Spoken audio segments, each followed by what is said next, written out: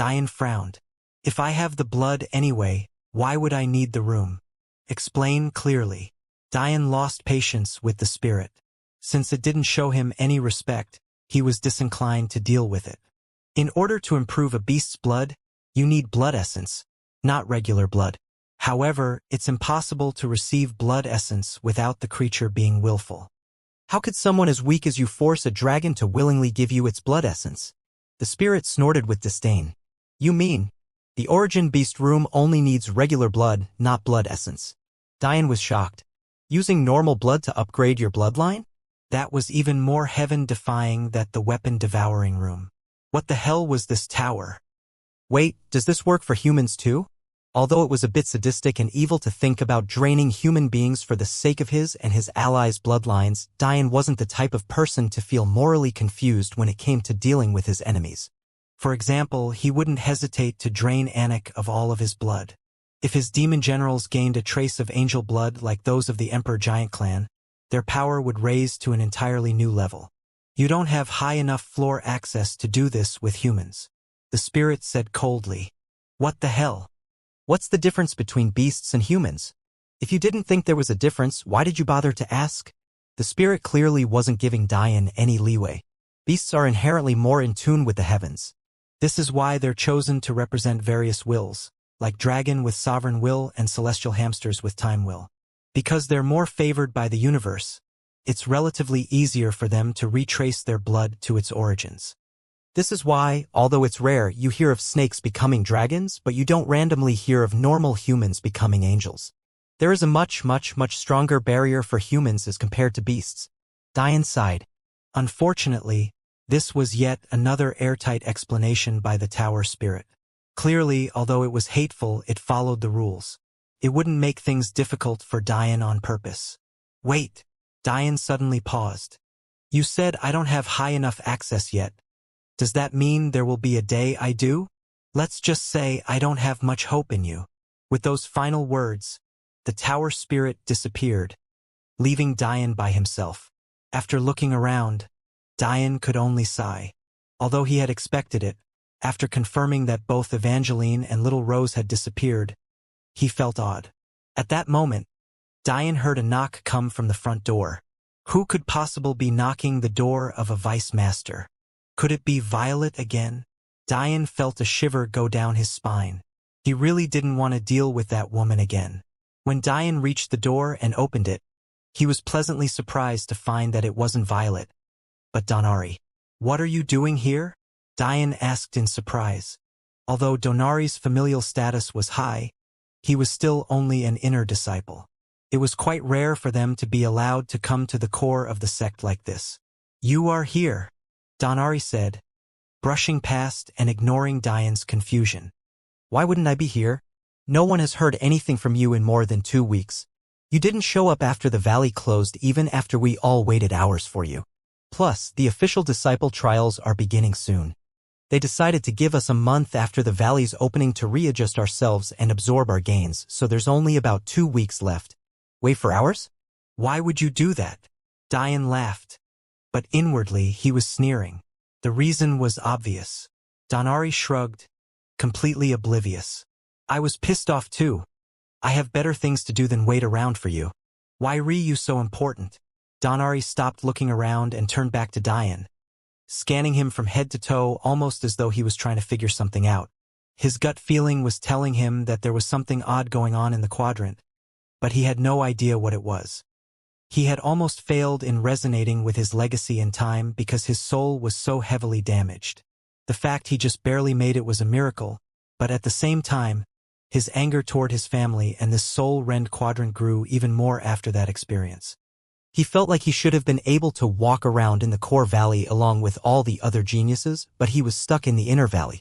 He hated that sense of inferiority. How's Verver? Diane suddenly asked. Him? He didn't come back either. We assumed he was with you. Diane breathed out. It seemed Verver had listened to him. That was good. If he came back, he would definitely be taken away. Since Evangeline wasn't involved in the way he thought she was, he decided to continue with his original plan. He couldn't just leave things as they were. Not only was that unfair to those who were suffering, It was also unfair his master and her clan. They had a legacy built here and it was being destroyed by greed. Dian sighed and steeled himself. Given the current situation, he was in a tight bind for time. 2 weeks from now, the sect would open up the mystical world for the sake of its disciple trials. But Dian had a feeling that Soul Market would make its last sales and shut down even before that. Reason being that the devil cultivators likely wanted to partake in the treasures of the mystical world as well. Simply put, time was running out. If Dian allowed the devil cultivators to enter without him there, the Celestial Beast clan would be in danger of being discovered. But if he didn't deal with Soul Market, millions, potentially billions, of lives would be hung in the balance. At that moment, Dian suddenly thought of something else. Arthurian.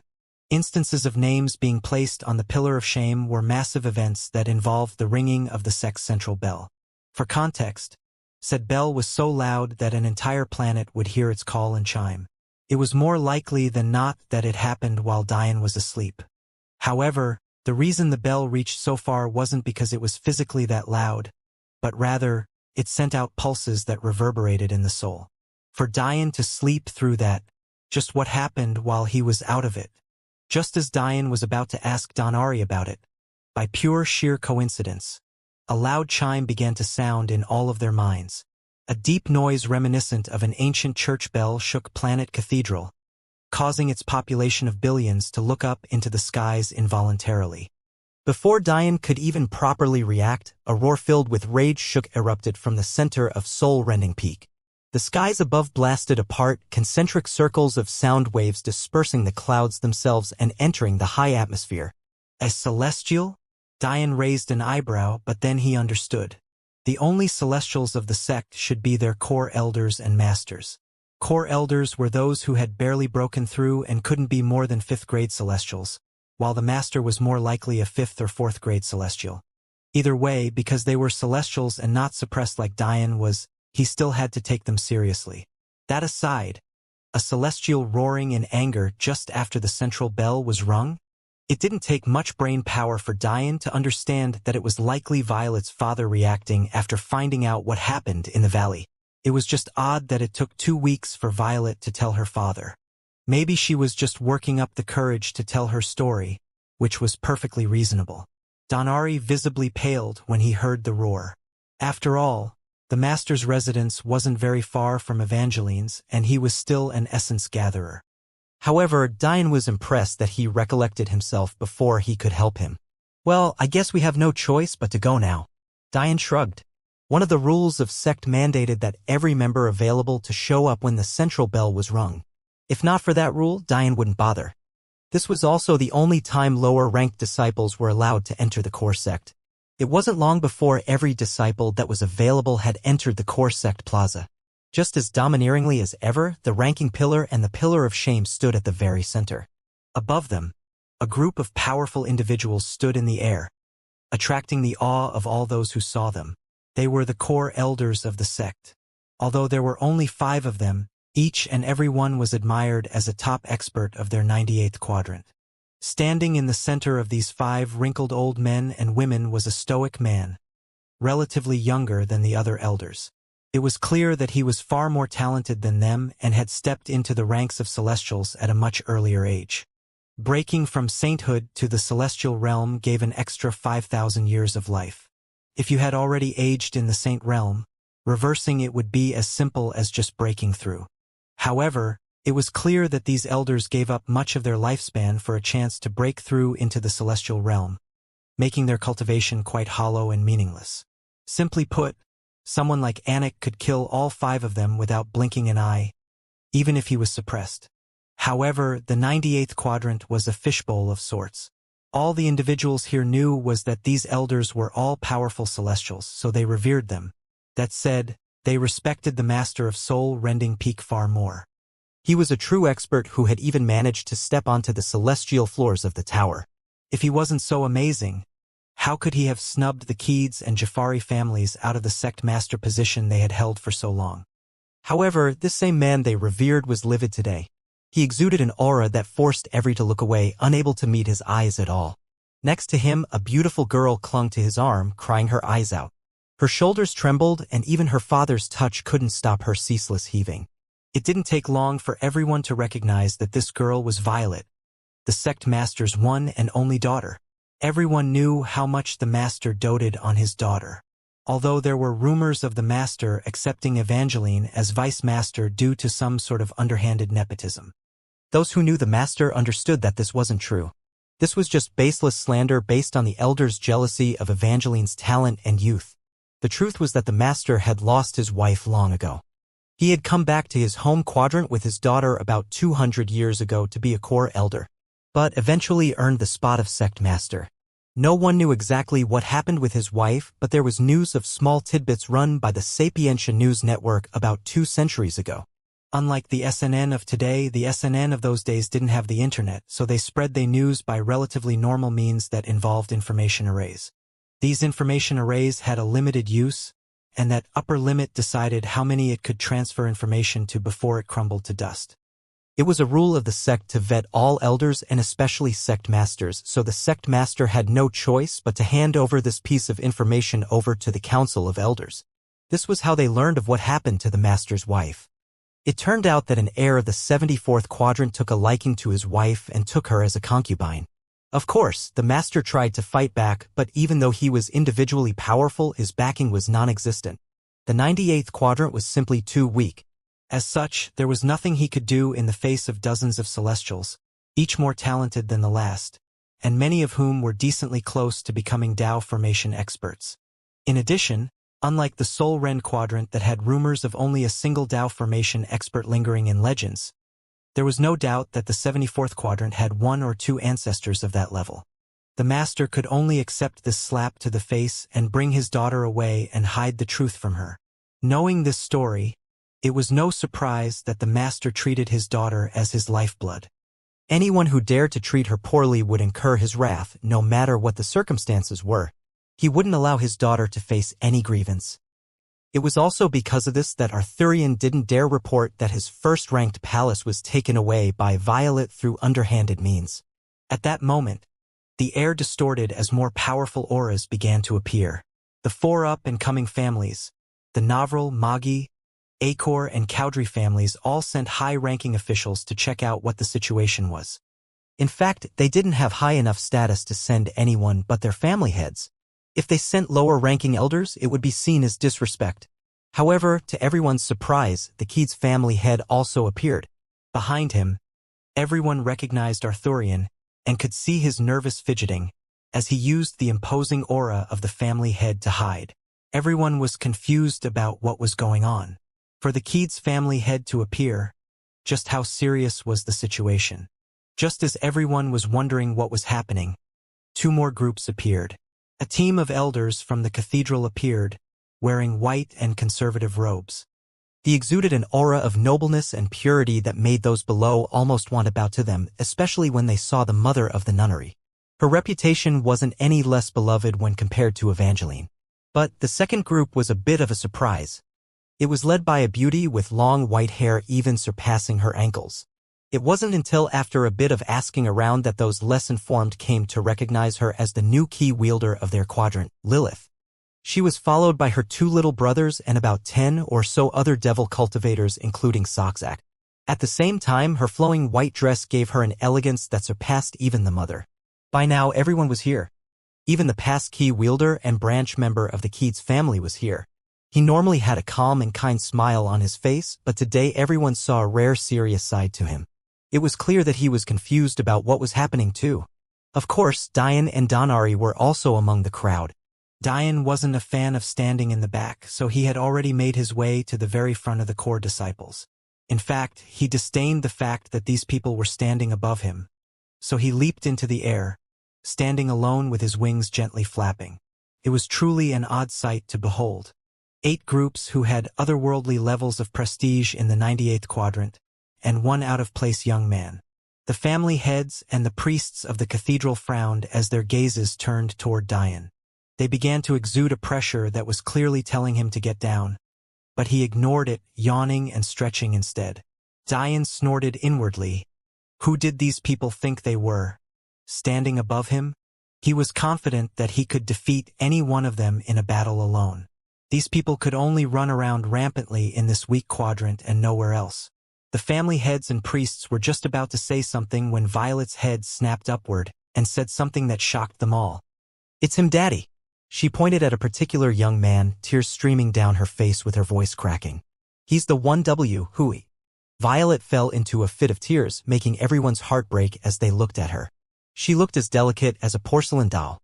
Who would dare hurt such a lovely young girl? "He's the one who tried to rape me." Even Diane was stunned into confusion because Violet's finger was pointed not toward Arthurian, who was way to left and still hiding, but him. Diane was absolutely stunned, but other than a weird light in his eye, he didn't have any other reaction. He had pegged Violet's snake-like personality a long time ago. Why would he still be surprised after hearing this? Arthurian, however, was completely shocked by this turn of events. If he knew this would happen, why would he bother asking his uncle for help?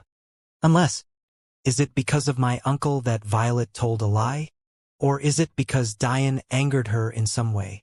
On the ground, Donari, who was just as arrogant as Diane and halfway into the air, paused, confusion clear on his face. He had been with Diane when the bell was rung, and he had also been there when they heard the roar together. Presumably, if Diane did this, he would have immediately known that the master's anger was aimed toward him and the central bell's chime was calling for his punishment. If he knew all of this, why did he come here? None of it made any sense. Not only had he come, he was standing in the sky, completely alone and without protection. Could a person really be so stupid? Still, as a person who had exchanged blows with Diane, he was well aware of his character. At the same time, as a member of the Keats family, he was well versed in the type of person Violet was as well. Although Violet didn't use those underhanded tactics on him, plenty of others had suffered at her hands. In the end, Donari continued his way up the sky, hovering beside Diane. After he saw the odd light in his father's eye and Arthurian's reaction, he figured some things out for himself.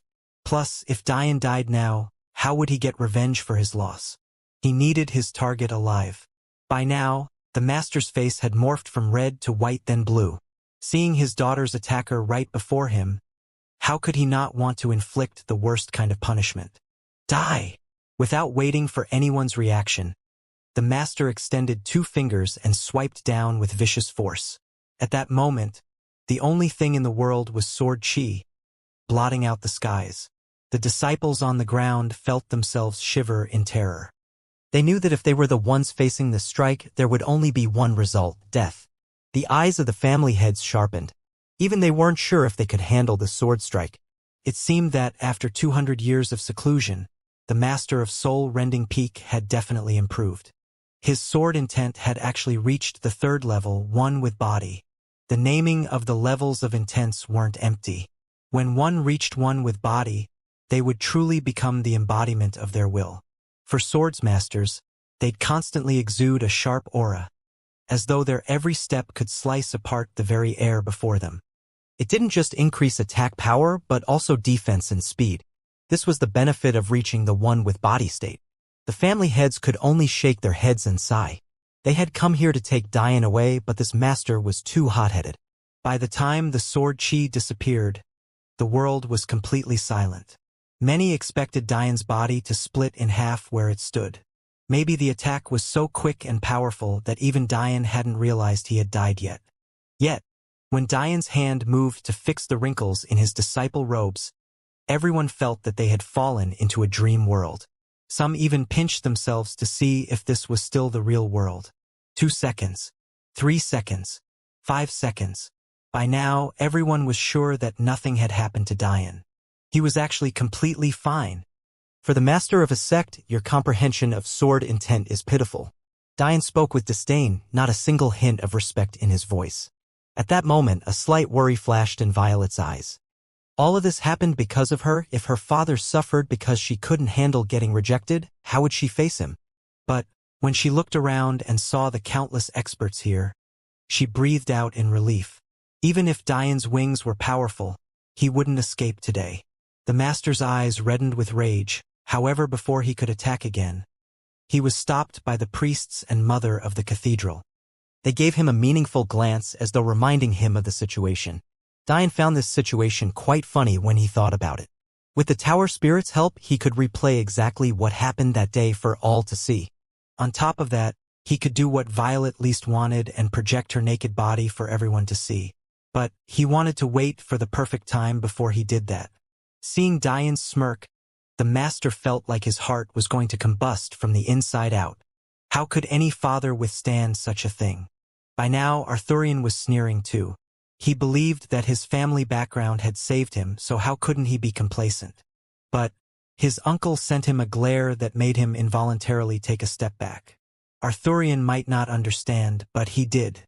For Violet to not expose him, she would surely make the Keeds family pay a heavy price. They'd have to hand over valuable resources just because of his little nephew. "I'm truly interested," Diane said with a smile. "Can I see your evidence?" "I'd also like to hear your story." "Is that him?" In the sky, within the group of devil cultivators, Soxak suddenly asked Lilith a question. In response, he received a nod which caused an imperceptible killing intent to shoot from his eyes.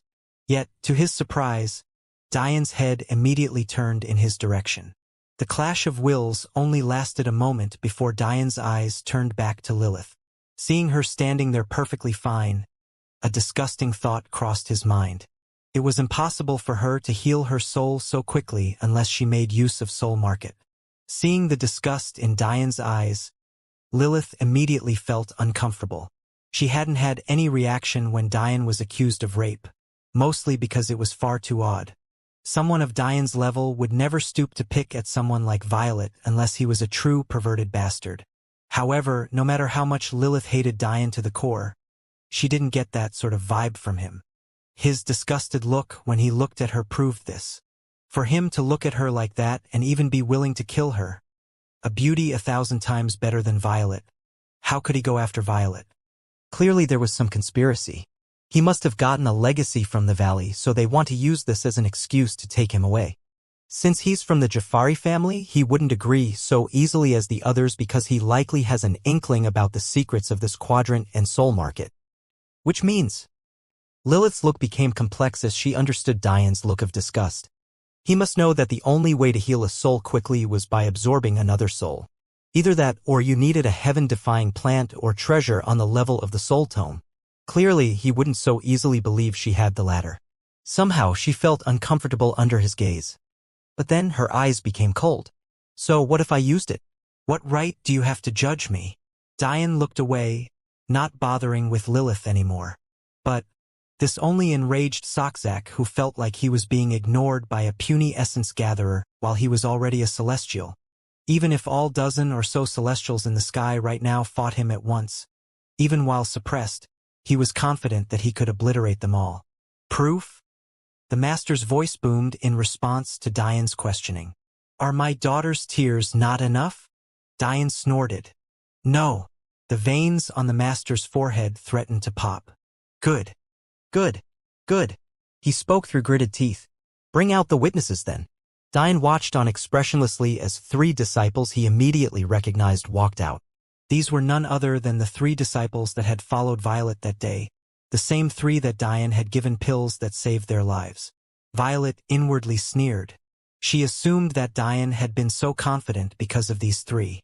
After all, they knew what happened. "You're so naive. Did you really think that they'd back you? Who are you to dare turn me down? I'll show you the difference between the 2 of us." When the 3 disciples appeared, they began narrating a story that moved the hearts of those present. It was only a few days before the valley would close and senior sister Violet was guiding us through in hopes we might get lucky. One began. "That was when we ran into Diane. From what we could understand, a few months prior, he had an altercation with an esteemed grandmaster of Sapientia Corner." The 3 nodded in unison.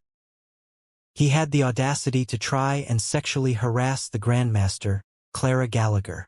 When those around heard the name, they sucked in a breath. Even if they didn't have any branches of the Sapientia clan here, they still sometimes traveled into the tower, especially as disciples of the best sect in the quadrant. Coupling that with the fact their best choice of weapons and pills was Sapientia Corner, and many of them had heard of Clara. At this point, they couldn't help but look toward Diane with disgust. Even their key wielder would have to bow in respect to her, yet a mere core disciple, and not even an official core disciple at that, had disrespected one of the most talented young women on the St. Floors? The three disciples displayed signs of obvious disgust as they looked toward Diane, clearly not worried about their lives. They had been promised protection as long as they followed along with Violet. Grandmaster Clara wanted to kill him immediately, but our senior sister was kind enough to step in and vouch for this evildoer. In the end, she was forced to take a small loss and say she was this evildoer's girlfriend for hope that Grandmaster Clara would have pity. A wave of anger went through the disciples. Violet was the #1 beauty of the sect, yet she had a heart magnanimous enough to do this, but she was repaid with pain and hardship? The three disciples seemed to have a lot of practice telling this story. Even their reactions and acting skills were perfectly on point as they showed anger matching that of the crowd. When we met in the valley, this evildoer wanted to take advantage of senior sister's goodwill, stating that she was his woman now since she had told the world that he was her boyfriend. When senior sister refused him, trying to explain clearly, he lost his mind and attacked us. Although he was an evildoer, his power seemed to have increased substantially after entering the valley. The disciples emphasized this. They didn't know why, but Violet had told them to do this. We're mere inner disciples, so we lost quickly, and although senior sister fought valiantly, she lost in the end too. If senior brother Arthurian hadn't appeared, senior sister would have lost her innocence. Thank you, senior brother, they said in unison, bowing toward the Keats family with respect. The three disciples along with Violet and Arthurian looked toward Diane to see his reaction. They expected to see anger, rage, possibly helplessness and sadness, but all they saw was a young man trying his best to hold back his laughter. Seeing Diane's reaction, the crowd became more animated and heated with rage. Lock him up forever as tribute to senior sister Violet. Castrate him. Burn his name into the pillar of shame. Voices of dissent filled the core sect. While the men stood forward to defend Violet's honor, the women felt deeply disgusted by Diane as they could wholly sympathize with Violet and her plight. Which of them hadn't had to deal with sexual harassment from a man stronger than them? Some of them had actually been raped by higher-ranked disciples but didn't dare to come forward since they didn't have fathers as powerful as Violet did. So they could only vent their anger on Diane. Diane shook his head, trying to hold his laughter back. All right. So, I tried to rape this woman, but your valiant senior brother saved her. Right? The three disciples looked up at Diane without a hint of shame in their eyes. That's right. Do you mind explaining how that happened? The master erupted into a fiery rage. Who are you? Who do you think you are to question these brave witnesses? For them to step forward to condemn a core disciple as mere inner disciples, they have far more courage than a coward like you. Diane shrugged. I just found the story funny because someone as weak as Arthurian has no chance of restraining me from doing what I want to do. At this point, the gaze of the Keats family head turned cold. Do you believe that a mere interim core disciple like yourself has the ability to defeat someone who's held the title of first-ranked disciple for so long? Diane scratched the back of his head. So many biased individuals. Are you trying to pay me back for killing your pathetic son? You! The Keats family head almost flew into a rage. He hadn't connected that person to this one until Diane spoke. Now, he had even more reason to bury Diane without cause. It's simple, really, Diane said with a shrug. Since your story says I was chased away by Arthurian, just let me fight him. I'd really like to see how such a coward stopped me. The master frowned. Unlike everyone else, he was only here for the sake of his daughter, not some conspiracy. To him, the idea of a first-ranked core disciple defeating an interim one made perfect sense, so why was Diane so confident? Suddenly, the mother of the cathedral spoke. You are quite silver-tongued evildoer. However, you've forgotten that the story also stipulates that your power abruptly increased due to the valley. It's already been 2 weeks since the valley was closed. It's obvious that you're only so confident because you've had more time to adapt to a legacy you accepted. Diane began to clap. Well said, old bat. Well said. If you weren't so wrinkled and close to death, I might think of pressing you beneath me too. How dare you blaspheme the White Mother like this? The priests of the cathedral flew into a rage. Who dared to anger the mother like this? White Mother! Diane fell over into a hunch, grasping at his stomach and gasping for breath. Since when could the title of White Mother be held by just anyone? Call her that one more time and I'll make sure you never speak again. Before the priests could speak out again, they felt an overwhelming pressure press down against their hearts. Looking into Diane's eyes, they didn't dare to speak again. The core valley fell into an abrupt silence. They were so distracted by Diane's overbearingness that they didn't notice the small shift in the mother's eyes when Diane said she didn't deserve to be called White Mother. It was clear she understood that she didn't. However, she was also trying her best to hide her rage. She had never in her life been disrespected like this. Spirit, play exactly the parts one asks you to play and change the angles to portray what I want to portray. In that moment, a projection appeared in the skies as Diane's hand flipped over, causing a miniature tower to float above it. Everyone's eyes involuntarily raised high to see a scene that shocked them all. Your death will be very painful. The image focused on Diane walking toward someone they couldn't see just yet. Diane sneered. Do you think such a weak powder would work on me? He strode forward with murder in his eyes. Meridian constricting powder stops one from properly controlling their energies. But did you ever consider that I don't need to use energy to defeat you? Did you consider that just my body is enough? Right after those words were projected outward, the image flipped from Diane's angered eyes to Arthurian. Then, under everyone's shocked gazes, they watched as Diane's hand flew forward, slapping Arthurian away with a single strike. Blood and teeth flew into the air, and Arthurian's face even completely collapsed on one side. It was a miracle that it was fixed to the extent it was now. Then the image paused. The final scene the crowd saw was Diane standing over Violet's naked body and her tears streaming down her cheeks. At that moment, everything took a turn that stunned everyone there. As you all can see, 2 weeks or not, someone as pathetic Arthurian has no business defeating me. I understand what you wanted to do. You probably wanted to make me pay for tainting you while still making sure everyone understood that you still maintained your innocence. A sinister smile spread across Diane's face as his eyes pierced toward Violet. The reason I asked for the story to be explained isn't because I feel falsely accused. It's just that I wanted to make sure everyone knew that someone as pathetic as a Keats family heir has no business dictating what I can and cannot do, while making sure you all know that your pure princess has long since been tainted by me. Truth be told, she's quite far below my tastes and is no more than trash among the true beauties of the martial world. My wives, for example, are each world toppling. I normally wouldn't even take her as a servant girl. But after 2 months of seeing nothing but fog and statues, I was akin to a man who hadn't eaten or had anything to drink in years. Diane shrugged. So I used her as a temporary cock sleeve. It was better than using my hand. Anyway, in my opinion, she's barely a 2 out of 10. I wouldn't recommend it. I gagged just thinking about it. When the 3 disciples, Arthurian and Violet, saw the video start playing, they all felt their hearts seize.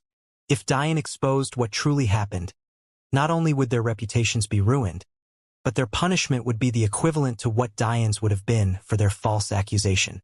According to the rules of soul-rending peak, trials for the pillar of shame would always be carried out like this. Although Violet and Arthurian would be fine after lying considering the strength of their backing, them as 3 mere inner disciples with relatively weak families would die in the crossfire for sure. But that was when Diane did something completely inexplicable. In fact, Violet's bent over and naked body was still being projected into the skies. It was clear that Diane had no intention of taking it down anytime soon. Diane looked up into the skies along with everyone else, a clear look of disgust on his face. Ugh, just looking at it makes me feel uncomfortable. Can't believe I stooped so low. Violet trembled, an uncontrollable stream of tears falling from her eyes. By now, she obviously knew that Diane could expose her lies. But doing so would be far less humiliating than what he was doing now. Her hands flew to her head as she crouched down in the sky, incoherently shrieking as though she was trying to wake herself up from a dream. Diane feigned clearing his ears out. Could you shut up? So annoying. Kill him. Kill him. Kill him. Violet's banshee-like screams filled the silent core pavilion. Seeing her break down like this, most felt endless pity for her. However, those who were more intelligent picked up on a few things. For example, although the video showed Diane slapping Arthurian away, despite the camera cuts, it was clear that Diane was walking toward Arthurian. In addition, Arthurian's hands were cut off in the video, but if one had enough spatial awareness, it was clear that the position Violet was bending forward in matched the placement of his hands. This all led to one question. How was Diane the attempted rapist if he was nowhere near Violet to begin with? Donari immediately understood, and the conflict in his heart disappeared. Although he didn't understand why Violet did this, he was sure that she was lying. This led to an odd split in the crowd where the intelligent realized that this was actually Diane's final stand. They believed that Diane understood he had no chance of getting out of this situation, so he decided to stain Violet's name in his final moments. As for the less intellectually inclined half of the audience, they saw Diane as a cruel bastard that deserved the worst of the worst kinds of punishment. Of course, the family heads and the cathedral elders were among those who understood the meaning behind Diane's actions. But this put them in an incredibly difficult position. If the cathedral pretended like they were in line with the stupid half of the crowd, all the reputation they had built up for centuries upon millennia would completely crumble. But if they absolved Diane, they would lose their ability to imprison him for his actions. Obviously, it was better to offend the stupid individuals than the intelligent because it would be easier to manipulate them later, but doing so clashed with their purpose for coming here today. This was exactly what Diane wanted. If he didn't want to sow the sword of doubt, he would have cut out the portion of him walking toward Arthurian and cut to part where he slapped him away. But doing things in this fashion would begin to slowly unveil the disgusting nature of the cathedral for all to see. He couldn't care less about low IQ individuals, the kind easily swayed by public opinion and couldn't form their own thoughts. It was those who still had minds of their own that he wanted to awaken to the reality of their quadrant. This way, there'd be less pushback when he destroyed the cathedral. Of course, among those intelligent enough to understand what was happening was Violet's father. This was the only reason he hadn't attacked yet. On one hand, he wanted to completely crucify Diane for exposing his daughter's naked body to the world like this. But, on the other hand, he understood how it must feel to be falsely accused like this. His face couldn't help but twist from confusion to anger to helplessness before going back to rage. No matter what, his daughter was the last relative he had in this life and also his final hope for saving his wife. As a father, it was his job to act as an umbrella for his daughter's mistakes, no matter how shameless that made him. In addition, if he was the one who acted, it would absolve the cathedral of responsibility, at least on the surface, because then they could claim that he was a grieving father who made a mistake. However, before any of them could act, Diane removed the massive sword from his back and floated to the ground. The crowd involuntarily parted, some of them with looks of pity on their faces and some with looks of disgust. The black chains that wrapped around Diane's broadsword flexed to life as Diane pumped his runic flames into them. Taking steps forward, Diane made his way to the center of the two pillars before raising his weapon and stabbing it into the ground. Boom! The chains snaked into the ground, anchoring the massive sword before they burst back up, wrapping around the pillar of shame and disallowing any names to be added. Then Diane looked to the skies and held his wrist up together. All right, you can take me away now. Good luck adding my name to the pillar of shame, though. As Diane was surprising the crowd again and again with his demeanor, a storm was raging through the martial world. Unsurprisingly, this storm centered around Diane, too. The moment the valley closed, the Sapientia News Network was bombarded with information piece after information. After receiving so much, as the businessmen they were, they decided to release this information slowly and steadily, first releasing a few teasing announcements to build up anticipation. When that was completed, the Sapientia introduced a subscription service. For the price of 1 profound stone a month, you could receive all of the first-hand news the SNN had in addition to exclusive videos and interviews from said events. Then they introduced a 10 profound stone a month premium service that allowed VIP members to receive this news earlier than others. The best part about all of this was that this was the second phase of Diane's plans. As the creator of the internet, Clara received a 30% cut of all of the profits they made using it. Although 1 or even 10 profound stones wasn't a lot, in fact, most martial warriors carried the Saint Stone denomination most frequently. One had to think about just the sheer number of experts there were split between 100 quadrants and 10,000 universes. A single planet would already have about 10 billion individuals. In addition, not every universe was as scarcely populated as Diane's home, which only had 5 inhabited planets. It had to be remembered how young Diane's universe was, in addition to the fact a massive war resulted in mass killings earlier in its history. This was all to say that a single universe usually had a few hundred inhabited planets, resulting in a population counted in tens of trillions. Then think about how there were 100 universes to a quadrant and 100 quadrants to the cosmos. The number of individuals who would not hesitate to pay such a trivial amount wasn't few. Within the first day of the announcement, billions of subscriptions were taken in by the SNN.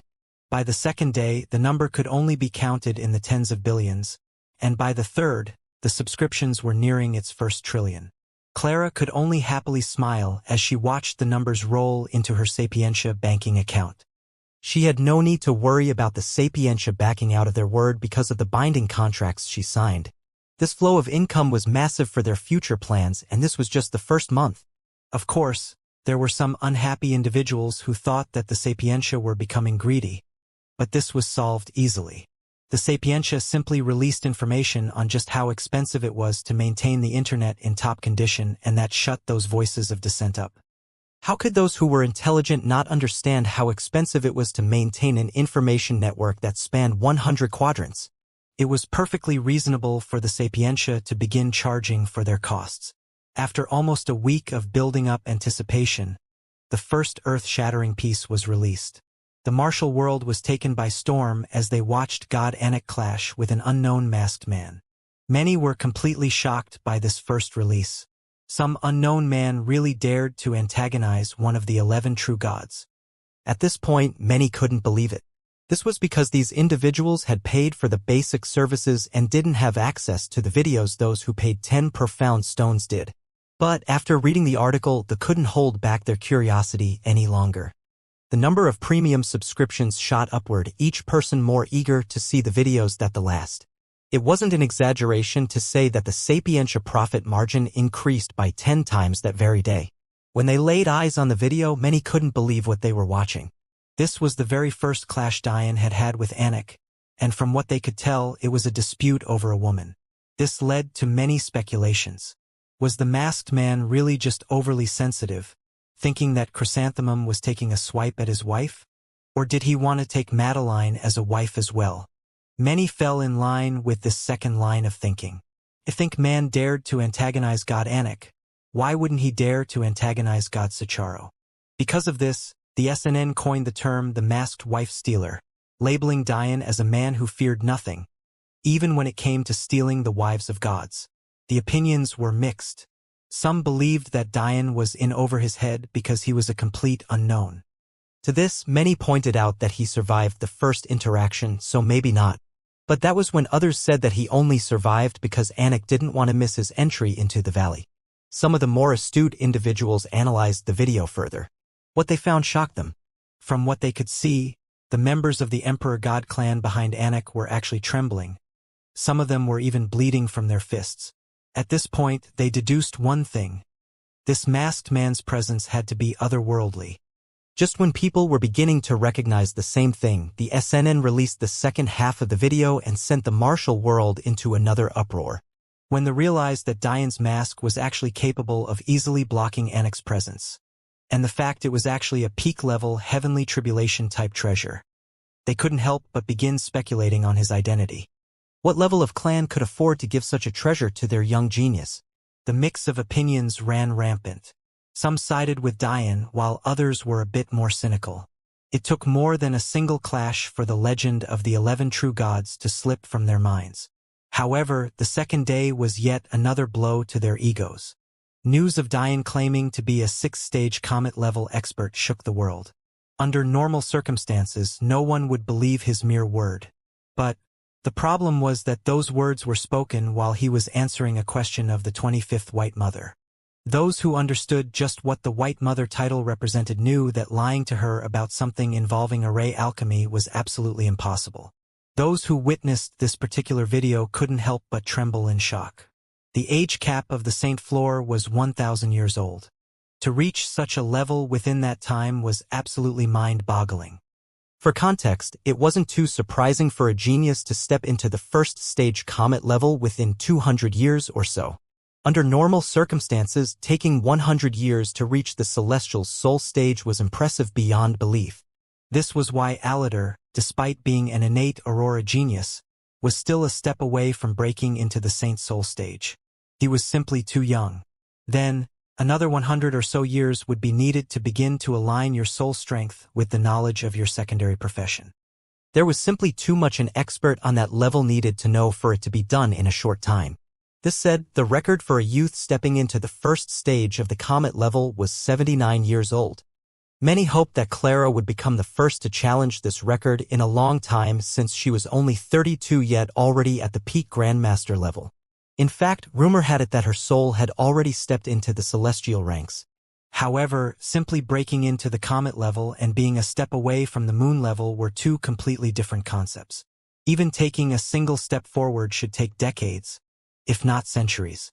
For Diane to already be at the 6th comet level, it simply didn't make any sense.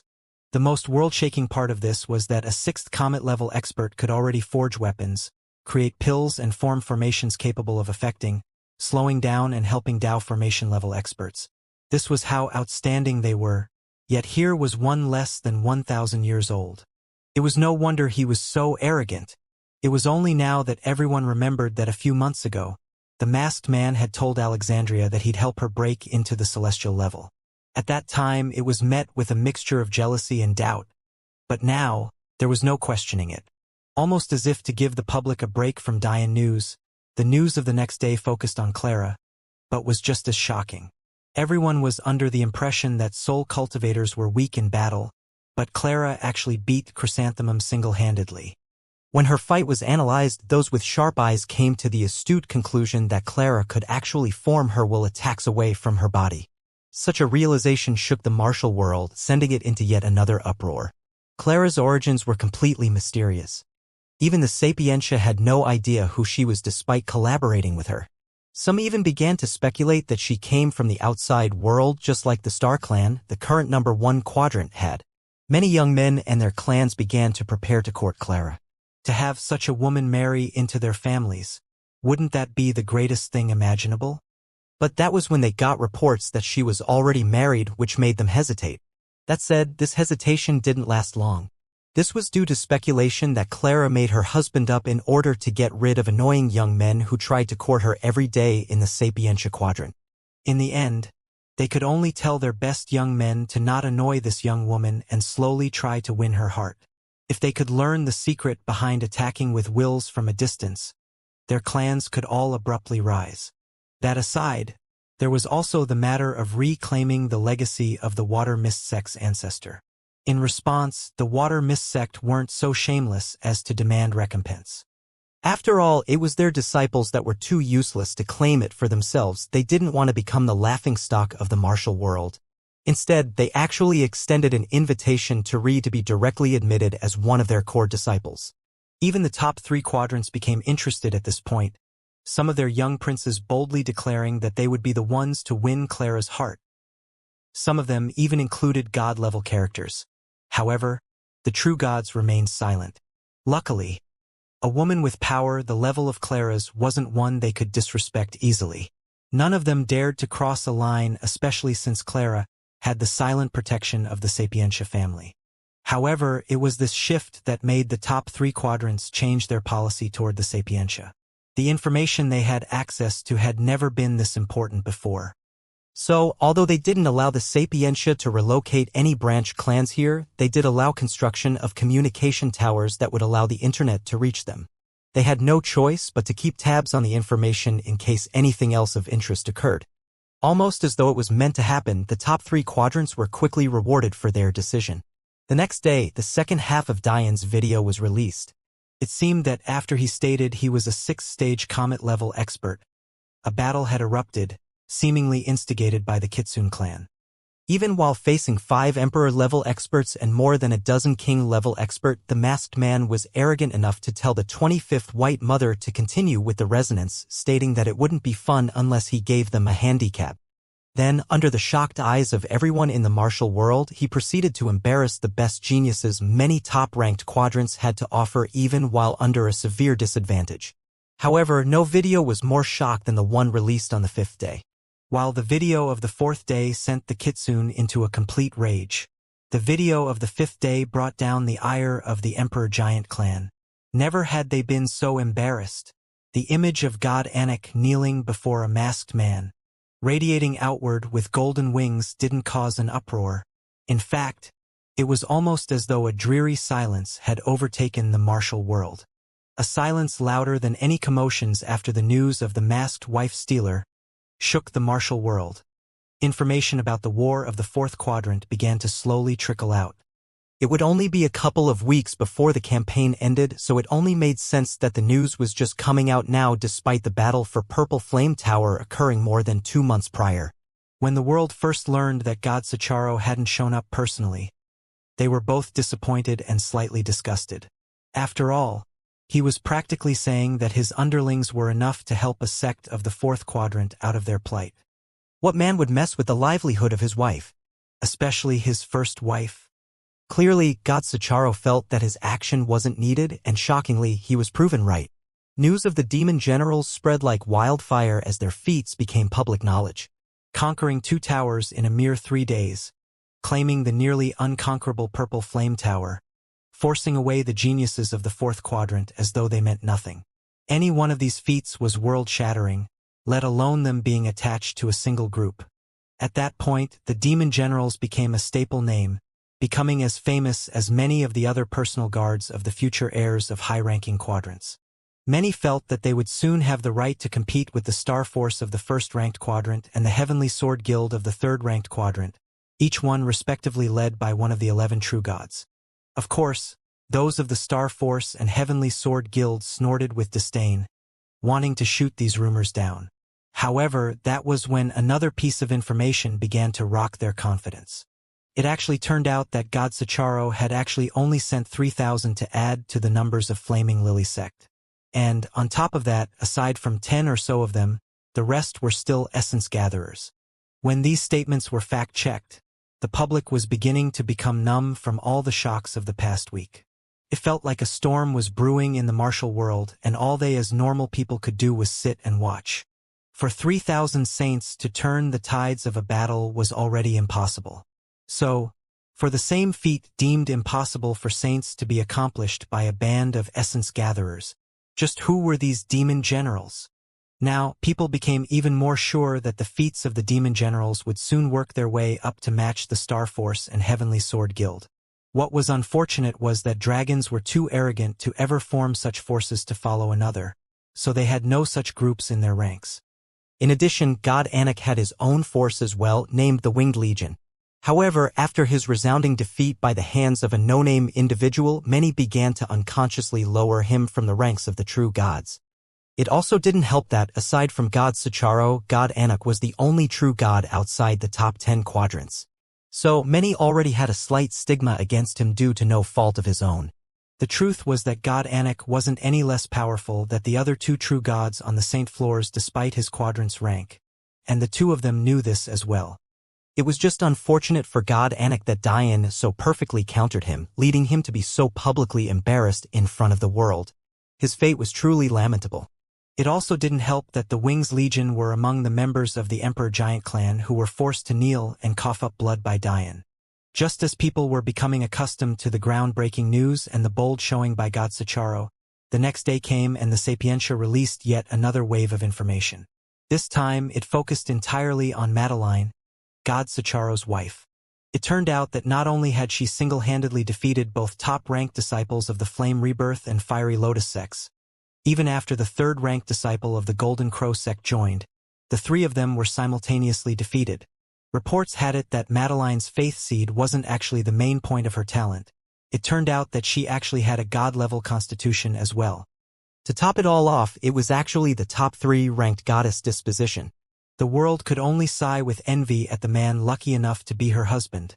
But none dared to have any designs on her. What a joke. Even true gods didn't dare to so lightly offend one another, let alone the general population. In the end, Angelica Crow, the third-ranked disciple, was captured by Madeline as a prisoner of war. However, it didn't end there. She also caught the 1st, 9th, and 10th ranked disciples of the Flame Rebirth and Fiery Lotus sects, on top of also capturing the 7th-ranked disciple of the Golden Crow sect, Egan Goldine. The three-sect alliance suffered a crippling defeat. In the end, just to stabilize the situation and hold out for the next campaign, the arrogant Golden Crow sect was forced to mobilize their 1st and 2nd-ranked inner disciples along with their true forces. However, they didn't arrive in time to stop the conquering of Rainbow Flame Tower. Just like that, the campaign came to an end. What was once a territory where the Golden Crow sect owned 8 of 9 towers became a gate where the Flaming Lily sect owned 5 of 9. On the last day before Dian awoke from his 2-week sleep, the SNN ended their spree of news with a few speculations that didn't have solid evidence but were of note. One was that God Sicharo supposedly had a little sister. It wasn't by blood, but seemed to be by oath. Either way, it was speculated that despite having the aura of a mere duke, she actually also had one of the top 3 god-level constitutions. Infinite Ice Hell. When this news was revealed, there was an unexpected response. Fear. The Infinite Ice Hell constitution wasn't like the other 2 constitutions it shared its top 3 rank with. It had devastating attack potential, yes, but what was feared was the disposition of its inheritor, not its power. There was a reason that the manifestation of this constitution was an ice demon with beauty that could topple the world, dressed in all black. Whichever era this constitution appeared in would undoubtedly become an era ruled by its wielder. The second piece of speculation was that Clara and Rhee's relationship was closer than it might seem. Although it was only an opinion piece, the writer posed the possibility that the masked wife-stealer could actually be the mysterious husband of Clara. His reasoning was sound. After all, Clara claimed that her husband was a better alchemist than her, while this masked man was a 6th-stage comet-level expert. However, his opinion was still taken with a grain of salt. The third piece wasn't speculation at all, but rather, reality. It was said that Madeline actually managed to comprehend her pseudo-domain before even stepping into the pseudo-celestial realm, let alone the celestial realm. As a result, she was directly promoted to core disciple the moment she stepped out of the gate, greeted like a hero. The fourth piece of information was also about the 4th quadrant. After the gate closed, it was said that the elders of the Golden Crow sect and the Flaming Lily sect went into closed-door negotiations. No one knew what they spoke of, but there was no doubt that it involved the abrupt attack of Golden Crow sect the year prior. According to sources, the meeting ended with the Flaming Lily sect releasing their 3rd and 7th-ranked disciples. However, it was said negotiations were still ongoing with the Flame Rebirth and Fiery Lotus sects for their disciples. It was unfortunate. The 2 bottom-ranked sects had tried to take advantage of the situation, but now they had lost their most promising and talented saints and would most definitely have to pay a hefty price to appease the anger of the Flaming Lily sect. The 5th piece of information was about the Kitsune. It turned out that they were asking for an audience with the masked wife-stealer, but to no avail. They had tried to go to the Snow Palace, but Alexandria was nowhere to be found. They had no idea when she would show back up again. According to sources, the Water Mist sect was also very interested in information about Alexandria because they were very eager to accept her as one of their core disciples despite the protest of Chrysanthemum. Since they were also an all-female sect, they were quite confident in their chances. After all, sects and clans were separate things. One could be a part of a clan and still join a sect. So no one thought this conflicted with the Snow Clan. The 6th piece of information were more speculations about the mysterious celestial deer quadrant. They had abruptly disappeared from the world thousands of years ago, even falling to the 100th spot. Yet they had suddenly come back so forcefully. Many were thinking about sending ambassadors to connect. However, the prospect of traveling for decades, even centuries, was too daunting. So, many of them were waiting for God Sicharo to officially appear so that they could use their corner as a shortcut. The 7th piece of information flew completely under everyone's radar. However, this was only natural because it had to do with a quadrant ranked 62nd. The only reason that it was even remotely of note was because it involved a key wielder. Since any key wielder had the possibility of becoming a god, it was always worth paying a little attention. Of course, it was very rare for someone of a quadrant ranked so low to be brave enough to take the god trials, but it was a possibility nonetheless. After all, there would always be geniuses like Legolas popping up from time to time. This aside, the news was that the key wielder had actually exchanged hands not by death or inability to climb higher like it normally was, but by formal challenge. When this happened in the 98th quadrant, it flew completely under the radar. This was because the key wielder of the Soul Rend quadrant, or rather, the former key wielder, had already become too old to enter the tower. So, the fog barrier had already been up. As a result, when Lilith took ownership, there was no real change because the fog barrier was still up.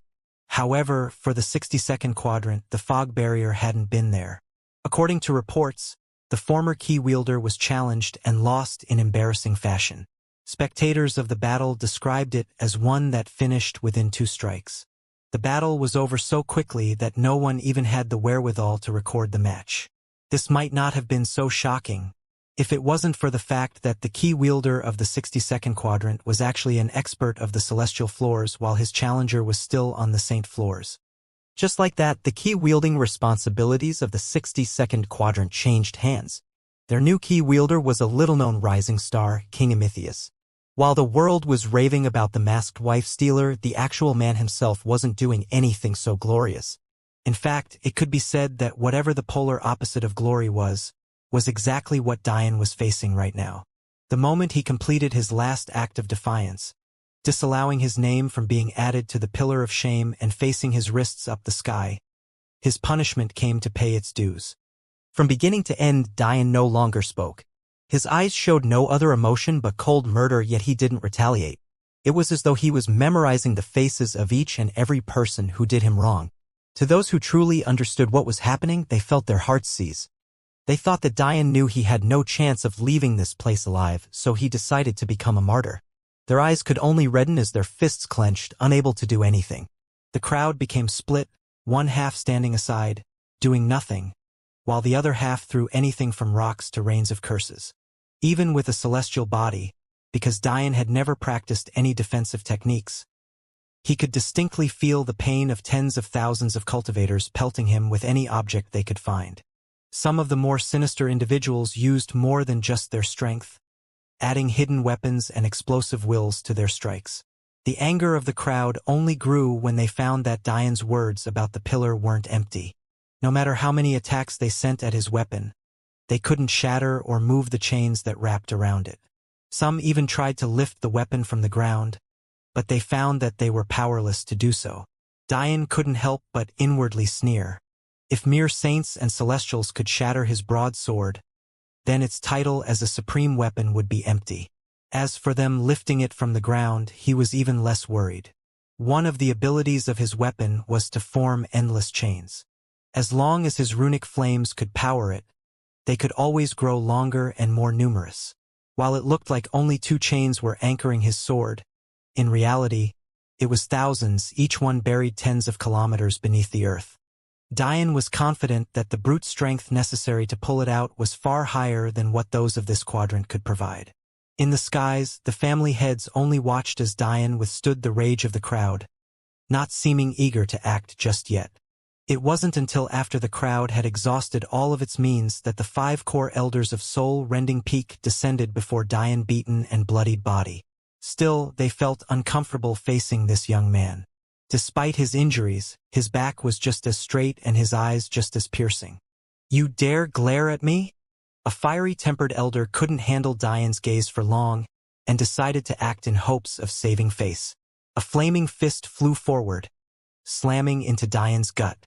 Dian grunted slightly, bending over. The elder smiled, seemingly enjoying the power he held. He had held back significantly, not wanting to kill Dian and bring on the rage of the cathedral. In the skies, Violet was still distraught. Although the image of her had disappeared, this wasn't a humiliation she could stand. She knew she was no match for Dian and didn't dare to go down herself. But that didn't stop her from constantly urging her father again and again, tears streaming down her face, looking particularly pitiful. When the elder saw that Dian's gaze hadn't changed after his satisfaction disappeared, and he almost cocked back to deliver another strike. But that was the moment the master finally stopped standing in the air and appeared beside him. Dian didn't have to look up to the master. In fact, after his body broke through the celestial ranks, he had reached 2 meters tall. But many felt that the imposing aura of a celestial had little to do with height. However, those same people were shocked to find that Dian's momentum wasn't any less fierce than the top expert of their quadrant.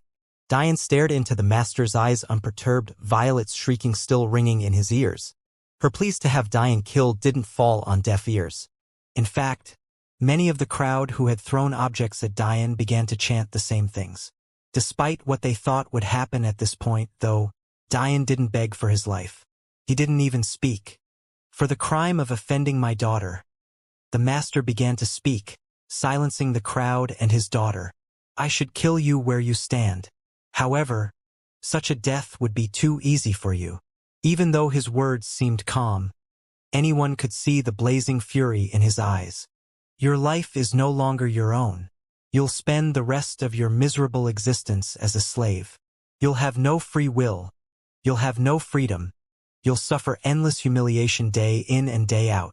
The master's fists tightened. Since my daughter can't act on her own, this first punishment will be from me. A torrential rain of fists began to bombard Diane's body, each involuntarily wielding the piercing power of sword chi. The crowd and the family heads only watched as this happened, satisfaction clear in many of their eyes. No one stopped to think that maybe Diane was allowing this happen, that maybe the shots they took today would be repaid many times over in the future. After all, Diane still emitted the aura of a first-stage essence gatherer. Wasn't it only natural that he lose so severely to elders above his station? As for the optics of a master bullying a disciple, they cared even less. If they were Violet's father, wouldn't they react the same way? It wasn't until hours later, when Diane's body seemed like nothing more than a beaten and bloodied corpse on the ground, that Violet and Arthurian finally gathered enough courage to step forward themselves. In the air, Donari was struggling against his father's grasp. He had tried to put an end to all of this before it even began, but he wasn't Diane. His power was truly capped at the level of an essence gatherer, so how could he struggle against the grasp of a celestial? You bastard! Let me go! Donari roared. A strong palm slapped across Donari's face. I've accepted your rebellions for too long. Now you even have the audacity to try and defend the man that killed your half-brother. Donari only sneered at the stinging pain on his cheek. That bitch is no half-brother of mine. You want to know why his pathetic life was ended? It's because he dared to insult my and his mother as whores. The Keats family head's eyes twitched with a complex emotion. Although Olaf's mother was his first wife, it was just a political marriage. Donari's mother was his true love. Even he wouldn't be able to guarantee that he wouldn't kill his own son for insulting her in such a way. Seeing that he would lose this verbal battle, he didn't bother with it anymore. He struck the back of Donari's neck, knocking him out cold. On another side of the sky, Soxak sneered as he watched Violet and Arthurian approach Diane. This is the man you lost to. Asina? What a joke. And here I thought I'd have to intervene personally.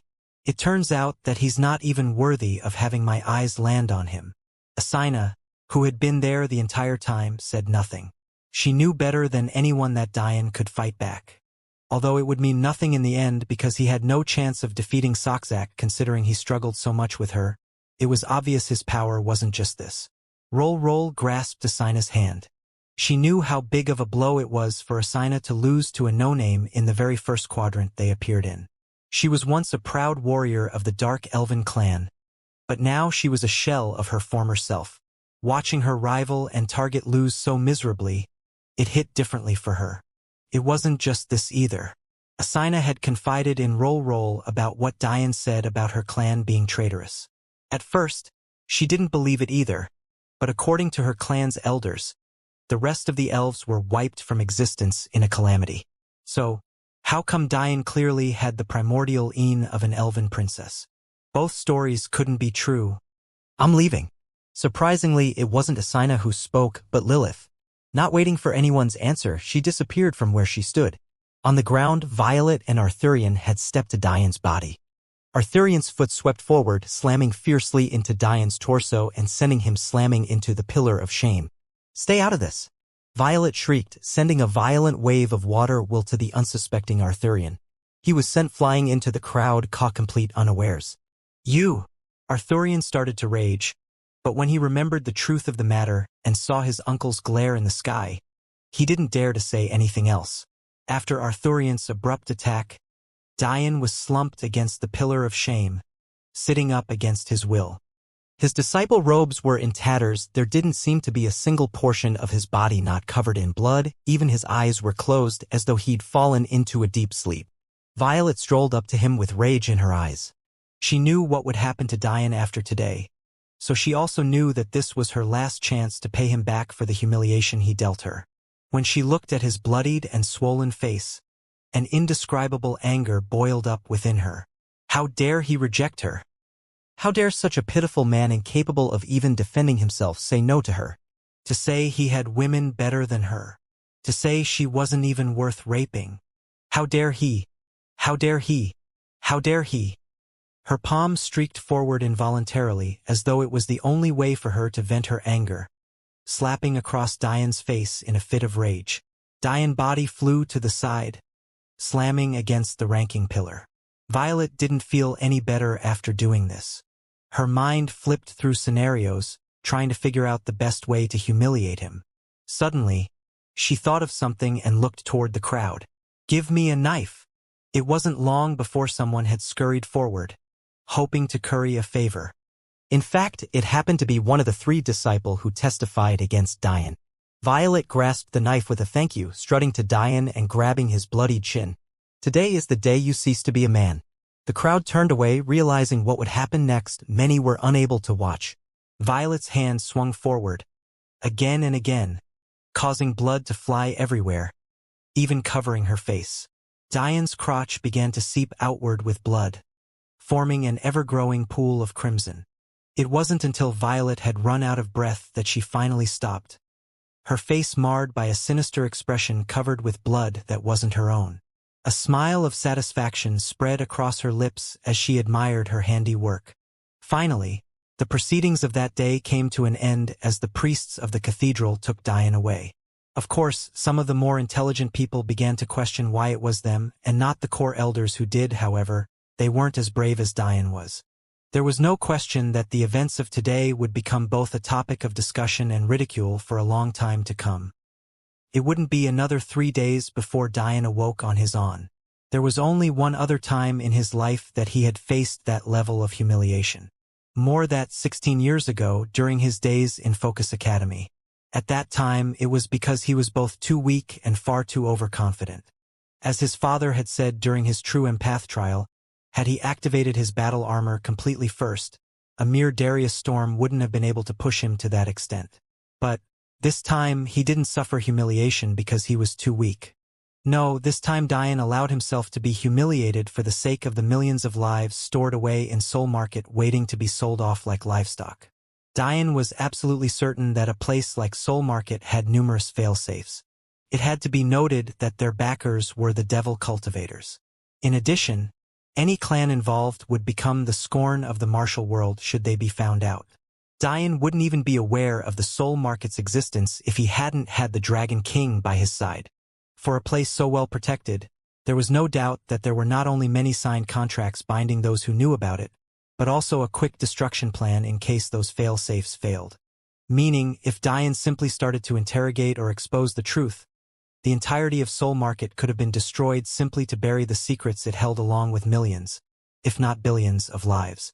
The only safe way for Diane to enter Soul Market was to go personally. However, if he showed that he was too powerful to handle, everything might be for naught. So he decided very early on to not resist. In fact, because he knew he had an inability to control his temper, he purposely allowed himself to fall unconscious. If it wasn't for this, his demon sage blood would have violently spurred him on, causing him to forget his purpose and start a massacre. However, when Diane awoke to find himself in a cold, dark and cramped cell, the first thing he did was watch the events that occurred with a gaze filled with such killing intent that it seemed to solidify in the air. Of course, Diane stored his treasures in his inner world before he stabbed his broad sword into the ground. It was impossible for anyone to access it other than him. Even if he died, the world would collapse and destroy everything within. So he still had the tower, or else this would all be for naught. Diane's inner world wasn't large enough to house millions of people yet. "I'll teach you what true pain is." Diane suddenly spoke as he watched Violet stab him repeatedly. Everyone knew that there were some things almost impossible to heal on the human body. One were the eyes, but the other fell under the umbrella of reproductive organs. Whether it be a female's uterus or a male's penis and testicles, they both required heaven-defying medicines to heal. The good news was the violet had no idea that Dian had eaten a planet-level plant used to specifically stimulate primordial yang just a few days prior. Not only had he eaten it, he had even evoked its highest level of use when he caused 9 clouds to appear. The amount of pure yang energy within Dian's body wasn't something even a Tao formation expert who specialized in yang energy could match. 3 days was more than enough to heal him completely. As Dian knew, the 9-cloud yang plant was only a poison when used incorrectly. When used properly, it was a heaven-defying cultivation resource. Although Dian didn't know what happened when he was asleep, what he did know was the fact that he was still alive meant that Evangeline had used some means to appropriately assimilate the plant with his body, meaning he benefited from all of its properties. As for the idea of Evangeline using her own body to do so, Dian dismissed the idea completely. An array alchemy expert of her caliber had many methods to deal with the 9-cloud yang that didn't involve connecting them as man and woman. Plus, had she dual cultivated with him, there should have been a marked increase in his power. But, as far as he could tell, there was no difference in his strength. Just for context, when Dian dual cultivated with Amphory, she was a peak saint. While his body was still in at the mid-saint levels, it had been enough to propel his body into the celestial levels. That was such a large increase for a difference of cultivation that only amount to half a realm. Yet, Evangeline was a Tao formation expert. That was an entire realm above his body cultivation and 3 whole realms above his energy cultivation. Even his soul, his strongest attribute, was an entire realm below her. Such a large gap should have helped Dian soar to the heavens in a single step. Yet, here he was still at the same level. At the very least, he should have exploded and died from the overwhelming increase in his power. Dian stopped thinking about it. He wasn't in the mood to fantasize about beauties. He was in the mood to kill and not stop until he was bathed in blood. Suddenly, the dark cage he was in, barely large enough for him to sit upright, shook as a snicker came from the outside. Looks like the new one finally woke up. It's too bad though, it's a young man. Those 2 annoying sisters got in the way of us taking that last little beauty that came in. A voice called, "Oh, give him to Brother Dima." A second voice responded in a slightly teasing tone. The first voice gagged, exaggeratedly spitting to one side. "You deal with that. I wouldn't wish this fate upon my worst enemy, let alone a man ill-fated enough to come here." The second voice snickered. "Didn't you see how bloodied his crotch was when he came here? I heard he was publicly castrated. It's like he was sent here by the heavens for Brother Dima." "Ah!" The first voice gasped in shock. "You must have been the one who cleaned him up, no? Was it really? Cleaned him up?" The second voice snorted. "He's a cultivator, he won't die so easily. Why would I dirty my hands like that? Plus, the market'll be shutting down in just over another week or so, he'll be sold off before then." "Cultivator?" The first voice sounded hesitant. Most of the soul slaves they brought in were newborns. So, obviously, they were of little strength. After growing up here, there was plenty of time to place many restrictions on them. Someone who came in as old as Dian was very rare. The second voice snorted. "What are you getting so flustered for? Don't you recognize this metal?" After being beaten so severely and trapped in this silver sponge metal, his energies would be completely depleted. If you couldn't defeat him now, aren't you too pathetic? Don't you want to be lauded as the man who defeated a core disciple of soul-rending peak? "Core disciple?" The first voice exclaimed. "Leave him in there, I don't have a death wish. Better yet, send Brother Dima to deal with him, I'm done. Even a starving camel is stronger than a healthy horse. I've heard old people say that plenty of times, so I'm not trying to gain first-hand experience about it." Dian heard footsteps as the first voice decisively walked away. Bang! Bang! A solid hand slammed against Dian's cage. Oddly enough, the sound disappeared almost as soon as it was made. At first, Dian thought that would be the end of it. After all, silver sponge metal was known for absorbing any and all energies, including sound waves. But, after the sound disappeared, the cage rattled. At that moment, the uncomfortable sound reverberated in his bones, shaking him to his core and making his teeth rattle. Dian's eyes lit up with rage. Were they really so intent on treating him like a caged animal? "Good." The second voice sneered. "Are you angry? Well, it's too bad that here your feelings mean next to nothing. I'd love to see the look of despair on your face when you become Brother Dima's plaything. A laughing voice got further and further away. A mighty core disciple turned boy toy. I'd pay good money to see it. Diane memorized the voice. One of the first people he killed when he left here would definitely be him. Old lizard. What happened when I was out? An ancient voice snorted in Diane's mind. For a man to allow himself to be emasculated just for the sake of saving slaves. I can't believe someone so pitiful is my master. I'm not in the mood for your jokes, Diane said coldly. Every fiber of his being was telling him to bust out of this cage right now and start a rampage, but he knew that he didn't know enough about the situation. He couldn't even be certain that he was in soul market right now. In addition, because his soul was sealed, he had no way to see outside of the cage he was in. Other than black, he couldn't see a single thing. His only chance would be if his master woke up to check what was happening for him. But he had no idea when she'd wake up next. Now that he had 13 souls living within his mind's eye, the drain on his soul was multiplied many times over. The only way to support them all was for each of them to enter a deep sleep and minimize the energy they used and needed. However, this was a double-edged sword. Damn it! Diane would have slammed his fists against the cage if he wasn't so sure that would only make him feel more uncomfortable. With each passing day, he hated the fact his cultivation was sealed more and more. If he had his divine sense, why would he need to be humiliated like this? He could have spied on the cathedral from afar and found out what he needed to know easily instead of being filled with this ball of rage he couldn't vent. If he had his soul, the moment Violet thought of crossing him like this, he would have killed her without qualms. As far as I can tell, the Dragon King finally started. You're no longer on planet Cathedral. Soul Market is located in the Cathedral Solar System's asteroid belt. I can't tell the number of asteroids is spread across on though, but I am sure that it's at least 20 or so.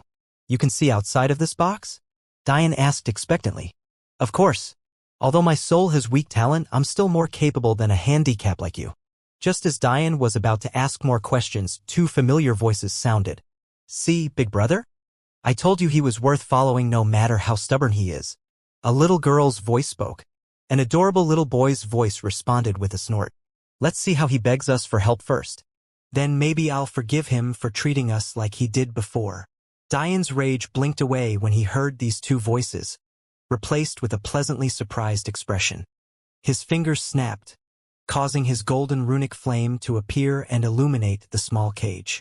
As expected, he immediately found two adorable little hamsters resting on his knees. One had soft white fur with eyes as dark as the depths of space. The other had soft jet-black fur, with eyes of such pure whiteness that they likely would have shone through the dark even without Diane's flame. Diane grinned, tossing his runic flame to hover in the air, to leave his hand free to pet the two adorable celestial hamsters. The black-furred hamster, Little Yong, puffed his cheeks in mock disapproval, but the glimmer in his eyes betrayed the fact that he quite enjoyed Diane's care for him. As for Little Een, she giggled lightly, rubbing her chubby cheeks into Diane's large hand. Why'd you two troublemakers decide to come back? Diane asked. Big brother Diane, I never wanted to leave in the first place. It was this big Mine that made me go. Diane laughed. He didn't blame them for leaving at all. In fact, the moment he let them go, he had prepared himself for them to never come back. He just didn't like the idea of them choosing him for such superficial reasons as intelligence. Since you wanted to make things hard on yourself, I decided to help you out. It's not my fault you didn't know how to accept a good thing. Diane nodded. Our relationship will be stronger this way, he said seriously. Big brother Diane, we came back because you proved your character. Willingly taking that beating to save these poor soul slaves is enough. Diane smiled lightly. He never expected that something he did on a whim would be the reason they came back. That was unexpected. But he had no doubt that with their help, this would be much easier. Who could be better to scout out the situation than the unfindable celestial hamster? It had been more than 8 months now since he last saw them, but they didn't change at all. Little Young still wasn't in a happy mood.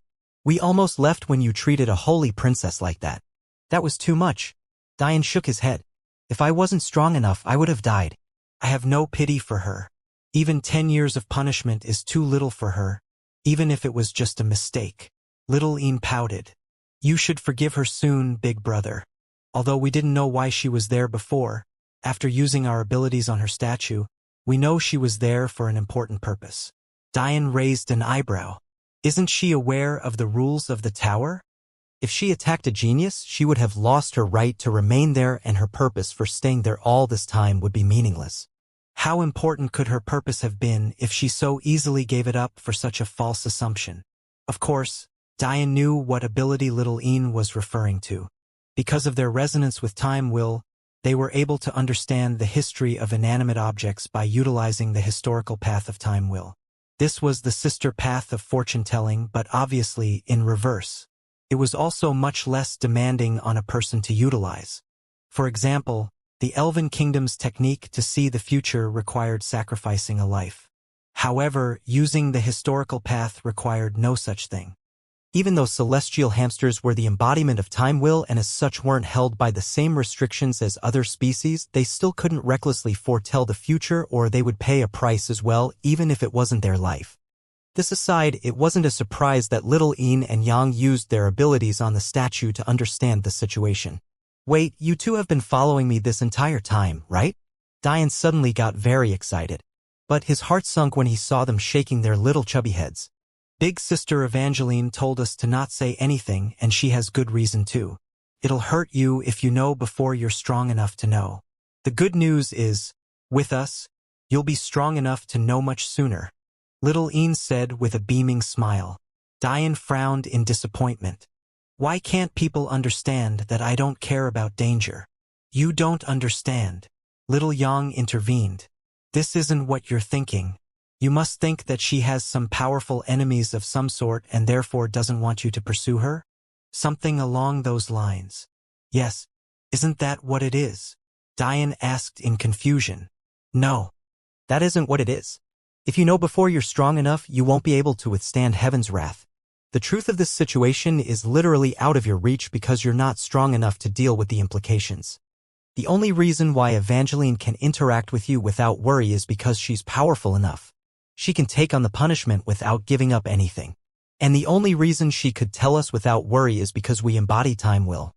But you're a mere essence gatherer, neither your resonance with the universe nor your personal power is enough. If you come to understand too soon, the laws of time will rip you apart because you'll be taken as an accomplice. The laws of time? Diane blinked. He suddenly felt a cold sweat on his back. A law was something only a transcendent could wield. It's better that you stay confused. Since you're so unconvinced, you should know that Evangeline isn't a Tao formation expert. She's a half-step transcendent. Diane sighed. Never mind then. He really couldn't understand Evangeline's motives, but the fact she used the 9-cloud yang nectar on him was enough to make him believe that she wanted to help him rather than hurt him. At first, Diane thought that Evangeline had just stumbled upon the poison, and not knowing its value, used it on him because it was convenient. Just for perspective, a planet-level spiritual plant had its age calculated in millions of years, sometimes even tens of million. Just the idea of a plant taking that long to mature should make its value obvious. There was only one category of plant above it on the mortal plane, and that was the star-level spiritual plant. But those were so rare that they might as well be extinct. For all intents and purposes, the highest level of spiritual plant available to them was of the planet level. Even Eli, who was blessed by the heavens, would need tens of thousands of years to nurture a garden of planet-level plants, and that was if and only if he focused on a single kind. However, when Diane realized Evangeline's level of array alchemy, he began to question many things. There was no way someone of her level would not understand the value of the 9-cloud yang. Big brother, big brother. Little Yin's adorable voice woke Diane from his thoughts. Form a contract with us. Little Yang grunted. One of the abilities of our celestial hamster race is to mitigate the risk of using a time will. If we grow powerful enough, you'll be able to do something no human can do on their own. Use time will as the supreme law it's meant to be. However, we're still too young right now. Plus, from what we can see, your understanding of time will is still at the pitiful will level. Diane laughed. I never spent much time on time will because it uses a ridiculous amount of stamina while being nearly useless. Diane could still remember the last time he used time will in battle on its own. He had just exited the Demon Sage's legacy world and had to fight 11 geniuses at once. He still cringed when he thought about how much stamina he wasted using time will to slow projectiles shooting toward him. Definitely a waste. Of course it's useless to you. If a human wanted to use time will on another human, they'd have to pay a massive price. Time will is wasted on humans because there needs to be a massive power gap for it to be used without side effect. Little Yang explained. When he heard this, Dian couldn't help but think of Jin, who was currently locked up in the Demon Sage Tower.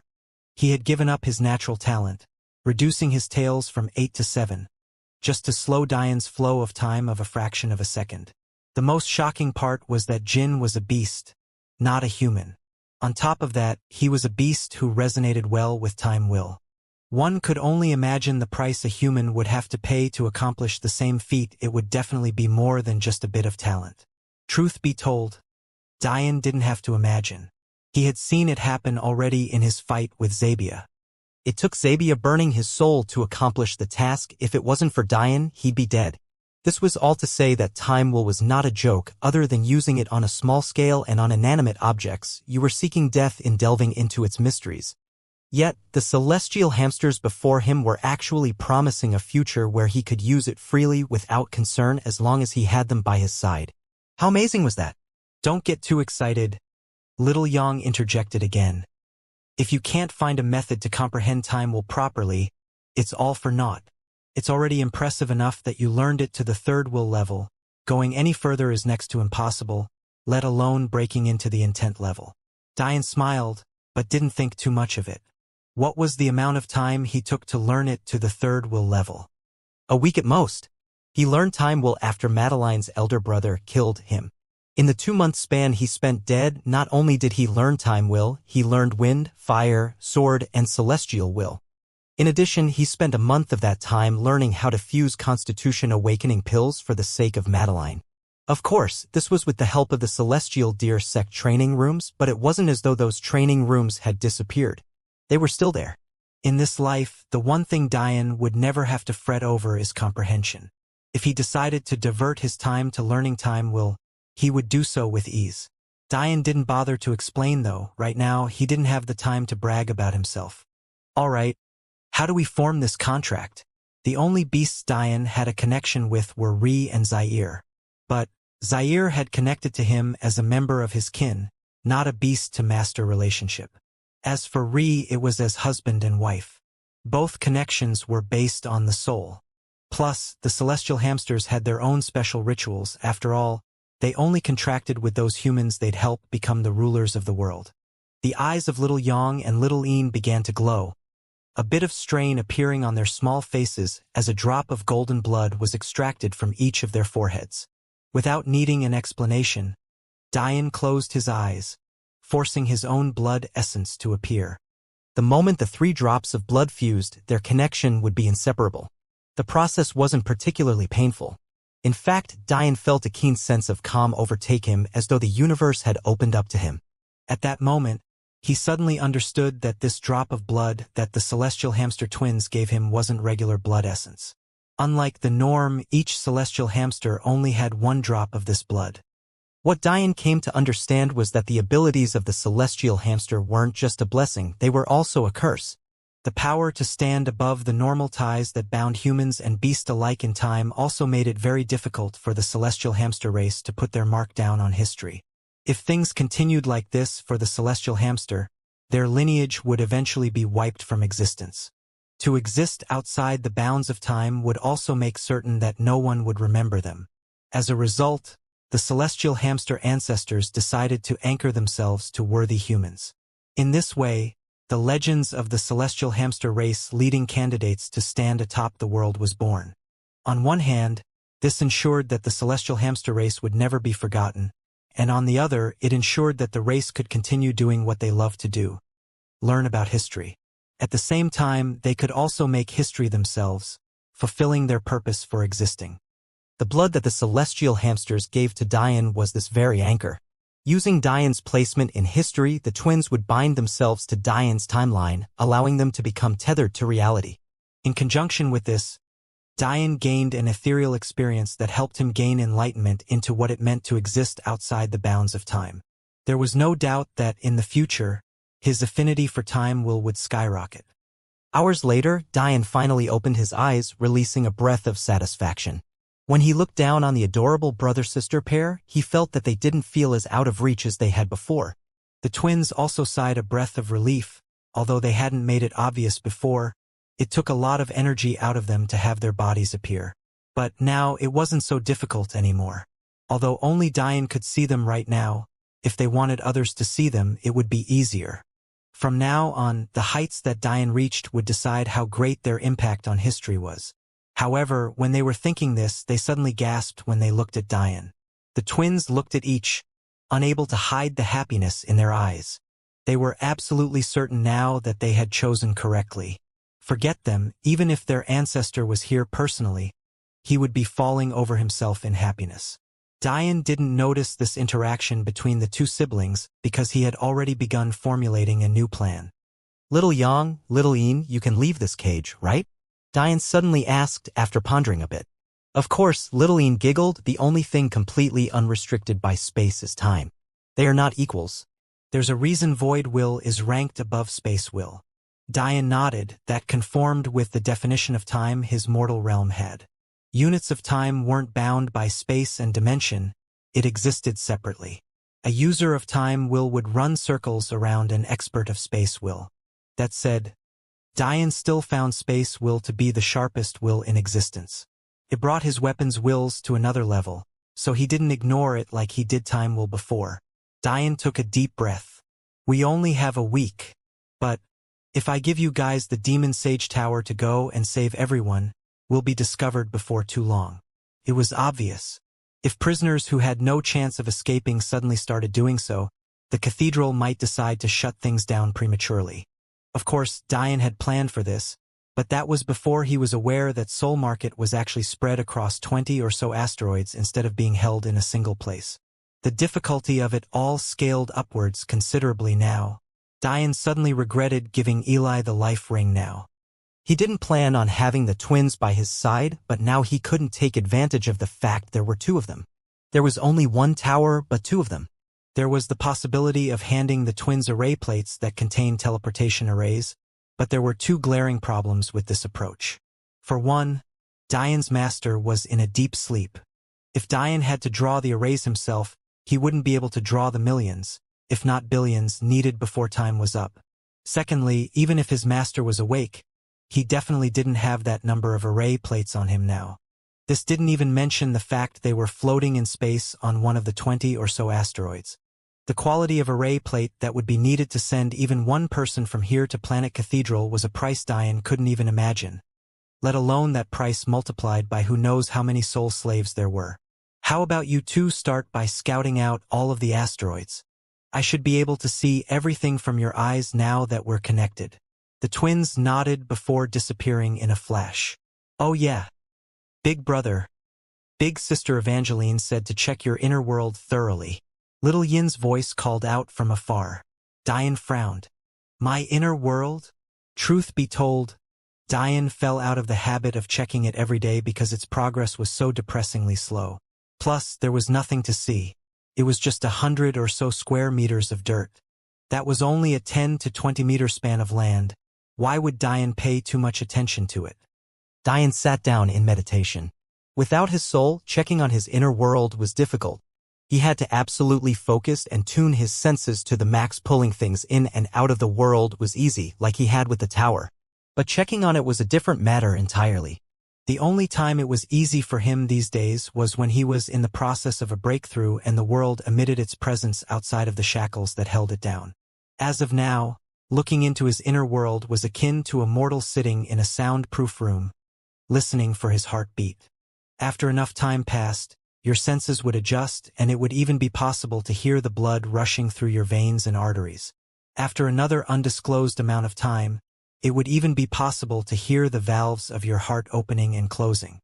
In this same way, the calmer and more focused Diane became, his inner world would become clearer and clearer to him. Slowly, time crawled as Diane focused. At the same time, the twins were scurrying around the compounds. Their speed was absolutely blinding. Without the restriction of space, a normal human couldn't comprehend their speed. Anyone with a basic understanding of physics knew that speed was a function of distance and time. However, distance just described space in one dimension. Imagine if a living being could ignore distance and manipulate time at will. What level of speed do you think such a being would reach? The only thing that kept the twins' speed within the realm of reason was the fact they had to scout out a place that was restricted by space. If they were instead running away, their speed would be even more inconceivable. By the time Diane focused his senses enough to vaguely feel his inner world, about 10 minutes had passed. The world itself was still as bland. Other than hills and the vague beginning of what must be the shortest mountains in existence, there wasn't much else. Diane Manifestation floated in the air in a deep hibernation. Its 3 pairs of golden wings wrapped around itself as 6 halos of light, each representing its own power, hovered behind it. At its feet sat Diane's primordial yang, while it was in turn surrounded by 6 primordial eens, Madelines, Rees, Cookins, Amethysts, Amphories, and Claras. Just as Diane had anticipated, Luna's primordial een wasn't there, which made him feel a piercing pain in his chest. He wasn't sure if it was because Luna had given her virginity to someone else, or because he hadn't been worthy enough to earn her primordial yin's recognition. Diane's focus wavered, causing his view of his inner world to blur uncontrollably. In the end, he had no choice but to bite his cheeks and start all over again. It took longer to refocus himself the second time, but he eventually did so. This time, he wasn't so rattled by not seeing Luna's primordial een and instead focused elsewhere. As the picture grew clearer, Diane's heart suddenly palpitated again. Before, the view had been too vague, but now he could see seals floating around within his primordial yang. They were almost like small golden creatures. Sometimes they'd look like immortal phoenixes, with majestic wings and beautifully sculpted feathers. At other times they'd look like domineering dragons, roaring within the space and standing above the skies like an emperor of the world.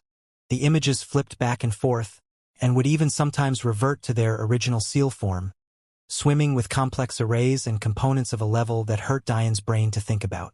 What the hell is this? Diane was absolutely certain that he had never seen this before. In addition, this wasn't a result of the 9-cloud yang either, or else Diane would be aware of it. The second oddity was that Diane had never heard of anything capable of making changes to a primordial yang. The seal were clearly artificial. Diane couldn't comprehend anything strong enough to seal him. Could it be that Evangeline's intentions were sinister? Diane frowned. He couldn't think of any other reason to seal his primordial yang. Of course, it crossed his mind that Evangeline might have dual cultivated with him and sealed off the power piece by piece so he wouldn't explode. That explanation could explain many things. The problem was that he had never heard of something or someone capable of doing that. Even a star-level seal shouldn't have such an ability. Plus, it still didn't make sense for Evangeline to dual cultivate with him. A woman of her stature would never do such a thing. Another possibility was just that she was impressed with Diane's potential and wanted to bind him now so that she could use him as a slave in the future when he was powerful enough to help her. That made much more sense than anything else. Just as Diane was racking his brain, the Dragon King suddenly spoke. How the hell does she know this technique? Diane blinked. What technique? You're in luck, kid. How you got such a powerful woman to fall for you is beyond me. The heavens should strike you down. Diane's frown deepened. Stop beating around the bush, old lizard. The only techniques capable of effecting change in a primordial yang like this have long since left the mortal plane. Those seals are known as the 33 Dragon Phoenix seals. They're detailed in the very same peak ancestral level dual cultivation technique you keep turning your nose at. Ah! Diane didn't know what to say. In the few moments he had to spend with his wives, he didn't want to turn their time of intimacy into a power grab. So he never paid attention to the Dragon King's technique. But now the old lizard was telling him Evangeline had used it on him? The dragon and phoenix represent sovereignty and life, death and reincarnation respectively. However, they have also been the representation of man and woman for a very long time as well. The heavens seal the dragon and phoenix is a peak ancestral level dual cultivation technique. The 33rd seal is the peakmost level of the technique. When that level is reached, the man and woman would transform, becoming as favored as beasts by the heavens, having the advantage of both beasts and humans without the restrictions of either. But I've never practiced this technique. How could I have even one seal, let alone the full 33? Isn't that obvious? That woman obviously dual cultivated with you while you slept. Diane didn't want to believe it. Firstly, he felt as though he had betrayed his wives. Secondly, even if he was forced to betray them, he had slept through dual cultivating with a half-step transcendent with beauty great enough to stop his heart from beating? Wasn't this the worst joke in the world? What the hell did he do to deserve this? Diane shook his head. That wasn't even the most important part. The Dragon King got this technique after risking his life on the Immortal plane. In fact, he was still on the run because of this very same technique. So, how the hell did Evangeline get a hold of it? With Diane's intelligence, he should have figured all of this already. The celestial hamsters commenting on time will? A woman showing up who had some unknown affection for him? That same woman having access to a technique that only Diane had access to on the mortal plane? If he couldn't figure out at least a portion of the truth, his supposed intelligence meant nothing. However, the reason Diane seemed to be going around in circles was because Evangeline gave him one final help for the sake of saving his life. When Diane almost died due to burning his soul, it was Clara who resonated with his soul to unlock the thing he kept hidden within the seal. This time, yet another one of his women saved him by doing the very same thing. Evangeline resonated with Diane, connecting with the seal to seal off the flow of Diane's thought process. The moment he came close to an answer, before he was strong enough to handle the backlash, he would fall into a state of confusion, causing him to go back to square one. Diane wasn't new to using arrays to manipulate the thoughts of others. For example, when he placed a contract seal of Aladar, Aladar was then forced to do everything for the sake of Diane. However, that method was very crude.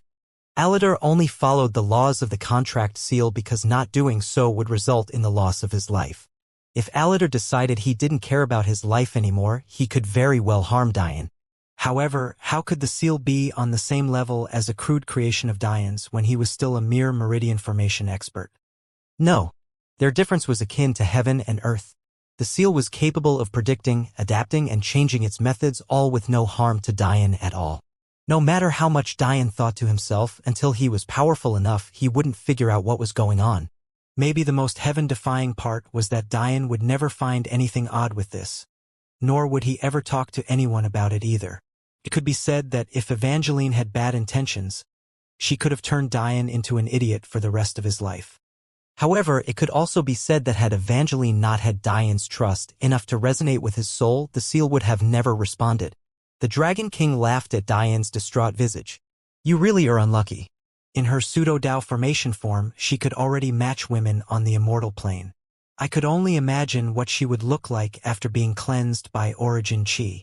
Diane shook his head. I get it. Just explain to me how this works. This technique is a partnership. The role of the woman is to evoke the 33 seals. These seals represent the heavenly restrictions placed on the 3 heavenly paths: energy, the body, and the soul. The role of the man is to shatter these seals. With every seal you shatter, you'll not only gain an increase in cultivation, but also an increase in talent. This woman essentially paved the path to your cultivation. As long as you shatter all 33 seals, you'll smoothly step into the peak of Dao formation. As for entering the half-step transcendent realm, that's up to you. Diane frowned. This is an ancestral level technique, so why was shattering the 33rd seal only enough to bring me to the peak of Dao formation? That's because this technique is split into 3 portions. There are meant to be 99 seals in total. Unfortunately, the ruin I found only gave me the first 2 portions. I see. Diane fell into thought. Didn't you say I could also use it with multiple women? What happens if I begin cultivating it with someone else? Only the breaking of the first seal of its kind make a drastic change in you. For example, if you shattering the first of 33 seals for this Evangeline character, you'll experience a heavenly change.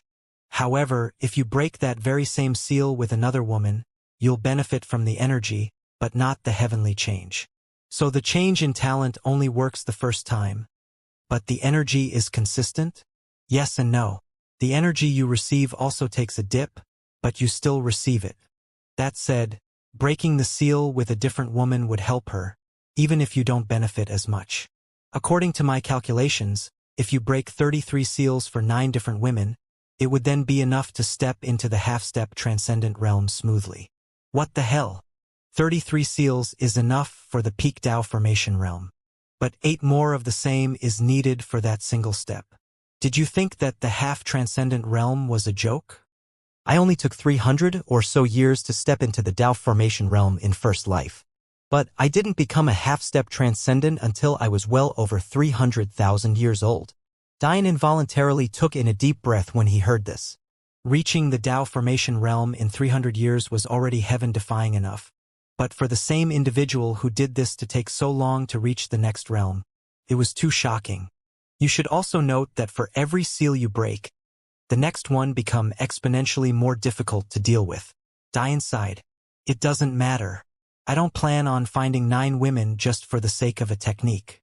I'll reach the half-step transcendent realm on my own. Suddenly, the Dragon King began laughing again, causing Dian's expression to darken.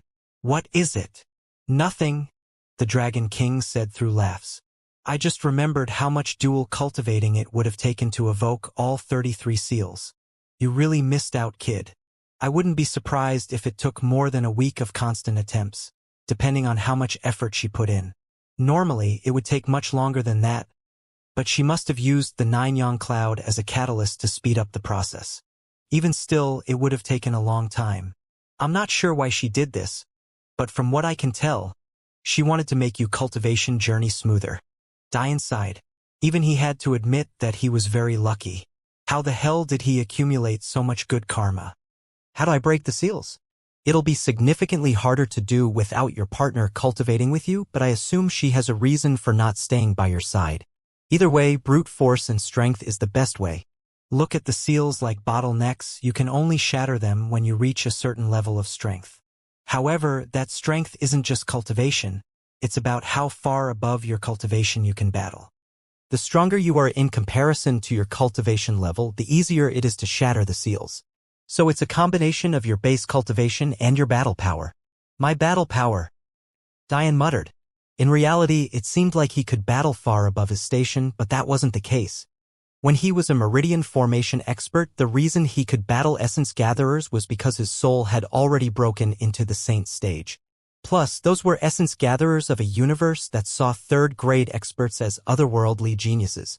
In addition, the only true genius that Dian defeated, Saru, turned out to be heavily suppressed because she was battling in a quadrant that wasn't her own. Then one might want to mention his battle with Loki and Elder Daiyu. They were far above him, no? That counts as battle power, right? But that wasn't the case either. If it wasn't for his celestial puppet, he would have been caught nearly immediately. Then, if he hadn't burned his soul, Elder Daiyu would have killed him in a rage. Even further, he didn't even manage to kill the both of them until he bombed Loki's body with an abyssal core of death. When Dian thought through this, he cringed. His battle power really was too pitiful. At this point, he could hardly use even 20% of the potential of his celestial body. The demon sage's blood was talented enough to have him be the equivalent of a first-grade body cultivator. But the reality was that Dian was more akin to a 4th or 5th. To make matters worse, because of the seal on him now, he had fallen behind those of his generation in terms of comprehension. His wives were already breaking into the 7th intent levels, while his best will, death, was still at the 2nd intent level. Dian shook his head.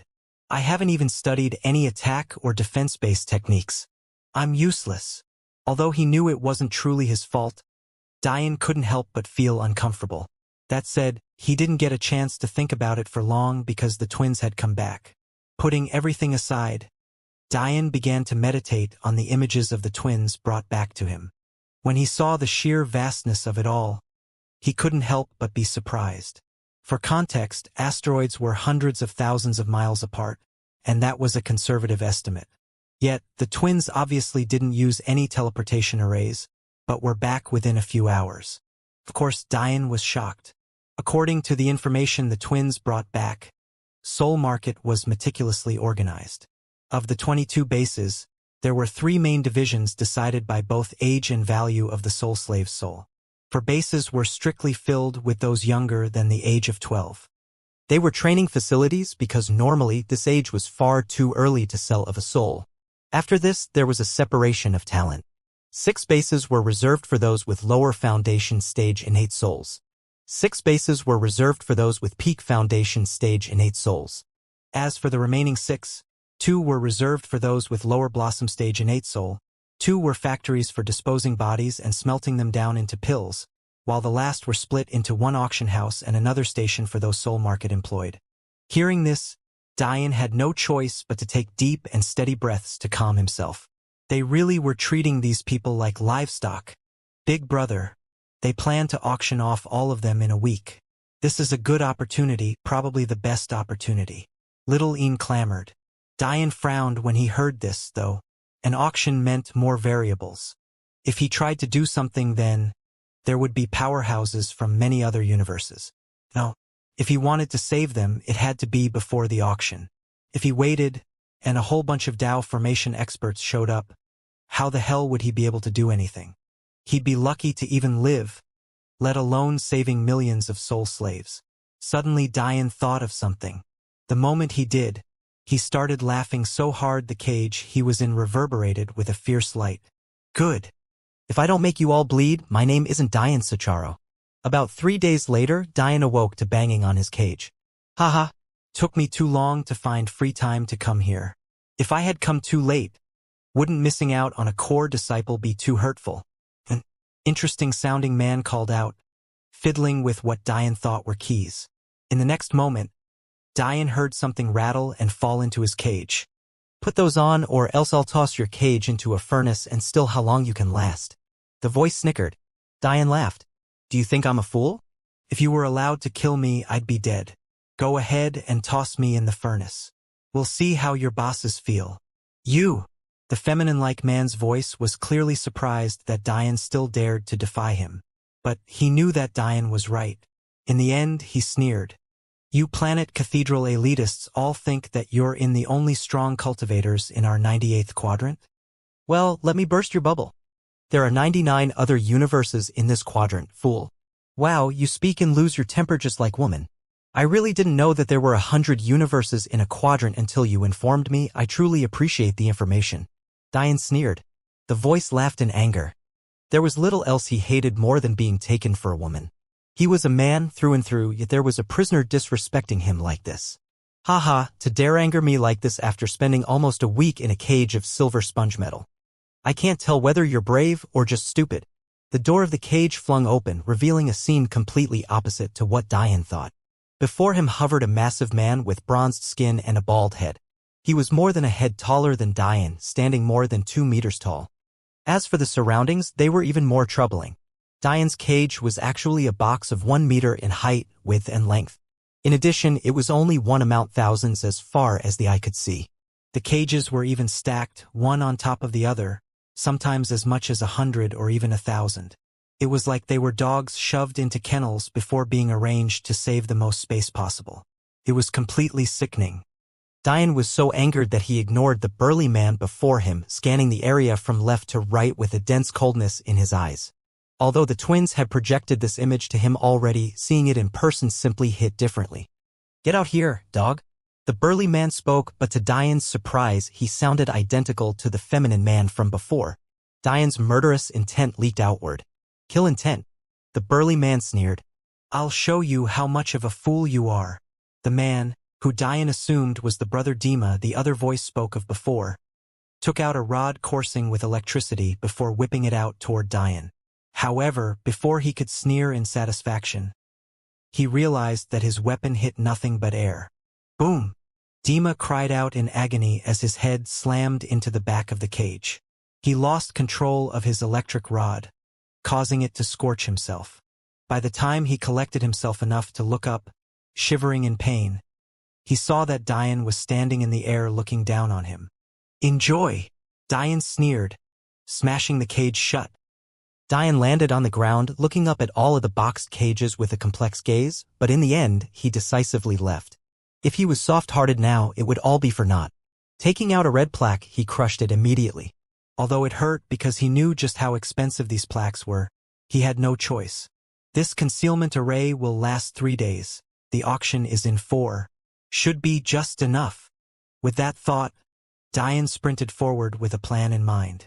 Dian wasn't worried about being found out. When he spoke to Dima, the reason why he was heard was because Dima had opened up a slot in order to force him to put on energy-restricting handcuffs. These handcuffs were what Dima asked Diane to put on.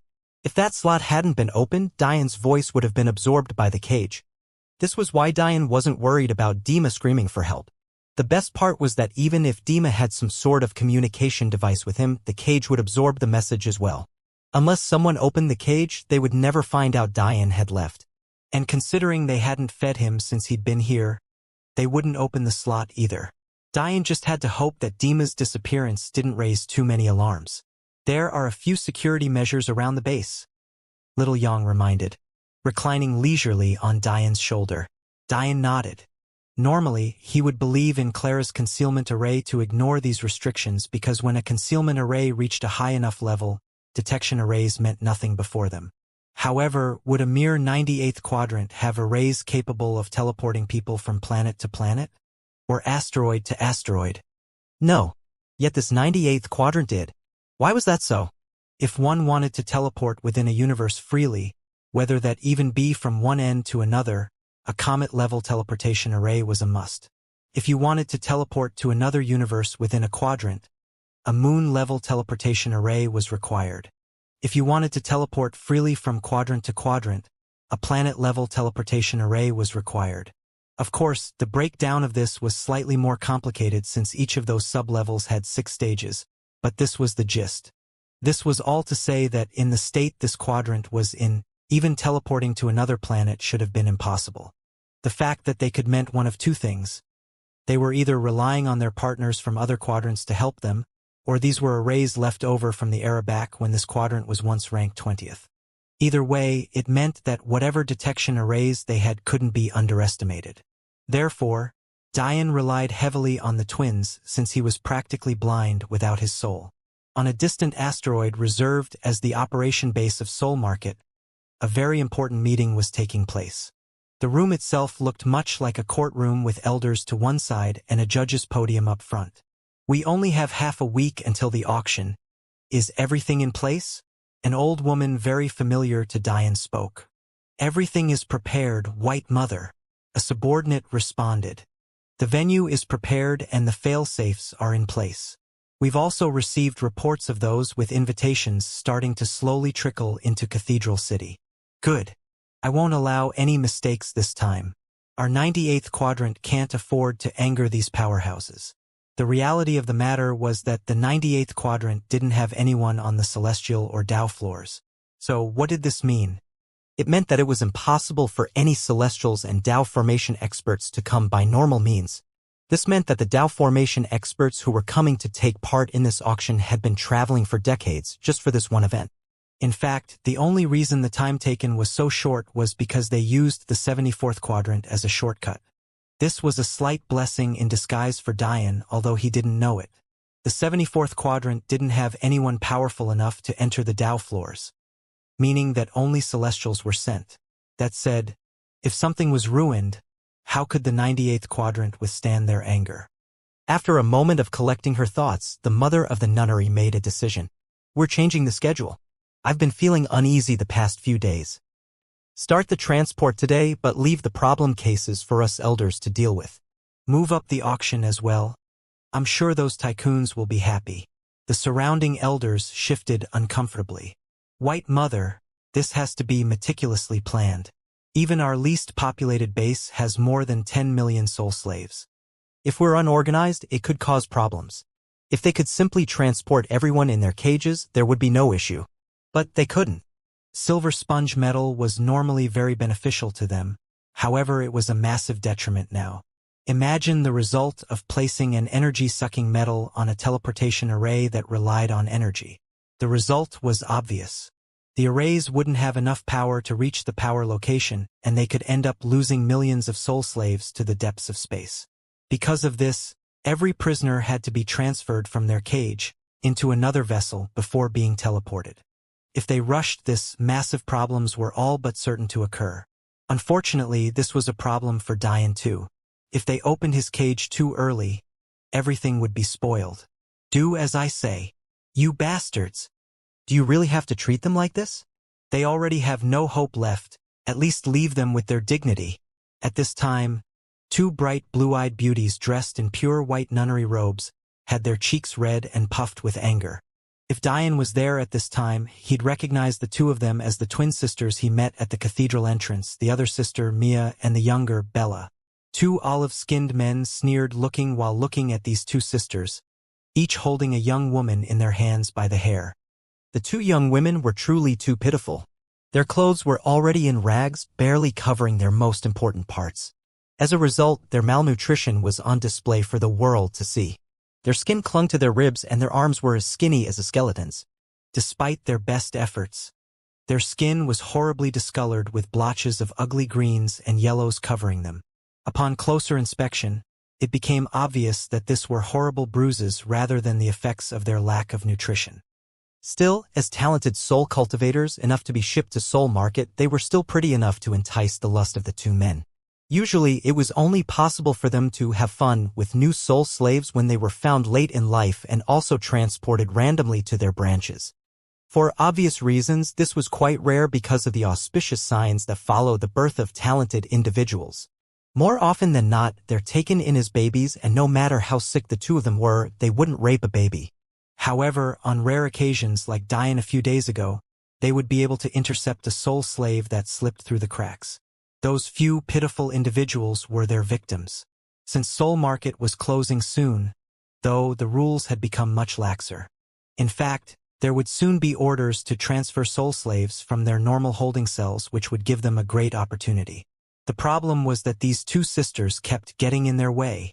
Their dignity? The two men looked at each other before bursting into a fit of laughter. "Do you have any idea where you are?" A voice that Diane would have recognized as the first voice from when he first awoke started.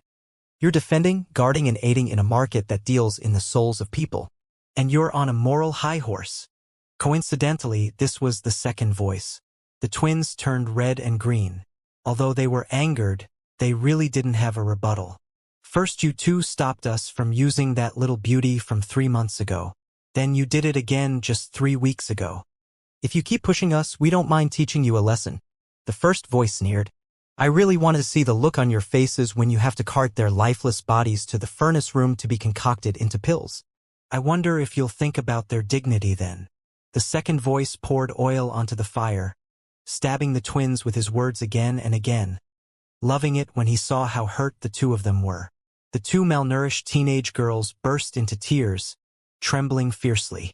No matter how much they wanted to collapse and curl up on the floor, the two men gripped their hair firmly, unwilling to let go. Mia's face turned cold. "Let them go. Or else what?" The first voice asked teasingly, reaching down and pulling the collar of the girl outward to stare down her cleavage wantonly. "Stop it!" Bella shrieked, her tiny fists clenching hard. "The White Mother has given us command over the movement and placement of all soul slaves. If you dare take another less than satisfactory action, we'll report you for disrupting the process." "Given you command? Is that a joke?" Who would put two little girls in command of such a thing? "If you want to lie, come up with a better one." The second voice snorted, but he didn't dare move until he confirmed this as true or false. He wasn't wrong to be skeptical. The two sisters were only about 19 or 20 years old, and these proceedings were far too important. It seemed almost illogical to trust them with this. It made much more sense to have an elder oversee everything. If anything went wrong, an essence gatherer wouldn't be able to change anything. The two sisters inwardly quivered. The two men were right. The White Mother believed in their talent, but she was also excessively cruel to them, always making it a point to remind them about their skin disorder. She definitely wouldn't make a decision like this based on feelings. In reality, they were only in charge of monitoring the teleportation traffic, making sure everything went where they were meant to go while sending data back to the White Mother. The true overseer was a celestial stage elder. However, they would never let the two men realize this. "If you dare to test it, go ahead," Mia said coldly, taking out an array plate inscribed with complex symbols and holding it out for them to see. The two men froze. In that moment, their demeanor changed entirely, pleading for forgiveness and bowing out of the room while leaving the two teen girls behind. It wasn't until they were gone that the twins breathed a sigh of relief. The array plate Mia showed was only a monitoring array that would be useful to them in completing their task. Luckily, the two men were too stupid to tell otherwise. Diane watched this happen with a cold look in his eye, but in the end, he also turned to leave this place decisively. Now wasn't the time for revenge. However, before he could, he froze in place, hearing something that changed everything. Get to your stations. There's been a change of plans. The transport starts as soon as possible. Diane didn't recognize this voice, but it didn't take much for him to guess that this must have been the true supervisor of the proceedings. Unlike the two olive-skinned men, Diane wasn't stupid and knew that two 19-year-old girls would never be given such an important task. Damn it! Diane gripped his fists. There was no way he'd have enough time to do what was needed if everything started now. There were 22 bases. In order for Diane's plan to work, he had to go to 20, which excluded the base of operations and the auction house. Originally, Diane wanted to change the location symbols of the teleportation arrays just like he had for the girl's family back during the assessments. The soul market elders would think they were sending the soul slaves to the auction house, when in reality, they were going to a safe location on Unseen Peaks planet. However, that plan barely had enough time to work to begin with. Before, the teleportation array Diane altered was a small-scale one, meant to be used by 10 people at max. However, the teleportation arrays he had to alter now were used during wartime to transport millions of people at once. It would take him hours to alter a single one in his current state. By the time he fixed a single one, the transport would have already begun and the soul slaves from 19 other bases would be headed to the auction house. Even if Diane's master woke up, it wouldn't matter. There is no doubt that she'd speed up the process and they'd end up saving more people, but more would be lost than saved. Diane was sure of that. Diane could only grit his teeth. Saving some is better than saving none. With a heavy heart, he sprinted forward toward his original destination, the teleportation pad of the base. From the information the celestial hamsters gave Diane, he was actually being held with the lower foundation stage innate soul prisoners. Diane wasn't sure why this was considering the value of the legacy they thought he had, but it was the reality of the situation. Every base had 2 teleportation pads. One was on a small scale used for elders and workers to teleport easily between bases. The other was a large-scale one spanning hundreds of meters, capable of transporting a cap of 20 million people. A lesser man than Diane might choose to save those of higher talent first and head to the base housing those with lower blossom stage innate souls. However, Diane would never do something so disgusting. He didn't believe that life or death should be decided based on talent, so he left it to luck. Since he was housed in this base, it was the luck of those here that they would receive his help. What Diane didn't know was that he was taken to this base because of the help of the twin sisters. The security measures of the lower blossom stage innate soul base would never have allowed Diane to leave so easily. At any given moment, it had 3 to 5 celestial elders overseeing it. For context, there were only 6 celestial members of the cathedral to begin with. That was how important that base was to them. The sisters took pity on Diane and gave him the best opportunity by placing him in the least secure base under the noses of their superiors. Why? Because they recognized Diane. How they did, even they didn't fully understand. But what was certain was that they were a great help to Diane. It wasn't long before Diane had made it to an open and massive space. If it wasn't for the situation, he might have found it exceedingly beautiful. The expanse of space was all around him, planets, moons and stars lit of the dark sky. A vague dome of light protected the base, taking into consideration those too weak to withstand the pull of the violent vacuum around them. Diane had known long ago that only those in the Saint Realm could freely enter and travel through space, but this was the first time he had seen it with his own eyes, albeit under the protection of what seemed to be a well-made formation. He couldn't help but lose his breath for a moment. With a shake of his head, Diane refocused himself, scanning the array before him. Although it was considerably dimmer than it would be when activated, it was incredibly intricate and awe-inspiring. However, at that moment, this array didn't elicit any compliments from Diane. Instead, it caused an ugly expression and a torrent of curses to escape his lips as he ran into yet another roadblock. Whoever the person pulling the strings of my life is really doesn't want me to save these people? Big brother, what's wrong? Little Een asked with concern, rubbing her chubby cheeks against Diane's in hopes of comforting him. Although they were celestial hamster with knowledge in many things, they weren't omnipotent. Celestial blood gave beasts who carried them special abilities, but it was only the celestial deer that was adept at soul-related cultivation. The other celestial beasts were just as poor in the area as normal beasts would be. It was only because of their sharp senses and bloodline instincts that they could avoid and detect arrays that might cause harm to them, but other than that, their knowledge was nearly non-existent in the matter. So they could only look at Diane in confusion. Diane's fists clenched. Let alone with his soul sealed, even if it was unsealed, he'd have no hope of changing this array. Even if his master woke up, she would be restricted by the fact his soul energy was still at the celestial level. All the hope he had seemed to be steadily crumbling to nothing. Diane grit his teeth. This isn't a comet-level array. It's a planet-level one. Diane stared blankly at the array, clenching his fists. Even for him, at his best estimate, he would need at least half a century before his knowledge base reached the level necessary to manipulate a planet-level array, and who knew how much longer than that it would take for his soul to reach the Tao levels. Of course, this pace was insanely fast even in comparison to the entire cosmos, but right now it was painstakingly slow. It wasn't a simple matter of his soul talent. The question was how long it would take for his body to be powerful enough to withstand the power of his soul. Considering the pace at which his body was improving, even Diane couldn't estimate a proper amount of time. It wasn't as though Diane hadn't thought of this possibly happening. If the soul market wanted to steal talents from all 100 universes of its quadrant, it needed the ability to quickly travel between them all. It was just that Diane hoped that this teleportation pad they used would be at the moon level at best, at least then, even if it was a slim chance, he'd still have one. But now it was all ruined. What do I do? What do I do? Diane wasn't a person who became easily flustered. He had long since been able to stare down his own death without blinking an eye, but somehow fumbling around with the lives of others made his heartbeat quicken. He hadn't been this agitated in a long time. I have to try. Diane clenched his fists, raising his perception to the limits and peering into the intricacies of the array. By the time an array reached the planet level, it had long since left the realm of imitating wills and could actually evoke them on its own. Obviously, the most important will that a teleportation array evokes is spatial will. That said, there were many other facets including protection, stabilization, and optimization.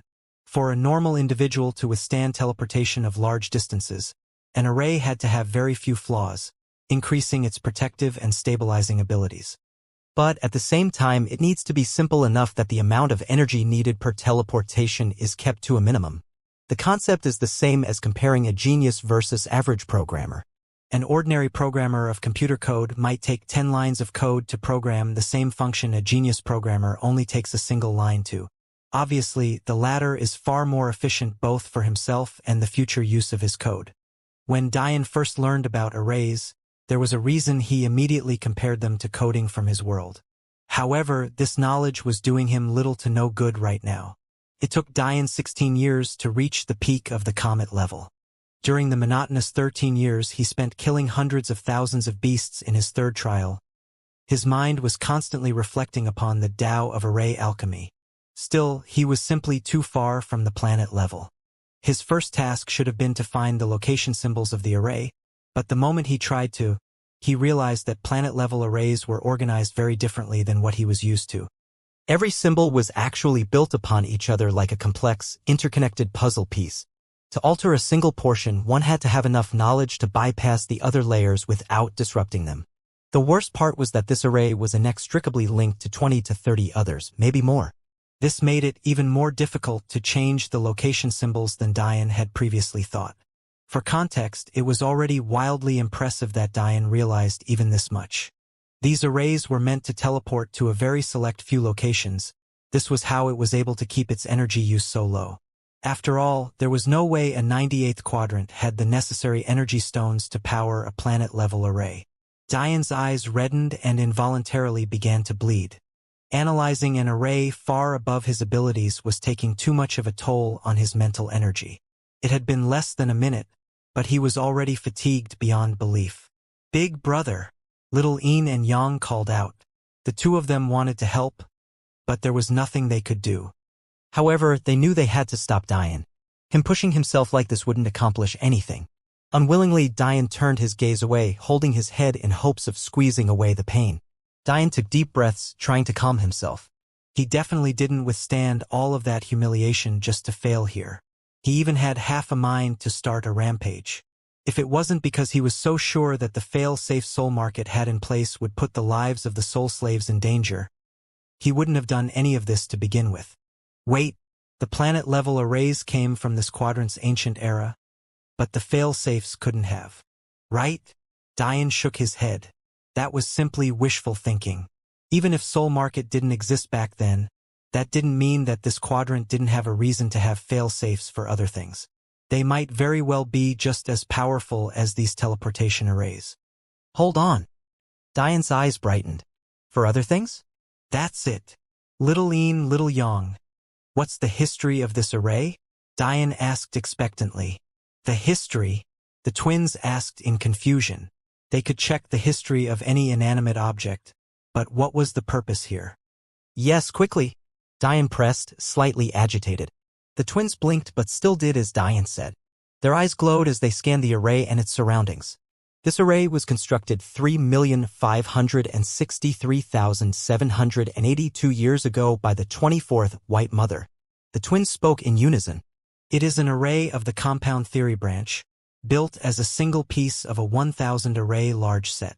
The original purpose was to act as a gift to the Xianxia family, who needed easier transportation around their quadrants.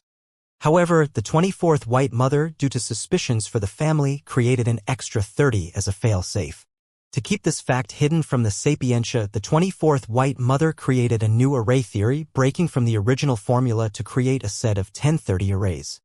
This made what should have been a second-stage planet-level array into an array as complex as a fifth-stage planet-level array. Unlike the 1,000 original arrays, the extra 30 are known as master key arrays. The original arrays cannot connect to them, but the master key arrays can monitor and locate the original arrays at will. The master key arrays can also shut down the function of the original 1,000 at any time, as well as causing them to set off a violent chain reaction capable of destroying a planet to ash. The function of the master key arrays was entrusted to Soul Rend Peak before the Celestial Beast clan went into permanent seclusion. The control mechanisms for all 30 arrays were entrusted to the headmaster of Soul Rend Peak. The arrays lie dormant and without use for more than 3.5 million years until the construction of Soul Market 534 years ago, where it then became a centerpiece of their business, used to easily transport tens of millions of people at once. Using the master keys, the master key arrays are also capable of creating 10 relay stations, each of which have been placed among the 100 universes of this quadrant. What they are used for is outside the scope of this array's history, but it is presumed to transport captured infants and babies from their homes to Soul Market. The 10 relay stations can only teleport to and from this single master key array. However, the master key array can teleport to any other master key array as well as the 1,000 original arrays. The core of this array is powered by an origin crystal. More than 99.9999999%. Alright, that's enough, Dian said with bright eyes, stopping the twins before they went into excruciating detail. No matter how cool and collected he was normally, his heart couldn't help but palpitate when he heard the words, origin crystal. That wasn't a power source that was meant to be on this plane of existence. It was no wonder it could power such an array for such a long time yet still have more than 99% of its power remaining. What Dian found more interesting was the Xianxia family's role in this array's history. And what did the twins mean by said their quadrants? Didn't the Xianxia family only control a single quadrant? When he asked the twins, though, they said that it was outside the scope of the array's history, so they had no idea. It was frustrating, but Dian could only let it be. Dian just assumed it was another anomaly of the epistemic tower quadrants. For example, there were 5 true gods of the Drago-Chilan quadrant, yet there should only be 1 key wielder per quadrant. Since only key wielders could take god-level trials, how the hell did the second-ranked quadrant have 5 of them alone? Dian shook his head, focusing on what he'd just learned. I can use this. Think about it. Soul Market was constructed far after these arrays were created, yet these arrays were perfectly placed for Soul Market? The arrays were originally entrusted to Soul Rending Peak. So how the hell did they end up in the middle of nowhere, floating around in an asteroid belt millions of miles from planet Cathedral? The answer was obvious. They were moved. If a mere 98th quadrant could move arrays, why couldn't Diane? If he moved the auctions array to a massive space within the Demon Sage Tower, all of the teleportations would end up with the soul slaves directly entering a safe environment. Diane's body flashed away, reappearing in the room the twins were in. At the moment, they were still consoling the two beauties, but for obvious reasons, that wasn't going too well. Would you allow someone shipping you off to your death to tell you everything was going to be okay? What a joke. Of course, it also didn't help that the soul strength of the two girls were too powerful for the twins' bewitching technique to work. So, their diseased skin was completely exposed before the two of them. We're sorry. The twins cried along with the two girls. We're too weak to help you. The truth is that we'll probably be sold off after all of this is over too. It was true, Bella and Mia were the most talented youngsters in the cathedral and the White Mother didn't like them at all. That black-hearted woman would definitely sell them off too. The two girls didn't have the heart to hate the twins, nor be disgusted by the cracked, blistered and pus-filled skin. They had been here their entire lives, 13 to 14-year-old lives. Their mental makeups were too pure and untainted to feel anything other than pity. But that didn't make them stop crying. Are you going to keep crying?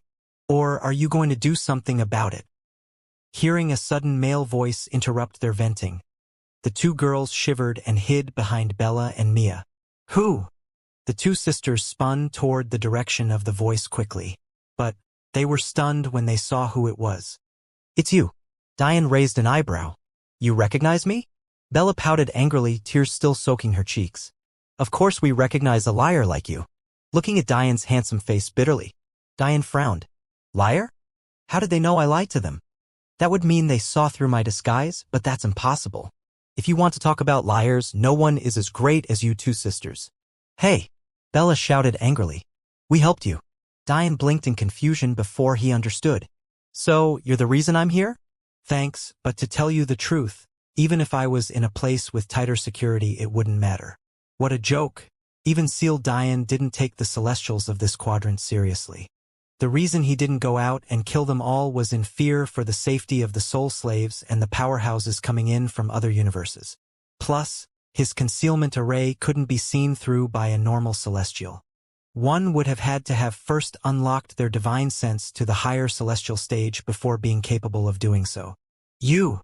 Bella's small face reddened. She was already angry at Diane for lying to them. She even thought that Diane knew their backstory and created his own to garner sympathy from them. How could she like such a manipulative person? Yet, that same person was looking down on their help like this. Bella! Mia interjected, cutting her little sister off from throwing a tantrum. Why are you here? Why haven't you run yet? Do you really want to get captured again? Captured again? Diane laughed. I allowed myself to be caught for the sake of saving everyone here. If I escaped, would I still be a man? Allowed. The two sisters involuntarily whispered to themselves, unable to comprehend. The entire world they understood from birth to now was filled with nothing but cruelty and people working for their own selfish desires. How could they so easily believe that someone would allow themselves to be humiliated for the sake of saving strangers they didn't even know? Answer my question. Diane's eyes turned into golden blaze, peering into the souls of the two sisters before him. Are you going to do something about it, or not? Even if we did want to, what could we do? Mia said bitterly. So you're willing to give up? Diane asked again, taking a step forward. You're willing to spend the rest of your life as someone's pawn? To sit, waiting for the day you're no longer useful to them alive. The two sisters had never been questioned so heavily before. They didn't know how to respond. Diane remained silent, quietly watching the two sisters.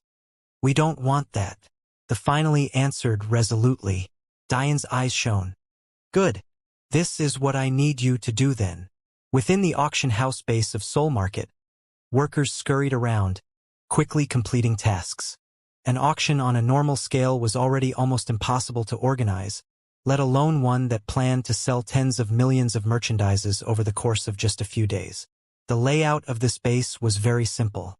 On the roof, just like the other bases, A massive teleportation spanning hundreds of meters stood, taking up the entire space.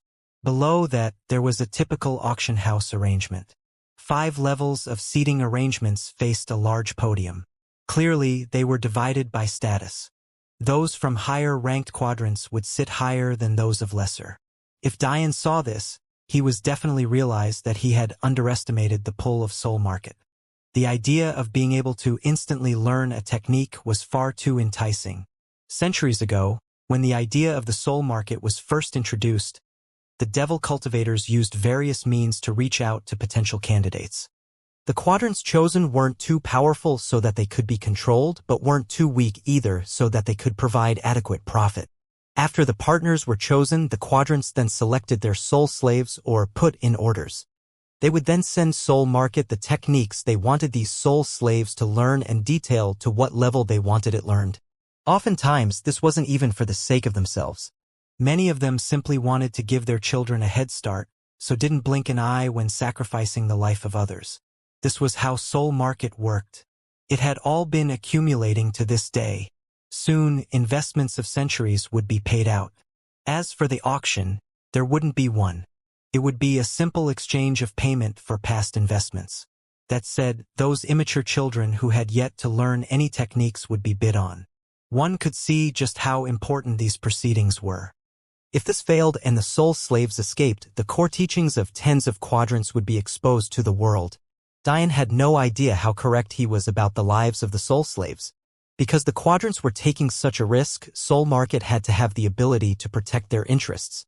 Their worries weren't just about their nasty deeds being exposed, but also worry about their secret techniques being disseminated to the public. These tycoons all knew that if this were to happen, their clans would be finished. This was why the fail-safes of soul market not only included destruction of all of its infrastructure, but also the controlled death of each and every soul slave, even if they somehow escaped. Their lives weren't their own. Is everything prepared? A stoic-looking elder looked off into the starry skies of space, standing with his hands clasped behind his back. He was currently on the auction house base's roof, waiting for his orders to be executed. This elder's name was Boa, often called Elder Boa by those who interacted with him. He wasn't among the cathedral members that went to soul-rending peak after the central bell was rung. Instead, he remained at Soul Market, monitoring the proceedings. It was this Elder Boa that gave instructions to the twin sister just an hour or so ago. He was also the one in charge of the fail-safes and overseeing the proper teleportation of all soul slaves. Yes, Elder Boa. We're ready to receive the influx of soul slaves at any moment. A single priest among a group of 3 answered respectfully. Elder Boa nodded. Good. Have them begin with those 6 bases of lower foundation stage innate soul slaves. Use their monitoring tags to arrange them by client and keep them in the same cells for convenience. Follow the plan and everything should be fine. The truth was that Elder Boa didn't like the White Mother's decision to speed things up for seemingly no reason at all. He believed that even if something were to go wrong, disorganizing themselves wasn't going to help at all. They had laid down their plans for today, meticulously, for over 500 years, but now, because of a bad feeling, they were pushing things up? What nonsense! However, there was nothing he could do about it. The White Mother was the strongest among them and was the last remaining true disciple of soul-rending peak. If it wasn't for her, none of this would have been possible to begin with. Plus, she was also the strongest among them. How could they not listen to her orders, albeit unwillingly? It was just a shame that all of this was happening because during teleportation day, their original plan involved 5 of their 6 celestials being here. After all, the lower blossom stage innate soul slaves were far too talented to underestimate. After 500 years of cultivation, even if they were solely focused on one technique related to what their owners paid for, Elder Boa had little doubt that some of them were definitely dangers to saints at a minimum. For context, Dian's soul talent was unrivaled through the cosmos, and even he had to awaken his manifestation before his soul grew into its true blossom stage innate soul status. Also, even Clara only had a peak foundation stage innate soul. Of course, she also gained otherworldly body cultivation talent to match it later on, but she reached great heights in soul cultivation already. Knowing this, how could those with lower blossom stage innate souls be underestimated? Every single one was an innate aurora wielder. If they were released into the outside world, a place that only had less than 5 innate aurora wielders would suddenly grow to several tens of thousands. And this didn't even mention what constitutions they might have been born with as well. Even knowing all of this, there was nothing Elder Boa could do. A quadrant optimized for soul cultivation like this one would inevitably give birth to talents that should otherwise exist. If this very same man who was stressing out about everything going according to plan knew that there was a young man seeking to ruin exactly that just meters from him, who knows how he'd react? Diane had already been here for the better part of an hour, analyzing the anchors of the teleportation pad. Although the plan to move it seemed simple, it was far more complicated than he made it seem. When the 24th White Mother created these arrays, they hadn't been set in any one location yet. According to the hamster twins, the arrays had been given to the Master of Soul Rending Peak for safekeeping, which meant they were never laid out. Now, however, they were. And, considering setting down an array was far less complicated than lifting it up, Diane had to be careful. This was the same principle as when Diane crushed his array plaques. He couldn't just uncrush those plaques and put the arrays back. In fact, the only reason he became visible when he spoke to the twin sisters was because he used a sliver of aurora flame to disrupt the array's function. The array seems to have melded into the roof, Diane thought with a frown. The highest level arrays are inseparable from their base, it adds stability that way. I just can't believe someone would be so stupid as to choose this as a foundation. Diane shook his head. These people were really too stupid. If it wasn't for the fact this was a planet-level array and he wanted to be sure first, he would have already acted. The material the auction house was made up was far too inferior in comparison to the array and its energy source. Diane had no doubt that over the last 500 years, this auction house was forced to see many days of repair. It was a miracle the place didn't collapse after every teleportation. Found it. Diane finally sighed a breath of relief. One reason he spent so long analyzing the array was to ensure he didn't make any mistakes. But the second reason was to find the energy source. An array like this would meld with its base, yes. But the proxy by which it did so was its core. Which meant that if Diane carefully took away this origin crystal, the movement of the array would only be a matter of time. We're about ready to begin, Elder Boa. The supervisors are getting ready to send in the first batches now. Elder Boa nodded, still looking off into the distance. But it was at that very moment that everything changed. Boom! Boom! Boom! The roof began to violently shake, quaking beneath the feet of Elder Boa and his 3 attendants. The auction house violently reacted, shaking to its core.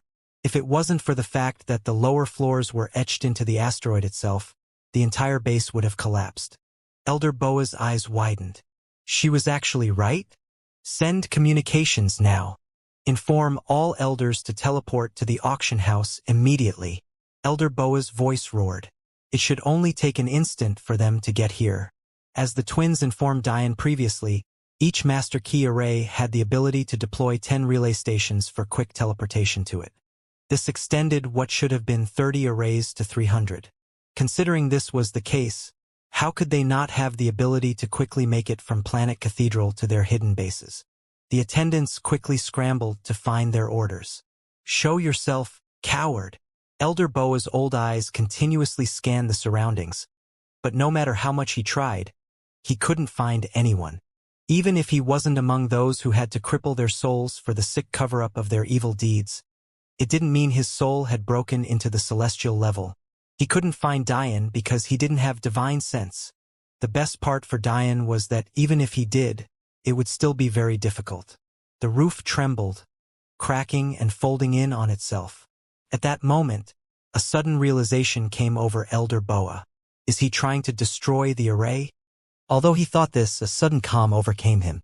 If Diane destroyed the array, it was true that the elders wouldn't be able to teleport here, but it was also true that neither would the soul slaves.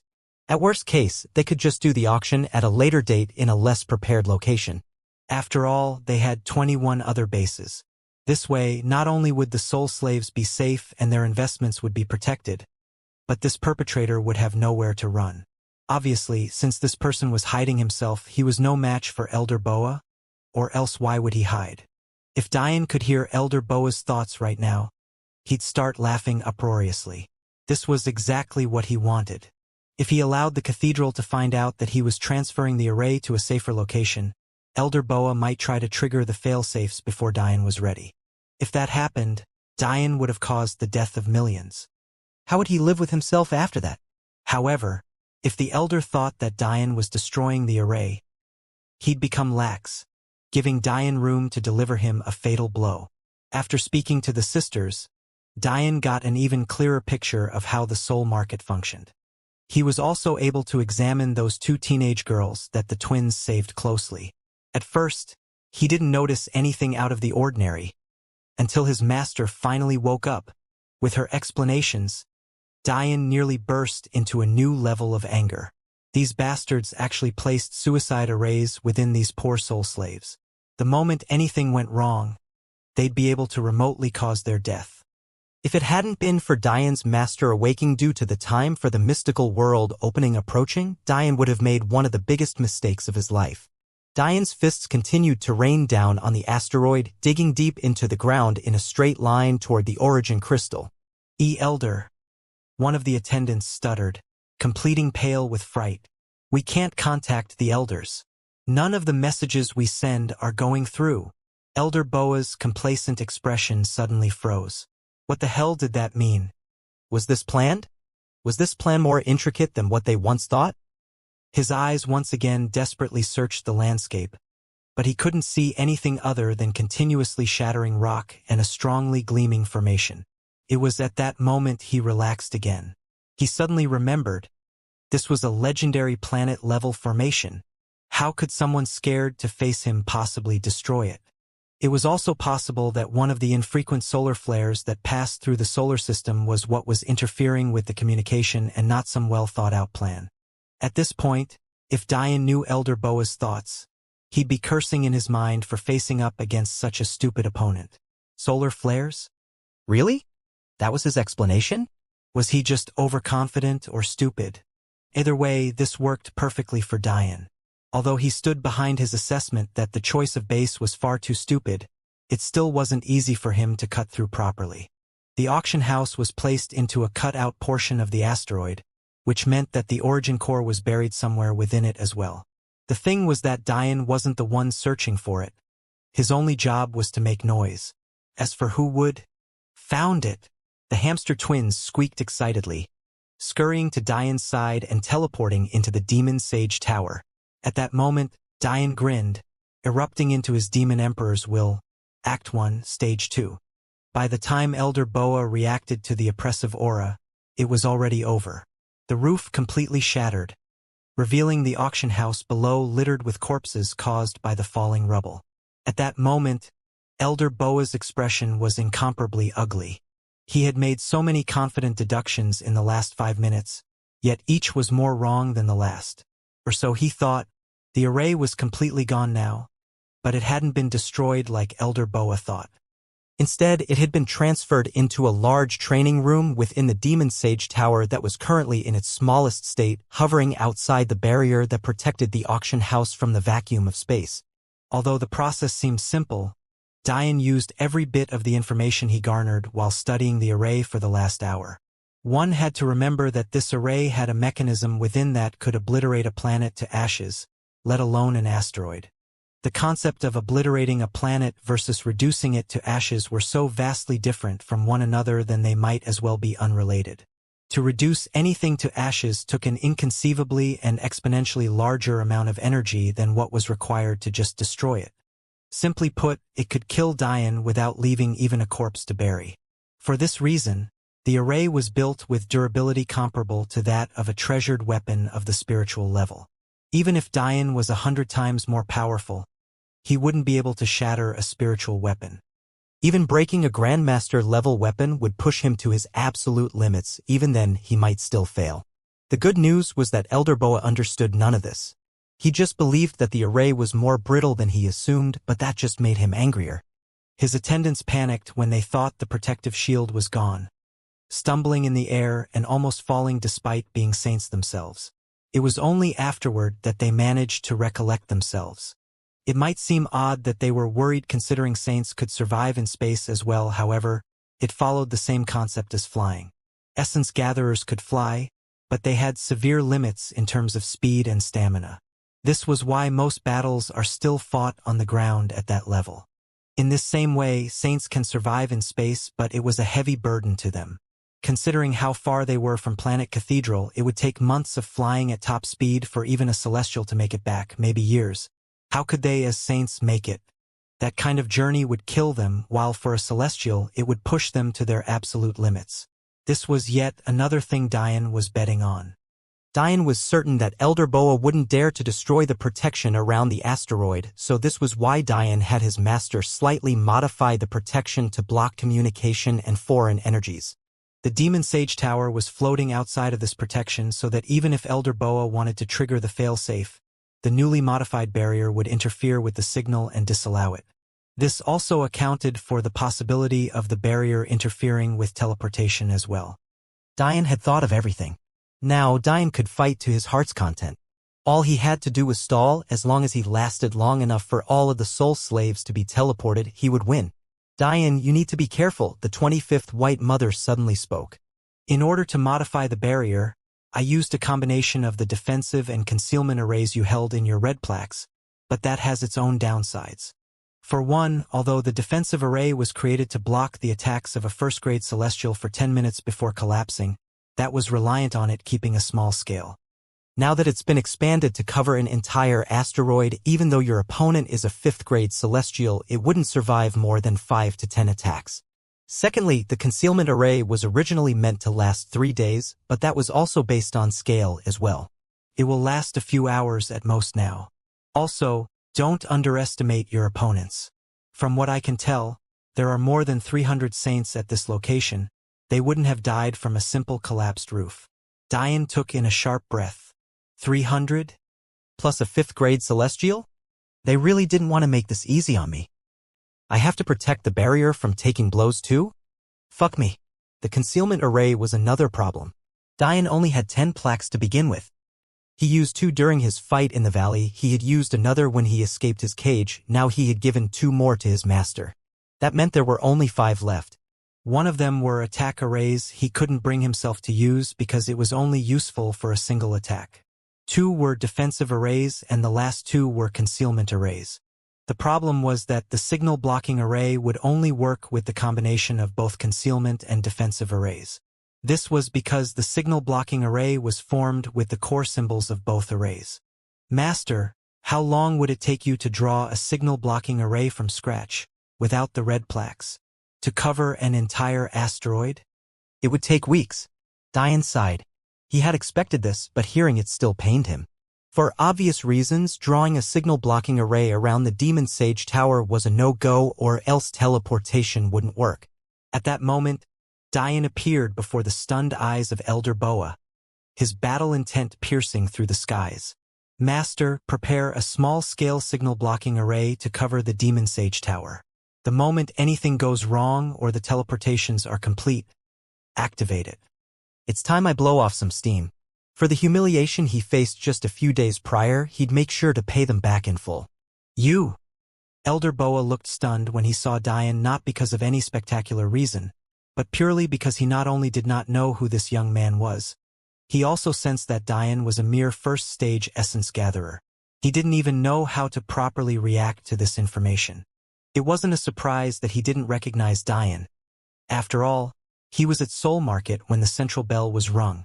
Plus, although the cathedral had a meeting pertaining to Diane and his reveal as a member of the Jafari family, he hadn't taken part in that either. That was when a sudden realization came over Elder Boa.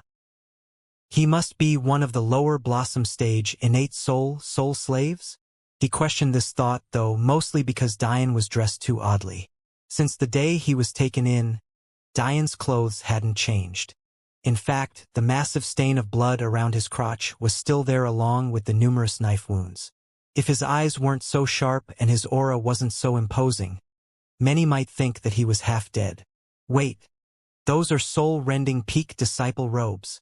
Elder Boa's eyes widened. He almost didn't recognize them because of the state they were in. But when he realized this, he became completely certain. You're Dian Jafari. Elder Boa regained his calm as rubble began to roll below. Those who survived were slowly beginning to dig their way up. It's good you know, so there's no confusion when I'm venting my rage. Elder Boa, a usually stoic and silent man, couldn't help but burst into laughter when he heard this. Do you believe that you've accomplished something? What does destroying the teleportation do for you? Even if you somehow manage to kill me by some stroke of luck, everything will continue as though you've done nothing. His laughter grew. The best part is that you know that you have no chance of killing me. He patted his chest, trying to catch his breath. Dian sneered. You're confident because you believe that I don't know about the smaller-scale teleportation formation here? Well, let me ask you something. How did I get here without you detecting it? Elder Boa's smile froze. By now, numerous saints and essence gatherers were pulling themselves out of the rubble. Due to the violent fall of the roof, only the relatively stronger essence gatherers were in good shape while the others were either severely injured or dead. The saints, however, were completely fine. Dian calmly watching as the numbers began to steadily grow, taking in the hundreds of gazes filled with hostility. Kill him, Elder Boa roared. The various attendants who had been preparing the auction house surged forward, looking to take Dian out in the shortest time possible. Dian stretched out, sending a piercing gaze forward, prepared to shatter their battle spirit with his presence. Let alone a few hundred enemies, the only reason Dian survived the third trial was because he could completely collapse the battle will of thousands of beasts at once. What a joke it was for these people to attack him like this when he could incapacitate them in an instant. However, Dian stopped just as he was about to do so. If I end this battle too quickly, I won't be able to stall for time. No, it doesn't matter. If I kill them all, then I'll have no worries to begin with. Don't do it. Dian's master's voice suddenly rung in his ears. Huh? Dian asked in confusion. Your training is too poor. I'm unsatisfied. Dian couldn't help but smile widely. He wasn't offended at all. This was the first opportunity he had to seek his master's guidance. How could he not accept it happily? Don't be happy too quickly. The 25th White Mother continued, trying to maintain her stern expression despite a sweet smile and feeling creeping up on her lips. When you hear what I want you to do, you might start hating me. Hate you. Dian grinned. Never. He dodged a punch, swinging a leg to send an essence gatherer crashing down below. A battle erupted.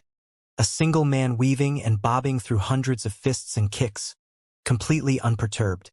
Even Elder Boa couldn't help but let a slight look of admiration slip onto his old, wrinkled features. A core disciple is truly special, he said in approval. But his admiration still gave way to a cold expression. The more outstanding Dian was, the more eager he was to kill him. Although I can't pass on our sex core teachings to you, what I can do for you is prepare you for the day that you'll receive them. Dian's master continued seriously. Don't ask why or for any other explanations. I'm restricted from telling you too much because of the sect master's seal.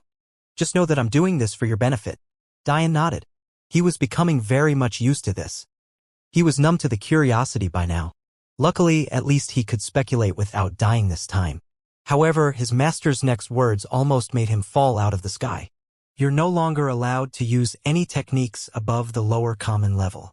In addition, before you're allowed to learn any techniques of the middle common level, you must master 100 lower common level fist techniques, 100 kicking techniques, 100 of each of the 9 central weapons, 100 movement techniques, 100 defensive techniques, and 100 energy manipulation techniques. And by master, I don't mean to the completion stage, I mean to the one with self-realm.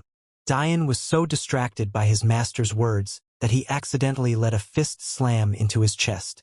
Although he didn't move an inch due to the punch, he was still so pissed by it that he slapped the essence gatherer's head, who hit him into a mist of blood. It also didn't help that Dian's master giggled like a little girl when she saw her treasured disciple's reaction. No matter how many years she had lived, this incarnation of her was from her youth. She didn't have the same mature air she had when she first met Dian, despite having all of the same memories. To begin with, that was 1,400 techniques. Plus, considering his master's phrasing, he assumed that she would want him to redo this feat with middle common level techniques, then high, then peak. 5,600 techniques before he could even touch an earth level technique. This wasn't training, it was torture. Even this wasn't the worst part. To enter the completion stage meant to enter the peak level of a technique. For example, for Diane's Demon Emperor's Will, this would mean reaching the third stage of the third act. However, to enter the one with self-realm meant to make the technique your own, to master it to such an extent that it surpassed the original intent of the creator. Even for a common level technique, a genius might take decades to reach such a level. And that was just for one technique. Diane vented his frustration on the poor souls stupid enough to attack him, sweeping through effortlessly as though they weren't there at all. Before even a minute had passed, the saints realized that essence gatherers weren't a match for Diane. It was as though they were sending ants to stop a behemoth. They had no choice but to step in themselves. Does the Celestial Deer Sect library even have that many low-level techniques? Diane suddenly asked. Of course. I just assume you ignored them all for our heaven-level techniques.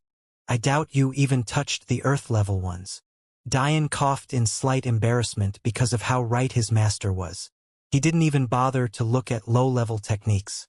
This entire time he had been using the best of the best. That's no good. The 25th White Mother continued to lovingly berate Diane. Techniques are the means by which many come to understand the martial world. Leaping to the highest level techniques, unless they're specifically cultivation-type techniques, can be more of a detriment than a help. Also, you're not yet powerful enough to make full use of even an earth technique, let alone a heaven one. I wasn't there to guide you, so I take responsibility, but you have to listen to me from now on. Earth-level techniques cannot be fully mastered until the peak of sainthood. Heaven-level techniques cannot be fully mastered until the peak of the celestial stage. Divine-level techniques cannot be fully mastered until the half-step transcendent realm.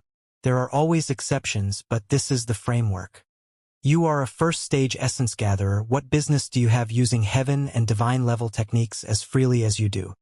You're wasting energy when you could be optimizing your stamina. I promise that if you master even one lower common level technique to the one with self stage, it'll become more powerful than any technique you've ever used. If you master 10, you'll be more powerful than you've ever been. You could sweep across those of your generation with ease. If you master 5,600, when our core teachings are within your possession, you'll be unmatched. Hearing this, Diane's eyes blazed. His previous dissatisfaction disappeared. So what if it was normally as difficult as ascending the heavens to reach the one with self-level of a technique? So what if doing so with 5,600 was a fool's dream? So what if his future opponents laughed at him for using such seemingly simple techniques? If his master said so, he'd do it. What Diane's master didn't tell him was that normally this was far above the pale. The core teaching she was preparing him for required only 10 common-level techniques.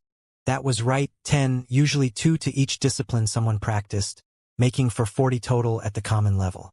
However, the 25th White Mother scaled it upward considerably for Diane. Not only this, but the technique only required to learn to the completion level, nowhere does it ask for the one with self-level. This was yet another upscale. However, the 25th White Mother was accounting for other things. One was her disciple's otherworldly comprehension, and the other was his weapons master will. The 9 core weapons in the martial world were the sword, the saber, the rod, the spear, the bow, the halberd, the glaive, the battle axe, and the knife. Even though the weapons master will was heaven-defying, allowing Diane to pick up any weapon and immediately master it to the 9th will level despite still being at the 1st will level, the ironic part was that unless Diane mastered many weapons, it was impossible to improve. It worked hand in hand. Taking this into account, the 25th White Mother chose to make Diane master 100 techniques for each weapon. Should he succeed, his weapons master will would improve by leaps and bounds. Since your cultivation is still partly sealed, you're limited in what techniques you can use. The good news is that certain lower common level techniques don't require wills, thus why they're ranked so low. It is difficult to perfectly integrate wills into techniques. Begin with overbearing mountain bear fists, whipping wind, galloping steps, and sweeping the clouds with one leg. The moment the 25th White Mother's delicate voice finished sounding out, Diane found the relevant techniques within her memories and fell into a selfless state. His mind went blank and his intentions became pure. There was nothing else in his thoughts aside from these techniques. His focus reaching a level that most could only dream of. When Diane's master saw this, her eyes blinked in surprise before they beamed with pride. Since when was achieving a selfless state of cultivation so easy? Especially in the midst of being bombarded by hundreds of enemies? This was simply too amazing. Dian had long since known that the root of comprehension was the soul. This was why beasts had to rely on their bloodline inheritances to make up for their lack of comprehension abilities. With the amount of talent Dian's soul had, who in the martial world could be his match in comprehension? It was far too rare for Dian to actively cultivate techniques, so even he didn't take good note of how good his comprehension was. However, he should have known. Dian's weakest technique to date was his divine-level movement technique, celestial wind steps. Despite having poor affinity for both wind and celestial will, Dian still learned it to the second stage of its first act. Think about it, a technique only meant to be used by Dao formation experts, comprehended by a young man who hadn't even begun to energy cultivate at the time to such a level. If Dian's comprehension wasn't demon-like, then whose was? Dian's eyes dulled before they suddenly shone with an unnatural light. Their warm hazel became a blinding gold as if he could suddenly see through the world. Within Dian's mind's eye, waves of energy began roll through, involuntarily awakening the rest of the spirits. Before any of the 13 of them could react, they suddenly felt a wave of oppressive energy. Their heads snapped toward the center of Dian's mind's eye, landing on the still suckling baby. Although they had all seen it before, they had made a tacit agreement to never talk about it again. But now that very baby struggled slightly against its chains, rolling over in its sleep and gurgling with a happy smile on its face. Such an unbearably cute action actually managed to send waves of fear through the 13 spirits, as though just a single wave of one of its chubby little fingers could obliterate them all. At that moment, Dian dodged to one side, circulating, whipping wind, galloping steps. Unlike his divine levels techniques, usually split into 9 stages, each of which had their own levels of completion, common level techniques were far simpler. Without any prior reflection, Dian immediately stepped into the first stage. Initial success. His feet glided across the air, syncing with the reflection of the technique in his mind. The technique was reliant on the words whipping and galloping.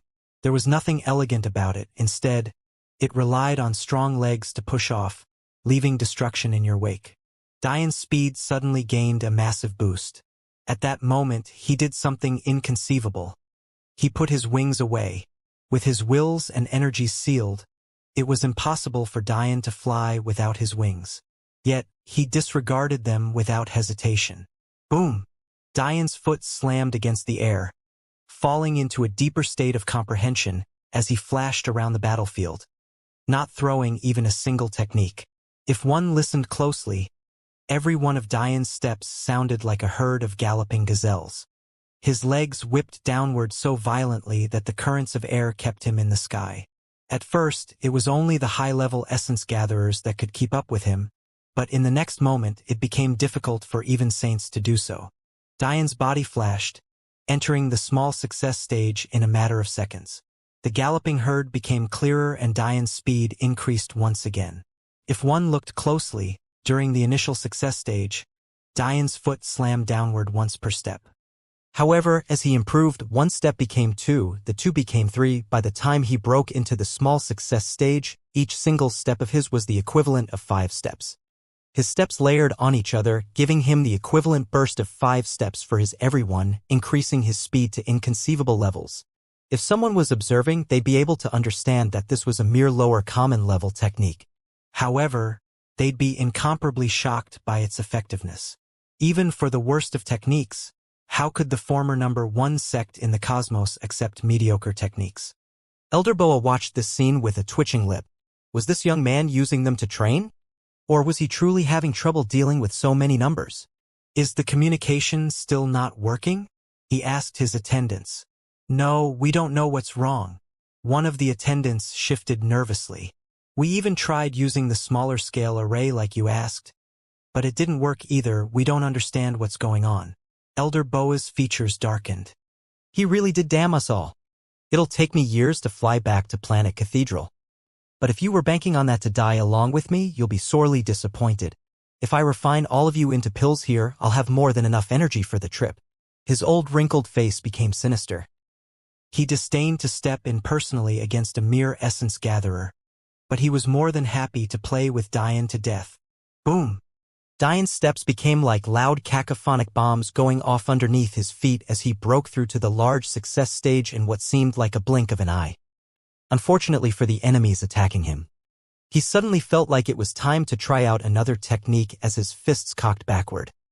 Diane's blood seemed to roar, causing Fist King's eyes to light up. He looked like the king of a mountain looking down on the world with just his fists to rely on. A brown essence coated Diane's fists as it slammed into his nearest enemy. The eerie sound of human life becoming a fountain of blood filled the crumbled auction house. This is how a man should be. The Fist King spoke silently to himself, ruling the world with nothing but the fists he was born with. If those of the Fist King's life knew that he was praising a junior using a mere lower common level technique, they might die in shock.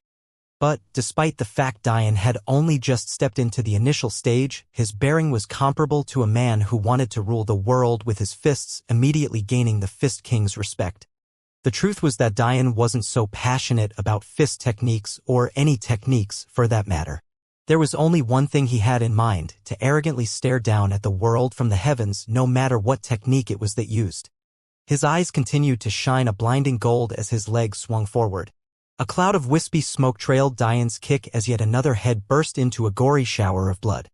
Diane's body burst through the skies, disappearing and appearing at will. Every disappearance dodged seemingly impossible to escape situations, while every appearance resulted in a death. Sweeping the clouds with one leg was a kicking technique with only a single form, a high kick sweeping forward with the majesty of the skies. However, Diane delved right into the essence of it immediately as his mind comprehended more and more. What does it mean to sweep the clouds? It means being able to destroy something weightless with a thought, to make the formless bend to your will, to shatter what shouldn't be shattered.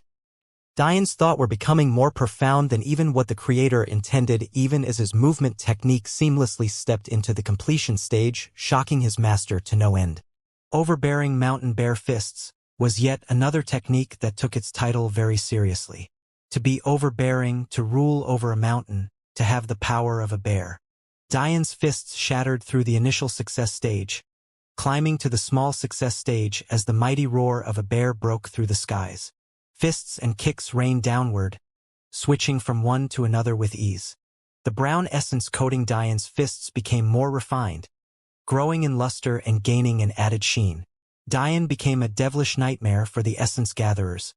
However, he continued to use the saints to circulate and improve his movement technique. To others, though, it looked as though he wasn't confident in defeating them, so he avoided them, picking on the weak. This caused constant jeers to sound from the enemy saints. However, even if Diane could hear them, he wouldn't care.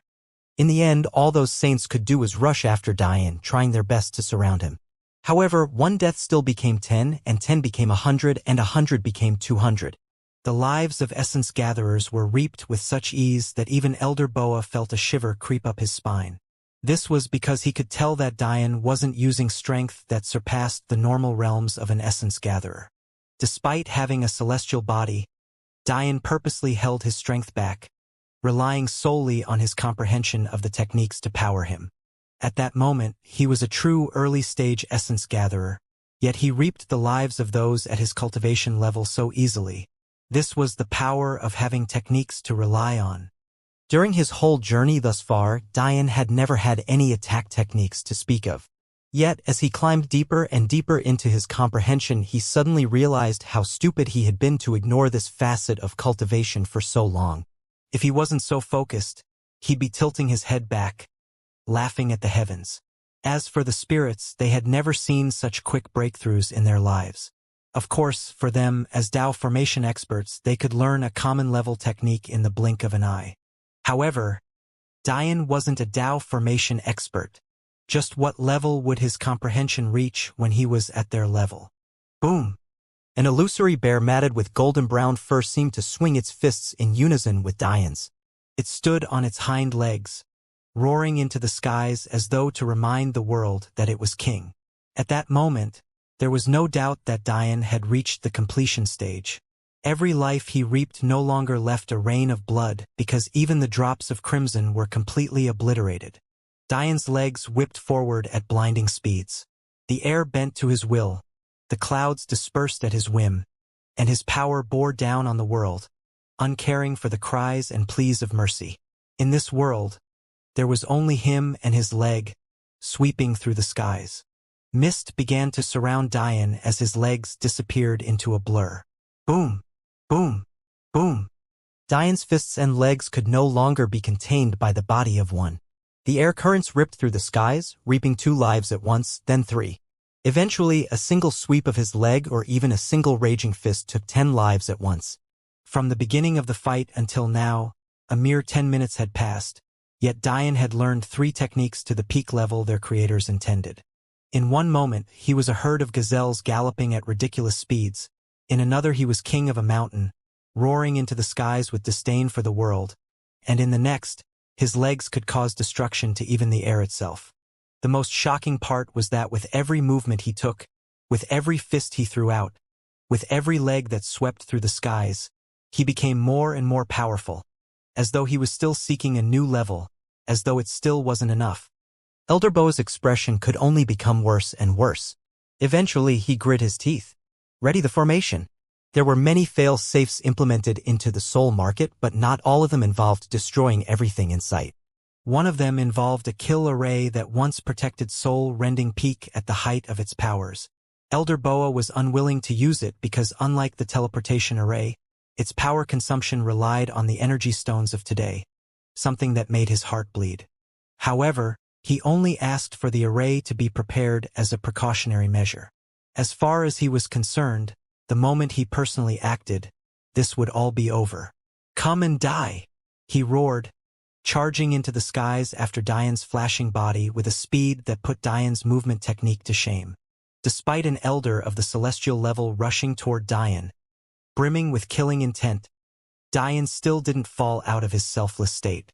It seemed as though the state itself was created for him, as though it was only natural that he could accomplish a feat others spent their whole lives chasing as easily as breathing his next breath.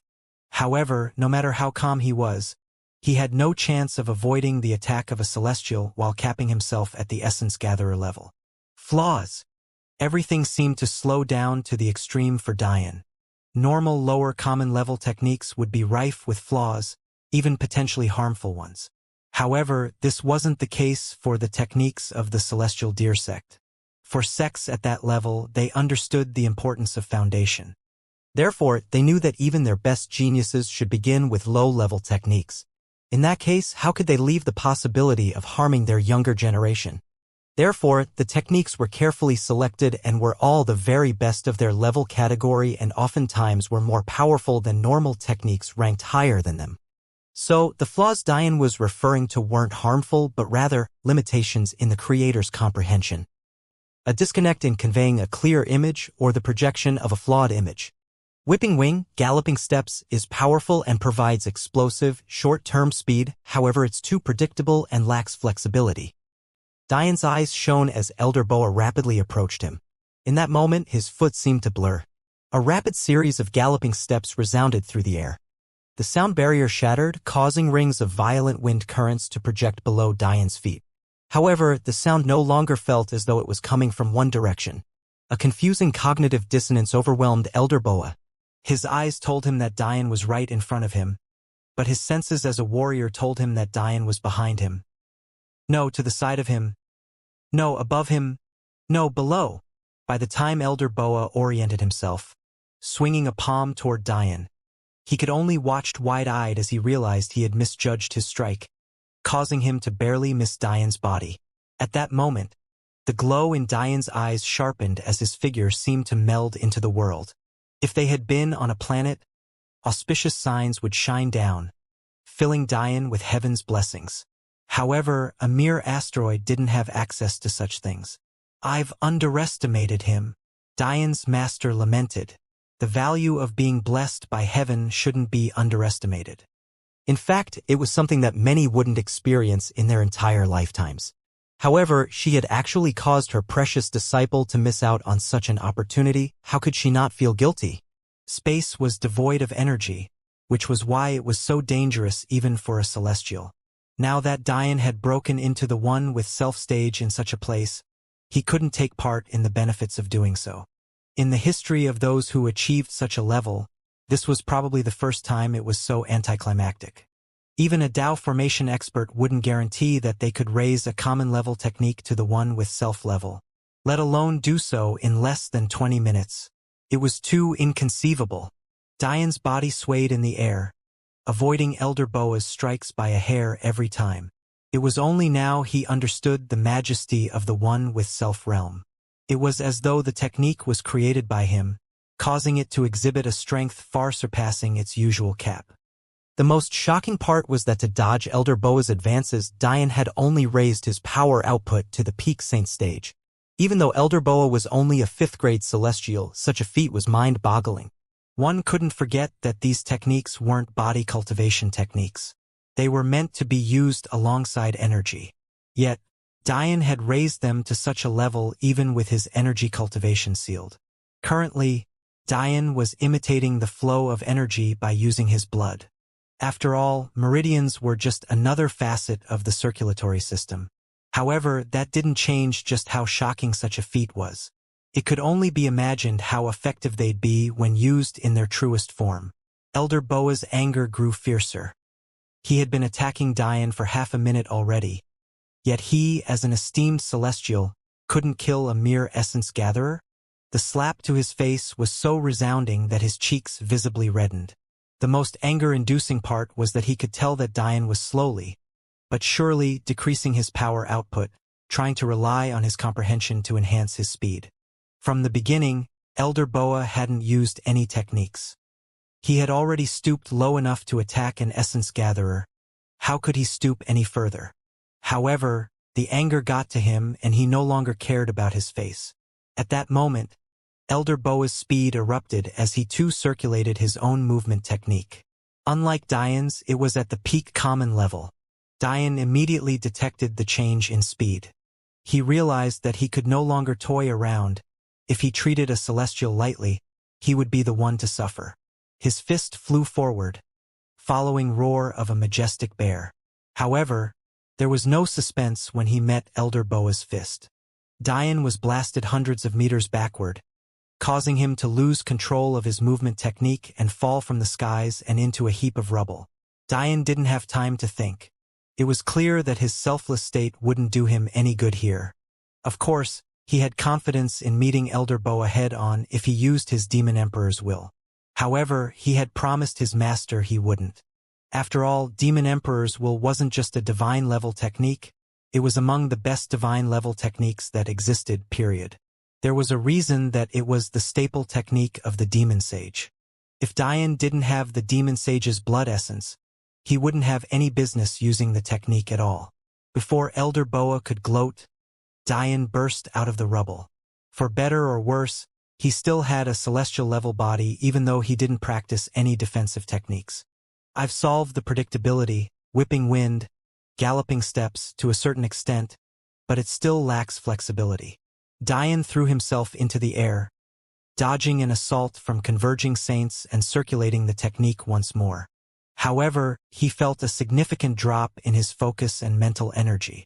It seemed that entering the selfless state wasn't without a price. He couldn't help but sigh when he realized this. If only I was a crystal dragon. Diane's master felt oddly thankful that Diane's selfless state had ended. She would feel too useless as a master if Diane could just figure everything out on his own. Don't mind the selfless state too much. The best way to increase mental energy is by constantly exhausting it. This time, you lasted about 12 minutes. You likely would have lasted 15 had you not been forcibly knocked out of it. Diane nodded, listening intently to his master. There were simply too few resources capable of increasing mental energy. But, if what his grand teacher said was correct, the Crystal Dragon Clan had a method to do so. In terms of notes on your battle, you've underestimated Celestials a bit too much. It was too reckless to try and forcibly push the level of your fist technique by meeting him head-on. You have to remember that before going on to the next realm, one tempers their body with energy they'll be proceeding into. It's almost akin to repeating the foundation and meridian formation stage for every step forward. Although geniuses do this to a much more thorough extent, regular cultivators will do this as well. Do you understand? You're trying to say that although he's not a body cultivator, his body isn't weak either. Exactly. If you want an analogy, consider the grades of cultivation. Depending on number of meridians filled, you're given a higher grade. Essentially, the body tempering provided by energy cultivation is akin to filling less meridians, making the grade of your body lower. A true celestial body cultivator would be likened to a third, second, or first grade warrior, the very highest orders. However, a celestial of energy cultivation would be more like a 7th or 6th grade body cultivation warrior. No one has parsed these differences perfectly because body cultivating is so rare. However, it's quite easy to get a general guess when you begin fighting your opponent.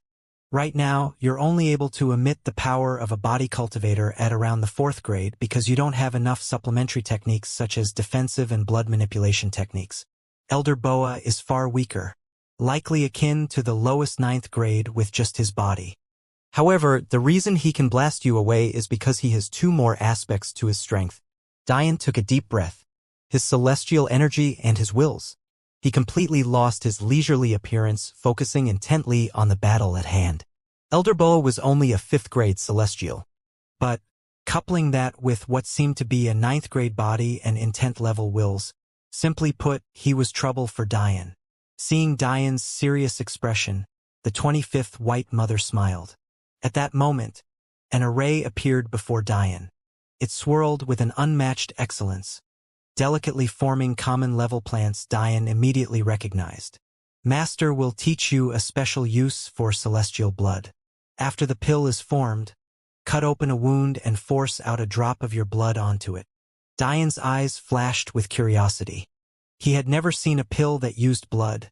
This was because beast parts, such as blood and organs, would only be used in runic vein theory. So, although he understood what these plants were, he had no idea what they could be combined into. His master was even using a grafting and splicing technique that was far too complex for his mind to wrap around. However, he prepared to do as he was told, no longer holding back his celestial body and avoiding Elder Boa to the best of his abilities while periodically killing essence gatherers. The arrays continued to swirl. In less than 5 minutes, a pure white pill had formed, but it was clearly about to collapse at any moment. Now, the moment Dian heard his master's voice, he bit open a cut on his finger and dripped it onto the pill. Dian only had 5% of his master's blood essence within him. However, since his master said it would work, he believed her. In the end, Dian wasn't disappointed. The pill began to give off waves of light, bathing Dian in a calming light. At that moment, Dian wanted to do nothing more than to eat this pill. Ignoring the odd looks of those pursuing him, he did exactly that. But the moment he did, his eyes widened with shock. Dian's fatigue seemed to be wiped away in an instant, filling him with brimming amounts of mental energy. It should have been impossible. A mental energy recovery pill was within the Tao of Array Alchemy, but it was classified as a moon-level pill.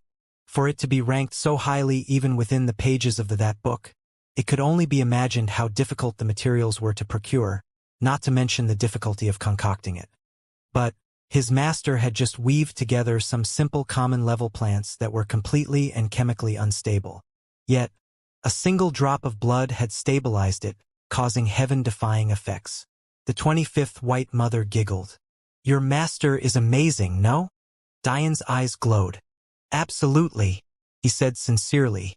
Hearing this, Dian's master smiled so sweetly that honey seemed to drip from her lips. She was truly happy. "Go fight to your heart's content, my precious disciple. Don't worry about how I did this. I'll explain it to you in time. When you feel your mental energy running out, I will concoct another pill for you. Treat this as training." Dian nodded, eager to slip back into his selfless state. The last thing he heard were a few more words from his master. "You cannot defeat him easily without the help of a weapon." However, I do not want you to use the Dragon King either. You once forewent the Dragon King for a common-level weapon, but you switched too quickly. Until your weapon's master will breaks into the 2nd intent level, you're only allowed to use common-level weapons. I'll only allow you to break these rules I've set for you if you're facing someone too far beyond your cultivation level. Other than that, don't come pouting to me. Dian groaned slightly, but still acquiesced to his master's commands. The 2nd intent level didn't seem too bad. But one had to remember that his weapons master will was at the first will level right now. Yet, he could learn any weapon he picked up to the 9th will level, and with a little practice the first intent level. What did that mean? It meant that the weapons master will allowed him an entire large cultivation realm advantage. Meaning if he reached the second intent stage, any weapon he picked up would enter the first Dao stage immediately, and the second with practice. Knowing this, it was obvious how difficult it was to reach that level. The 25th White Mother giggled. Good. The techniques I've chosen for you are 3 forms blade, piercing through the earth, and chaotic halberd. As Diane's master spoke, 3 arrays whirled behind Diane's back, forming 3 weapons. A sword, a spear, and a halberd. Knowing that Diane didn't have his life ring, and thus didn't have access to the celestial Deersex weapons room, this was the best choice. The weapons were incredibly simple, however they were very sturdy.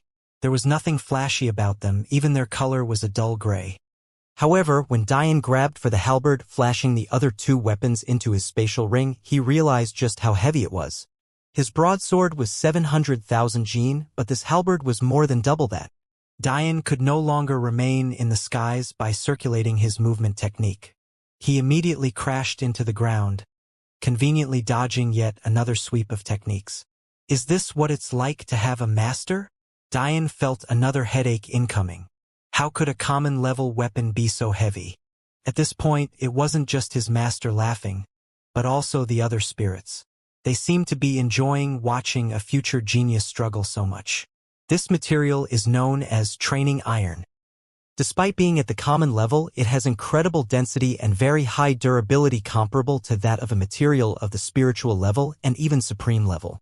Diane frowned, lifting the halberd up with all of his strength and diving to one side to dodge Elder Boa once again. The ground he stepped on creaked and cracked. Even his bones seemed to want to collapse. But he straightened himself to block a palm from Elder Boa with the shaft of the halberd. He slid backward roughly, not because he had the power to block Elder Boa, but because the weapon was so heavy that Elder Boa had trouble pushing it back. 1,000,000 Gene was the threshold for Celestials, very few saints could match it. It was no wonder a mere 5th-grade Celestial had trouble with it. Seeing Diane struggle, the spirits continued to laugh, mostly because they knew his life wasn't in danger. The reason this material is so great yet still of the common level is because it isn't suitable for making weapons. The material is too tough to inscribe intricate arrays into. And, even if you did, the material is not good for conducting energy of any kind. Usually, if a material is bad at conducting conventional energy, for instance, it might be good at conducting runic flames or soul strength and could thus be used as a weapon of that category. However, this material is unable to conduct anything. Therefore, it's colloquially known as training iron, but officially known as dwarf's diamond. As for the story behind why that its official name, you should probably focus on not dying first. Go on, Master believes in you. Diane understood his master's intentions, but that didn't mean he wasn't slightly annoyed. The good news was that he didn't need to worry about breaking this weapon. Still, Diane was in awe of his master. Creating this material shouldn't have been easy. Even if it was ranked at the common level, its abilities were more akin to a spiritual level weapon. To use a creation array to create this weapon, his master was too impressive. By now, Elder Boa was erupting in anger. He could tell that Diane had been absent-minded for the past few moments. He had to watch a mere essence gatherer concoct a pill, then 3 weapons right in front of his face. "I'll kill you," Elder Boa raged. "Big brother." Little Yin's voice sounded in Diane's mind. The 6th group just teleported in. But just like the first group, they're heavily sedated. None of them are awake. Diane's expression grew serious. Almost 20 minutes had passed, but only 6 of 21 groups had come in. He was definitely feeling the pressure. However, in the next moment the feeling of warmth Diane had been feeling under his master's guidance disappeared. After being reminded of the soul slaves, his rage began to boil once more. These people were reaping the lives of children for the sake of profit, yet he was in a rage simply because Diane was trying to save them? How much of a pathetic lowlife did you have to be to believe that you were the one in the right here? Diane's dimmed eyes began to glow once more. In an instant, it was as though he couldn't feel the weight of the halberd anymore. As though there was only him and the technique. As though it was just another part of him. Another wave of terrifying energy rippled through Diane's mind's eye, causing another adorable gurgle to escape the golden baby's lips. Two pairs of black wings erupted from Diane's back, blocking Elder Boa's palm as Diane sunk into contemplation. Chaotic Halberd, a technique of domineering presence. There were only two stances, one was akin to a spear technique, while the second was more like a glaive.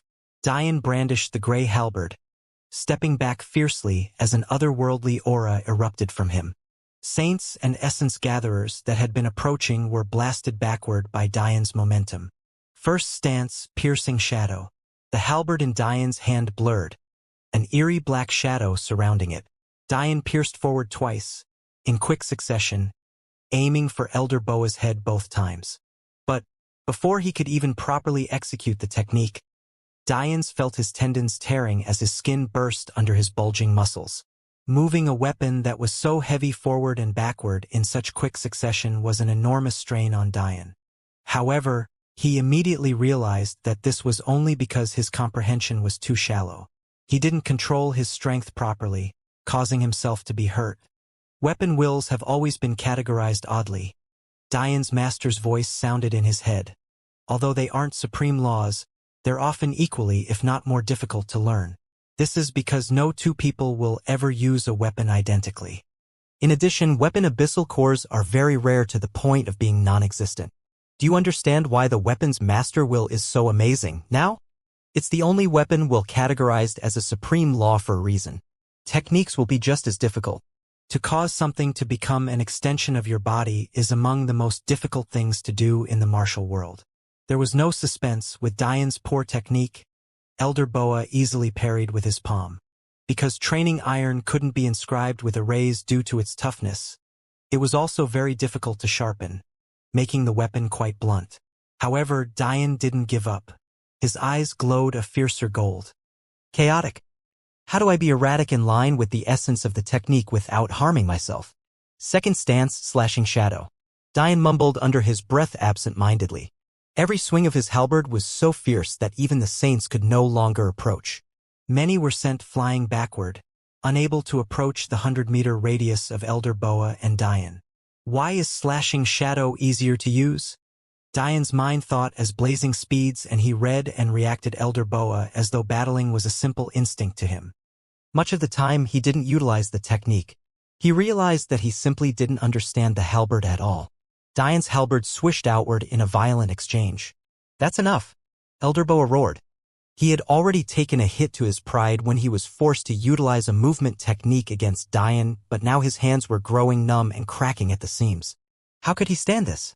In an instant, the shadow of Elder Boa's palms rained down upon Diane. Clawing monkey palms. The pressure Diane was facing more than tripled, causing him to stumble backward again and again. If it wasn't for the weight of his weapon, he would have been sent flying back more times than he could count. Imagine a celestial using their energy to power a technique. Even if it was at the common level, it was far too much. At a moment of danger, Diane's eyes blazed with battle intent. Slashing shadow. Diane's halberd swept out in a perfect arc. At that moment, the process seemed effortless and the stress on Diane's arms seemed to disappear. The halberd curved, sweeping across, down and up in a beautiful figure 8 that left a trail of eerie black fog in its wake. Elder Boa's momentum was broken in an instant as Diane's eyes widened with realization. Momentum. Using momentum properly. Hurting myself is due to my wasting momentum. If I attack high, beginning the attack, sweep downward, then rounding out to attack again while using the momentum of the first attack to form the second, the one who takes the damage won't be me, but him.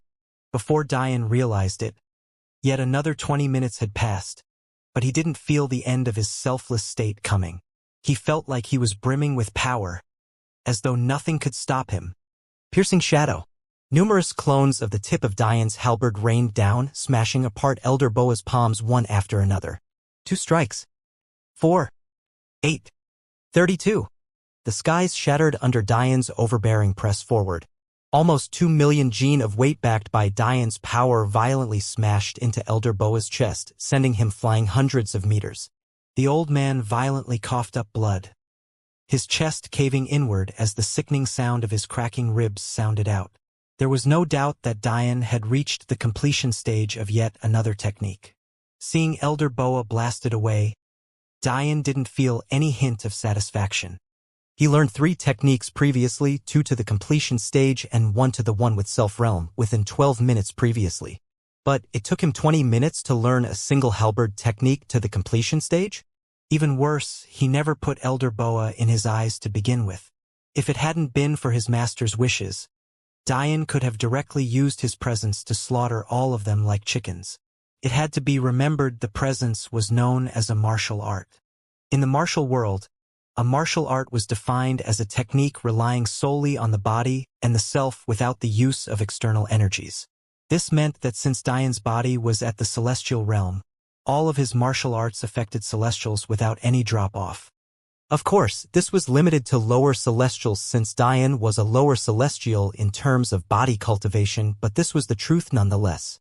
Aside from Violet's father and Soxak, the celestials of the Soul Rend quadrant could barely be considered first-stage celestials, which means they would be paralyzed by Dian's presence just as easily as a saint would. Of course, if anyone knew how much Dian disdained to spend 20 minutes to master a weapons technique to completion, they might wish a heavenly tribulation upon him for being too arrogant. Seeing the disdain on Dian's features, Elder Boa coughed up blood once again, but this time in anger. Big Brother, 16 groups have been teleported. Only 4 more, Little Een said excitedly. Since she and Little Yang were manning the tower outside of the protective formation, they could only watch Dian from afar. But what they saw made them very happy. Oh, I almost forgot, Little Een added, scrambling to explain adorably. The tower spirit wanted me to say some bad words to you, but I won't. The important part is that he said, "Did you forget that you're omnipotent within the tower?" Hearing Little Yin's words sound in his mind, Dian felt like an explosion went off as a sudden realization came over him. When he was first explained the rules of the tower, the spirit had glossed over this point, explaining it away as teleporting at free will within the tower and levitating things, and other simple and quite useless stuff. However, the fact he brought it up now meant that there had definitely been a change. If this ability was so useful, why the hell didn't you tell me until now? Dian couldn't help but roll his eyes. Seeing this and thinking it was aimed toward him, Elder Boa went into another fit of rage, struggling to stand up. "Give me the formation core," he roared, almost as though the spirit could hear Dian blaming him. Its voice sounded in his mind. "You only have yourself to blame. Levels of omnipotence increases the more floors you conquer. You should thank that golden-haired woman, Mr. Jaws. If you reach high enough floors, manipulating the flow of time isn't impossible either. I doubt you're useful enough to do that though." Anyway, since the golden-haired woman said you could use her qualifications on the 2nd floor, eliminating what ails these soul slaves will be as easy as entering the tower and thinking it. The suicide arrays in them are too weak to pose any real problem. I don't know what fool drew them. By the end of its spiel, the spirit just ended up muttering to itself. However, Dian definitely detected a hint of sadness with the spirit-mentioned soul slaves. It was enough for him to raise an eyebrow. Could the spirit really be following its own rules? Or was it breaking them now out of self-interest? If this really was due to Evangeline, why hadn't he explained this when Dian asked what new abilities he had access to? Why wait until now? Dian didn't get too long to think about this because while he was ignoring Elder Boa, the old man had flown off the handle. The attendants who had lacked the ability to approach the battle between the two rushed forward, quickly handing the elder the prepared formation core. By the time Dian snapped out of his distraction and refocused himself to the battlefield, Elder Boa had already begun activating the formation. Dian turned serious. If this formation was yet another from the ancient past of this quadrant, it could become a massive problem to him. Boom! The asteroid violently shook as Elder Boa grasped the formation core. Dian looked up immediately, his eyes widening. The signal-suppressing array is in danger. Thoughts raged through Dian's mind. Could this formation interfere with his master's array? No, that was impossible.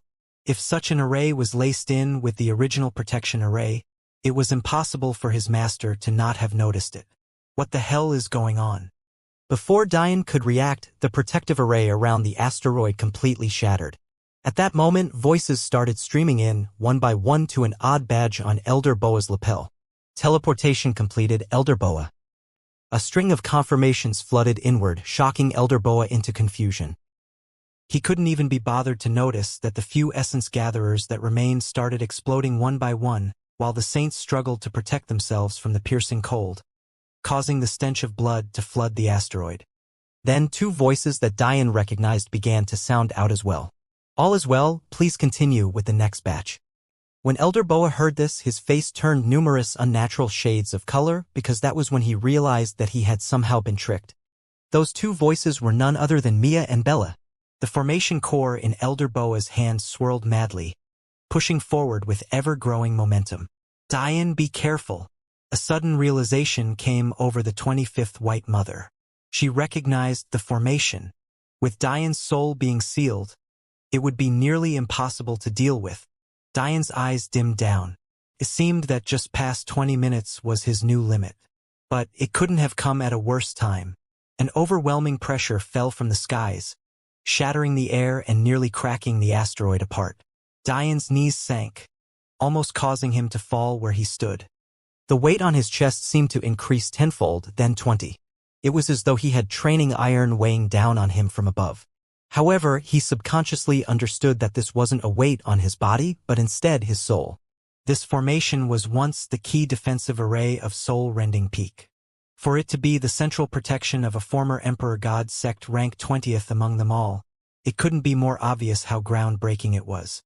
Under its presence, the shabby signal-blocking array that Diane's master had been forced to put together quickly couldn't stand for even a moment. Even if she tried to rebuild it, it was completely useless. The array would just shatter again, this time before it was even complete. Good. Good. Good. Elder Boa trembled with rage, clenching the formation core. Although Elder Boa was surprised that a first-stage essence gatherer hadn't imploded under the vacuum of space, he pushed it out of his mind due to anger. Master! Diane started to speak, but then he realized it was futile. Even if his soul was sealed, his intelligence was still off the charts. For an array strong enough to protect them against the vacuum of space to shatter just from the presence of this formation core, how could Diane ask his master to try and concoct another pill for him? The 25th White Mother bit her cherry lips. She knew what Diane wanted to ask, and it hurt her more than it did him that she couldn't accomplish it. One of the most basic functions of this killing array is that destruction of arrays ranking lower than it. It was originally created this way to make it more difficult to create countermeasures for it.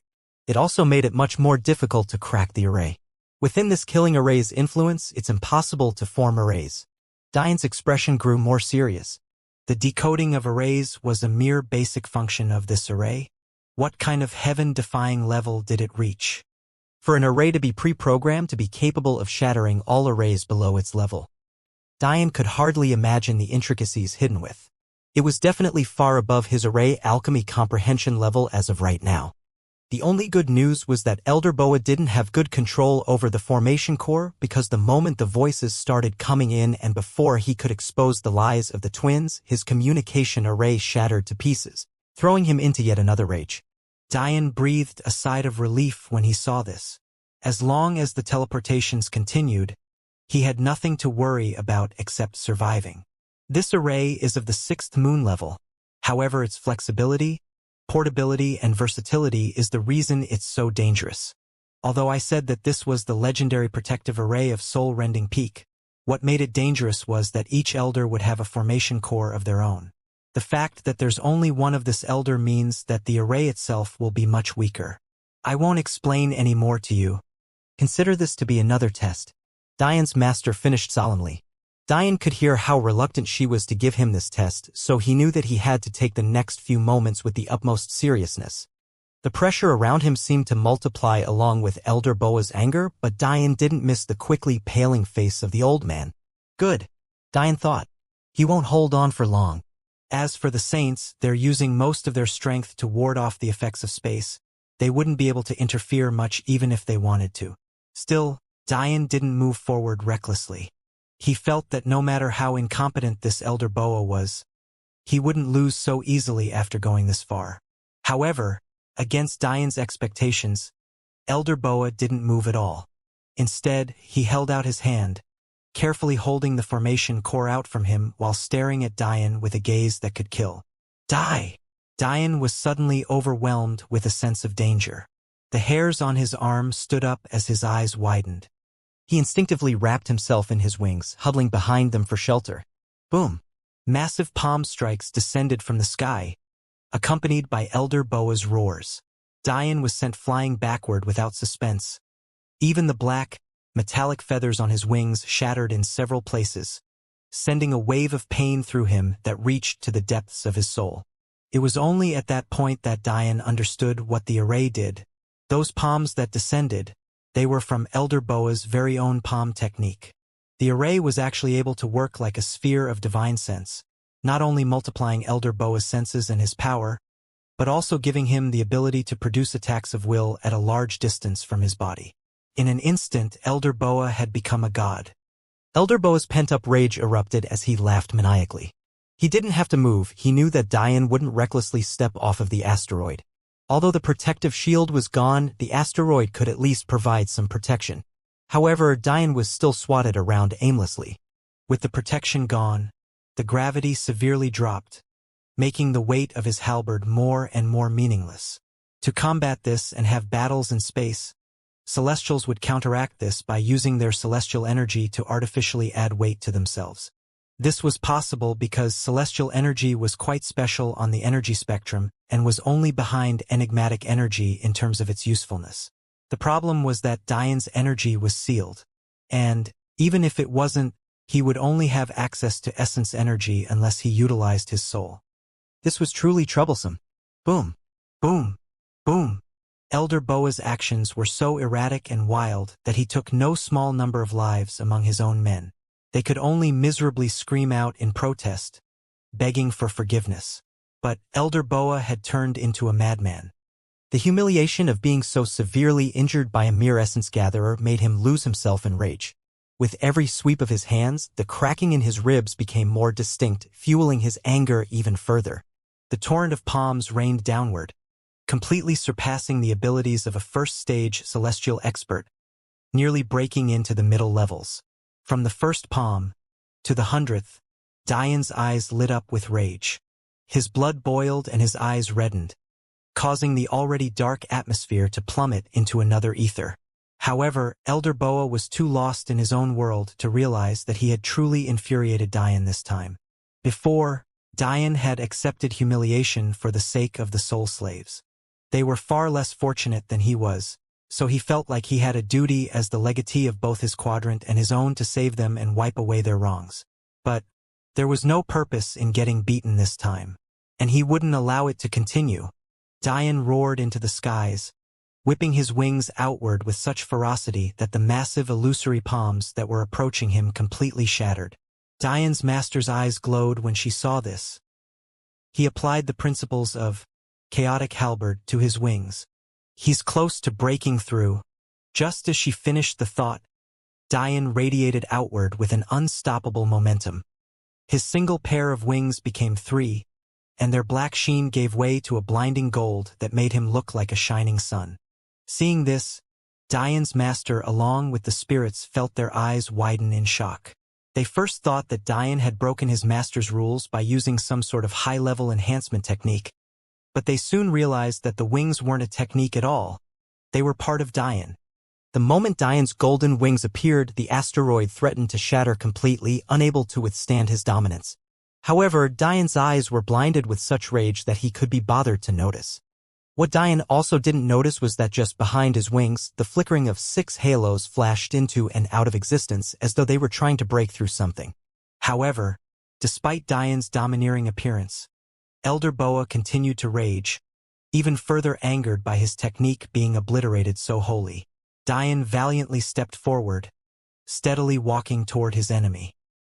His halberd swung with such force that the gales pushed the debris left by the destroyed auction house, sending them outward as though they were deadly projectiles. Every step he took was like another stomp to Elder Boa's chest, and every swing was like another slap to the face. Chaotic halberds circulated to inconceivable levels, leaving a trail of misty black aura with Diane's every attack. Palm after palm shattered against Dian's valiant might. Even when they became more frequent, densely filling the air with a palpable killing intent, Dian's eyes only blazed with more fighting intent. Piercing shadow and slicing shadow moved along interchangeably, spinning through a cycle faster and faster. Dian had long seen through the worst flaw in this technique. There were only two stances, but they couldn't gain momentum off of one another effectively. How was one meant to swiftly switch from piercing forward with a spear to swinging with a glaive? It placed too much pressure on the wielder. In truth, Dian had no idea how to solve this. But what he did know was that the faster he forced his arms to move, the more refined his technique became, the less energy he would have to use while also outputting the most power. 200 meters. 100 meters. 50 meters. 25 meters. 10 meters.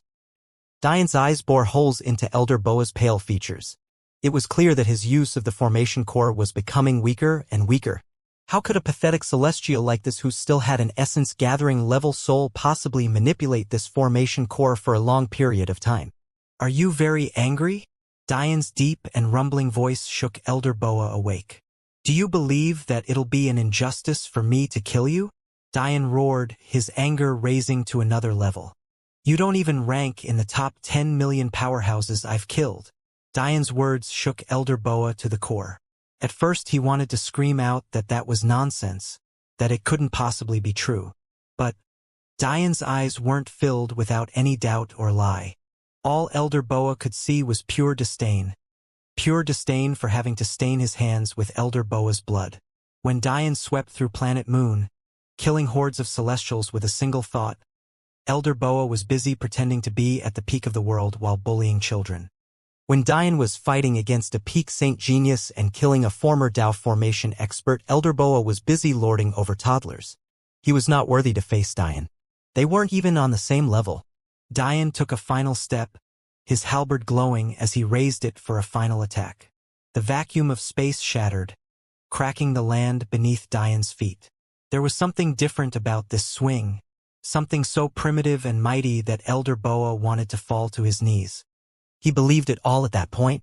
Watching Dian break into the one with self-realm for the second time in less than an hour, he was completely convinced. He was nothing but an ant. Without even utilizing his presence, Dian completely shattered Elder Boa's will to live, and then took his life in their final clash. The remaining saints could only watch on as Elder Boa's body erupted into a bloody shower. Unfortunately, the halberd only had a blunt edge, unable to be properly forged into a sharp one. So, a once mighty celestial became nothing but minced meat.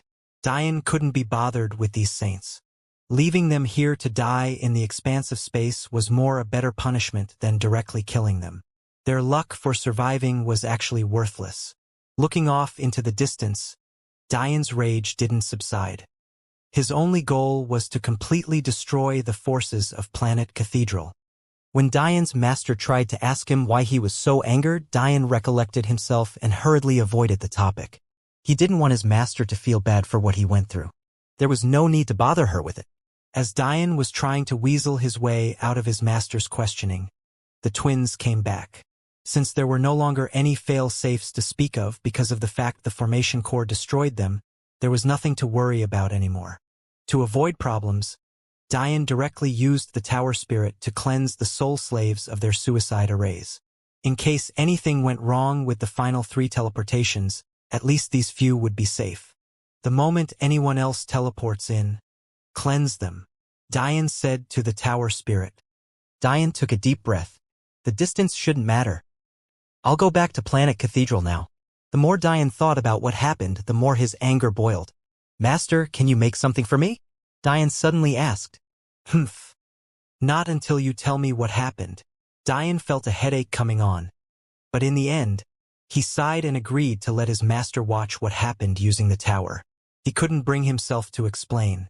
These bastards. To think the soul-rending peak sect has fallen so far. If I wasn't a mere spirit, I'd eradicate them all. The 25th White Mother fell into a fit of rage that somehow made Dian feel much better. His master was too adorable for her frown to look menacing. It was only after a rain of curses that Diane's master finally asked him what he wanted. Diane grinned. I'm going into battle. I need my sweatpants. Diane arrived at the outskirts of soul-rending peak quickly. Although a comet-level array was needed to guarantee travel anywhere in a given universe, they were normally reserved for teleportating to another galaxy apart from your own. For teleportation within a galaxy, or namely within a solar system like Diane needed, a Grandmaster or even Master level array is good enough. To arrive here, Diane used a red plaque inscribed with a Grandmaster level array Clara drew for him. After all, the formation core Elder Boa used shattered all of the arrays in the vicinity, including the smaller scale array. Obviously, Diane couldn't use the larger scale array the soul slaves were using because that would teleport him into a den of enemies. Diane didn't bother to hide his presence. He directly walked through the forest as though he was on a leisurely stroll. His torso was bare, showing off his rippling and power-filled core. The tattoo on his back was vibrant and full of life, shimmering with whites, blacks, and golds. However, despite his imposing aura, he wore simple black sweatpants, rolled up his calves. He didn't even bother with his flip-flops, choosing to walk barefoot with his hands in his pockets. It wasn't long before Diane made it to the gates of soul-rending peak. However, there weren't any guards, so he simply walked in. The moment he stepped foot into the sect, his blood boiled as the sound of his heartbeat involuntarily boomed out from his chest. Diane's tan skin reddened even as the veins that coursed through him began to shine with a gold sheen. Then, something that had only happened to Diane twice before occurred. The first time, he was blinded by rage, facing Ava's rapist and the shamelessness of the big sect families. However, there was also a helplessness. That was the day he knew he had to let Madeline go because he was too weak to handle the anger of the Xianxia family. The second time was an event he would never forget. He came back from a fight to find that Ri had nearly been crippled. Confronted with the possibility that she might never give birth to a child they could call their own, he saw red. This time, Diane failed to control himself once more. The small percentage of demon Qilin blood essence within him lost control, causing crystal-covered black scales to phase in and out of existence on his skin. The blood of Diane's martial uncle rarely showed itself, but when it did, it was certain that Diane had lost control of his temper. Unlike many other paths, the demonic path was almost solely driven by emotion. The demon Qilins were a special race of Qilin that followed the path of rage. Strength for this race didn't only rely on technique and cultivation, but also anger. The bloodline technique that Diane had only involuntarily stepped into twice before was known as blood rage and was exactly an example of a bloodline manipulation technique Diane's master referred to before. The more Diane sunk into his rage, the more he followed the path of anger and revenge, the more strength he would be fueled with.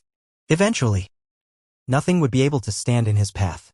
Diane's every step caused the ground beneath his feet to tremble. The ground cracked and shattered, forcing the ancient buildings of the outer sect to crumble where they stood. The commotion was not small. Soul-rending peak never had any guards because who would dare to attack them? Even beasts didn't have the guts. Yet, someone had strutted in and started such destruction? Who had such guts? But, before anyone could fly into a rage, Diane was recognized. No one dared to stop Diane's forward momentum. Although Diane hadn't fought on that faithful day, they all saw the video of him knocking away the previous first-ranked core disciple with such ease. Even the half the crowd that had been outspoken about what Diane's punishment should be said absolutely nothing. After all, they were cowards. Without the backing of the sect elders, they didn't dare to say anything to Diane. As for those on that day that were smart enough to understand that not everything was so simple, they were thrown into a fit of confusion. How did Diane come back? Or, more importantly, was he really back for revenge? It had only been a week or so since that day. What the hell happened? It was impossible for someone to get powerful enough to change anything in that short amount of time. That meant if Diane had the power to now, he should have had the power to then. So why did he allow what happened to happen? By the time Diane made it to the barrier bridge connecting the outer sect to the inner sect, it could be considered that the entire population of the outer sect had made their way to his back. Even the guards to the inner sect didn't dare put on the airs of the punishment faction, directly moving out of Diane's way as well. His aura, it was simply far too dangerous. When Diane's foot landed on the bridge, It completely shattered, unable to withstand his steps. In the past, this would have been impossible. How could such a high-ranking sect possibly have such a feeble bridge? However, after the war, many things in the sect had to be rebuilt, including this bridge. Despite the bridge collapsing, though, Diane's foot didn't slip even an inch downward. It was only at that moment that everyone noticed that this entire time, Diane's feet had never touched the ground. With simple flicks of his ankle, he seemed to be able to send tens of thousands of Gene of force downward, causing the ground, and now even the air, to shatter. Diane's whipping wing, galloping steps had been pushed to yet another level. The first variation didn't have enough flexibility because the movement of slamming your foot downward was far too exaggerated. So Diane changed it again. The first aspect of the technique was an induced cognitive dissonance, and the second? It concentrated the power of the technique into his ankles, hardly requiring the movement of his knees and hips. In an instant, Diane had glided across the chasm leading to the inner sect. What kind of movement technique is that? The breathing of the outer sect disciples grew heavy. Even the elders couldn't help but rub their eyes, double and triple checking their senses. That has to be a legendary Earth-level technique, no? A younger disciple gasped. Maybe it's even of the heaven level. The discussion grew so fierce that they didn't even notice when Diane disappeared over the horizon and into the mountain rise. Normally, cultivators could tell in an instant what level a technique was purely based on experience. For them to not be able to tell, there were only explanations. Either they had never used a technique of such a level, or it had broken out of the normal rankings through the one with self-realm. The instant Diane's foot landed in the inner sect, it was as though an earthquake raged through. The commotion stormed through the inner sect, causing yet another crowd to form in an instant. At this very moment, the 3 disciples who testified against Diane were enjoying the spoils of their labor. Very soon, the mystical world would be opening, and it was quite an important event for the sect. If they could grow powerful enough and could get a few chances, they could ascend the heavens in a single step. Although the world opening was a trial for trial disciples, official disciples were also allowed to enter and temper themselves. This was why the 3 of them were so excited about the gifts Violet gave them. They each got 10 or so red pills that filled their bodies with strength and vitality, along with what looked like a blob of light. The best part was that a few days after they testified against Diane, Arthurian also came to bribe them, giving them even more benefits to ensure that Violet would never turn against him. Could be said that they became rich overnight. Ha! Junior brothers, we've really struck it rich this time. One of the 3 shook his head. That Diane is truly too pitiful. What do you think he did to anger senior sister like that? I really can't be bothered to care. The last of the 3 stepped in to answer. His sacrifice is our good fortune? Who cares? The 3 looked at each other before falling into a fit of laughter, feeling very pleased with themselves. Boom! A shocking explosion raged through the inner sect, causing the 3 of them to frown and float into the air, following along with everyone else toward the source of the sound. Considering they were powerful enough to join Violet's faction along with Diane, they were ranked quite highly among inner disciples, and as such were among the first few to reach the site of Diane. The 3 of them froze in the air, feeling as though they had seen a ghost. A deep cold sweat permeated their backs, but they would never get the chance to run away. Diane's eyes immediately locked onto the 3 of them. However, unlike the outer sect elders who were far too scared to challenge Diane, the inner sect elders were a different matter entirely. Many of them used to be core disciples, and some were even a hair away from becoming core elders. How could they allow a disciple to run around rampantly here? Don't even think about it. A roar that could bring down the skies erupted as several golden-robed elders appeared. You sure have some guts. Defaming the prestige of the sect first and now coming back to destroy its foundation? Who gave you such boldness? Diane didn't bother to respond. This elder had some resemblances to the supervising elder of the assessments. It didn't take much for Diane to understand that he was angered by Diane embarrassing his relative. With a tap of his foot, the ground beneath Diane's feet directly collapsed. He disappeared in an instant, flashing by the several dozen elders and appearing before the 3 inner disciples. The 3 didn't know how to react when they saw Diane in front of them. They had slightly relaxed and even begun to gloat on the inside when they noticed the appearance of the elders. But who would know that Diane could directly bypass them so easily? They stumbled backward, their eyes widening in shock. Don't, they called out. But all of their words were futile. Diane's presence bore down on them with such force that they fell from the skies, crashing headfirst into the ground.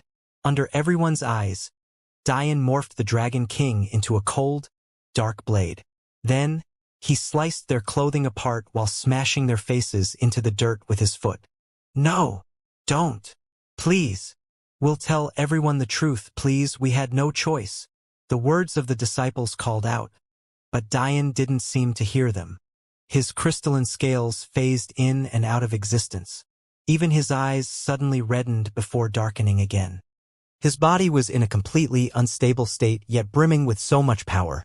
Stop! The elders roared. But none of them dared to come forward.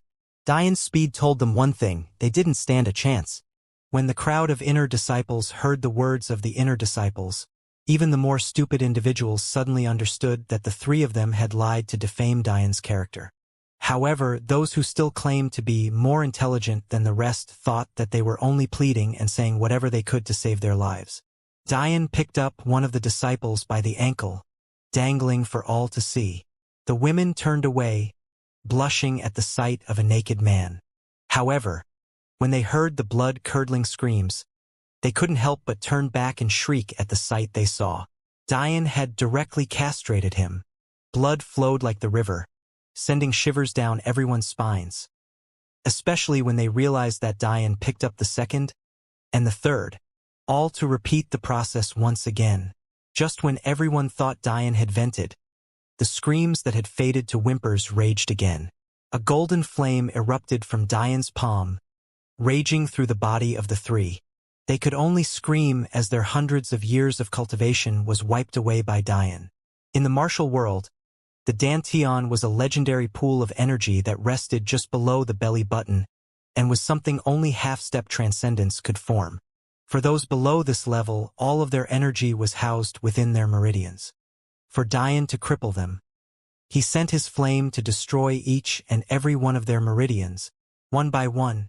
The pain could hardly be described. In an instant they became old men.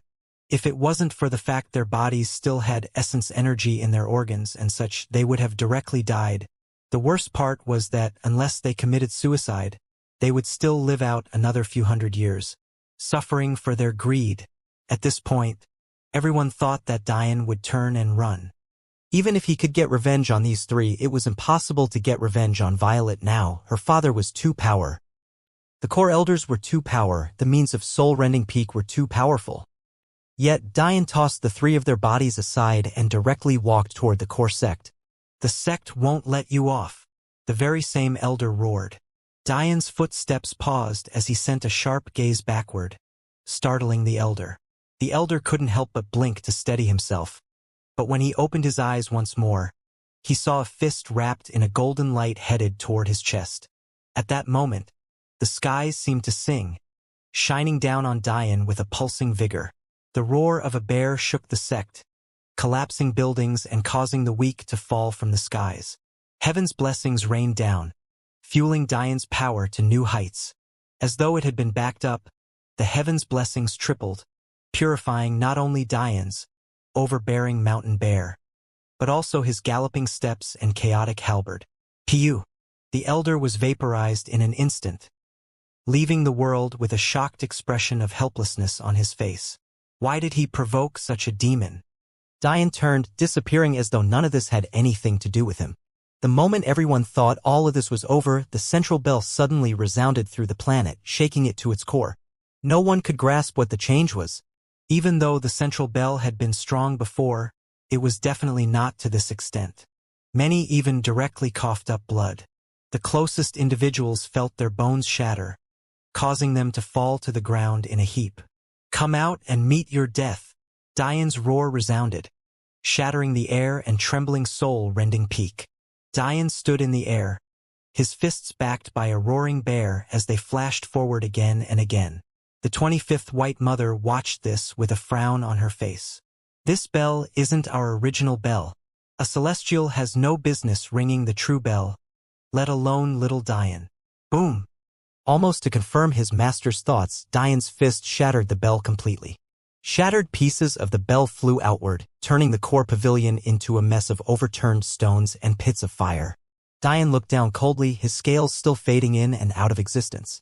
There was no doubt that this commotion sent the core sect into an uproar. The core disciples were the first to make it out since they were the closest.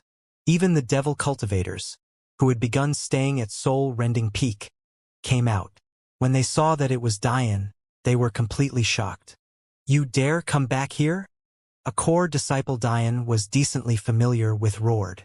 He was Wes, the very same disciple who brought Diane to meet Violet before they headed to the tower to attend the Valley of Geniuses event. He was skinny and tall, but he was still ranked 4th among core disciples. Considering his ranking and the fact he was willing to be a subordinate to the 6th-ranked Violet, it didn't take a rocket scientist to realize that he had feelings for her. Even if Diane was proven to be innocent, he would still hate Diane for exposing his love's body to the world. That was how delusional love often made people. "Coming here to puff out your chest? Why? To die?" Luca sneered. He was yet another member of Violet's faction. He hated the fact Diane was chosen to be vice leader despite others being more qualified. As such, how could he miss an opportunity to slander Diane? Before anyone else could jeer, Diane disappeared from his place in the sky, appearing before Wes in an instant. He was silent and his expression was fierce. There was no controlling his temper, not now. His fist collided into Wes' chest. There was no fancy technique, no meaningless tricks, just a simple punch that resulted in an eruption of blood. Wes flew backward hundreds of meters, colliding with building after building before finally slamming into a hill in the distance. Whether he was alive or not was completely unknown. Diane didn't even bother to check. Since he had no deep enmity with Wes, this was punishment enough for his frivolous words. Whether he lived or died would be up to him. Instead, Diane appeared before Luca, sending a palm flying toward his face. Luca's eyes widened. The palm seemed slow, yet no matter what he did, he couldn't dodge. There was no suspense. Luca was sent flying through the core pavilion even as his face collapsed to one side. Lilith watched this with a deep frown in her brow. She couldn't understand Diane's actions, but when she realized that Diane was taken to Soul Market yet somehow came back, she felt as though she had been struck with a bolt of lightning. "We can't let him leave." "No matter what," Lilith whispered fiercely, her black eyes radiating with killing intent. Diane's eyes tilted to the side, landing on the white-haired beauty. "If you cross me again, I'll kill you. There won't be anyone here to save you again." There were too many mysteries in Diane's life. He couldn't understand why Evangeline, someone who was so powerful yet also somehow had his best interests at heart, would stop him from killing someone who would clearly become a tumor in his life. However, thinking back on the day Evangeline stopped his killing blow and combining that with what he now knew about her, Diane was hesitant to follow through and take Lilith's life. For some reason, he felt that Evangeline didn't want him to. However, if Lilith dared to step forward to kill him, he didn't care how beautiful she was, he'd put her in the ground. Suddenly, the fierce crackling of what sounded like lightning blazed through the core pavilion. The once bright skies darkened, rolling with clouds of thunder. An unprecedented sense of danger overwhelmed Diane, causing him to immediately circulate his movement technique. The skies split as a bolt of black lightning fell from them with such momentum that the ground shattered when it was still hundreds of meters from its destination. The bolt was so thick and imposing that one could easily mistake it for a legendary black-scaled dragon coiling through the skies, making its presence known to the world. Diane's eyes flashed with murderous intent. "In this world, there doesn't exist a single person who can make me kneel against my will." His roar trembled the skies as his back flexed along with brandished fist. A golden light bathed Diane, shattering any and all of the previous brown that coated the original fist technique. At that moment, he was no longer just the embodiment of a bear, but was the king of a mountain. Filled and fueled with rage, unbridled and unfettered by the world, Diane stood alone in the skies swinging his fist forward without a single thought of failure. Boom! The moment Diane's fist collided with the bolt of lightning, there wasn't a single person who thought he would survive. There was no doubt that this bolt of lightning came from a celestial. A saint had no business causing changes in the weather. However, they were sorely mistaken. Black gave way to gold. Crackling gave way to a roar. The dark clouds gave way to a clear sky. Diane's fist tore through the skies, shattering the technique in a moment. But Diane's didn't care. His eyes had long focused on the culprit, Xianxia. The one who was most surprised about Diane's survival was Xianxia. Although he had barely tried, those so-called core elders would have all been severely injured by that one strike. If he was this powerful, why the hell did he allow what happened to him to happen? Diane didn't speak, he was simply planning on attacking. However, before he could, more individuals began to appear one by one. The ringing of Central Bell was a rare event. Yet it had now happened twice in 1 month. How could this not cause an uproar? Elders from the cathedral began to trickle in along with elder members of the 4 up and coming families, each one more shocked than the last at the sight of Diane. It wasn't long before members of the Keats family showed up as well. However, there was no sign of their leader, just a few representatives. Before any of them could say anything, the core elders of sect began to show up one by one, unable to understand just how Diane was here. They didn't understand whether he was just foolish or if he truly had something to rely on. What was going on? When Diane saw the elders arrive, he immediately thought of the core elder who dared to harm him. He could still remember the bastard being angered simply because Diane looked at him. The elder immediately noticed Diane's stare, causing him to sneer. Did I not teach you enough of a lesson last time? You dare to glare at me again? Diane's hand flashed outward, causing a halberd appear. However, this time he didn't fall from the skies. His wings appeared with a divine radiance as he disappeared, appearing before the sneering elder in an instant. You! The core elder started, but he never got the chance to finish. Diane's halberd became like a snake in the skies, piercing forward with piercing shadow again and again. The elder stumbled backward, trying to defend futilely. In the end, none of his effort mattered. Bloody holes began to fill his body, first on his left shoulder, then his right. Next on his right leg, then his left. In the end, a final hole pierced through his neck, stopping his voice from ever crying out. His eyes could only widen in shock as his body fell from the skies. The life force of a celestial was far more robust than a normal cultivator's, so even while having a massive hole in his throat, the elder was still gasping on the ground, who knew how many hours it would take for him to die. But Diane left him there to suffer. Asina, who had arrived with the devil cultivators, suddenly felt that Diane's depth was unfathomable. When they had fought, Diane hadn't used a single technique on her. In fact, he didn't even use any wills, his soul, or even his energy. Just how far could a person go with just their body alone? Yet, she had lost so miserably, and seeing him use a technique now and defeat a celestial so easily, she only now understood just how far the gap between the two of them was. One with self. Lilith and Xianxia immediately recognized what happened. Even Lilith, a genius sent from the gods, a girl who could have stepped into the celestial realm at 20 years old but chose not to, had only reached the one with self realm in 3 common level techniques. Yet, Diane had only just appeared and used 3 different ones as well. The family representatives as well as those elder priests from the cathedral suddenly felt panicked. For a core elder to die so quickly, what the hell could they do here? Many of them directly rushed back home to inform their superiors. If their own celestials didn't come, today would be a disaster. Anyone else who wants to die can step forward. However, I'm only here for a particularly shameless father-daughter pair who seem to still be hiding in their shells. If you want to interfere, know well that I won't accept your apology later on. The core elders frowned, the 4 of them feeling very overwhelmed. The truth was that the Master and Violet weren't there at the moment, they were visiting one of the experts that came here for the auction. However, they should be at Cathedral City, so the elders didn't understand why they hadn't arrived yet. Although the head of the Keats family could ignore the central bell's chime, the master of the sect was obligated to respond. It didn't slip Diane's attention that the number of powerhouses was steadily growing. It also didn't escape his attention that they were far more powerful than the core elders of the sect. When one stepped into the celestial realm due to the slowdown of cultivation, despite there being 12 stages, many colloquially referred to the power level of an expert as either lower, middle, higher, and peak. A 1st to 3rd stage celestial would be lower, while a peak stage celestial would be a 10th to 12th. For obvious reasons, peak stage celestials were very rare because they represented a high likelihood of breaking into the Tao formation realm, and as such they were an important power base of any clan or sect.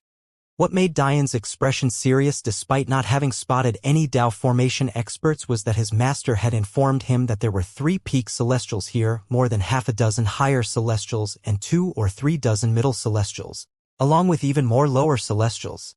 Even if Dian was 100 times more powerful, it was impossible to beat them all. At present, he could even defeat a middle celestial alone.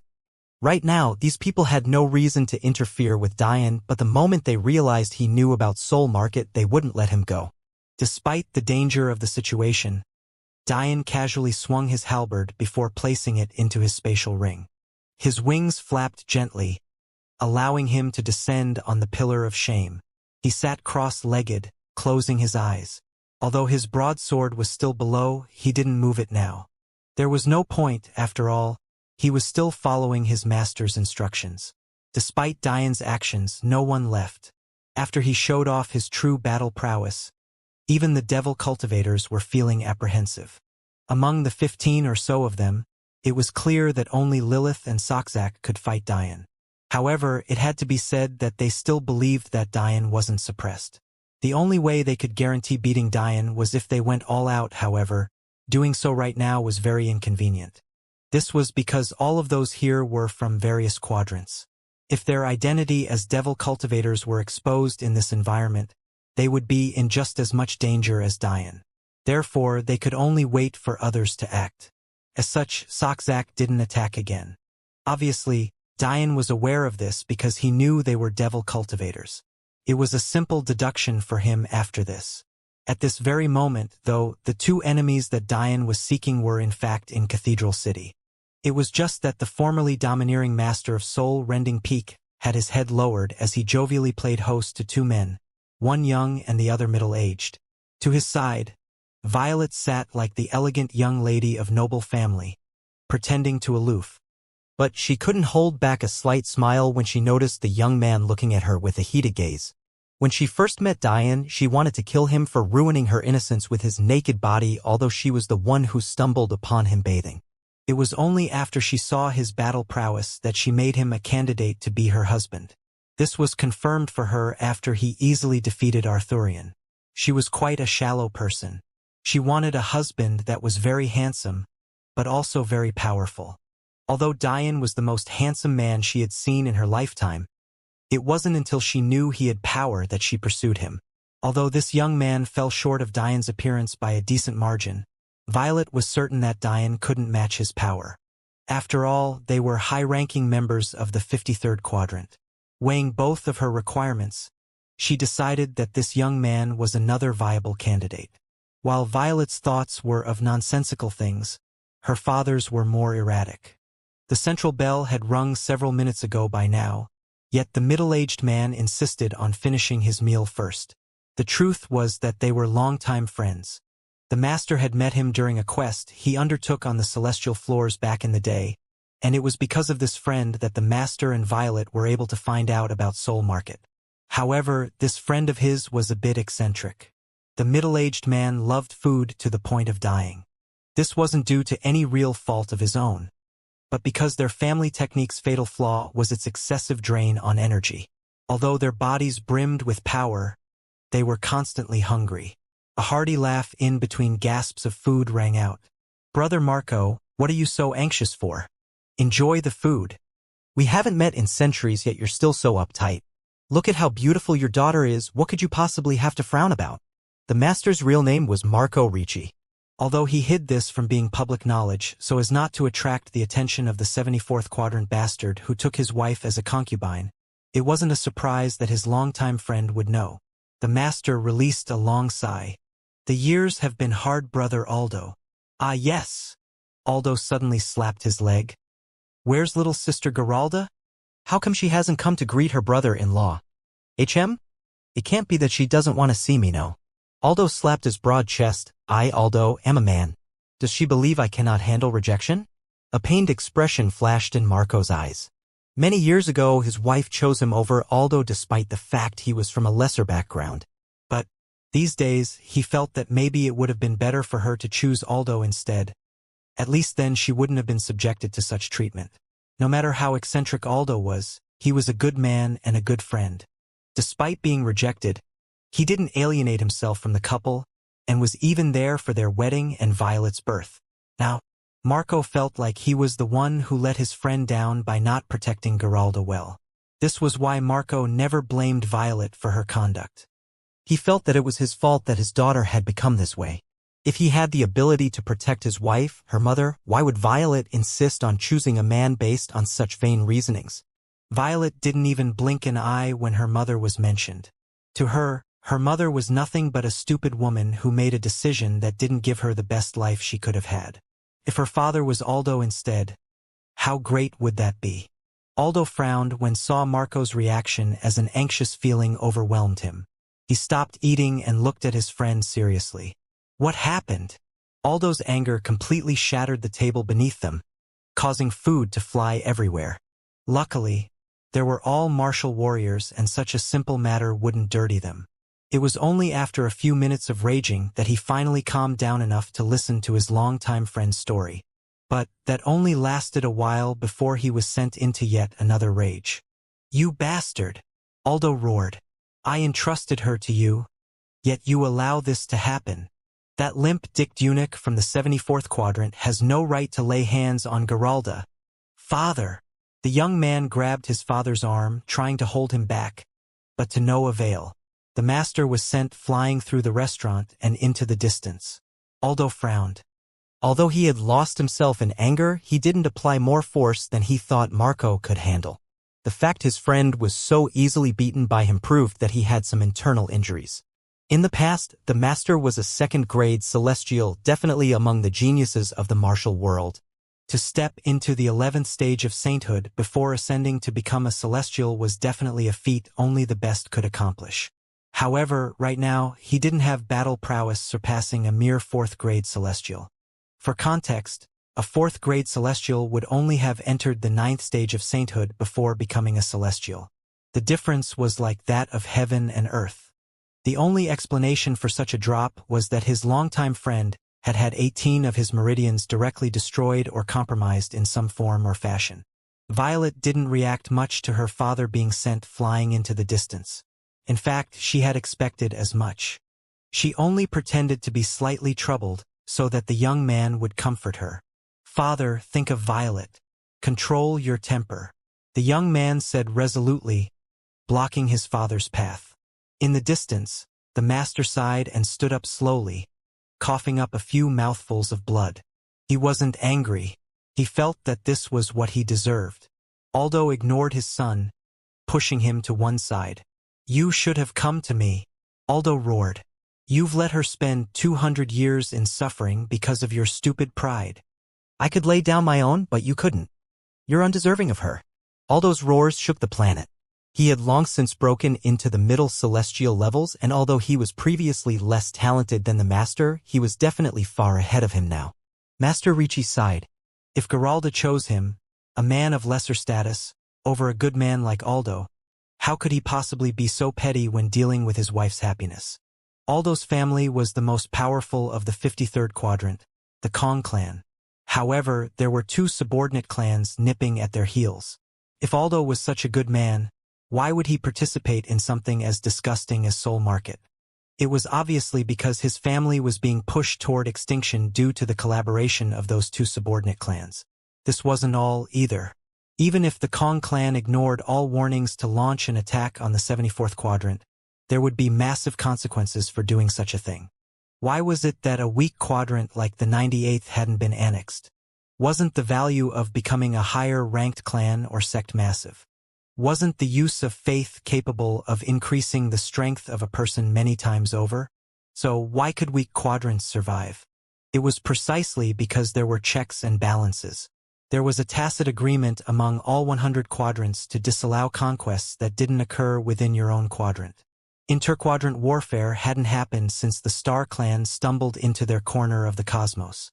What do you think would happen is a 53rd ranked quadrant launched an attack on the 74th? Do you believe that people would listen to Aldo's explanation? Of course not. The Kong family would be directly wiped out by an alliance of clans and sections. Marco had already lost the love of his life.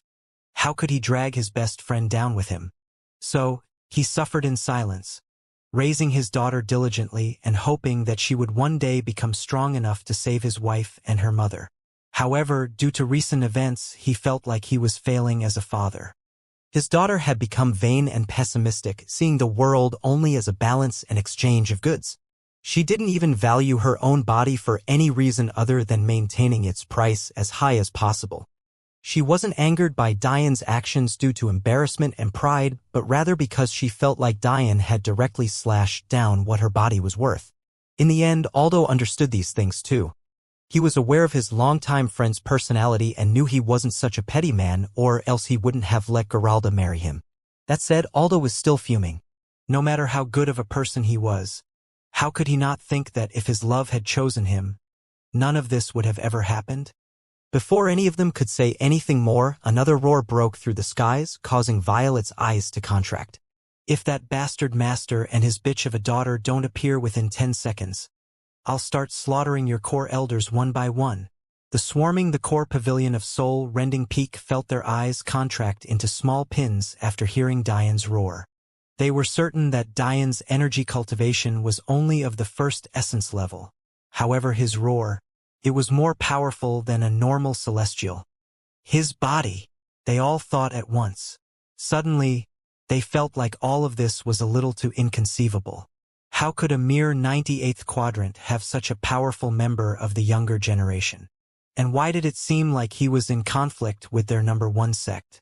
It couldn't be that this mere 98th quadrant was stupid to the point of angering such a talent, could it? It was then that many looked toward the devil cultivators and their confusion deepened.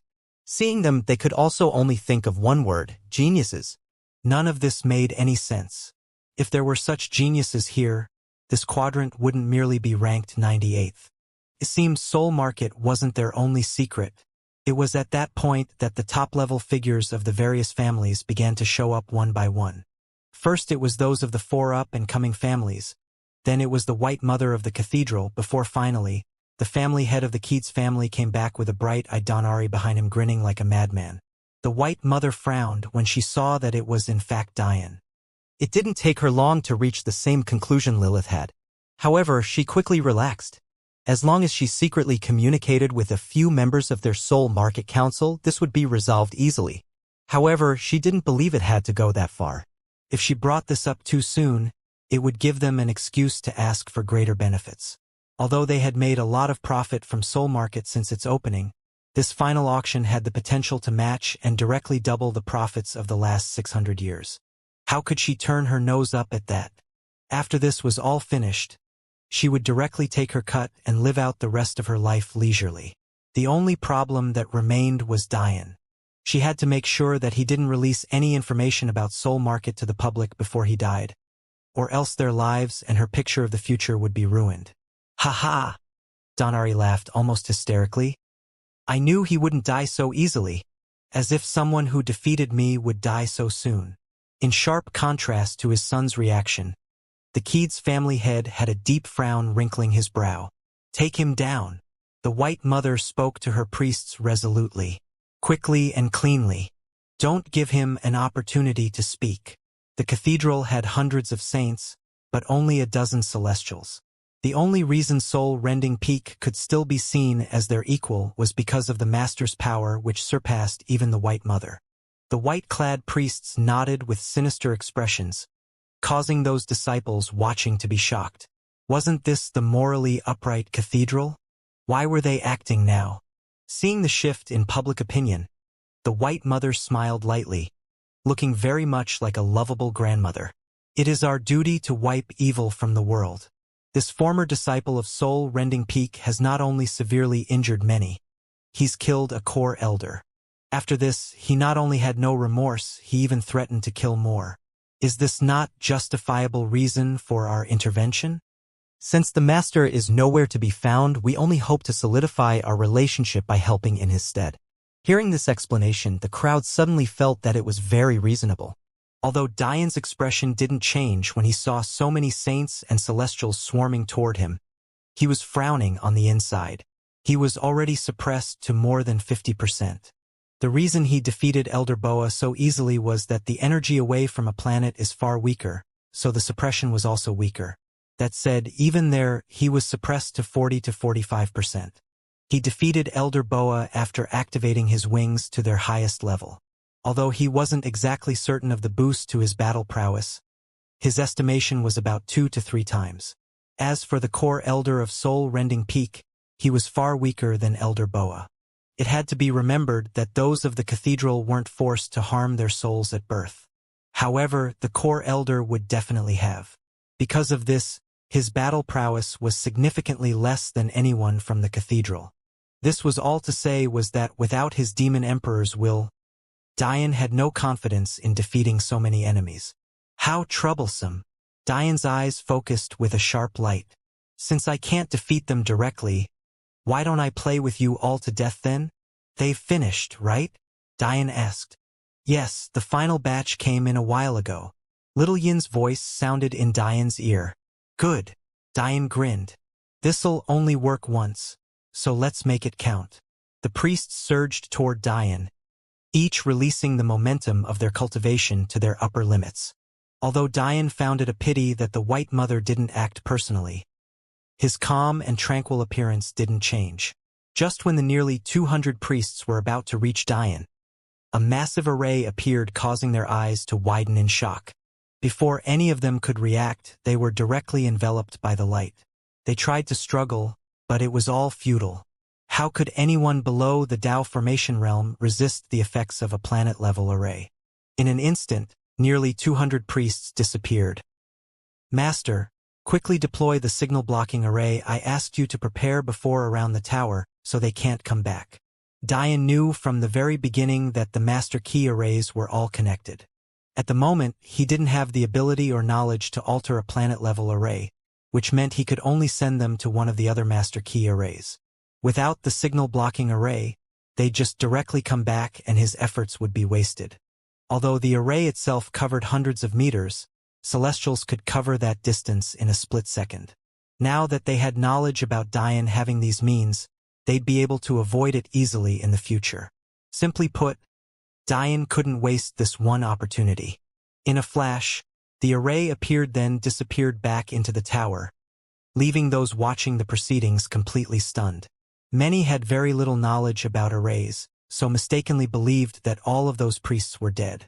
It was only the White Mother and a few others who recognized the array for what it was.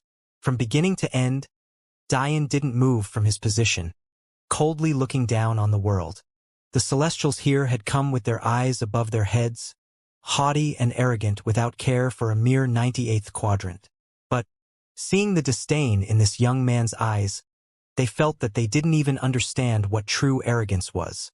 How arrogant did you need to be, a mere essence gatherer, yet capable of looking down on peak Celestials? You! The White Mother's mind went into overdrive. Of course she recognized the teleportation formation, so what did it mean that Dian had it? She wasn't adept enough to recognize exactly which Master Key array it was, so she wasn't certain that it came from the auction house. But she was certain that at least one of their bases had been compromised. A communication array appeared in her hand as she attempted to contact Elder Boa, but her expression could only turn ashen when she received no response. At that moment, 4 figures quickly appeared into view. 2 of their visages were colored with confusion when they saw Dian, but the other 2 were filled with a mixture of rage, anger, and unwillingness. Dian's gaze snapped toward them, causing Violet to tremble and almost fall out of the air. If it wasn't for Enzo, Aldo's son, catching her arm before she fell, it would have definitely happened. Under everyone's watch, Dian did something completely inexplicable. Blinded by rage and filled with animosity, he flashed forward into a sea of enemies, not caring for their cultivation levels or their identities. From the perspective of anyone, it was complete suicide. Donari's eyes widened. "Don't," he called out. But his father had a firm grip on his shoulder, disallowing him from moving. What could he do anyway? Unlike Dian, he was a true essence gatherer. He couldn't even fight a normal saint. Dian's speed was completely inconceivable. His wings appeared in their full glory, raising his battle prowess to their absolute height. A flash of anger appeared on the master's face as his daughter stumbled backward. How dare you? A mere essence gatherer threatening his daughter in his presence? How could he allow such an insult? Aldo frowned. He didn't know why this young man had such animosity toward a little girl he saw as his niece, but it was certain that he wouldn't stand idly by and allow it to happen. He couldn't allow Violet to suffer a fate worse than her mother. Enzo sneered. This was the perfect opportunity. He had been thinking about how to win Violet's heart. After all, it would fulfill a wish of his father's. What better way than to save her here? Uncle, let me do it. It was too bad that Diane's speed suddenly reached another level as his movement technique activated. His body flashed through the air as though there was no resistance to speak of, sending shocking waves of power downward through his feet. Before Enzo could react, Diane had already flashed by him, appearing in front Violet with eyes filled with murder. You dare! The master was filled with rage. It was already embarrassing enough that they let Diane get this close due to a miscalculation of his top speed. Didn't I already say that your attack strength was pathetic? Diane's eyes reddened, sending a fist filled with the roar of a majestic bear toward Violet's father. The master's eyes widened. Because of Aldo's attack previously, he was heavily injured. Now dealing with Diane's full force attack, he felt completely overwhelmed. It was to be expected. Aldo had attacked with the full force of a middle-stage celestial of the third grade, thinking that the master was still of the second grade when he was really in the fourth. It was no wonder he was so heavily injured. Boom! The master was sent flying under the gaze of the wide-eyed disciple and core elders. That was their sect leader. How could he be so easily defeated? Aldo was completely surprised seeing his friend blasted away like this. Although he had seen Diane's speed, he still saw him as an essence gatherer. Even if he had speed, it didn't mean he had power. But he was shocked to find that he was wrong. Diane's hand stretched out toward the trembling Violet and was mere moments away from grasping her neck. However, that was when Aldo acted. To think a junior would act too rampantly around me. His roar pierced the skies as his anger from just moments ago vented toward Diane. An overwhelming sense of danger filled Diane. It was only now he understood why there were 4 major divisions in the celestial realm. The middle stage was simply on a completely different level. To make matters worse, Aldo was an expert of the third grade. The roar of Aldo's fist completely drowned out Diane's. It was as though they had been sent back to primordial times. Aldo suddenly became the embodiment of a fierce gorilla, matted with noble blue fur. His chest shone with the radiance of diamonds and his eyes reddened with the primal instinct of an ancient carnivore. In his anger, Aldo completely forgot to hold back. He saw Diane as the enemy of his life, as a monster ready to take the life of his one last connection to the love of his life. Boom! Boom! Boom! Aldo's fist smashed against the side of Diane's face, causing an eruption of blood, guts, and gore that could sicken even the fiercest of warriors to the core. Without suspense, Diane was sent flying into the distance, crashing through endless mountain ranges before stopping more than 10 kilometers away. His life and death completely unknown. The surrounding celestials stood frozen in shock. When Diane acted, they hadn't bothered to take action themselves. After all, they could all see that Diane was blindly attacking 2 celestials. What chance could he possibly have in that exchange? However, the first exchange completely baffled them. An essence gatherer with that kind of speed? What kind of ridiculous concept was that? He didn't even use any wills either. And those wings, why did they look so familiar? Why did they give off such an oppressive aura that made their human bloodlines shiver in fear? What kind of background did this young man have to possess such power? And then for him to so easily swat away a celestial. Although they were aware that his body was powerful after his roar and threat toward Violet, seeing it for themselves made them intake a breath. From the beginning, they were treating this young man as a member of the younger generation, when it turned out he was actually on par with some of them. That said, nothing was more shocking than the result of the final exchange. When Aldo's fist flew forward, they immediately recognized him as a member of the Kong family. Considering the highest-ranked quadrant in attendance were of the 47th quadrant, Aldo was definitely of high birth even among them. There was simply no mistaking the noble blue radiance and diamond-like defense of the Kong bloodline technique. For a middle celestial of the third grade to unleash such a fierce attack on an essence gatherer, the results should have been clear and obvious. Yet, the results were complete beside the expectations. The moment Aldo Kong's fist landed and sent Diane flying away, it wasn't just Diane who flew into the distance. Diane had actually grabbed a firm hold of Violet's neck first, taking her crashing through the mountains with him. This should have been completely impossible. There was no way a middle celestial would mistime the speed of a mere essence gatherer not once, but twice. However, that was when they realized something even more shocking. Aldo, a member of a family known for their overwhelming strength and overbearing defense, was actually roaring in pain. His once burly arm, filled with veins coursing with noble blue blood and powerful muscles, had exploded into a bloody mist. There was nothing but white bone left from the tips of his fingers to the midway point of his forearm. Even his diamond-like bones clearly showed several fractures. It was as though his entire arm could fall apart with the slightest gust of wind. Without a doubt, had it not been Aldo who attacked, but someone less adept at defense, their entire arm would have collapsed into a blood mist, leaving nothing but empty space.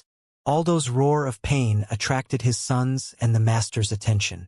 But when they saw his arm, they fell into endless shock. What the hell happened? Violet! The master panicked, finally noticing that his daughter was gone. It was at this moment that Diane slowly got up in the distance. Unlike the completely disheveled and injured Violet, he was actually doing quite well. Such was the result of him using Violet as a spearhead to slow his blasting through the mountains. Violet's once delicate face had become swollen, her clothes torn in multiple places, while tears of anger, pain, and fear rushed down her cheeks. Diane held her up by her neck, taking out a silver plaque housing a defensive array and crushing it. Considering these could block the strike of an 8th stage saint, she had no chance of breaking it. Watching on with an indifferent expression, the defensive array began to change form. Violet's clothes were completely sheared apart, exposing her naked body. However, Diane wasn't moved. The lust of his demon sage bloodline was filled with nothing but endless rage at the moment. He would sooner throw Violet into a pack of beasts to be eaten than ravage her himself. The spikes formed by the defensive array changed form, ignoring Violet's shrieking. Her body contorted, being forced into a kneeling position. However, Diane forced her head to stay up. He wanted her to watch what happened next. Seeing his daughter treated like this, the master cried tears of blood. He had to watch his wife be taken by another man, now he had to watch this happen to his daughter. How could a man handle something like this? Diane, however, remained indifferent to it all. He was much more focused on his master's berating.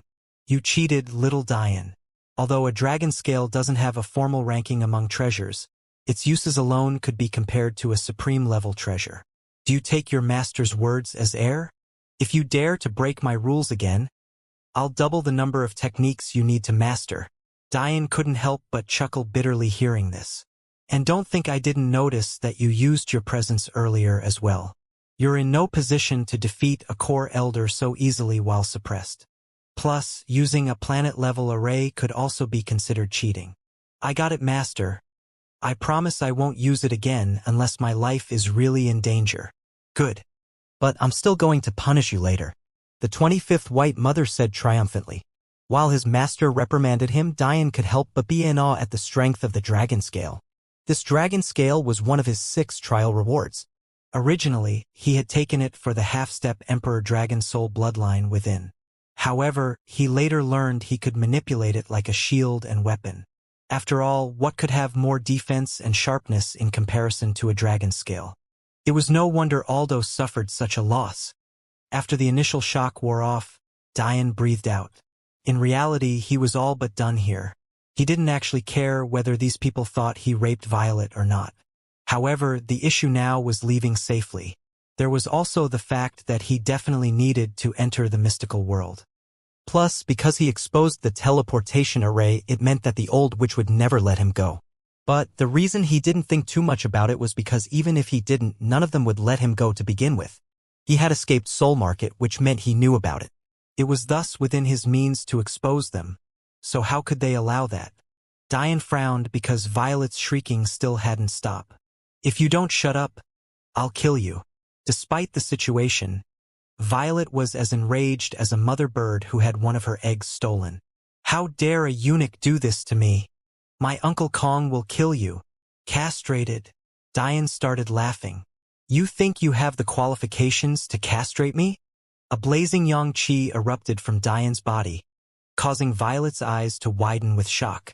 It was impossible for a castrated man to emit yang qi because losing their reproductive organs was as good as cutting off that path from them forever. The very reason men could use yang qi but women couldn't if because of their lower regions. The fact Diane's yang qi was this vigorous, even instilling fear in the surrounding celestials, made it very obvious that his nether regions were very much intact. In the distance, Donari clapped, grinning madly. He felt that Violet was very much deserving of this treatment. I've never met such an arrogant 2 out of 10. Donari laughed. Hearing Donari's words, Diane couldn't help but laugh as well, causing Violet and her father to cough up blood in anger. To the side, Enzo held his father up, his eyes trembling with killing intent toward Diane. Their Kong family had such heavy pressures, and although his father wasn't their top expert, he was the successor of the clan. For him to lose an entire arm meant more than just losing an arm. It had to be remembered that meridians were the cornerstones of cultivation. Losing an arm was the equivalent of lose 9 meridians. That was an entire grade. It didn't take a genius to understand the importance of grades and cultivation. Aldo, despite being suppressed to 50% of his power, sent the master flying with a single punch despite being only a single grade above him. Falling a grade was as good as having your power. Diane dusted the dirt off of his bare torso before leaping on top of the defensive array that forced Violet to kneel. Then he rode her into the skies, calmly making his way back as though he wasn't using the master of a sex's daughter as a steed. Violet screeched in anger. Get off of me! Get off of me! The master's eyes bled red, but he didn't dare to take a step forward. He could see by how easily Diane manipulated the array that killing his daughter would take a single thought. The Celestials didn't bother to stop Diane either. They were very much enjoying this show. After all, they still didn't. Diane was aware of Soul Market because the nunnery's mother was still looking for a way to not have to compensate them for their help. Release her! Enzo roared in a rage, still propping up his father. Diane laughed, ignoring Enzo and training his eyes on the master. You don't deserve to be the head of my soul-rending peak. Not only are you weak, you're corrupt and spineless. It's best you directly hand your duties over to me. An uproar sounded through disciples. Were they truly about to have a change in masters? 200 or so years ago, when Violet's father came back, he took advantage of a challenger rule to become the new master, replacing the former master, Donari's father, the head of the Keats family. Therefore, not only was there precedent, no one dared to look down on Diane. He had defeated their master in one punch. If he wasn't worthy of leading the sect, who was? The White Mother's brow twitched when she heard this. If Diane really became the new leader of Soul-Rending Peak, it would be impossible to get rid of him. The reason was simple. The mystic level technique used to transfer souls to their buyers was protected under strict layers of defensive and killing arrays. In order to maintain leverage and afford his daughter extra protection, the master directly took control of these proceedings, never giving the cathedral full reign over the technique. It had to be remembered that the devil cultivators were not always here. This meant, for the most part, the master was the strongest expert of the 98th quadrant. Who could stop him if he wanted to do something? With the master symbol of soul-rending peak, all of their plans would completely fall through. It was just a shame that the mother didn't know that Soul Market's situation was worse than she thought. The master grit his teeth. Release my daughter and I'll directly give you the master symbol. Diane thought for a bit before shrugging. His anger, for the most part, had been vented. Wait! Donari's father suddenly stepped forward. If there'll be an exchange of the master symbol, I too would like to participate. The White Mother's eyes lit up hearing this as she too stepped forward. So would I. Before the master could get angry about these two greedy fools playing around with his daughter's life, another voice called out, filled with ridicule. You're both too weak. Soczak stepped forward, his handsome face plastered with a sneer as his long black hair gently blew in the wind. Diane turned a serious gaze toward Soczak. When he presented the possibility of changing sect masters, he knew there was a distinct possibility of this happening. If Soczak became the schoolmaster, being exposed as a devil cultivator wouldn't matter. For one, he would control the mystic level technique.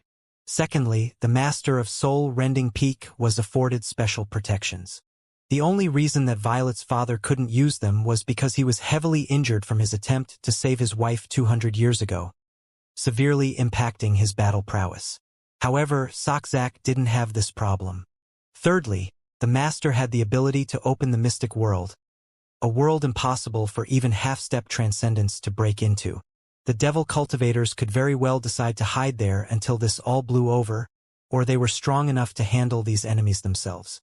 Considering their talent, it wouldn't take long. Fourthly, as long as they successfully rebutted a first assault on them, they could directly enter the tower and not have to worry about fighting those of the elder generation. In addition, this way it was possible for the devil cultivators to monopolize a mystic-level technique. Who could ignore such temptation? Before, they hadn't had the opportunity to do so because they didn't dare to send their most powerful cultivators out of their quadrant. This wasn't because they were scared of the 100 quadrants, because if strength was compared strictly, they could even look down on the Star Clan that ranked first among them. The true reason was the same problem that plagued the Kong clan. They had their own enemies and couldn't afford to place their backbone in danger. After all, they were suppressed more than a normal cultivator was when stepping into another's territory. However, their younger generation didn't have dense enough devil chi within them to be detected. As such, they were the best choice to take advantage of the tower. In the end, there were far more benefits than risks. This didn't even account for the fact Xianxia had absolute confidence in defeating Diane. At first, Headkeys and the mother wanted to be angered, but when they saw that it was Xianxia that spoke, they both readily took a step back. They were very clear on this young man's identity. It was just that they were shocked it wasn't Lilith who stepped forward to fight. Diane smiled. Sure, I don't mind putting you in your place. I was planning on killing you one way or another. Xianxia's eyes narrowed. Don't worry, Diane said with a laugh. I'd like to use you as a whetstone, so I won't bother using my presence on you. Rage bloomed in Xianxia's eyes. This was the first time in his life that he had been looked down upon like this. How could he withstand such an insult? At that moment, a disdainful laugh called out, "Your presence? Do you really want to show off your small abilities before an expert?" Enzo's eyes were still filled with rage. Seeing someone he saw as a candidate for his wife have her body exposed like this, not to mention his father being severely injured, it was no wonder he was fuming. It would be more shocking if he wasn't. He was convinced that Diane used some underhanded means to injure his father. Thus, he was confident in his ability. Master, I might have to break your rule one more time. The 25th White Mother snorted but didn't say anything. Her rules were about applying pressure on Diane, but Enzo couldn't provide that pressure with or without Diane using his presence. Plus, she could see through what Diane had planned. From the beginning, the moment he stepped into the sect, he was prepared for this. Diane laughed. I dare to say among the younger generation of the martial world, no one can be my match in presence. Diane's words caused a wave of dissatisfaction to course through not just the disciples, but also the Celestials here for entertainment. I've seen a lot of shameless individuals, but to think frogs at the bottom of a well could be so arrogant. A Celestial from the 59th ranked quadrant sneered. Truly, the young and inexperienced shouldn't speak so boldly. Who does he think he is, a true god? He comes from a lowly 98th ranked quadrant, yet he's so arrogant. Even Violet, who was brimming with anger and embarrassment at the eyes still ogling her, took her chance to send another rain of curses at Diane. Diane laughed as his presence began to cover soul-rending peak. At first, because it began at the Viscount level, it was met with contemptuous sneers. However, the more time passed and the more Diane spoke, the more serious their expressions became. Do you know why I dare to stand here after I destroyed your soul market?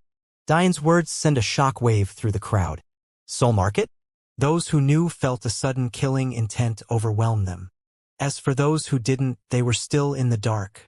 But, after living in the 98th quadrant for so long, and watching even some friends they were close with taken away by the cathedral, and then connecting that with the soul market name and their culture of hating soul strength, there was a chain reaction of realization that shook them to their core. The mother felt a surge of regret. She shouldn't have been worried about profits and should have directly stopped Diane. But how could she know that Diane would dare to do this? Diane's presence tore through the Viscount barrier, directly charging through the Earl and Marquis ranking to their peak. At that moment, Enzo trembled. He was a mere king. Only emperors could have Duke-level presence. Diane's presence had already surpassed his. Many wanted to move, but they suddenly realized that Diane's presence didn't allow them. Even the mid-celestials began to sweat profusely. The only ones unaffected were those higher and peak-level celestials. However, when Diane's presence directly broke into the Duke level, even their expressions turned serious. He's an emperor? Soul-rending Peak trembled in shock, many directly falling to their knees. The mountains quaked and the lands cracked, even the sky calmed, as though none of them wanted to anger Diane. The truth is that I'm the successor of not only soul-rending Peak but also the celestial deer sect. Diane began to explain calmly. But each one of his words was like another bomb, sending waves of shock through those present. If it was before, he would be met with contempt. But who in this world dared to look down on an emperor? Among those of the younger generation, namely below the age of 1000, there were only 10 individuals who broke through to the king-level presence level. To have a duke-level presence already put you at the very peak of the younger generation. That number 10 only became 11 very recently. If you wanted to take it one step further, of those 11 were on the saint floors, 5 were on the celestial floors, and 2 were on the Tao floors. What did this mean? It meant that Diane didn't have 11 to compete with, he only had 4. He was an essence gatherer. And those who were at the assessments remembered that he was only 32 years old. The only person in this lifetime that I'll call master is the one and only master I've worshipped in this life. The 25th White Mother. Diane's words continued as his presence still climbed, shattering the lower Duke barrier and directly climbing to the middle Duke level. The disciples and elders of soul-rending Peak fell to their knees, stumbling out of the skies and prostrating themselves. Many of them couldn't calm their hearts due to poor soul talent, not to mention the fact that many of them didn't dare to take any trials and thus had no presence to speak of. It seemed that there were only 3 individuals excited about Diane's display. One was obvious. Donari. The more powerful Diane was, the more passion he felt to catch up and the better he felt about lose. However, the other 2 were more odd. One was Asina, who breathed a sigh of relief. If Diane wasn't so powerful, wouldn't her loss be too pathetic? And the last was Roll, who felt better watching her longtime best friend coming out of her depression. So, imagine my surprise. Diane sneered, shattering into the higher Duke level and causing those visiting celestials to break out into a cold sweat. When I come to visit my master's homeland, only to find that it's infested with such a disease. The mother of the nunnery shivered. It was no wonder Diane got angry at her title. It turned out his master was the true White Mother. In the martial world, titles held true power. If someone claimed a title that wasn't their own met the true owner, they'd be lucky to only be crippled in the exchange. You people kidnapped babies. You separated children from their mother. You cleaved families in half without blinking an eye. You ripped their souls from their bodies and concocted their lifeless corpses into pills. For what? For your greed. Because you thought you held a little bit of power. Diane's roar seemed to shatter the sky, bringing his presence to the peak of the Duke level. At this point, those from other quadrants had no choice but to begin relying on their protective treasures. It was impossible to resist Diane otherwise. It wasn't just the disciples and citizens of Planet Cathedral who were shocked by Diane's words, but also every devil cultivator aside from Lilith and Soxak. They couldn't help but look toward the 2 of them with questioning gazes. Although Soxak snorted, Lilith didn't meet their eyes, the guilt in hers very clear. A few people thought that I was just too weak to retaliate. Well, I should tell you all that I only allowed myself to be captured on purpose in order to destroy your bullshit soul market. From today onward, it will never exist in this world again. Silence reigned over Planet Cathedral. Some women began to directly weep, remembering how much pain Diane went through all for the sake of destroying evil. Could there really be such a noble man in existence? It was only after a while that the 3 peak celestials stepped forward. All 3 of them were from the 47th quadrant, and they were very much aware that this news could not get out no matter what. Whoever this kid was, he had to die. They could breathe a sigh of relief because the White Mother was dead and the celestial deer sect was destroyed. So, they saw Diane as a bird without a nest. Now that you've nobly stated your intentions, you can die knowing that you've caused the genocide of an entire planet. We won't let anyone go. Diane laughed. Do you believe I'm stupid? I prefer to believe that you have shit between your ears. I escaped Soul Market and destroyed it without you detecting anything. At that moment, Diane's presence shattered an inconceivable barrier, climbing to the king level. Space seemed to warp, the skies rolled, and even middle celestials directly fell from the skies, kneeling before Diane. Yet, instead of simply leaving through the gate and spreading the news, I came here. Diane's words were like stones falling onto their chests. The more he spoke, the more they shivered. Do you know why I can look down on you as though you're nothing? Do you know why your pathetic quadrants mean nothing in front of me? Diane's presence inconceivably continued to climb, causing the once confident peak celestials to stagger backward, unable to hold back their shock. Because my name isn't Diane Jafari. My name is Diane Sicharo. Diane's noble presence wasn't dampened even the least by the kneeling girl in the nude he sat upon. His eyes were fierce and his back was straight as a pride that bore into his bones exuded outward. There was no need to prove his identity because there was only one member of the younger generation with peak king-level presence, and that was Diane Sicharo. Even the happy Donari, Asina and Roll were completely stunned. Never in their wildest dreams did they believe that Diane had such a noble identity. The mysterious Diane Sicharo, the one the entire world was waiting to appear, was actually right in front of them. The three peak celestials suddenly felt a massive cold sweat permeate their backs. The identity of a regular god was enough pressure to make them collapse, let alone a true god as famous as Diane.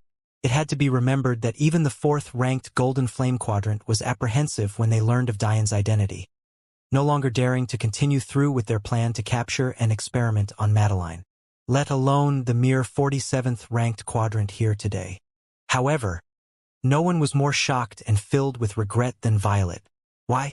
Because every person in the cosmos knew of the noble fairy who claimed the title of Diane's first wife. How could she ever compare to Madeline Sicharo? What a joke.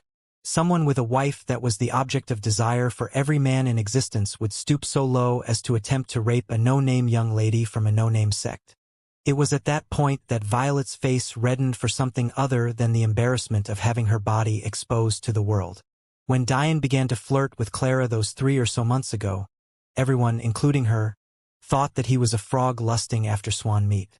But, if not Diane Sicharo, then who the hell was worthy of pursuing Clara? If he wasn't, then no one was.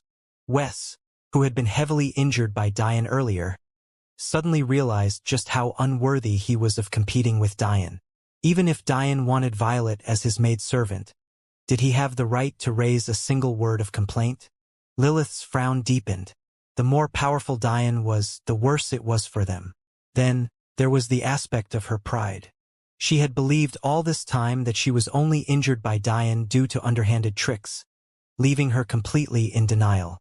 But, knowing that Diane was a person who could stand with his head held high even among the best of geniuses, did she really have the right to continue looking down on him? Suddenly, it made sense that Diane had comprehended so many techniques to the one with self-realm. It might be true that she was 20 and Diane was 32. But didn't Diane enter his trials when he was 20? In terms of cultivation, they had spent an equal amount of time. If Lilith knew that Diane didn't even know about the cultivation world until he was 16, it could only be imagined the kind of reaction she would have. It had to be understood that although there was a world outside of the 100 Tower affiliated quadrants, it wasn't so exaggerated that they were a mere corner of the cosmos. It was actually more accurate to say that the 100 Tower affiliated quadrants were the center of the cosmos. Those quadrants that existed outside of that structure, like the Star Clan formerly, for example, or the Devil Clans, although they were powerful enough to exist without the support of the Tower, there still weren't many of them. Simply put, the existences outside of the 100 Tower affiliated quadrants definitely didn't exceed 20 or so powers. This was all to say that Diane was a genius no matter where he went. While a mere god might be ubiquitous in those outside clans and sects, a true god would astound anyone he or she came across. No matter where Diane went, his head could be held high.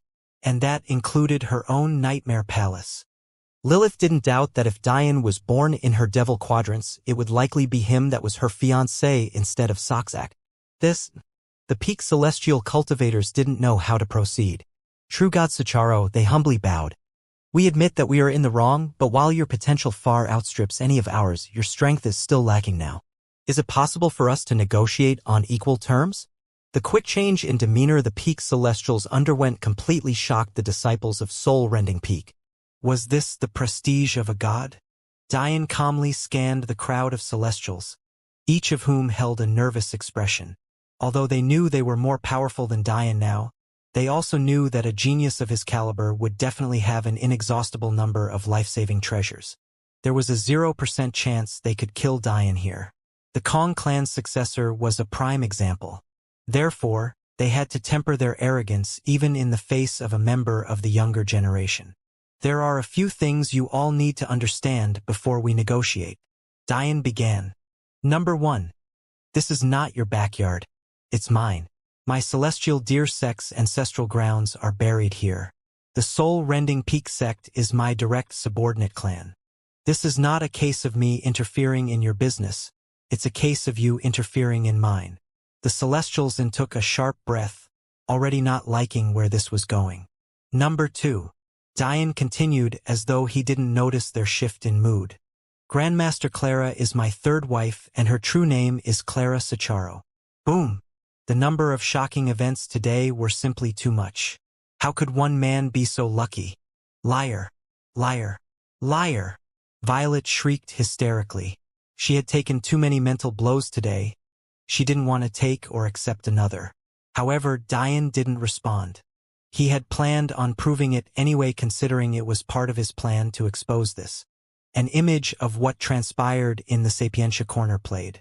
They watched as Diane flirted with Clara and how he was taken away into her forging room, only for her to sit in his lap happily and rest her head on his chest. Even if Diane lied about her being his wife, it was clear their relationship was intimate. Diane directly ignored Violet's breakdown, changing the form of the defensive array to muffle her mouth. Lilith smiled wryly, her face filled with grievances. A week or so ago, footage of Clara utilizing the supreme treasure Diane had stolen from her surfaced. At first, when Lilith heard that Diane tried to flirt with Clara, she assumed that Clara only let him go after he paid with that supreme treasure. It was only now Lilith understood that Diane had willingly given it to her because she was his wife. It was no wonder Diane didn't hesitate in the face of her beauty, even to the point of being willing to kill her. She had never seen Madeline before, so she didn't understand. But, looking at the fairy-like appearance of Ree, even she felt slightly inferior. I don't tell you all of this to show off. Diane continued unperturbed. I tell you this because you should all understand who the creator of the internet is and comprehend what that means.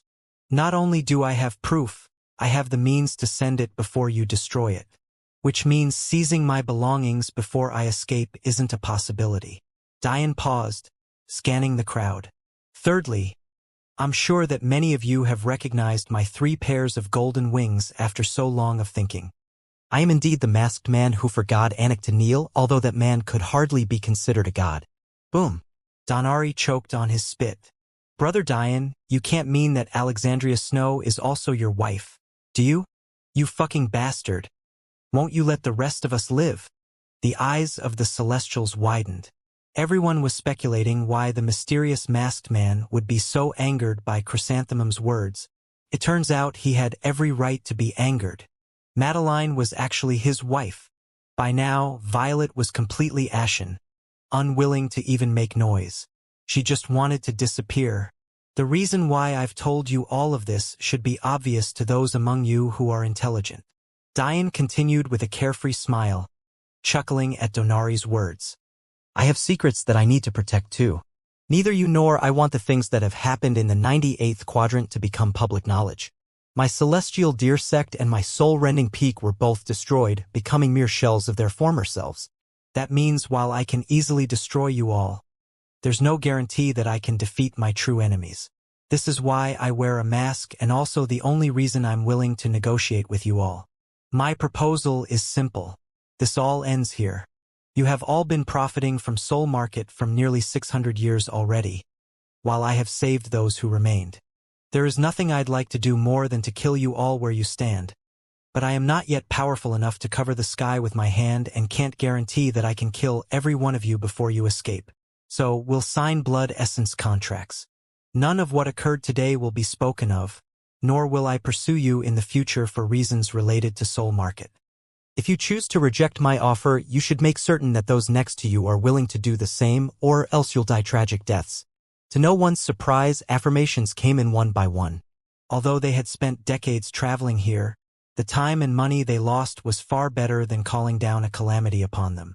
They all knew that the Celestial Deer Sect and Soul Rend Quadrant must have powerful enemies, but how often were the little guys crushed in the Battle of Titans? They didn't want to be those little guys. If Dian hadn't explained his reasons for wanting to sign a contract with them, they would have begun to question his strength and identity. After all, if you were an almighty true God, why would you negotiate to let bygones be bygones with people who disrespected your master's homeland? It wouldn't have made sense. But, since Dian laid it all out for them so logically, only an idiot wouldn't accept his proposal. As for you 15, Dian's gaze turned toward the devil cultivators. I know your true identity. The 15 devil cultivators shivered, almost drawing their weapons. However, Dian's next words surprised them. I'm not a blindly ideological person. Each person has their own paths. However, you cannot be the key wielder of my soul rend quadrant. Either give it up willingly, or we can fight for it. Dian had a much better candidate in mind for the key-wielding responsibility of Soul Rend Quadrant. How could he hand responsibility over to Lilith? He still wasn't sure if he should kill her or not. How could he trust her? Dian still had a lot to worry about. Even if he became the master of soul-rending peak, there were still a full other 99 universes in this quadrant that were completely lawless. Although the cathedral often kidnapped babies from those universes, they would only target those from the weakest and poorest backgrounds. In reality, Dian had no idea what strength level those other quadrants reached. Soul Market was created 500 to 600 years ago. However, it had been far longer since the quadrant itself fell out of the ranks of the top 20. It had to be remembered that after its destruction, the sect master of the Celestial Deer Sect used a special technique to transfer all of their legacy worlds to Soul Rend Quadrant. That meant there could be many individuals like Verver running around, maximizing their legacies. Not everyone was as pure-hearted as Verver. Therefore, not everyone would follow the vow they made. In fact, Dian was certain that a good portion of them would directly ignore this promise and build their own forces. It may seem stupid for the Celestial Deer Sect to not bind these individuals with contracts. However, think about it. Would you want to build your sect or clan off the back of individuals who were forced into joining against their will?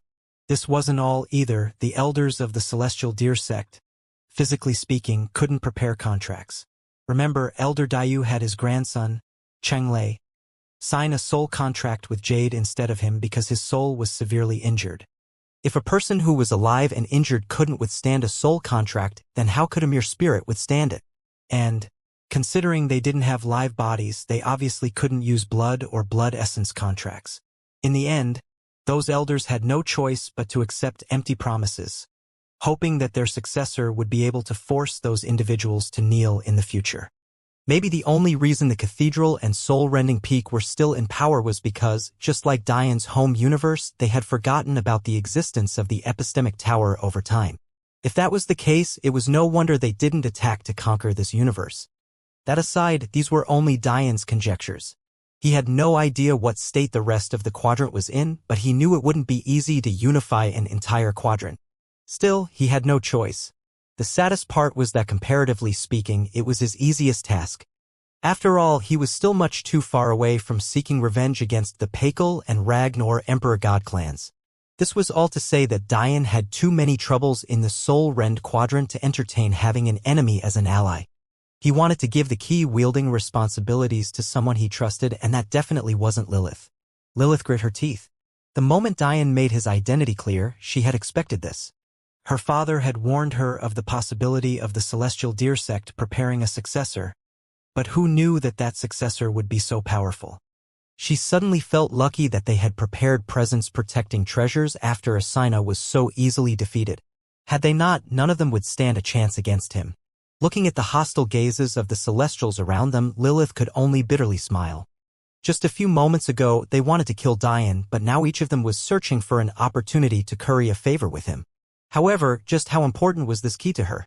In truth, it wasn't absolutely necessary. To enter the auction, you only had to be a king. But the key was a matter of pride for her. She was a genius among geniuses.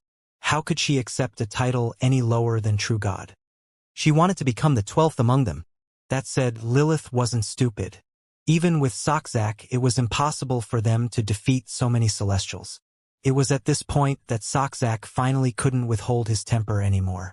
To want to take the things of my fiancée before me. Are you tired of living? Diane's eyes trained on Sazak. I don't care who she is, anyone who stands in my way dies. What a good true god you are. You want to rely on your title to pressure others into doing what you want? Did you forget that you have yet to earn the master symbol of this sect? If you want it, you have to come through me.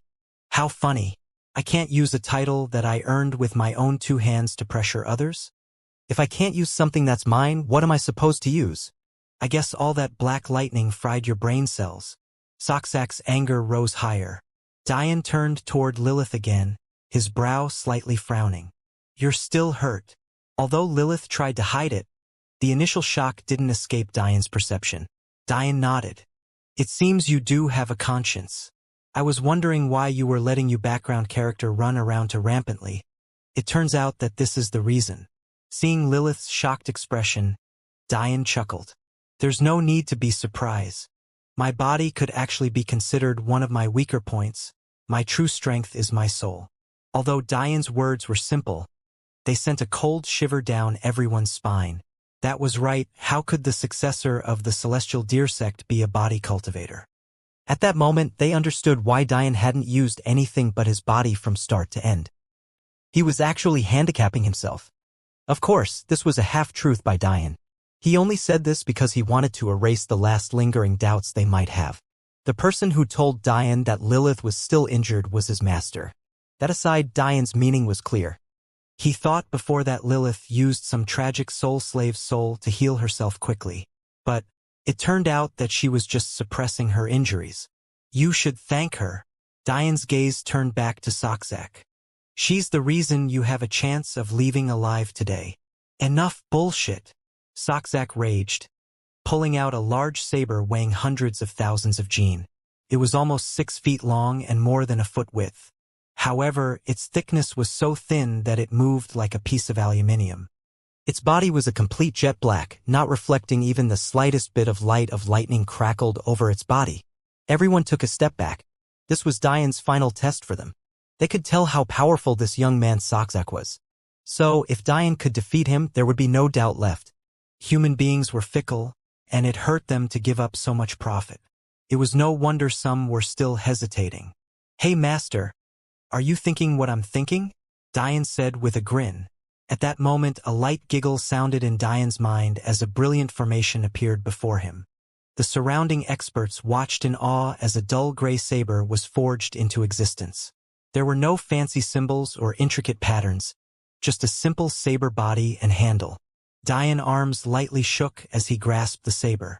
Seeing his reaction, the eyes of the surrounding experts couldn't help but narrow. They could tell that this weapon exceeded 1 million gene in weight, yet it was created on a whim like this. Just what kind of genius was this Diane Sicharo? Of course, it was Diane's master who created the array. But, to keep up appearances, Diane took the credit. After all, it wouldn't be good for him if his enemies knew that his soul was sealed. However, what shocked them even more was the fact Diane didn't seem to be familiar with a saber at all. Interesting. The saber swept across, blatantly displaying Diane's lack of skill with it. I'll show you the difference between you and I. Soxak immediately understood what Diane meant, and it nearly sent him into another rage.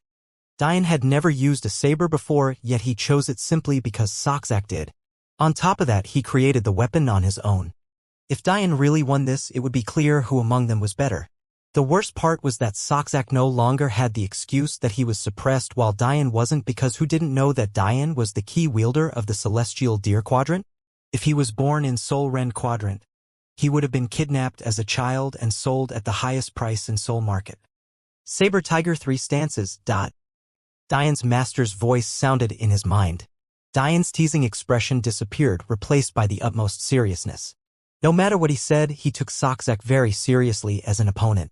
Although Xianxia wasn't a peak first-grade celestial who had filled all 108 meridians, he had filled 102, making him a genuine first-grade celestial and the very first Diane had faced personally. There were only a few dozen geniuses in the entirety of the 100 quadrants that could match him. Secondly, there was his lightning. Having fought Thor personally, Diane could tell that there was something sinister and different about the Fulgur clan's lightning. It had a dangerous, devouring characteristic that made Diane uneasy. This didn't even mention the fact that devil cultivators innately had stronger bodies even without being true body cultivators. Diane's master previously explained that geniuses essentially redo the foundation and meridian formation stages whenever they upgrade to a higher-ranked energy. Devil cultivators were no different. However, whereas conventional energies tempered the body poorly in comparison to true body cultivation, Devil Chi was far better at this. Meaning, while Elder Boa was barely a 9th-grade body cultivator, Xianxia was more comparable to a 5th or 4th-grade body cultivator. It had to be remembered that even Diane could only use his body to the effectiveness of a 4th-grade expert.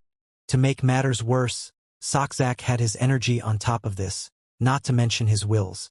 Even though devil cultivators had weaker comprehension, Xianxia was still a genius who had lived for longer than Asina.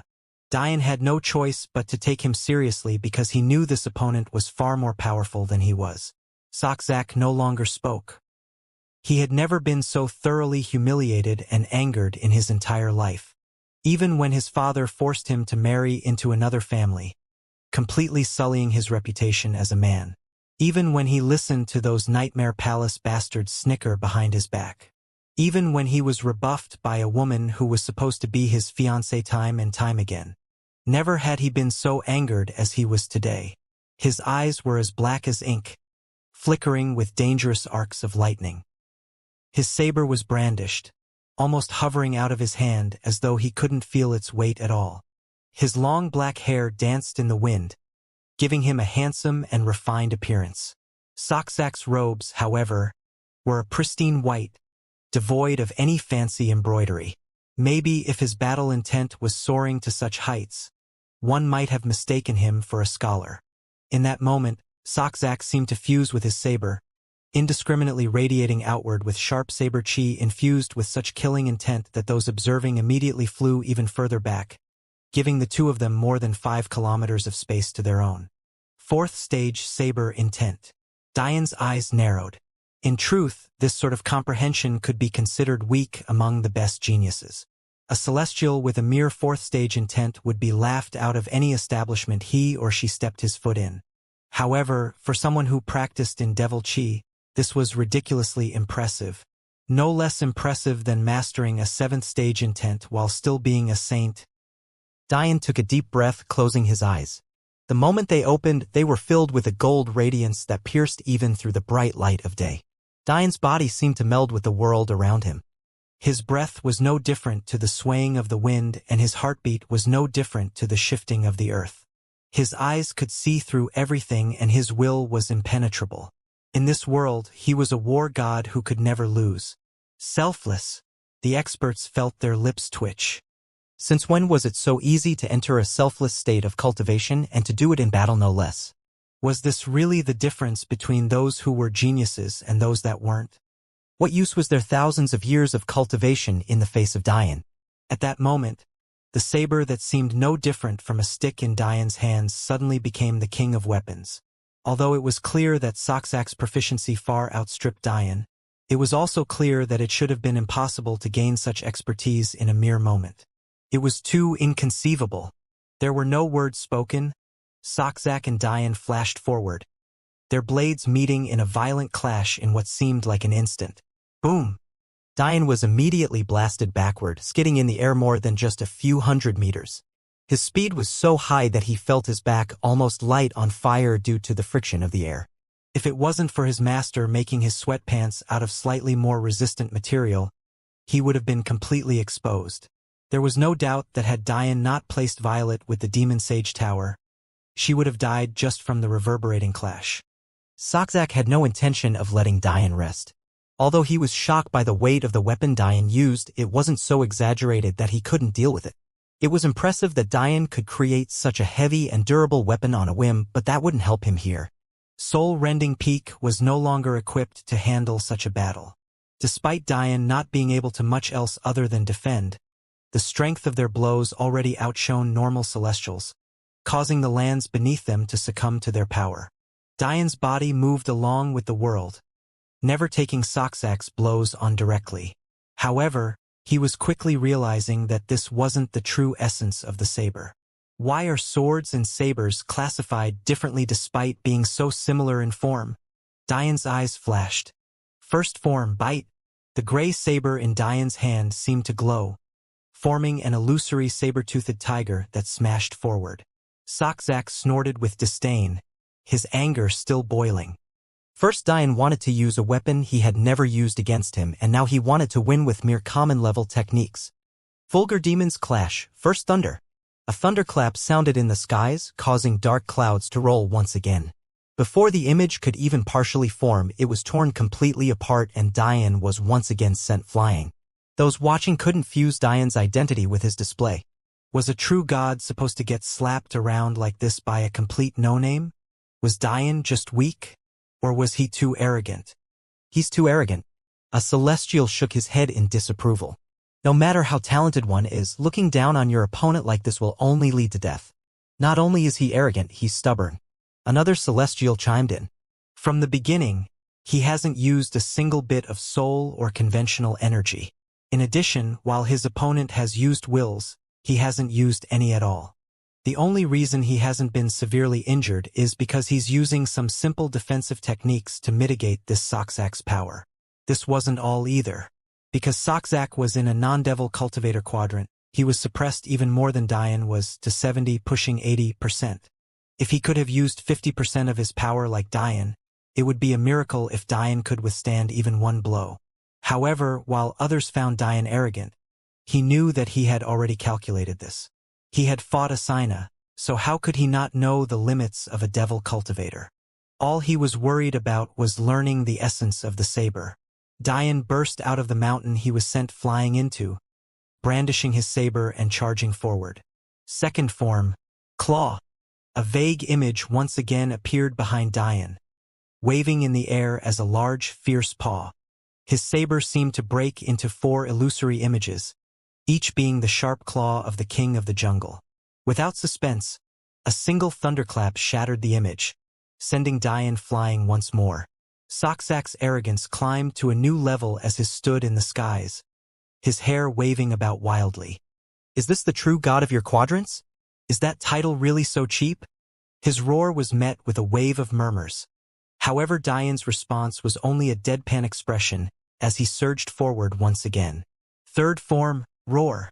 Dian seemed to fall into a vicious cycle of getting beaten back. Soxak never needed to use more than just his first thunderclap. He wanted to show Dian that he'd have to change his tactics, or else he would die. Since you want to continue disrespecting me, die, Soxak roared. Second thunder. 2 claps of thunder split the sky apart, slamming into Dian along with Soxak's blade. A rumbling tempest spread out in all directions. Dian immediately felt as though Soxak's power had doubled. The blade rapidly cut toward him twice, causing him to involuntarily spit up 2 mouthfuls of blood. Although Dian's grip on his saber didn't loosen, he could distinctly feel the bones in his arm fracture. However, his features remained deadpan and without emotion. In a selfless state, you forgot about everything. You forgot about pain, about anger, rage and love. Your only purpose was to move forward and comprehend.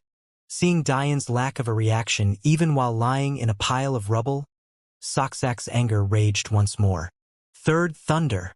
The clouds rolled with unquestionable ferocity, responding to Soxak's will. It was clear that Soxak had yet to comprehend his own pseudo-domain due to the handicap on his comprehension.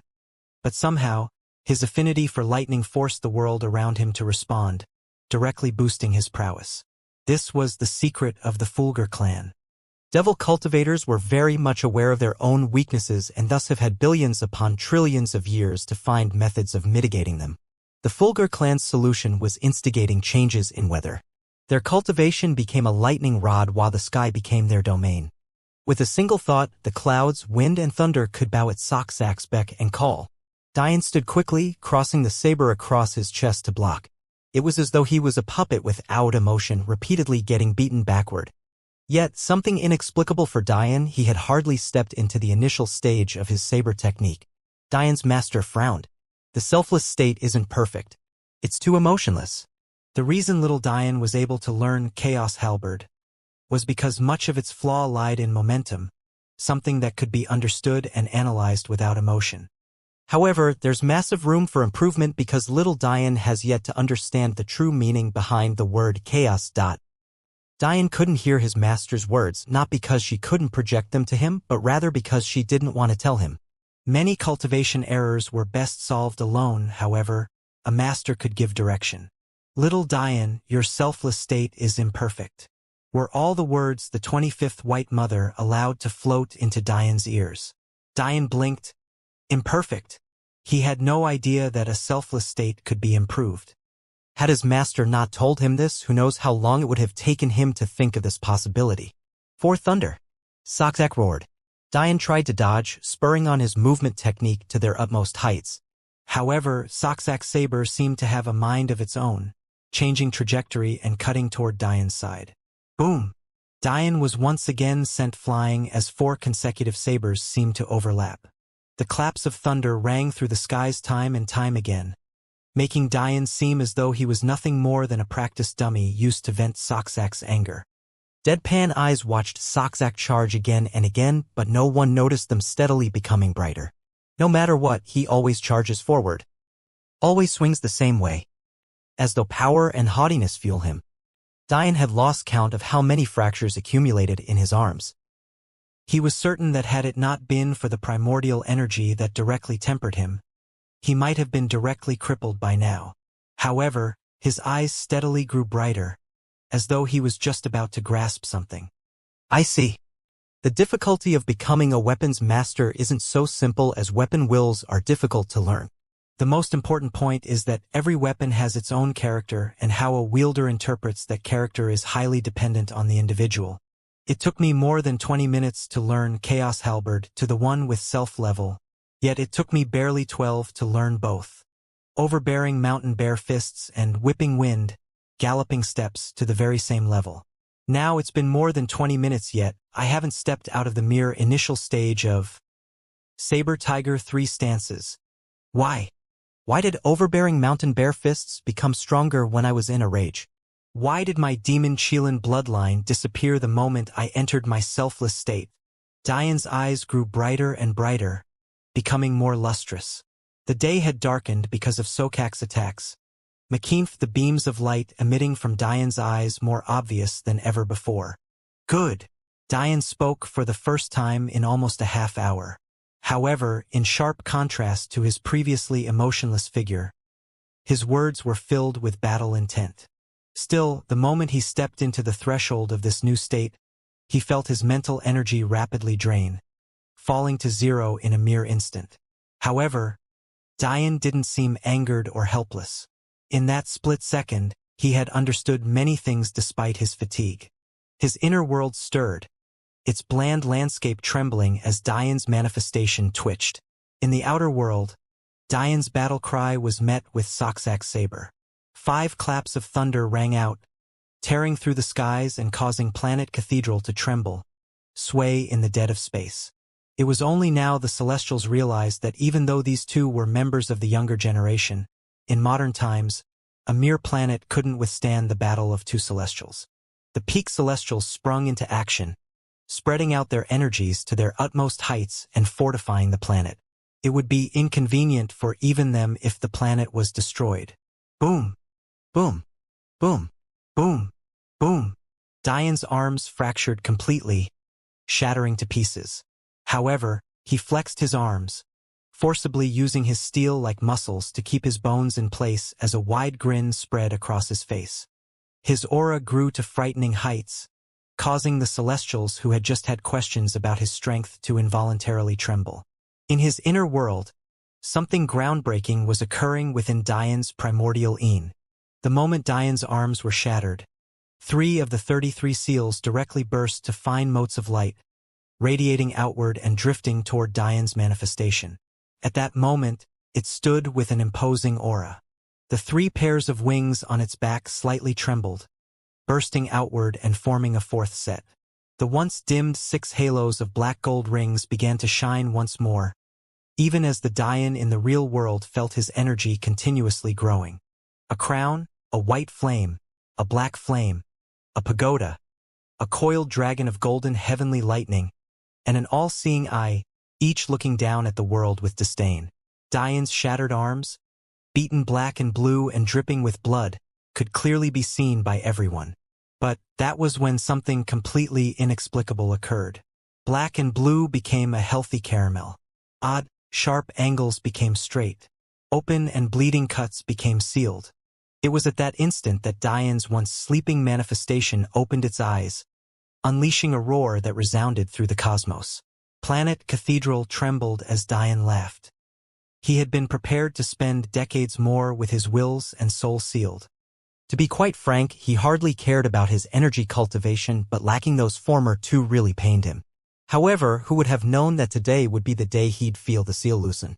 Evangeline, I really have to thank you. Just as the Dragon King had said before, breaking the seals was dependent not only on cultivation but also battle power. The moment Dian realized that his selfless state was flawed, it was as though a whole new world was opened up to him. He was very clear that that state, even in his peak condition, wouldn't last for more than a split second before his mental energies were completely drained. However, it was that split second that let him see that Evangeline had already done more than half the work in shattering the first 3 seals, meaning Dian could have broken them weeks ago if only he knew how. Dian's energy cultivation surged, shattering stage after stage as it climbed at inconceivable speeds. The surrounding experts could only watch in awe as they felt Dian's cultivation climb from the first essence stage to the 2nd. Then the 3rd. Then the 5th. Soxak's gaze was sinister. He had no intention of allowing Dian to simply accumulate power in front of him like this. However, Dian only grinned when he saw Soxak approaching. I promised you that I'd defeat you with a saber, don't be so anxious. At that moment, there wasn't a single individual who didn't pale in fright. A divine sense the likes of which they had never felt before overwhelmed the world. In that instant, more than half the planet was covered. The peak celestials looked into the skies, searching desperately for the originator. They were struck with such fear that they couldn't think straight. A divine sense that could cover half of an entire planet? That accounted for a nearly 20,000 kilometers diameter. What terrifying existence could cover such an area? It would make them no less than a god. To be able to see, hear, and feel everything in such a large area. It was too inconceivable. It was only after they calmed that they realized that although the divine sense was overbearing, it was only at the lower celestial stage, comparable to about a lower mid-stage celestial. However, that didn't last long before it too began to climb at an inconceivable rate, shatter the barrier and climbing to the middle stage. Then the higher, then the peak. While Dian was laughing like a maniac, everyone was paralyzed with fear. At that moment, they thought that they understood what was happening.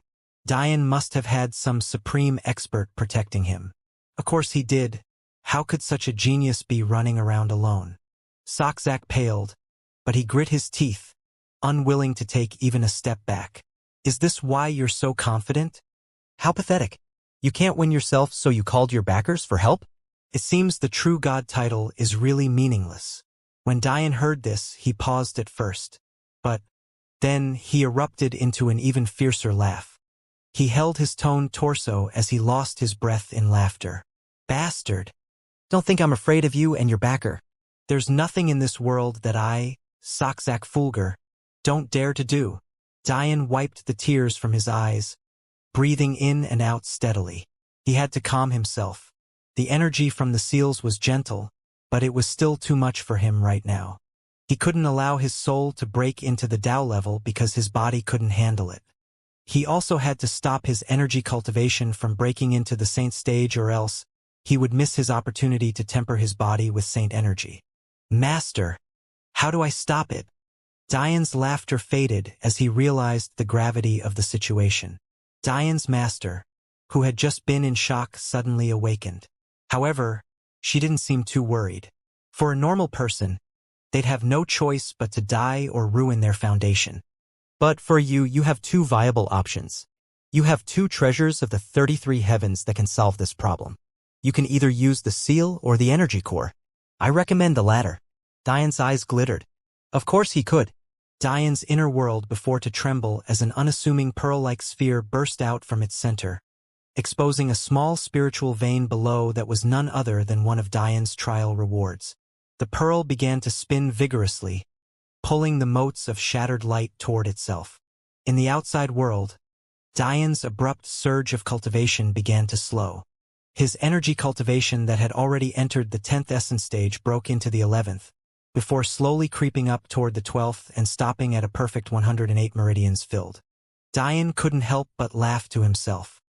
He had never sat down to energy cultivate outside the months it took him to perfect the foundation stage, yet he had not only become a peak first-grade essence gatherer, he was now guaranteed to do so in sainthood as well. Oftentimes, even the best of geniuses might fail to fill a handful of meridians at this stage, but somehow Diane, who had weak energy cultivation talent, had leaped over the barriers they couldn't. "You're all fools." Diane finally spoke as he checked his body. The overwhelming divine sense had long since been retracted, but Xianxia didn't dare to act rashly because he felt like he had been warned. "So blinded by your own preconceptions that you can't even see what's right in front of you. Why don't I show you all who that supreme expert you so rightly fear is?" Diane felt that he was brimming with an inconceivable amount of power. Logically speaking, it should have been impossible for his lower celestial level body to house a peak celestial soul like it was doing right now. The difference between a low celestial and a peak celestial was simply too far apart. Under normal circumstances, even a soul that was about to enter the middle of the celestial stage would have imploded his body. But that was where the magic of his inner world came in. One of the major differences between a transcendent and immortal was the existence of a dantian, a cultivation sea of sorts that could house a mind-boggling amount of energy. The heaven-defying aspect of Diane's awoken inner world was that it too could act as a dantian long before Diane was even close to breaking into even the half-step transcendent level, let alone the transcendent level itself. This gave Diane the ability to house far more energy than he would normally, thus keeping his body intact despite having a peak celestial soul. By Diane's calculations, as long as he entered the peak saint level and expanded his inner world, his soul would be able to break into the Tao formation realm safely and smoothly without worrying about his body shattering to pieces. Although it was a long and grueling, nearly 2-decade period of feeling almost powerless, the payoff couldn't have been any greater. "Show us who the supreme expert is?" Xianxia sneered. "A coward like you isn't worthy of my blade." Diane shook his head. "You still don't get it, do you?" At that moment, tens of arrays began to form in the sky. Then 100 became 1,000, and 1,000 became 10,000. Each exuded the aura of a peak saint, yet they were created with such speed that the celestials trembled in terror. Even the best among them was a mere third-grade celestial. Facing this kind of power output made them feel a keen sense of danger. Diane's eyes lit up with a gold light. "It's been too long." Xianxia's eyes widened. If he had to face this sort of attack, how would he deal with it? Of course, he could look down on peak saints with disdain, but even he would have to be careful when fighting 10,000 of them. It was only now that everyone witnessing this scene realized that all of the arrays were golden. Innate Aurora Wielder. They breathed out in shock. In all of their 100 quadrants, there were a mere dozen or so innate Aurora Wielders, and each of their names resounded through the cosmos. Yet, one was here, protecting Diane? At that moment, Diane's hands clapped together as a small strain appeared on his handsome face. A brilliant array, shining with a fierce red and gold, sprung from his palms. His hands slowly separated, and with their movement, an ever-growing spear began to form. The killing intent was so overwhelming that Xianxia involuntarily took a step back, unable to think anything but a single word: judgment. The darkened skies rolled, causing the once pitch black to radiate outward with a bloody red. "I've met stupid people before, but this is the first time I've met so many in a single place." Diane sneered as the blood-red spear between his hands grew longer. With each passing moment, it was as though his image and that of a demon lord were slowly fusing and finally becoming one. Diane's gaze suddenly quickly shifted from Soczak, completely ignoring him and focusing on the mother, who he could clearly see was trying to escape while everyone was distracted. After feeling the power of Diane's backer, the mother realized that this situation had gone south. She had hoped that Soczak would kill Diane in their confrontation, then everything could go back to normal. But she realized that her thinking was too naive. She knew that there was no way Diane would let her live. Not only had she sullied the title of his master, she was the creator of Soul Market. If it wasn't for her, it wouldn't have ever existed to begin with. Thus, not only had she disrespected his master, she had also ruined the reputation of the land he was meant to inherit. If she didn't escape now, there was only death waiting for her. However, just when she was a mere few dozen meters from disappearing over the horizon and toward Cathedral City's teleportation stations, a voice suddenly drifted into her ears that caused her to shudder. "Where the hell do you think you're going?" With Diane's soul now unleashed, his senses were increased to their peak. How could anyone escape him, let alone a mere fifth-grade celestial? Diane's hands spread to their utmost limits, separating to reveal a spear shining as though it was crafted out of the finest rubies. Its surface was lined with intricate black patterns, brimming with killing intent. And, to make matters more shocking, it exuded the aura of a second-grade celestial. The spear hovered before Diane, bobbing gently as everyone followed Diane's line of sight. At that moment, the 10,000 golden arrays in the sky suddenly disappeared, appearing and surrounding the mother in an instant. The mother panicked, screeching unwillingly as she output her strongest attacks. Boom! Boom! Boom! A rain of attacks landed without end, all while Diane looked on coldly, as though none of this had anything to do with him. A cold shiver ran down the spine of those watching as the disheveled and bloody appearance of the mother appeared. She stood in the air, huffing and puffing as her old bones shone through a wall of blood and gore. She looked like nothing more than a hovering corpse. Diane lightly tapped the end of the bloody spear that hovered before him, causing it to spin and stop in an instant, pointing directly at the half-dead white mother. It was at that point that everyone suddenly understood something. Hundreds of gazes snapped toward Diane, filled with respect and fear. Diane sneered. "It took you long enough.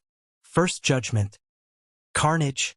With a light tap to its butt, the blood-red spear blasted through the air, tearing through space itself as it appeared before the half-dead white mother. Half of her face disappeared in a rain of blood that immediately disintegrated into nothingness. The other half of her face showed a clear look of disbelief as the final thing she saw before her vision blackened was Diane's sneer. At that moment, just as the mother fell from the skies, everyone suddenly understood. The supreme expert wasn't Diane's backer at all. This was simply the level of power a true god had.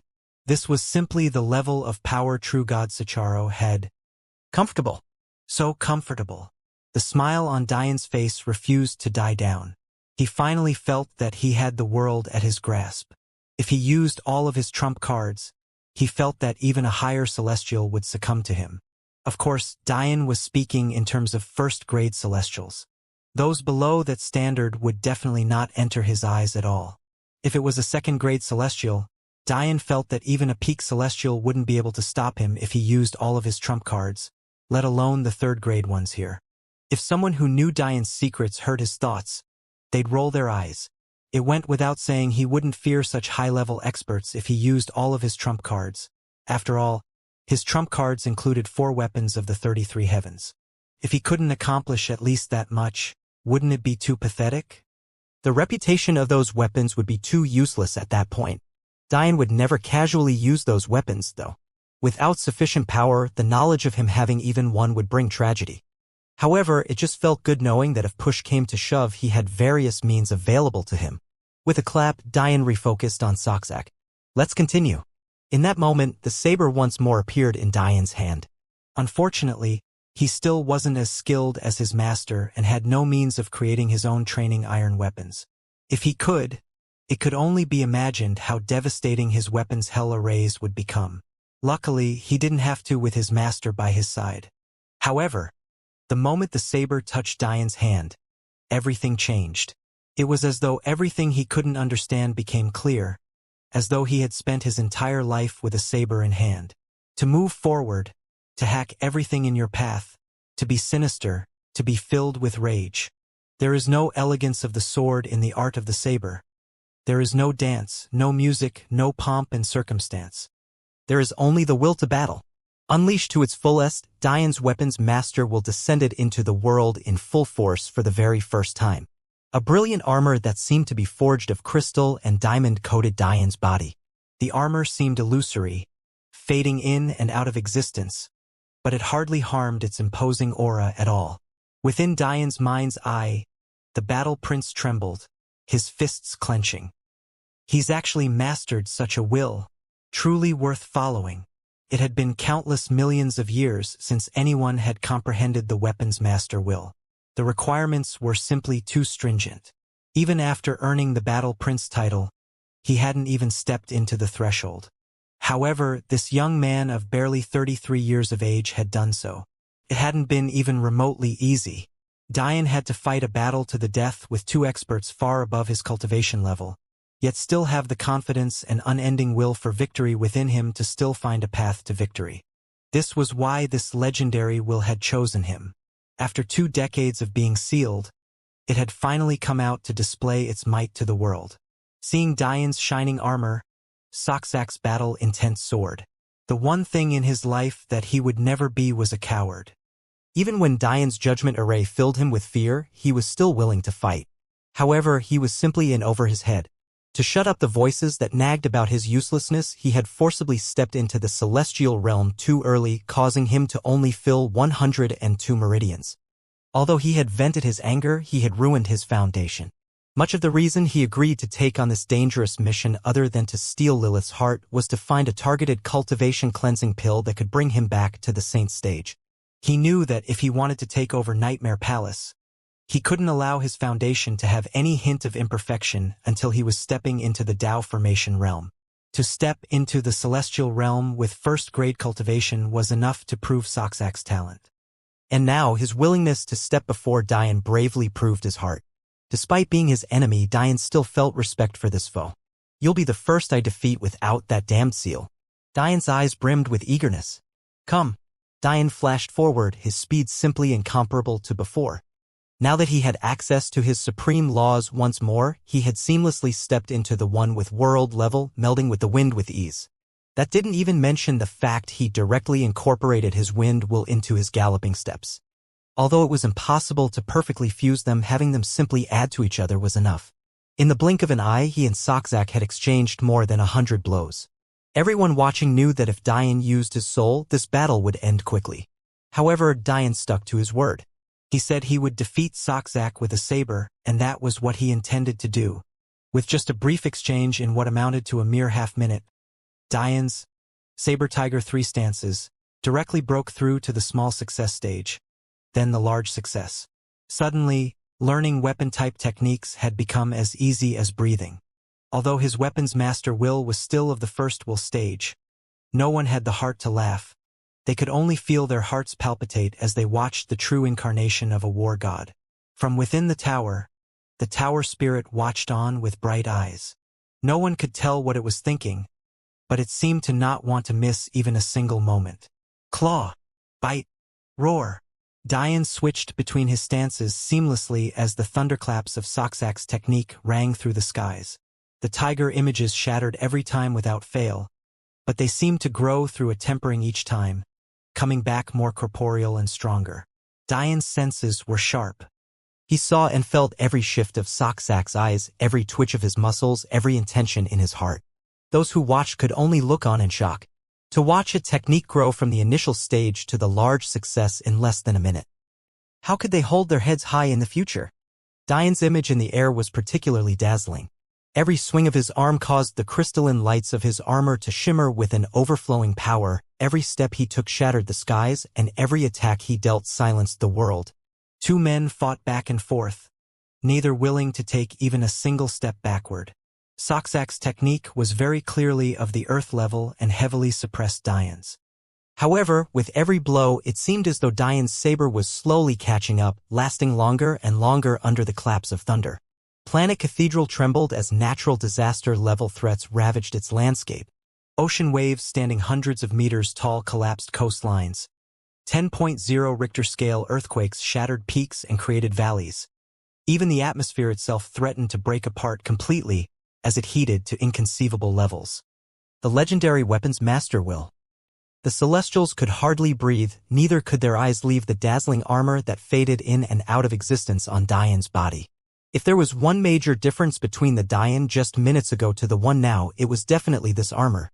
If it wasn't for it, how could Diane suddenly withstand the very same strikes that shattered his arms moments ago?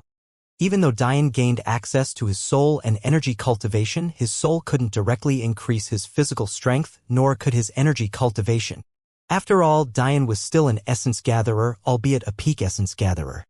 The difference between the celestial rank and the essence gathering rank was too large to make a tangible difference in that respect. However, what was clear was that his techniques reached a new tier of power. Now that Diane was fusing essence energy into them as he was meant to say their power doubled was an understatement. That said, there was something else that changed within Diane, something much more subtle. What was the original purpose of the inner world sanctuary technique? Was it not to create your own world? To create a space where nothing in the world could suppress you? Even without activating his cultivation technique fully, Diane felt that his suppression had decreased by as much 5%. The most shocking part was that although Diane had reached the peak of the essence gathering stage, he had yet to expand his world to adequately match his cultivation. This meant that his inner world was still at its lowest state, yet even without activating, it could decrease his suppression by this much. Usually, experts could only rely on their pseudo-domains and true domains to achieve this effect, yet Diane accomplished this at the essence gathering level. Diane's saber roared forward, shattering the barrier holding him within the large success realm and directly climbing to the completion stage. At that moment, Diane's eyes flashed with a meaningful glint. From the beginning until now, he had yet to use his saber chi. Although his weapon's master will was vibrating with anticipation, he held it back. However, the moment he felt his breakthrough, he unleashed a devastating attack.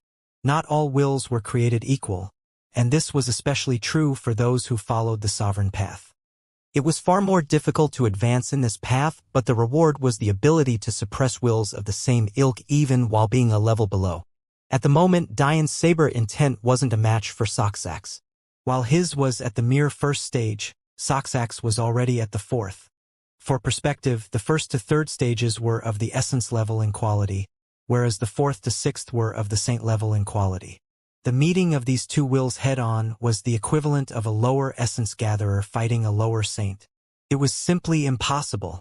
However, the moment Diane's saber chi was birthed into the world, it was as though it was impossible to stop. As though even if a Buddha stood before it, it would destroy. Even if a god lorded over it, it would force him to kneel. This was the undying will for victory this saber chi held, the unquestionable pursuit of sovereignty. At that moment, Diane's technique, which had only just broken into the completion stage, reached a completely new level. Heaven's graces began to sing as the clouded, dark skies were overwhelmed by a golden light. This is a true genius. Those watching trembled, unable to temper their emotions. The illusory image of a pouncing tiger suddenly became all too real as Diane's saber clashed with Soxax. Soxax's saber chi shattered to pieces in a mere instant, leaving him completely unprotected as Diane's attack surged forward. Roar! Diane's voice boomed through the skies, traveling over Planet Cathedral without hindrance. Soxax was sent flying into the distance, crashing through mountains in an unstoppable fashion for what seemed like forever. Diane stood in the air, watching on with a cold expression. His saber was held lightly in his hand, slightly flickering with an unbridled radiance. The moment he applied saber chi to it, it had completely transformed. One could clearly see what looked like the pinnacle of the saber fading into and out of existence on its body, sometimes giving it the feel of a beautiful crystalline weapon, and at others the plain gray that it was. Soxax stood up shakily in the distance, wiping blood from his lips. As a devil cultivator, it was only natural that his body was durable. However, Diane still looked down on him from above. "You've lost." Soxax wanted to get up and fight it out with Diane. In fact, he had yet to even use his devil chi, which could have easily doubled his power, if not tripled. However, Diane's next words stopped him. Finally able to use energy again, Diane's voice was projected directly into Soxak's mind. Think about what you're doing very clearly. If you expose your devil chi here, I won't help you. It's best you leave now. I have no real reason to kill you. Although your people have committed vile acts, that's a decision I assume was far above your pay grade and something I'll be sure to pay them back for in full. Don't give me a reason to slaughter you where you stand, because I promise that even if you were 3 times stronger, it would make no difference. There were simply too many abilities Diane hadn't used for him to be worried about Soxak. Turning away, he descended from the skies and hovered before Lilith, waiting patiently. Lilith's expression was completely deadpan. It didn't have the same shock and everyone else's had. Instead, she still had the same lofty aura, as though she was meeting an equal. Your fiancé isn't bad, Diane suddenly said with a grin, completely baffling everyone. It's not your place to commentate on this matter, Lilith replied coldly. He's clearly shown more courage than you. It's easy to seem brave when you knew you would never lose to begin with. Lilith's voice carried a hint of disdain. She believed that Diane could only storm through bravely because he had nothing to fear to begin with. It was Soxak who knew he would lose but still fought anyway that displayed true courage. Although she didn't quite understand it after she was injured by Diane and entered her most feeble state, her heart had opened slightly. It wasn't to the point where she was madly in love with Soxak, but it was at least enough for her to defend him from outsiders making fun of him. Lilith didn't seem affected by Diane's otherworldly handsomeness or his bare torso. Even when his smile made Asina's heart palpitate while she stood behind the ice-cold beauty, it didn't move her in the slightest. She just continued to stand in the air, her long white gown and hair looking completely untouchable. If it wasn't for the slight paleness of her face, one wouldn't think she was injured at all. Diane silently looked into Lilith's black eyes. He didn't bother to explain that his cultivation had been sealed, so he actually did display quite a bit of courage. It didn't matter to him.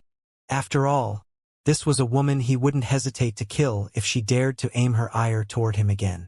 The only reason he was letting them go was because of Evangeline, despite what he said to Soxak. Take it however you will. Diane shrugged. He was genuinely complimenting Soxak, but it seemed that his fiancée didn't want it. Are you going to keep your word and hand over the key? Or am I going to have to forcibly take it? Diane would be lying if he said his heart didn't itch when he saw this ragtag bunch of kids. Other than Lilith, who was 20, and Soxak, who was 23, most others aside from Asina were 16 years old or younger. He knew that they were relying heavily of Lilith being the key wielder to forge a path to their future. But Diane also knew he couldn't be soft-hearted here. Roll bit her small lips, wanting to say something, but knowing that it was useless.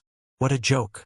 They had tried to kill him just a few months earlier simply because they thought his name was Jafari, but now they wanted to ask for leniency? Even the broadest-minded and soft-hearted person wouldn't allow such nonsense. Stop bullying our big sister.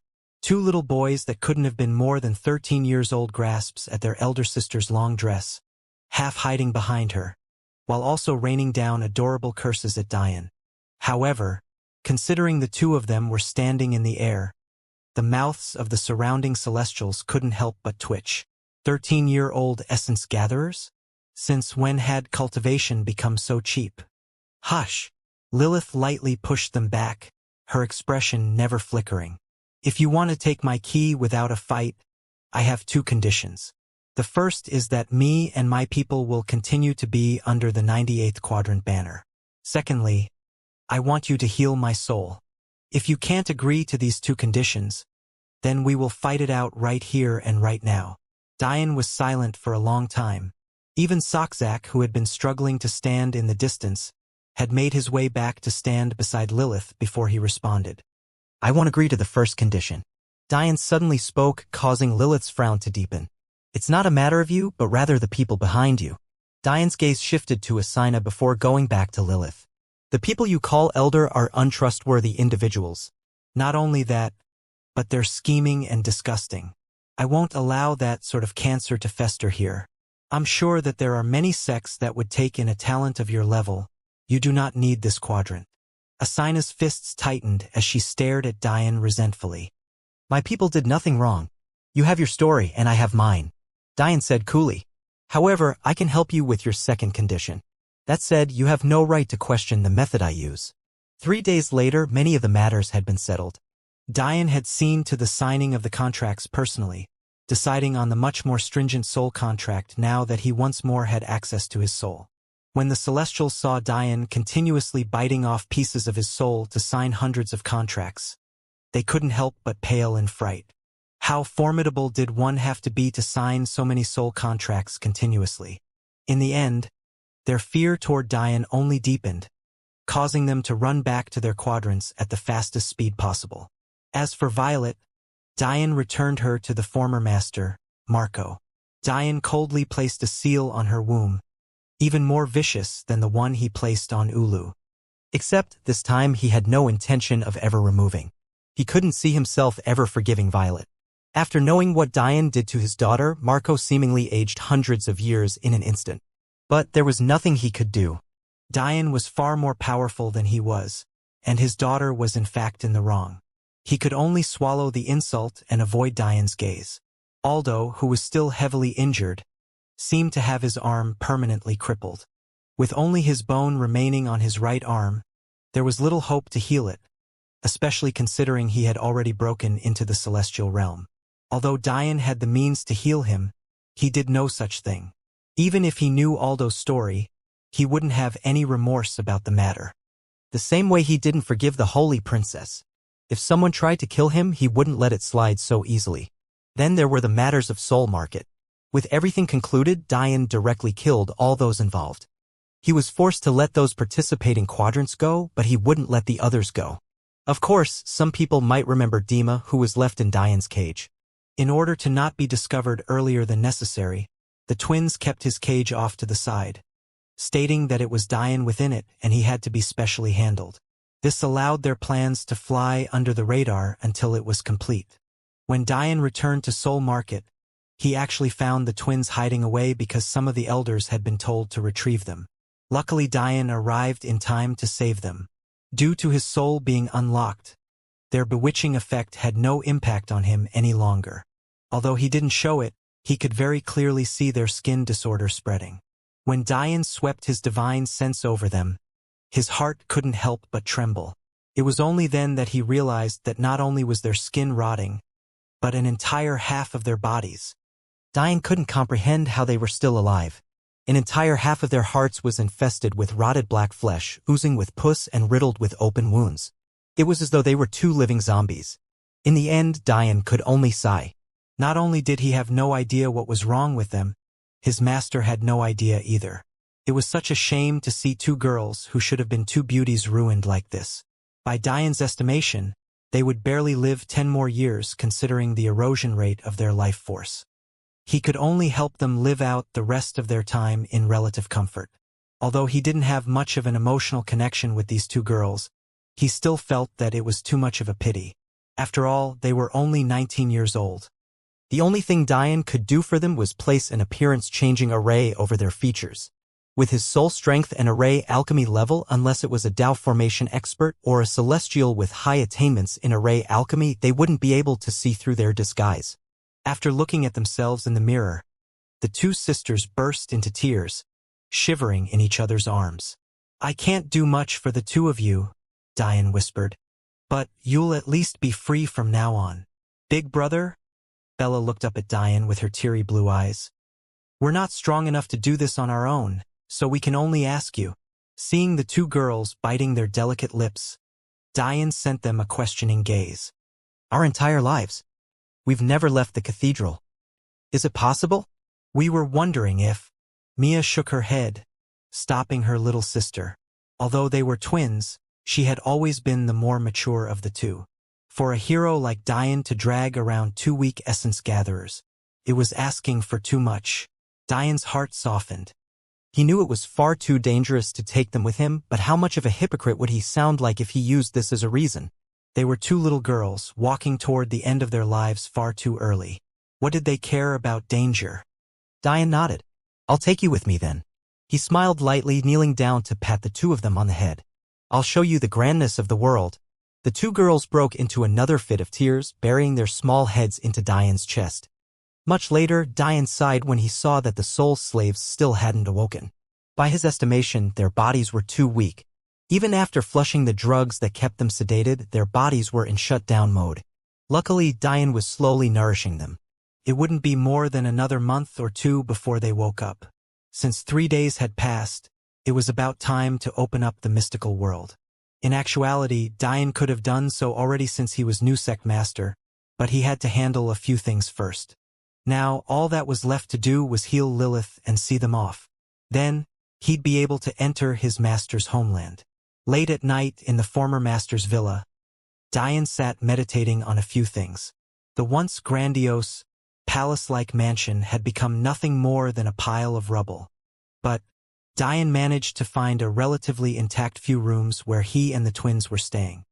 He was slightly disappointed that little Rose and Evangeline were nowhere to be found, but he mostly expected as much.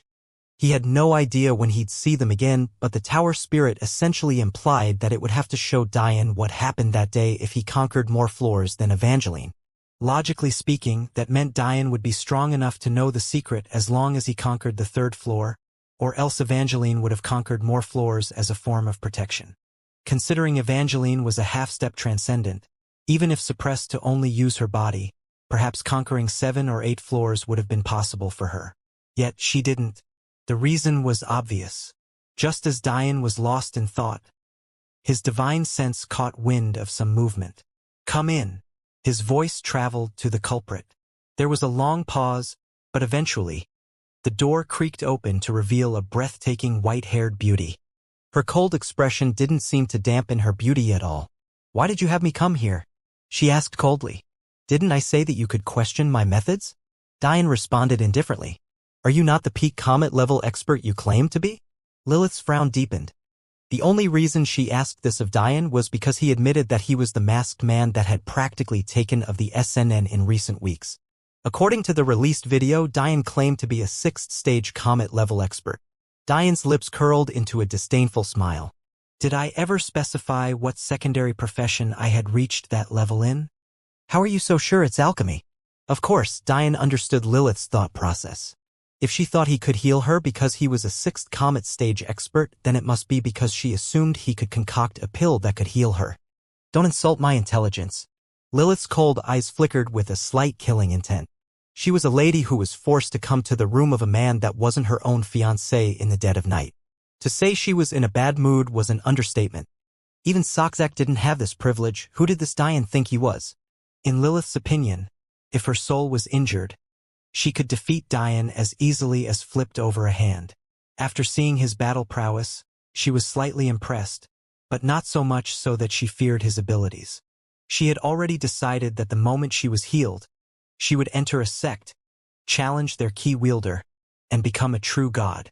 She really couldn't stand that arrogant smirk on Diane's face. It was as though as her affections for Soxak grew, her hate for Diane grew right alongside it. Unfortunately for Lilith, who was used to men constantly seeking her affections, Diane didn't care.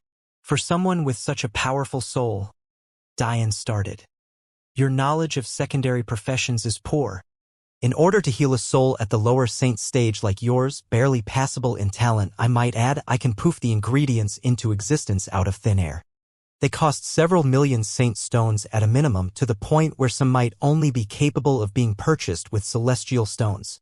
So, even if you knew I was alchemist, it's quite silly of you to come here so blindly. Do you really believe that your cooperation is worth so much? Do you really believe that I'd rather pay that price than just acting to forcibly take it from you?" Lilith's eyes grew colder.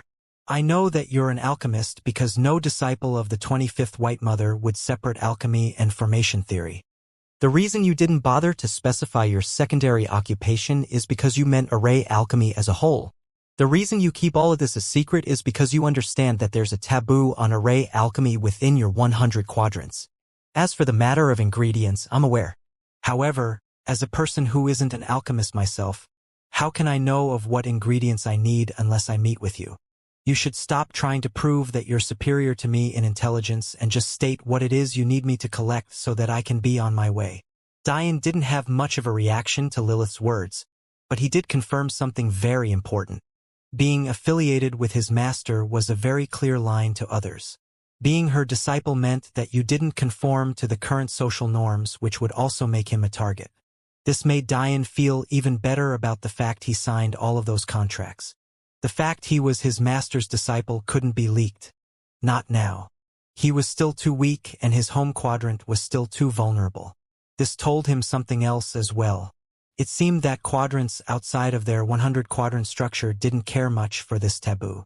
In fact, from Lilith's expression when speaking of array alchemy, it was clear that she thought highly of it.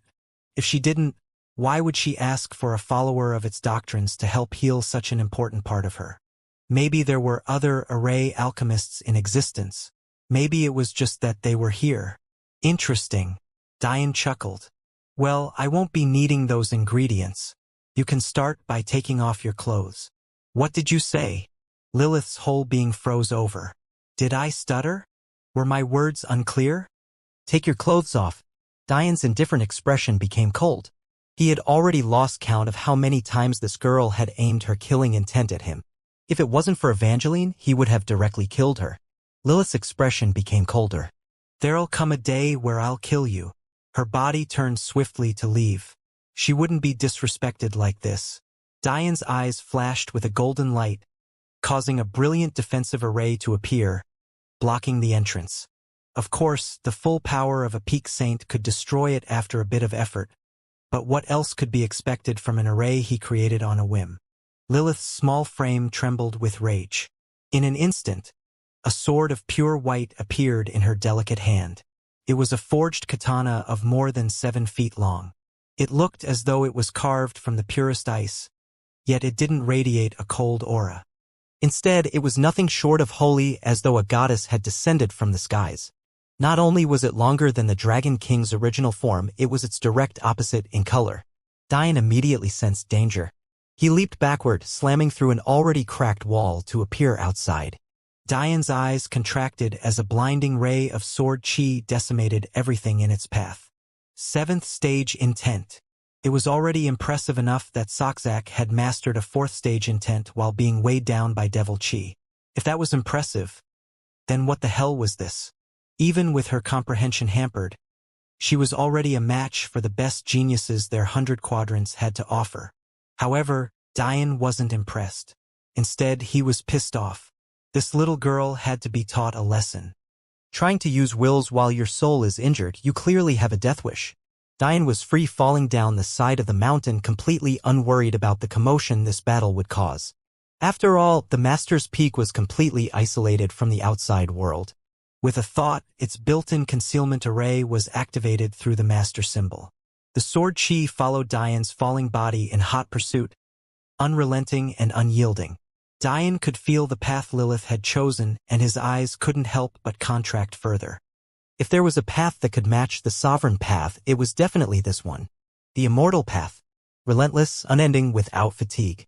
To disdain the world, but to also grasp it in your hands. Diane's finger drew a small circle in the air, forming an array that he then crushed. In an instant, he disappeared. At the top of the peak, Lilith stood in the air, seething with rage. However, in the next moment, she began to violently cough up blood. The soul was the connection between immortal and the heavens. It was through it that one was able to learn, comprehend, and use wills. For someone with a damaged soul to forcibly use their will to its utmost was suicide. It was for this reason that Diane's Aurora steps were so potent. It was impossible to use wills under its influence due to the direct pressure on your soul. Obviously, Lilith wasn't in good condition to be using her wills freely, or else she would have fought it out with Diane a long time ago. A martial warrior without their wills, in some cases, would lose more than 50% of their strength. Although she knew that that attack wasn't enough to kill Diane, she hoped that it was at least enough to heavily injure him and level the playing field. She no longer cared about healing her soul. She just wanted to kill him. However, before she could steady her state and prepare for Diane's attack, a strong hand gripped her throat, shutting off her airway. Because Lilith's intent had broken into the 7th stage, it had the properties of a celestial, which included the ability to lock down space. Under normal circumstances, it would be impossible for Diane to create a teleportation formation on a whim capable of escaping that situation. He would need at least a few hours to create a viable array, something that was obviously impossible in the middle of a battle. This was exactly why Lilith hadn't accounted for Diane suddenly appearing before her.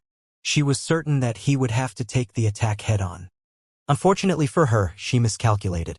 Because her soul was injured, how could her will have the same strength it usually did?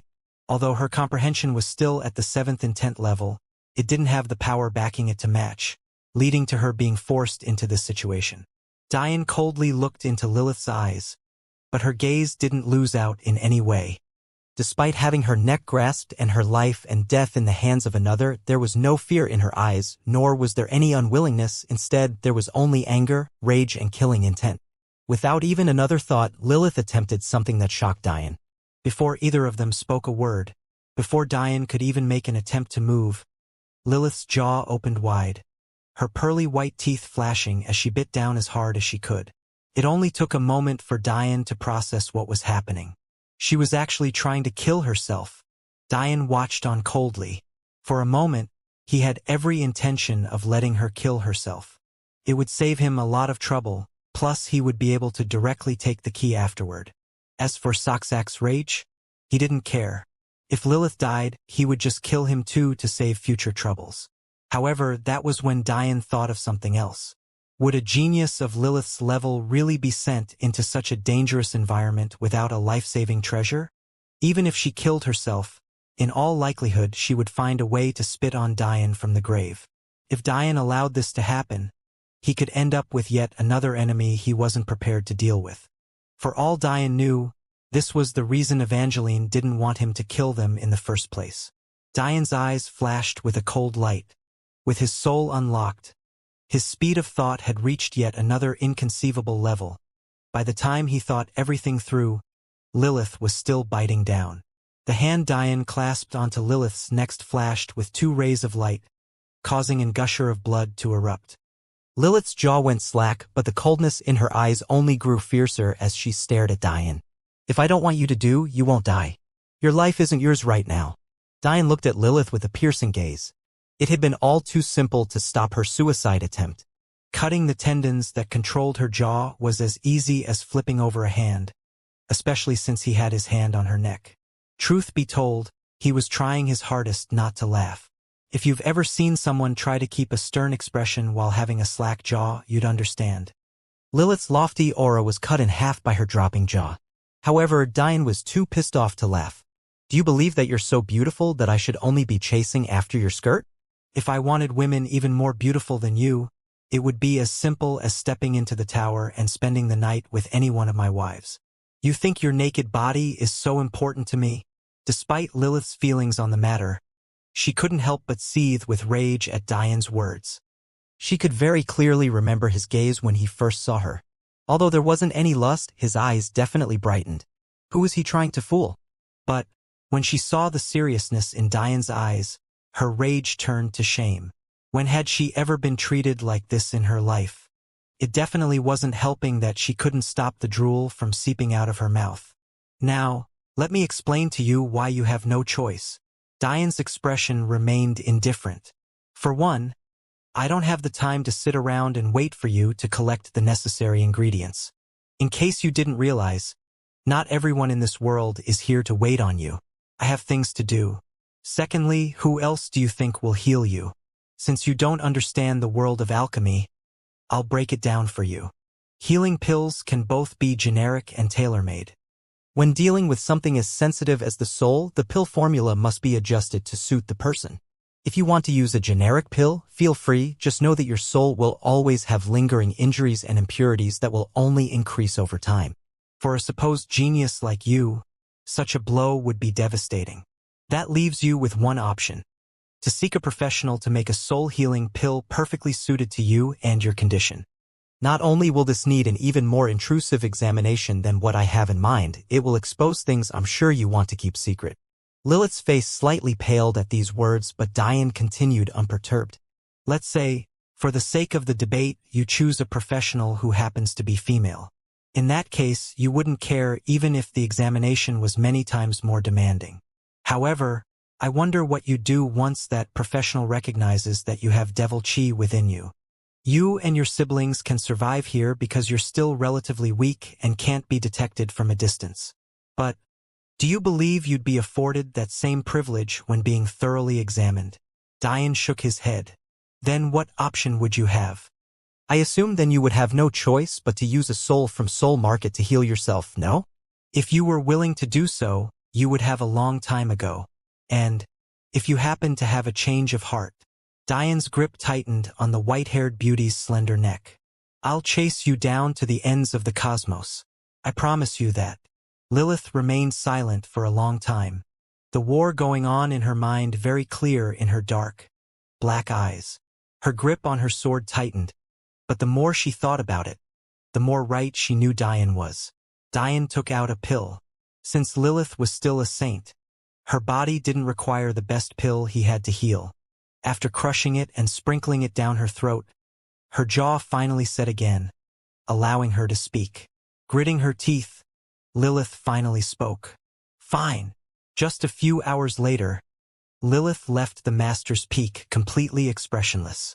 Except for the cold glint in her dark eyes, it was impossible to tell anything else about her emotions. As for Dian, he didn't see her off. The only reason he forced Lilith to take her clothes off to begin with was to ensure that her mind was too distracted to think about the details of what was happening. After all, he didn't want the secret of the soul tome to leak and fall into the hands of others.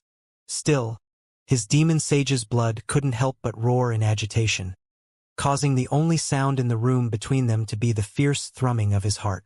It was even worse now that his yang qi had increased to inconceivable levels. The experience of wanting to hate and ignore a beauty, but being completely unable to do so made Dian even more determined to visit the Crystal Dragon clan. In the end, Dian forcefully suppressed his desires and coldly sent Lilith on her way. In return, he received the key and an answer to a question. By his estimation, Lilith's soul was of the lower saint stage. Not only that, she also had a peak foundation stage innate soul only a single step below Clara. Considering lower blossom stage innate souls were only an anomaly afforded to those with innate auroras, something exceedingly rare except for within the soul rend quadrant, Lilith represented the peak of what a normal individual could achieve in terms of soul talent. Of course, Clara also had an innate aurora, so her peak foundation stage innate soul also improved to the blossom stage after her manifestation was awakened, just like all other innate aurora wielders. It was only Dian who innately had a lower blossom stage innate soul that then improved to the peak blossom stage after his manifestation was awakened. This was all to say that Lilith's soul was very talented. Yet, it was of the lower saint stage while Asina's was already at the higher saint. Plus, Asina was almost 2 years younger than Lilith. It didn't make much sense. Because of his curiosity, Dian decided to directly ask Lilith about this, using the excuse that she had given her more trouble than the key was worth. Maybe it was because she was stimulated by Dian assuming Asina was more talented than she was, or maybe she was still angered with Dian to the point where she wanted to talk down to him. Lilith spoke more than Dian expected her to. It seemed that just like her energy cultivation, Lilith was purposely not breaking through. However, that didn't explain why Asina's cultivation was so high. So, Lilith continued to explain that the Matilde family had its own special means of increasing soul cultivation, including their own personal collection of ancient trees. Although Dian wanted to ask more about the Matilde family, it became very clear very quickly that Lilith had noticed the oddity in her behavior and thus decided to not speak anymore. For obvious reasons, Dian didn't have any good feelings toward the Matilde family. He thought that their survival was too suspicious. For a person to give up their life to foretell of the apocalypse of the elves, only for an entire family to not only survive, but be flourishing. It was too inconceivable. I'll be paying a visit to the Devil Quadrants one way or another. Whether it be for Soul Market or my Rize ancestors, they'll pay a price.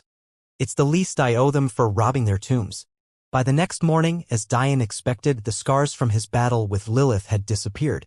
Although the buildings weren't privy to the same healing factor as the earth and plant life, that was only to be expected. Over the past 4 days, the signs of the battle between Dian and Soxak had almost disappeared completely. If it wasn't for the fact many buildings were still ravaged and destroyed, it would seem as though nothing had happened. As Dian expected, the devil cultivators had disappeared under the cover of night. He didn't know where they went, but he also didn't care. If they were smart, they wouldn't continue to make an enemy of him. There were plenty of sects in the cosmos that didn't care about your origin and only chose disciples based on talent. Although they'd have to hide their identities as devil cultivators, still, it wouldn't matter too much to them.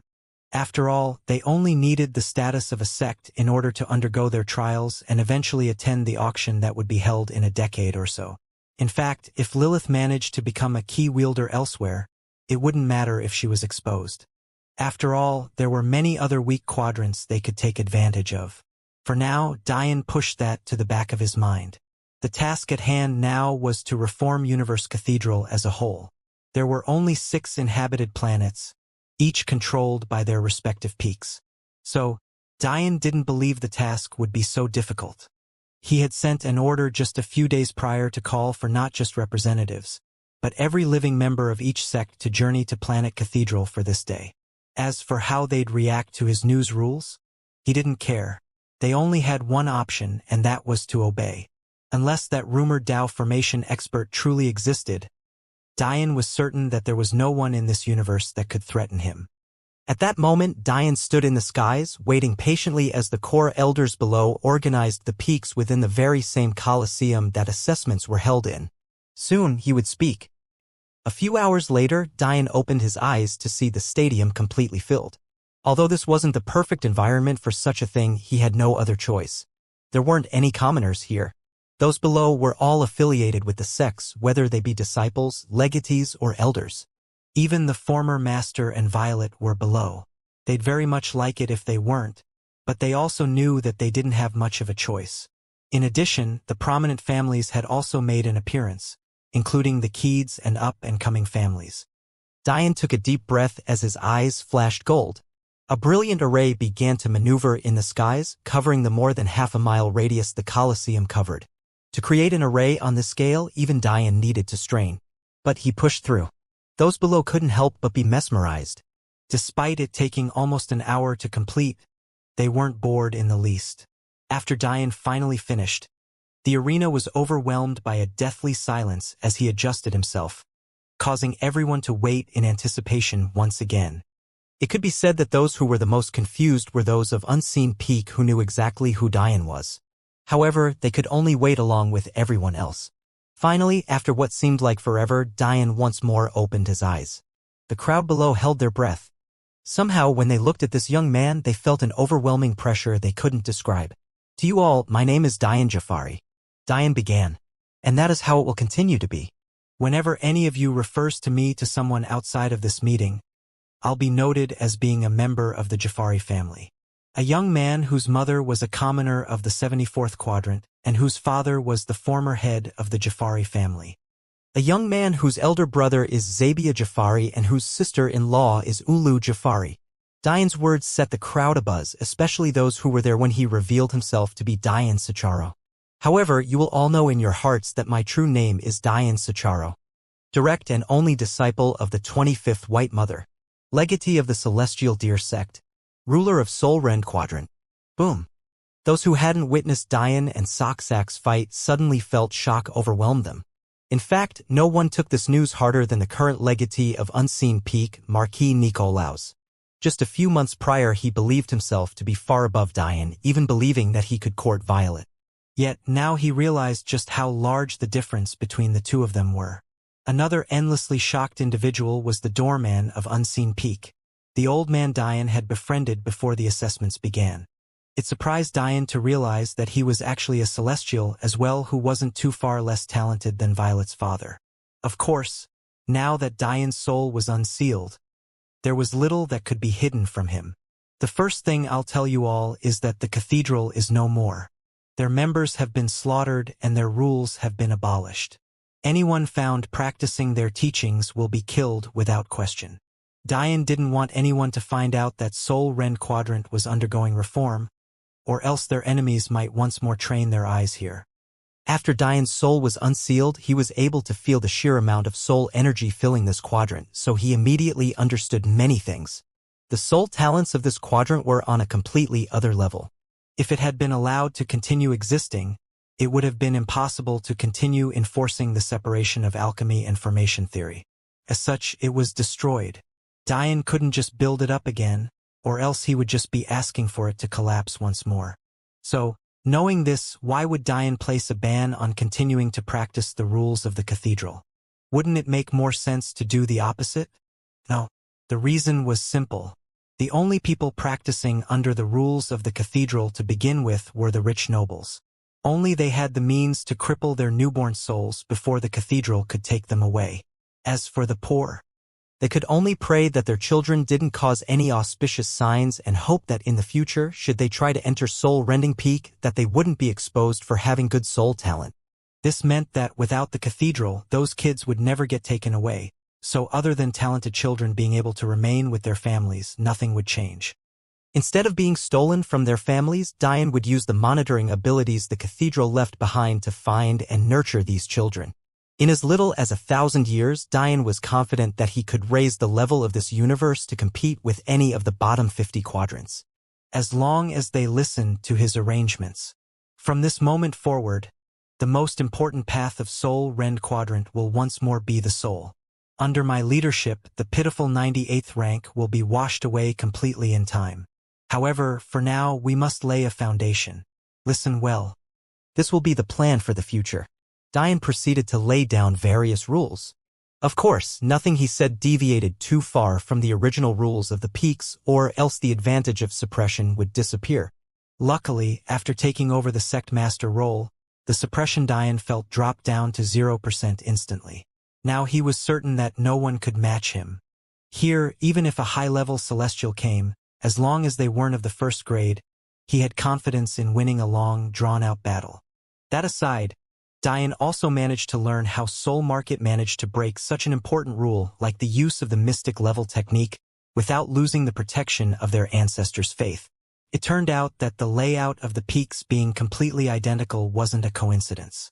The 5 sub-peaks were originally subsects of Soul Rending Peak. The White Mother became the secret master of Slaughter Peak. Taking advantage of this, she then broke the rules, which shifted all of the faith of Slaughter Peak to the other peaks and left it unprotected. Since it was Slaughter Peak that broke the rule, Soul Rending Peak didn't face the consequences, leaving them an extra layer of protection against the quadrants they were in bed with. Dian could only shake his head. This supposed nun was too snake-like and crafty. It didn't matter too much in the end.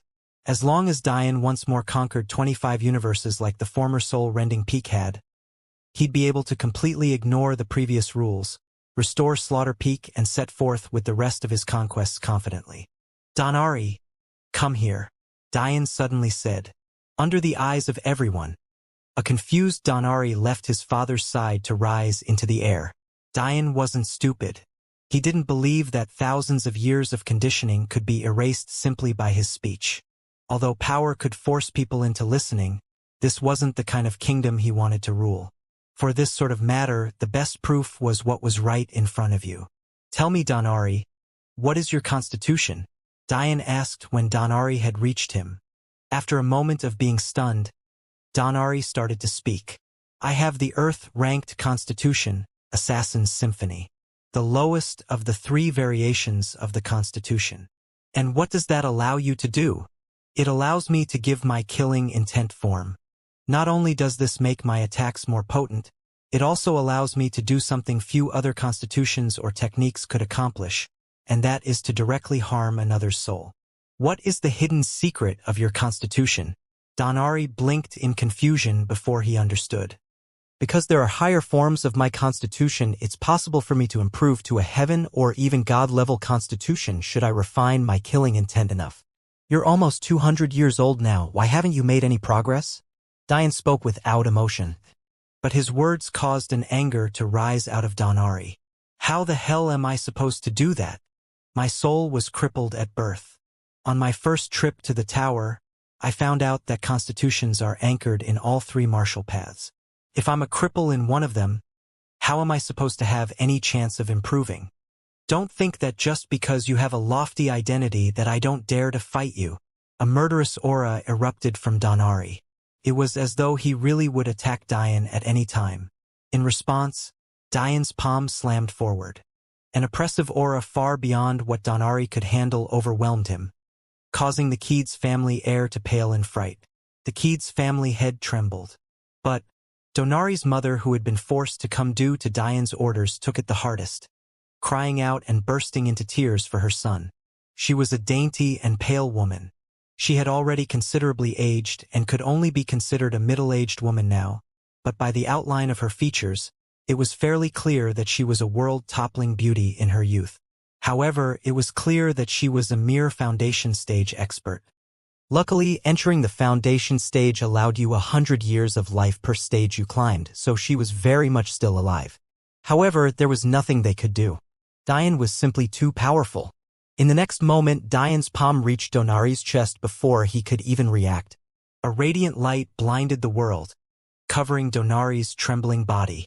Just when everyone expected a rain of blood, nothing of the sort happened. Instead, they watched on in shock as Donari's dark magenta hair whipped around violently in the wind. Upon closer inspection, they noticed that Diane's palm hadn't even touched Donari's chest. There were a clear 3 to 4 inches separating the two. Those experts in the crowd could immediately tell that Donari's aura was climbing, causing a blanket of killing intent that made them tremble to erupt. Donari's red eyes glowed even more fiercely as the air around him seemed to sing, an ominous accompaniment playing in their hearts. At that moment, a bloody light filled the skies. At first, it was nothing more than a wrecked and deformed light. If it wasn't so intangible, it could have been mistaken for a desecrated corpse. However, as time passed, the bloody light started to slowly pulse to life, mending its wounds. Those in the crowd below were absolutely shocked. They were caught between trembling in fear, bowing down in respect, and vomiting in disgust. This was because the bloody light was slowly forging itself into a beating human heart.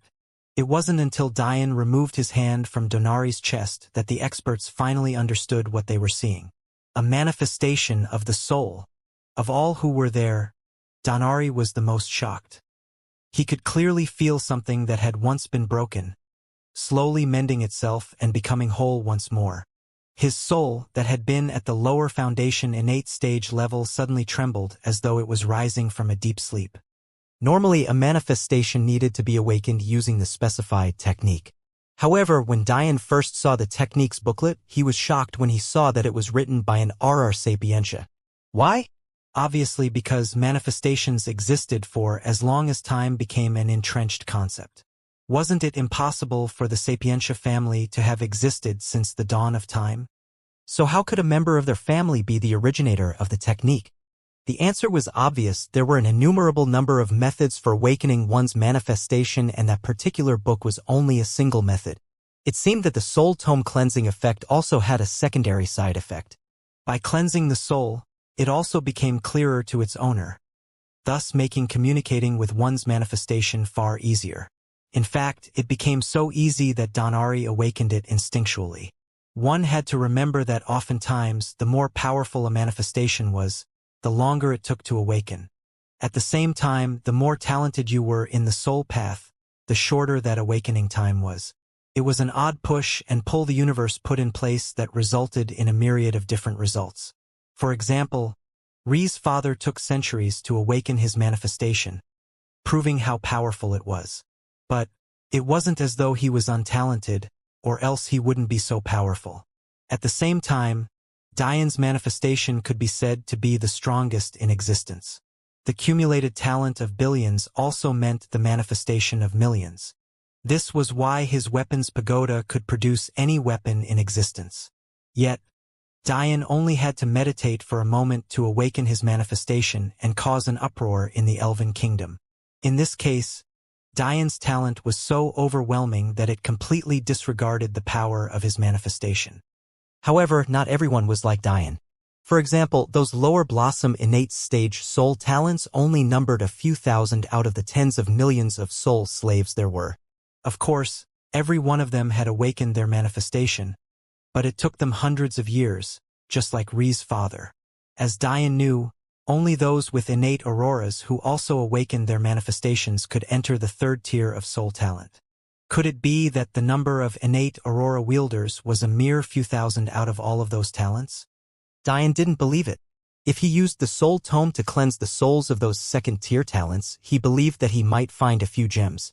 And even in the case that he didn't, it was still drastically cut down the time it would take to awaken their manifestations. Dian realized a long time ago that the key to soul cultivators gaining the ability to match their battle power to the soul strength were their manifestations. As long as they could tease out the secrets of their manifestations, Dian didn't believe that those of the soul path would be so easy to bully.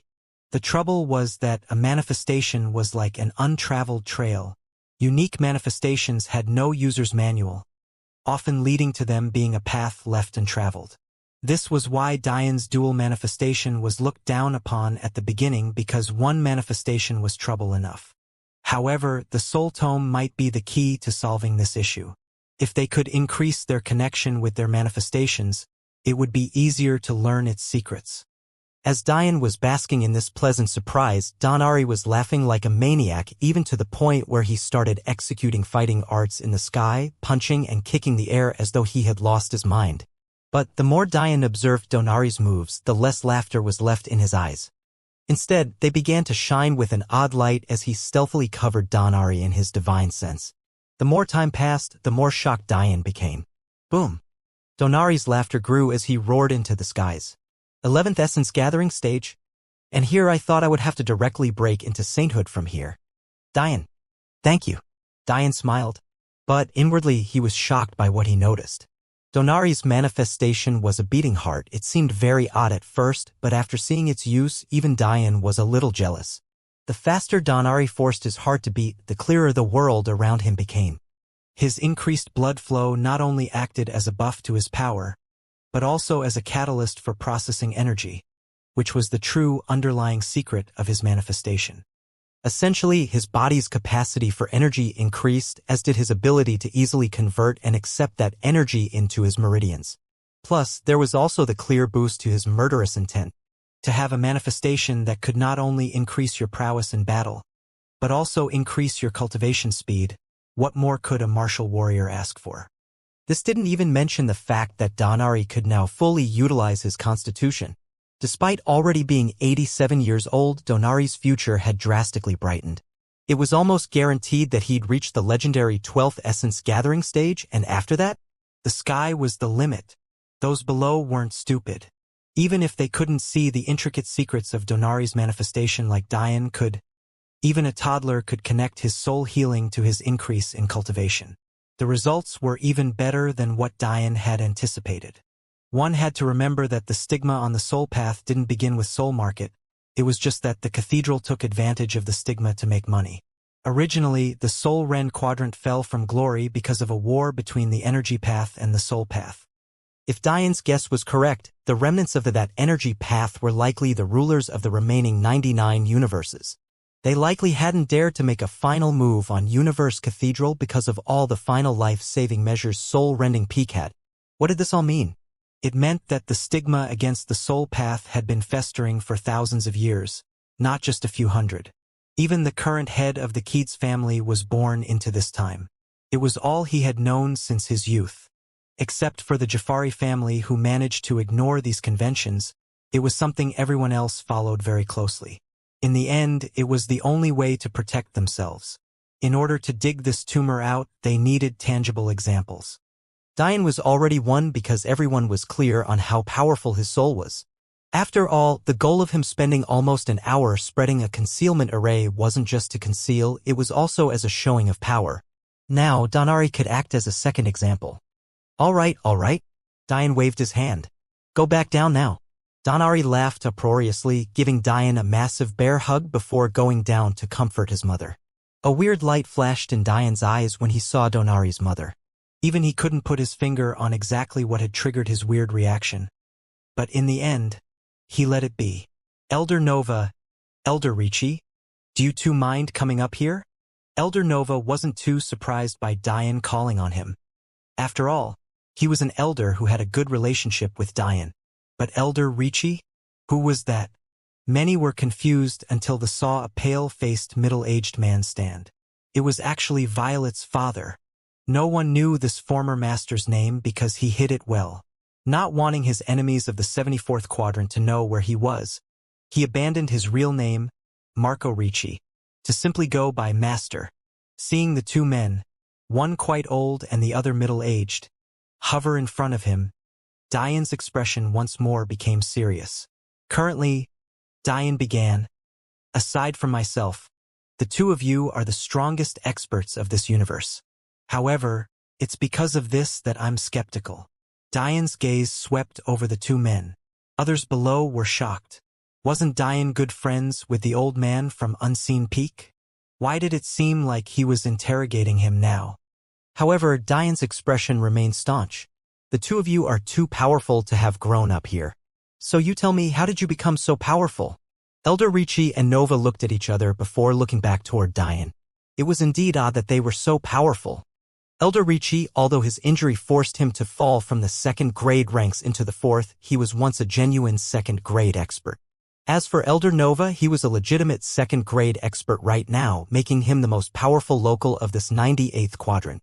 That said, the reasons Elder Ricci looked toward Elder Nova were different from the reasons Elder Nova looked toward Elder Ricci. While Elder Ricci had a shocked expression on his face that stemmed from him thinking he had no equal in this universe, Elder Nova's expression was more playful, as though he was teasing the former. One had to understand that becoming a second-grade celestial wasn't easy. The both of them would count as talents worthy of being groomed even for quadrants ranked in the 30s and 40s. They would also be invaluable assets to quadrants ranked in the 20s as well. It wasn't until you reached the 10s that second-grade experts became ubiquitous. These two had no business appearing in a 98th ranked quadrant. In the end, Elder Ricci spoke first. I was born in this universe, however, unlike others. I risked my life in the tower for hundreds of years instead of coming back. It was there I met my blood brothers and my wife who helped me along my journey. The reason I was able to become a second-grade celestial is because one of my rewards when I took my marquee trials was a pill that healed my crippled soul. It was only because of that healing that I then felt confident enough to take my Duke, and then my King trials. Although it took me centuries to complete those King trials, the rewards I received were more than enough to propel me forward. I never had any intention of coming back because I planned to settle in with my wife's clan. However, my wife was taken from me and I became heavily injured. So, I had no choice but to come back home. Although Elder Ricci was describing his life story, he seemed abnormally cold and distant, as though it wasn't his story at all. It was obvious to anyone listening that he was completely detached and unwilling to remember the past. However, that was only until he heard the words Diane responded with. Swear allegiance to me and I can promise that not only will you have your wife in your arms within 2 months, should she be alive, of course, but you'll also be healed completely in that time. The former master trembled in the air. Even Violet couldn't help but look up with a shocked expression on her face. The Ricci family was once among the 4 up-and-coming families, which was why Elder Ricci was able to cripple his soul at his birth and thus avoid detection from the cathedral. However, due to the intense competition, while Elder Ricci was away, his family was eaten up by the vicious families in its surroundings. When he finally came back with his daughter, it was already too late to do anything. That said, even if he could have, it was unlikely that Elder Ricci would have acted. Why? Because he blamed his family for its stupidity. Had his soul not been crippled, he would have never advanced to sainthood at the mere 11th essence gathering stage. If he had advanced to the 12th stage first, he would have at least had a chance to become a first-grade celestial instead of a mere second-grade one. Had he been a mighty first-grade celestial, saving his wife wouldn't have been a dream. He could have actually done it. So, Elder Ricci resented his family as much as Donari resented his. Except, unlike Donari who now had a chance to reach the 12th essence gathering stage, Elder Ricci's opportunity was gone. But now someone had relit that hope. He no longer cared about becoming a legendary first-grade celestial. As long as his wife could be saved, he was willing to die right here if need be. His emotions swirled out of control, causing everyone below to be shocked as they watched a once mighty celestial who could sweep through their universe uncontested breakdown to the point of tears. He didn't for a moment believe that Diane couldn't accomplish what he said he would. Although Diane's strength was nowhere near enough to fight against that clan alone, with his soul strength, infiltrating and saving just one person should be easy. In fact, that clan might happily hand his wife over as long as Dian exposed his identity just so that they wouldn't become the enemy of a true god. Although the former master tried to control his emotions, the tears wouldn't stop. Unlike others, he was perfectly aware of the ways of the martial world. Dian had plenty of ways to force him to submit that didn't require him going on this dangerous mission, one of which included simply imprisoning Violet. If Dian decided to do that, how could this weakened former master stop him? He would have no choice but to listen to Dian for the sake of his daughter's life. Yet, Dian directly went for the choice that would make him loyal willingly. It made his personality as a leader clear for all to see. At that moment, a pill appeared in Dian's hand. It was none other than the very last of 3 top-tier healing pills that he had. Despite its value, he directly tossed it to Violet's father. "Take it. I want you to show everyone the strength of the soul path. I want them to understand that had it not been for a genius alchemist of the soul path, it would have been impossible for your power to restore itself."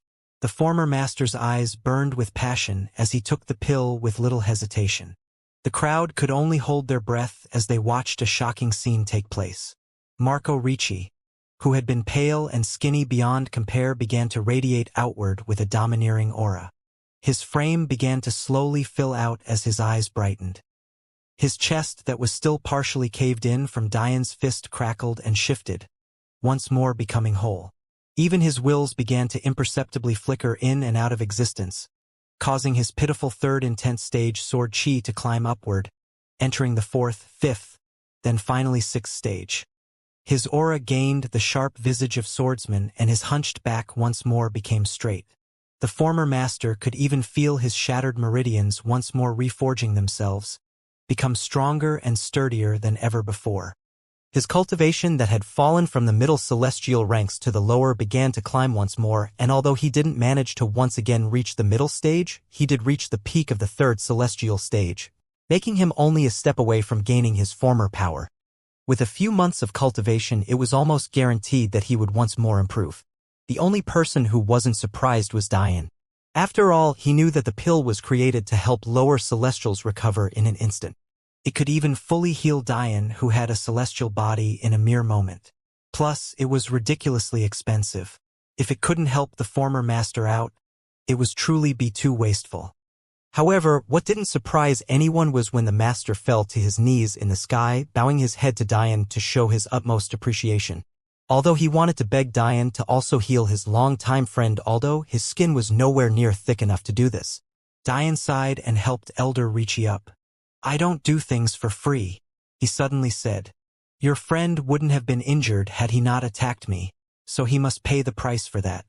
If he wants to be healed, he needs to give something of equivalent value."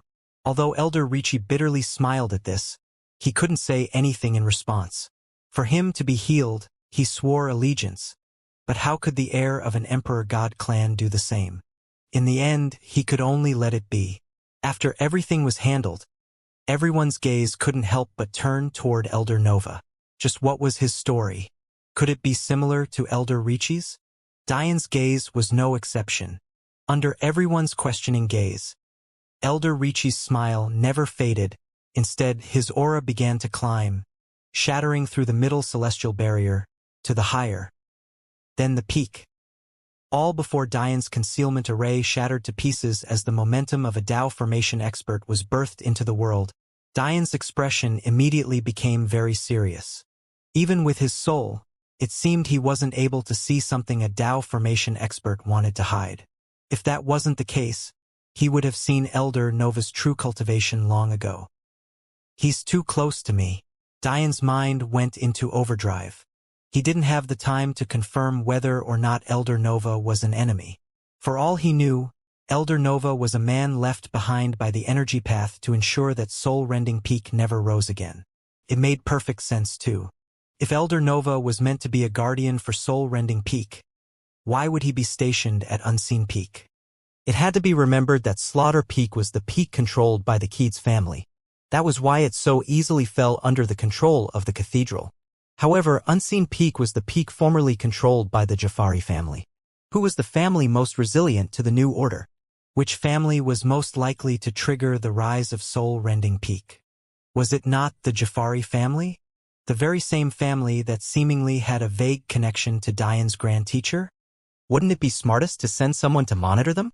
On top of all of that, even if Diane was willing to ignore all of that and think of Elder Nova as a friend anyway, why would he have allowed the Jafari family to be destroyed? He was stationed in Jafari clan territory, yet did nothing when the cathedral and the Keeds family finally decided to get rid of them? Too many things didn't add up. Diane knew that if Elder Nova was an enemy, he'd have no chance to survive if he let him have the initiative. He had to take advantage of the moment when he was still overconfidently showing off his steady rise in power. At that moment, Diane threw out all of his master's rules, pushing everything he had to the utmost limit. The aura of a Dao formation expert was completely unable to lock him down like it could have before. An added ability of his presence was this very attribute, giving him leeway to stare down arrogantly even against the most vicious opponents. Diane's wings burst from his back, radiating outward with a fierce golden light. The 8 of them flapped with an unprecedented strength even as Diane's demon emperors will climbed to the first stage of the second act. In an instant, Diane's power multiplied by 16 times. His skin reddened and his robes burst apart into a fiery rage of flames. Just when Elder Nova was just beginning to notice that something might be wrong, a scene that could shock the world occurred. The skies began to tremble as the earth below shattered. What could only be described as an ancient land descended, hovering just below Diane's feet. The piece of land couldn't have stretched more than a dozen or so meters in every direction. In fact, it was dried and cracked with a completely unappealing appearance. Yet, it gave off a dangerous, primordial aura that made those that faced it tremble in terror. Diane's manifestation appeared in the air, taking their breaths away.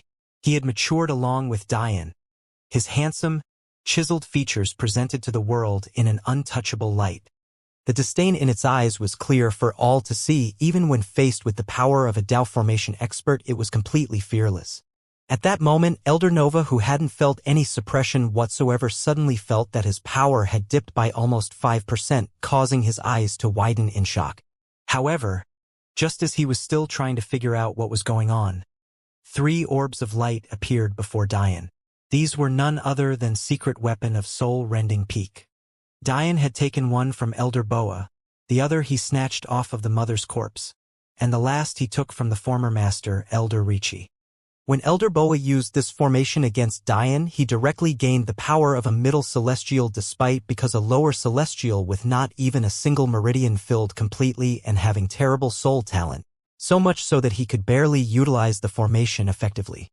That wasn't all either. The central power of this formation was located within soul-rending peak itself. That meant that the power diminished the further from the sect you traveled, yet they were able to give Elder Boa that large of a boost despite being in an asteroid belt located millions of miles away. Now, not only was Diane less than 10 miles from soul-rending peak, his soul talent far outstripped Elder Boa's to the point where he could control all 3 remaining formation cores at once.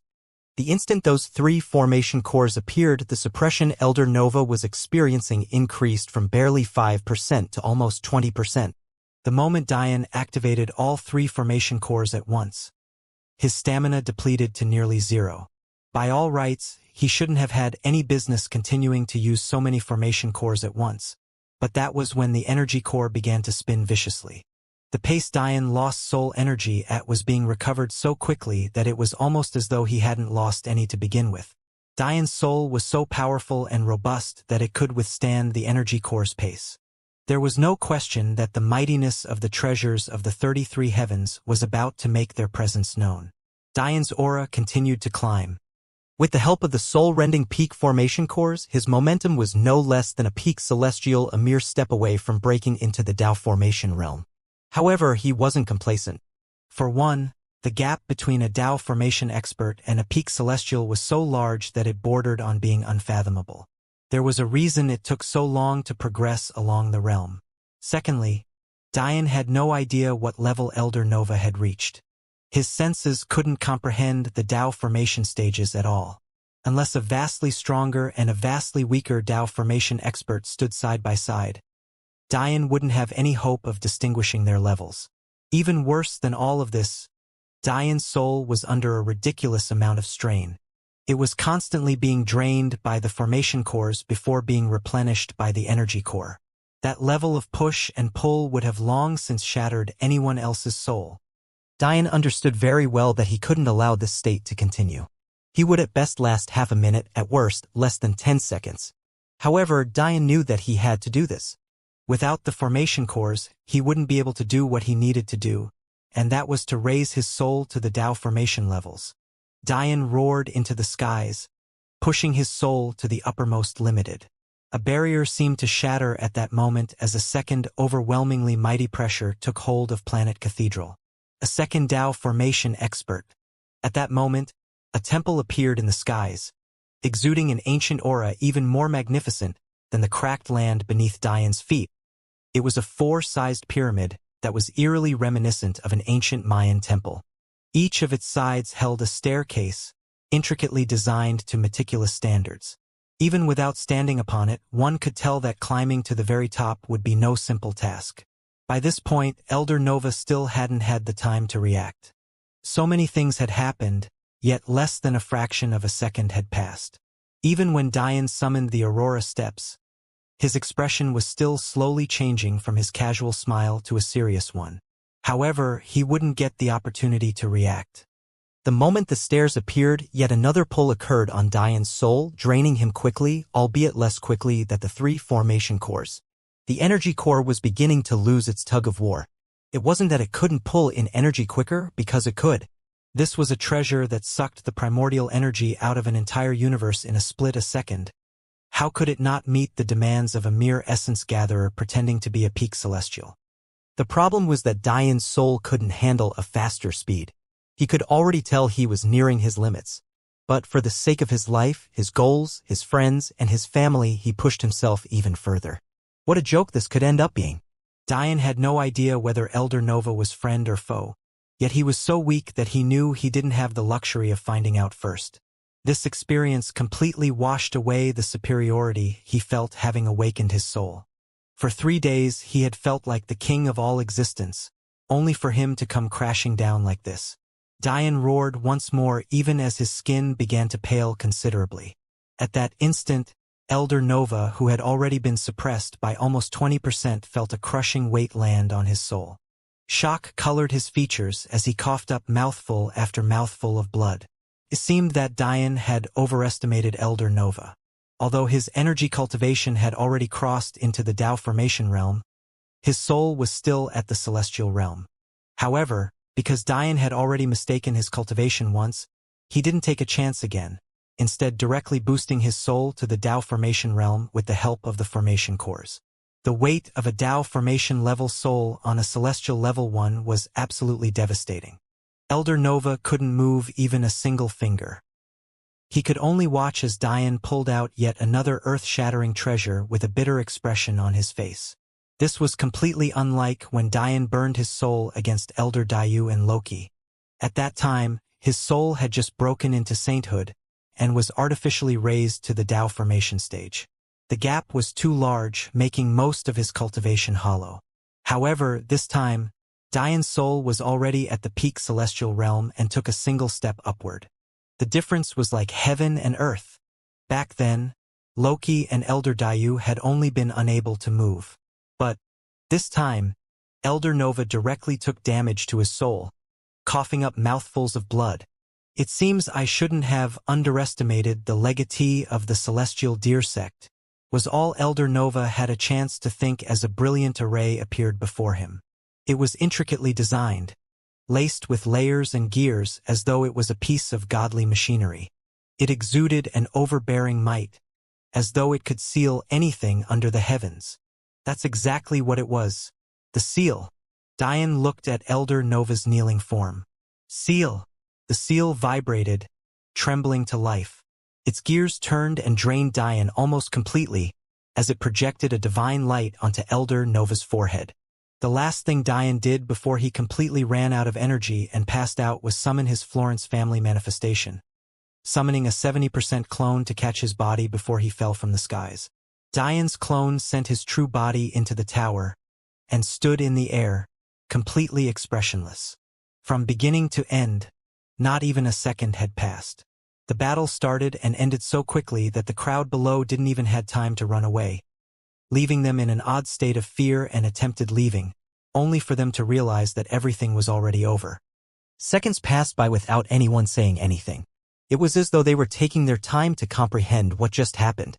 Elder Nova's longtime rival and the very man Diane made a bet with during the assessments was likely the most shocked.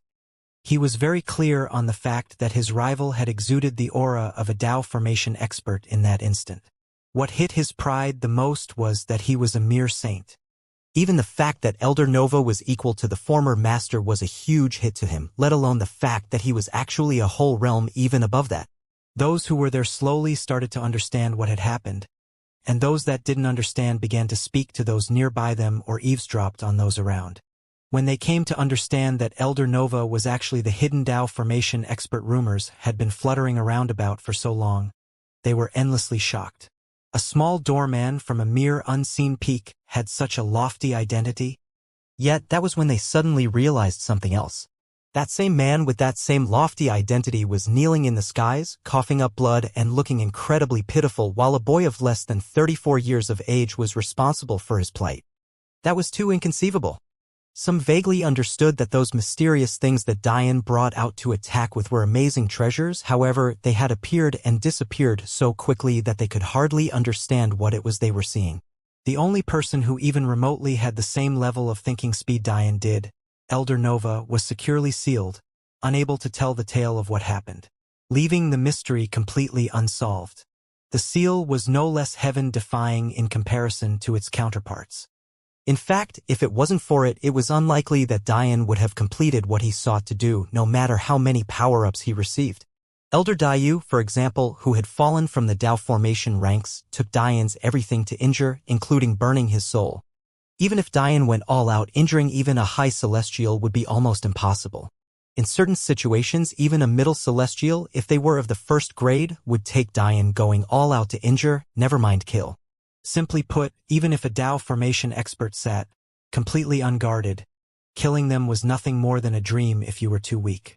Diane's only hope was to take advantage of his stronger soul to place a contract seal on Elder Nova, just like he had with the Kitsune and Alatar. However, it took his master a month to draw the contract seals for the Kitsune, and they were mere saints. How could Diane draw a contract seal capable of sealing a Tao formation expert in the few seconds he had? Such a task should have been impossible. That was where the seal came in. At its absolute best, it could seal even the heavens. How could it care about a mere Tao formation expert? The moment Diane's soul entered the Tao formation realm, he poured almost all of his remaining soul strength into a contract seal, completely closing out Elder Nova's fate. Now I'll ask you again. Diane's domineering aura didn't fade, even as a clone. Who are you? Elder Nova coughed bitterly. You didn't know who I was, yet you attacked so viciously? Diane's gaze turned colder. He couldn't control the seal as a clone because the one restriction clones had was that they couldn't use soul techniques due to the fact they were birthed from the soul. If he could, he would definitely have started torturing Elder Nova for such a sarcastic response. Elder Nova's eyes suddenly turned sinister as he stood quicker than anyone could react, turning his hand into a blade to attack Diane's throat. The former master panicked. He had sworn allegiance to Diane, so of course he wanted to protect him. If Diane's clone died, then his real body would immediately become vulnerable. However, he wasn't anywhere near powerful enough to do anything. However, Diane's expression remained indifferent. Before Elder Nova's attack could even fully form, he fell from the skies, holding his head and screaming out in pain. To say Elder Nova was frustrated was an understatement. The moment Diane appeared, he immediately sensed the faint celestial bloodline within him. He understood very clearly that the only person who could have celestial deer blood within him as a human had to be the successor of the celestial deer sect. With his soul having reached the celestial level, of course he had divine sense. Coupled with the fact Diane's soul was sealed at the time, there was no chance of anyone detecting that he was investigating Diane's secrets. Originally, he could have directly reported Diane or even killed Diane. However, if he did so, wouldn't his thousands of years lying in wait go to waste? If they couldn't uproot the celestial deer sect completely, it would make no difference if they killed Diane. Maybe sometime in the future an even better successor would come along. So he went out of his way to befriend Diane. Not only did he allow him to enter Unseen Peak with far greater ease than should have been possible, he even warned Diane to not use the soul contract he was going to during the assessments. From beginning to end, he even gave Diane the impression that he was a hidden expert on purpose so that Diane would feel like he was hiding less. When he revealed his Dao formation cultivation just then, his plan was to pretend to be a hidden expert that protected Cathedral Universe. He wanted to tell Diane the reason the energy path hadn't wiped out this universe yet was because they were wary of him, when in reality this universe was nothing but bait. His mission here was uproot the last of the soul path. But who would have known that Diane would be so cautious? The worst part was that because of the seal placed on him, he lost the ability to lie about his origins. If he lied, his mind would be racked with the same amount of pain he felt when he attacked Diane. Turned out that Diane's luck hadn't run out. If he had kept Elder Nova by his side, there was no thinking what kind of consequences that could have had. What Diane didn't know was that, in an alternate timeline, those unimaginable consequences happened. In that timeline, Diane hadn't met Evangeline yet, and because of that, his soul was still sealed. Because of this, he couldn't use his soul and thus couldn't use the formation cores or his 4 treasures of the 33 heavens. It wasn't that he was less intelligent in that timeline, but rather that he simply didn't have the means to deal with a Dao formation expert. As a result, he had no choice but to pretend to trust Elder Nova, thinking that he'd string the Elder along until he could understand his true motives or at least until his soul unsealed. Unfortunately, in that timeline, it took 946 more years for Diane's soul to unseal. Before Diane could get the chance to expose Elder Nova for who he truly was, he paid a price too heavy to speak of. Diane's expression was incomparably serious after he tortured the story out of Elder Nova. He only slightly relaxed after learning that they didn't leave any other countermeasures behind. However, how could Diane's good mood possibly last? This was almost too much to take in all at once, even for him. My allies were meant to come the day after the original date of the auction, which just so happens to be the day after tomorrow. Elder Nova sneered. That old bat wouldn't have the courage to tell them that she changed the original date. Diane's foot flew forward, slamming against Elder Nova's chin before he buried his face into the dirt. Although Diane didn't have the ability to harm a Dao formation expert, he could definitely humiliate one that didn't have the ability to retaliate. Elder Nova roared out like a ravenous beast, but that only sent a surge of pain through his body. He could only shiver in anger as Diane grinded his face into the ground. However, doing this didn't make Diane feel any better. According to the original plans of Soul Market, the auction was meant to be held tomorrow. It was just that the now-dead mother had moved the date up because she had a gut feeling. The good news was that the mother, despite being right about her gut feeling, failed even after shifting the date up. The bad news was that she didn't have the courage to tell her bosses her shift in plans because she was afraid that that would reflect poorly on her. Think about it, how could a mere cathedral steal children from the remaining 99 other universes? How did they deploy teleportation formation in their territory without ever being found out? The truth was that there was no need to be found out or steal, because those of the energy path were in on the plan from the very beginning. In fact, they would have enacted the plan themselves if it wasn't for the fact they were using this universe as bait. They actually hoped that the existence of Soul Market would enrage the dregs of the celestial deer sect to come out. Those children stolen from their families were from impoverished areas with little to no protection. Those of the energy path would never give up their own children. Diane sneered. You all gave your core techniques to be learned by those poor soul slaves. I bet you never thought that those techniques would now fall into my hands. After a moment, the panicked expression that Elder Nova hoped to see never appeared on Diane's face. Even as a clone, if you gave Diane time to prepare, you were setting up your own downfall. With the combination of the soul tome, the energy core, and the ridiculous amounts of soul energy in this universe, Diane knew that his main body would recover in just a few hours. Diane realized that his encounter with Evangeline had given him more than he thought.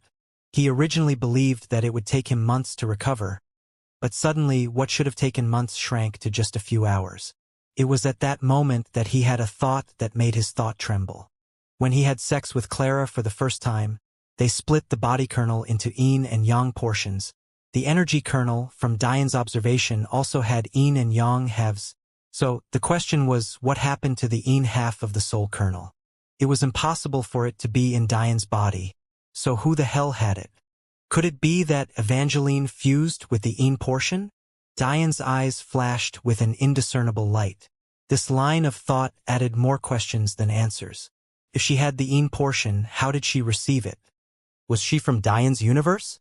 Why hadn't he met her before then? Although this line of thinking made Diane even more confused, he had to think of this as the most likely possibility. His soul had received too much of a boost for him to ignore. Half-step transcendent or not, Diane didn't believe there was anyone in existence who could match his soul talent enough to boost it, yet Evangeline had. There was only one explanation for that. Diane thought of one more thing. If Evangeline was truly the wielder of the yin half, then it was likely she had sex with Diane to help herself. After all, just as much as Diane benefited, she had to halves as well. Poor Diane was still looking for reasons to explain away a half-step transcendent being in love with him. It seemed that the entity was correct. Diane wasn't as arrogant as he pretended to be. However, almost in sharp contradiction, Diane's eyes still flashed. Don't think of escaping now that I have your primordial yin. If you dare think of another man, I'll spank you into submission. No one can touch a woman I've claimed, half-step transcendent or not. Diane removed his foot from Elder Nova's face and picked him up, slapping his cheek as though it was an action of endearment. From now on, you're my henchman. You'll watch from the sidelines as I destroy everything you and your people have built. Your life is no longer your own. Your thoughts are no longer your own.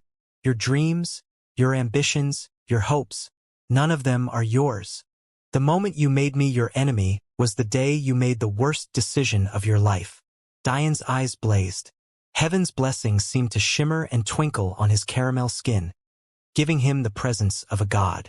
The crowd couldn't help but acknowledge that Diane was born to rule. The first thing Diane did was give key-wielding responsibilities to Donari. Originally, he didn't plan to do this. He actually wanted to give the key to his little brother, Zaire, so that he too could become a god-level figure. After all, he didn't want his little brother to live in his shadow. Zaire had the talent to stand shoulder to shoulder with Diane. He was absolutely certain of it. However, Diane was forced to change his plans. The abilities of the key wielder was something Diane needed immediately. From his interrogation of Elder Nova, Diane learned that the epistemic tower gate of the Soul Rend quadrant was actually a Tao gate, and the only reason that campaigns weren't prevalent in this universe was because the energy path didn't bother to attack. On the outside looking in, it seemed as though the other universes were too weak to think about campaigning, when the truth was that they were too powerful to even waste their time. After all, Cathedral Universe was meant to be bait. If this continued, it was obvious the kind of trouble this would bring. So, to save future troubles, Diane immediately had Donari shift all 6 connecting gates, one to each planet, into essence gates. This way, if they dared to attack, Diane could single-handedly wipe out all of their forces alone. Diane's thinking was simple. Without the gates, traveling between universes would take years, not to mention a ridiculous amount of resources. The moment those of the energy path realized they were sending their younger generation to their deaths, they would stop using the gates. For obvious reasons, they wouldn't be able to use the tower either. Not only did they not have access to the tower with the gate being a death zone, there was also a second layer of protection Donari provided. Unlike Verver, Donari had never taken a trial. This meant that the fog barrier would protect their 98th quadrant for as long as he didn't. It was very important to Diane that the fog barrier remained, even more so than before. The realization the Elder Nova was a spy put his guard on high alert. He couldn't be complacent with his failsafes. This feeling became even more fierce when Diane learned from Elder Nova that there should have been a Tao formation expert stationed in his home universe as well. After hearing this, Diane couldn't help but burst into a cold sweat. This was because he could still remember when he arrogantly proclaimed his identity after stopping Madeline's wedding. If that Tao formation expert had decided to act, Diane's life would have ended, just like that. As for what happened to that expert, Diane wasn't entirely sure, but he had some ideas, many of which revolved around Madeline's parents and the fact they too were Tao formation experts. If he was correct, it seemed that he'd have to thank them when next he saw them. In all likelihood, that Tao formation expert was long dead. Luckily, it was impossible to communicate easily between quadrants, so even Elder Nova had no idea that that expert had been compromised. I've been too complacent. Diane's fists tightened as laid out the rest of his plans. Although he had dealt with the gate, there was still one more way his enemies could easily come here. The Master Key teleportation arrays. There were 30 arrays total, each of which had 10 subsidiary teleportation hubs according to the information the hamster twins gave Diane. This meant that there were 330 arrays in total, more than enough to cover the wide expanse of this quadrant. The good news was that the 23rd White Mother was very clever. The Master Key arrays only functioned when stationed in this universe. Because of this, all 30 Master Key arrays were in Diane's possession. However, the subsidiary arrays could be deployed anywhere, which meant that those of the energy path could directly teleport here if they so chose. That said, if it was that easy, would the Master Key arrays truly be Master Keys? What a joke it would be if they couldn't control their own subsidiary arrays.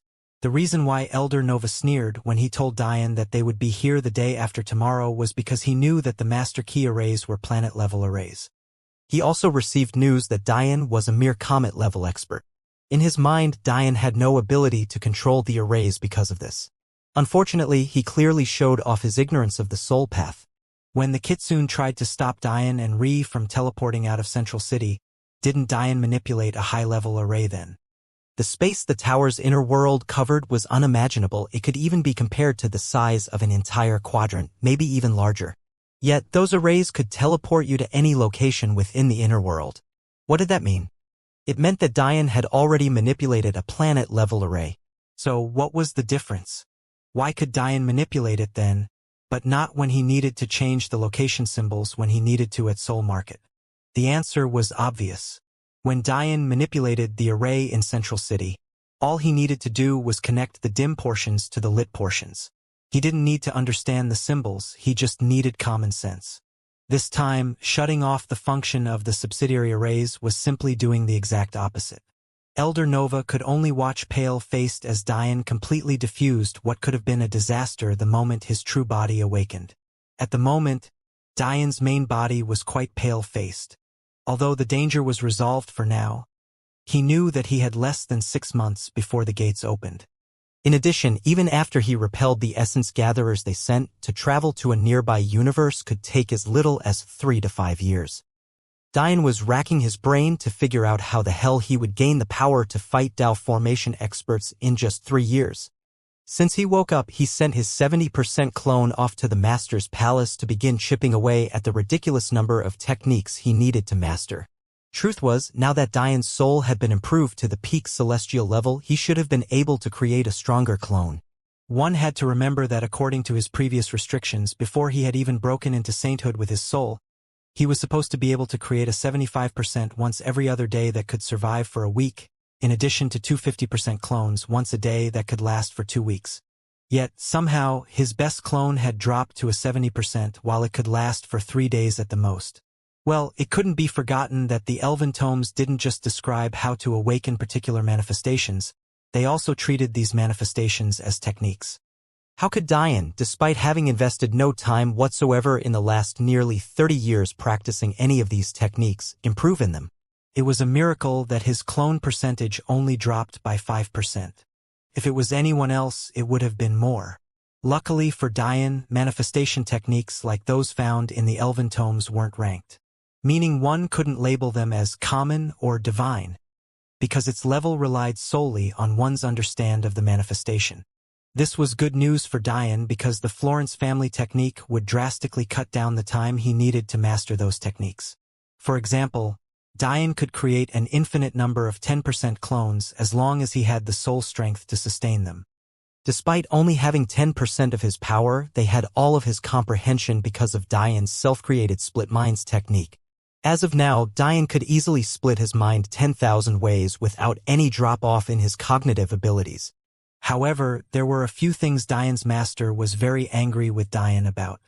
How could you use my and your martial uncle's blood essences to catalyze the Florence family technique? Reckless. Wouldn't you have gotten our affinities if you simply took the time to integrate with our blood essence? Dian could only scratch the back of his head at his master's scolding. Back during his first campaign, Dian took the remaining 95% of his master and his martial uncle's blood essence to form two humanoid manifestations using the auxiliary ability of the Florence family technique. To make a long story short, at the time, without anyone to properly guide him, Dian assumed that since he had the demon sage's blood essence, his master's blood essence as well as his martial uncle's blood essence were both going to waste.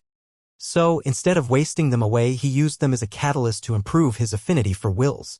As a result, Dian gained a spiked affinity for wind, celestial, and crystal wills from his master. On the other hand, he gained a spiked affinity for fire, demonic, and darkness-type wills from his martial uncle. In truth, these gained affinities helped him very much, but his master still wasn't happy.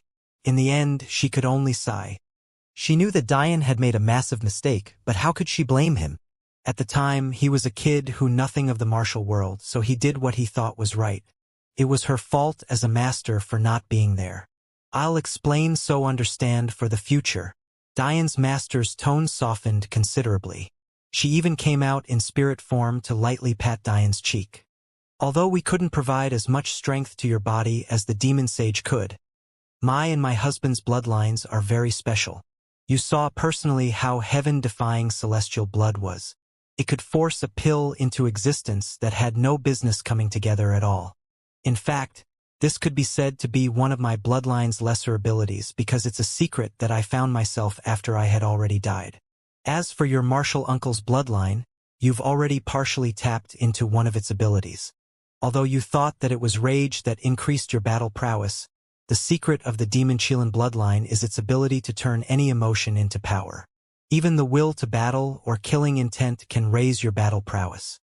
Demon Chilans can essentially burn their blood essence with much less consequences than others. While a normal person burning their blood essence will experience a drop in cultivation, maybe even death, a demon Chilan will only be bedridden for several weeks to months. A demon Chilan would have to go severely overboard to kill themselves by burning their blood essence. You might think this ability is useless because of your demon emperor's will technique's ability to boost your strength by 16 times. You might also think you don't need another strength boosting technique, but you'd be wrong. The demon Chilan bloodline is more than just a strength boost. It has the bloodline manipulation techniques you need to increase your body's grade. In addition, whenever a demon Chilan burns their blood essence, instead of their cultivation dropping, it increases. The more savage battles you fight, the more entrenched in war you become, the more powerful you become. The last ability of the demon Chilan is hidden in that statement.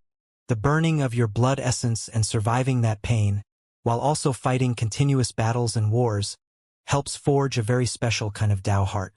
You've already learned of the importance of a firm Tao heart. While a faulty Tao heart can completely destroy your battle prowess like Peishaniva when his ice will fell from the 9th intent stage to the 1st will level, a strong Tao heart can vastly improve your battle prowess. The most coveted secret of the demon Chilan clan, the demon heart, that's what you gave up. Dian sighed listening to his master's explanation. He had heard of the value of cultivating a Tao heart before. Actually, the sovereign path technique that the Dragon King taught him, will of heart. The technique itself fell under the cultivation category. Essentially, by absorbing comprehension of wills that didn't match your own, you could thus strengthen your Tao path, making your sovereign path firmer. Usually, absorbing the comprehension of someone that wasn't yourself was suicide. That was because it could cause cultivation deviation. But Will of Heart took advantage of this to strengthen the Tao heart as though it was a muscle. Of course, Dian hadn't had the opportunity to practice this technique just yet because his wills had only just unlocked. Plus, the Dragon King couldn't have chosen a worse time to introduce the technique to him because at that time he was in the middle of fighting Loki. Long story short, Dian wasn't a newbie to the idea of cultivating your Tao heart. It was just unfortunate that he had ruined an opportunity. One had to understand that in order to catalyze the creation of those humanoid manifestations, Dian had to burn the blood essence. There was no reversing possible. It was a shame indeed. However, Dian's master started with a playful glint in her eye. Every pitfall can lead to an opportunity. If you had simply absorbed our blood essence, you'd be capped to the level we reached in our lives. Progressing forward would be next to impossible. Although both me and your martial uncle could be considered top-level geniuses, we simply died too early in our lives. We had only just managed to step into the Tao formation realm before our bodies lost their life force. Diane's eyes brightened. And have those manifestations appear? The 25th White Mother said with a smile. Diane nodded. With a thought, his humanoid manifestation appeared in the skies, sending an oppressive energy over the whole of soul-rending peak that made everyone look up and into the skies. Before, Diane's manifestation had only appeared for a split second, so they had barely been able to register it. But now, they almost couldn't withstand the impulse to kneel. It stood arrogantly, half of its back covered in 4 pristine white wings emitting an aura of absolute purity, while the other half shifted to a wholly demonic aura, shining with a black metallic light. Originally, when Diane formed those 2 humanoid manifestations, they fused with his main manifestation, causing various changes. With a thought, its white wings glowed, looking absolutely holy. A second shadow began to form. As though it was an angel standing on a shoulder, it slowly separated from the arrogant manifestation. It smiled down amiably, seemingly happy it could make an appearance. Usually, it was fused with Diane's main manifestation and could only make subtle impressions on the battlefield. But now Diane had finally let it free. It looked identical to Diane, except there were some clear differences. It had a coat of white and golden fur that covered its body, except for its chest, torso and face that remained bare. Every inch of its body was matted with this holy fur. Unlike Diane, its hair was long and white with shimmering golden lights. It waved in the air as though it wasn't just a mere manifestation, but a human being. Although it didn't have wings, it didn't seem any less angelic. At that moment, a completely contrasting aura appeared just as Diane's black wings radiated outward with a demonic fog, and a third shadow appeared. This manifestation also looked identical to Diane except for its own quirks. Its hair was long and a complete jet black, all while radiating a bloody red. Its eyes matched this aura, looking as though it had been dyed with the lives of its enemies. Instead of fur, its body was covered in sharp, black scales that seemed to pulse with a life of their own. 2 didn't have any wings, but its aura wasn't any less frightening. The 25th White Mother smiled. These manifestations are a part of you, but you've neglected them. You understand what the highest form of manifestation is, right? Diane's eyes widened with a realization. However, before he could speak it, he coughed violently, causing his manifestations to flicker out of existence. His already pale face became even paler in that moment as he wiped the blood from his lips. Diane's master had on a worried expression. You need a few more days to completely recover from your battle. She stroked Diane's hair, comforting him. Although she was a spirit, she could project her energy outward to make it feel as though she was really there. I didn't have time to praise you before, but I really am proud of you. You perfectly adapted to a troublesome situation and handled it without flaw. Although there are more troubles coming in the future, I believe that you will face them well. Though, she said seriously, I want you to remember that being too stubborn is no good. If you have to run, run. Diane nodded seriously, hanging onto his master's every word. Diane understood what he had to do. When he burned the blood essence to forge a manifestation for himself, it was the equivalent of giving up all of the power his master and his martial uncle had cultivated in their lives. However, that burning was the equivalent of blacksmith hammering away at a piece of, or to only leave its truest essence behind. Even if Diane absorbed 100% of their blood essences, it would always be a borrowed power. The disconnect would be even more fierce since Diane was a human and not a beast. This was a problem Diane was facing with the demon sage as well. Despite the demon sage most definitely having been a first-grade body cultivator in his life, Diane's use of his blood essence was only at the mere 4th-grade level. However, this sort of disconnect paled in comparison to the one he would have faced with the blood essence of 2 beasts. While the situation with the demon sage had hoped to be rectified in the future, it would be almost impossible to do the same with beast blood. This was why Diane's master said that his mistake actually gave him a greater opportunity. Even his master was shocked by his degree of luck. The Florence family technique seemed the most lackluster among the three ancient families, but that was only to the misinformed. While the Matilde family became war gods, capable of seeing through the flaws and shattering techniques with a thought. And the Acacia family was capable of absorbing the life force and energies of their enemies. The Florence family technique actually had the ability to create talent. By using appropriate catalysts, anyone who mastered the Florence family technique would be able to gain abilities that weren't normally their own. Diane, who at the time had little affinity for anything, was able to learn wills he had no business learning to incredibly high levels because of this technique. On top of that, it could be argued that Diane was using a pitifully small portion of the Florence family technique's potential. What did this all mean? It meant that those two manifestations, one representative and the essence of celestial blood and the other representative of demon Qilin blood, had become Diane's abilities. What was the highest form of a manifestation? Was it not when the manifestation was mastered to such a high degree that it became a part of your body? Exactly like how Diane's wings etched themselves into his body, allowing them to be used even when his soul was sealed. Diane had to master these two manifestations to the very same level. When that happened, Diane would not only be able to gain two new forms, but he would gain the abilities of the celestial deer and demon Qilin as though he was born a beast. This wasn't all either.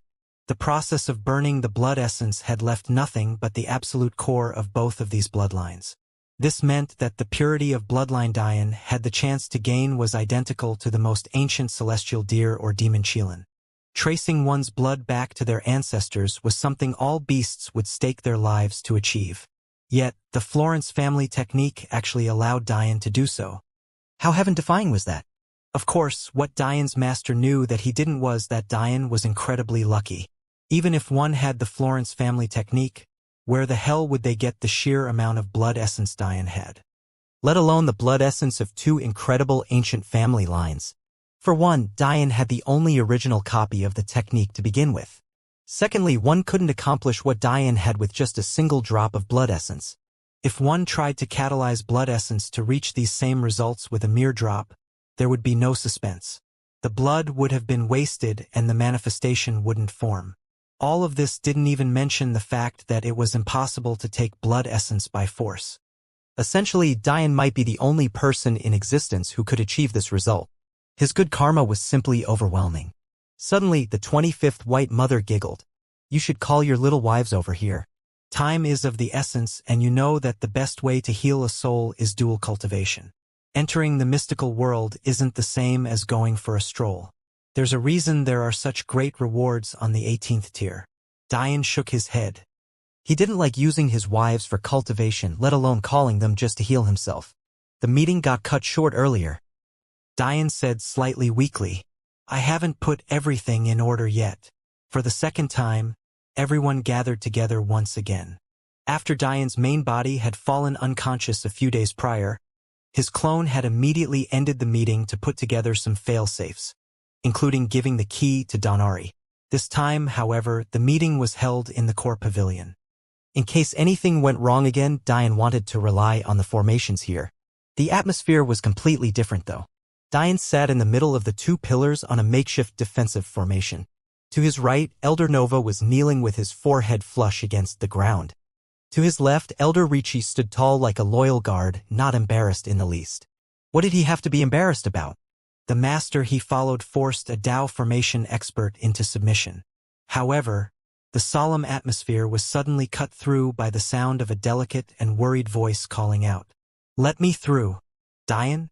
Where are you?" Diane's serious expression faded to surprise when he heard that familiar voice. At that moment, a world-shaking beauty wearing silver robes pushed through the crowd. It was clear she had a temper because she immediately pushed everyone away with her wind will when she decided they weren't moving fast enough. At first, some wanted to stop her to make a good impression on Diane, but when they saw the level of beauty the intruder had, they found it hard to attack. Even the women couldn't help but blush and self-reflect.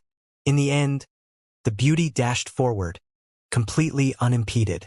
She dashed forward with blinding speed, reaching the still shocked Diane in an instant.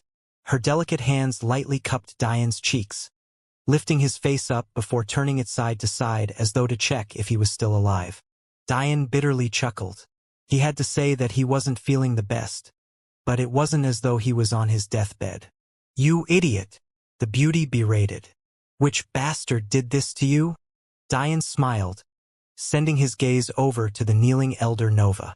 Seeing this, the temper of the beauty flared, her cold, gray eyes sparking with rage. However, her expression quickly changed to shock as she noticed that this kneeling man had power she couldn't see through.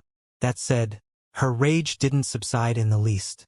"Little wind," her delicate voice called out into the skies. Under everyone's shocked gaze, a majestic bird swept down from the skies. Its silver feathers looked carved of metal, shining under the morning sun like a goddess of the skies. Yet, its most distinctive feature were its long three tails that looked almost like metallic scorpion tails. No one dared to take this bird lightly even for a moment, despite the fact its wingspan could have been more than 1.5 feet in length. Even so, its tails were already more than 2 meters in length each. While others wouldn't recognize this bird, Diane's master was pleasantly surprised. A 3-tailed silverback falcon. "What a great find," she said enthusiastically. It was clear that this bird couldn't have hatched more than a couple days ago, or its size wouldn't be so small.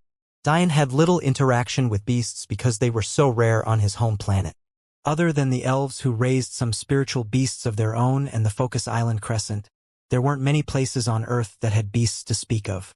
This was a product of the weak energy which was the fault of the entity. High-ranking beasts simply couldn't be born in that environment, let alone raised into adulthood. If it wasn't for Diane's third trial, he might believe that only transcendent and supreme-level beasts existed in the martial world. However, to the rest of the martial world, beasts were quite prevalent. Common, earth and heaven-level beasts were great cultivation resources and could also act as great beast partners. It was for this reason that the beast-taming profession existed. In the martial world, having a supreme or even transcendent-level beast companion was almost impossible. They were too human-like and had their own complex societies. Imagine the thought of making a dragon a pet. That wouldn't go well at all. So, the very best beast companion a person could have according to normal convention was a peak heaven beast. After all, they had a 10% chance of breaking into the Tao formation realm and could follow one for their whole lives. The 3-tailed silverback falcon, although not being a peak heaven beast, was a lower heaven beast. More than enough to make many salivate with greed. If an egg was placed in an auction, the dollar amount would definitely be counted in Tao stones, easily equating to hundreds of millions of celestial stones. Yet, this beast had clearly signed a contract with this beauty and was... What?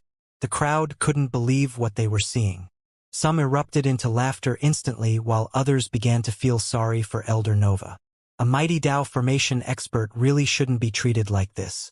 Little Wind perched itself onto Elder Nova's head and began to chirp triumphantly as it relieved itself on the Elder's head.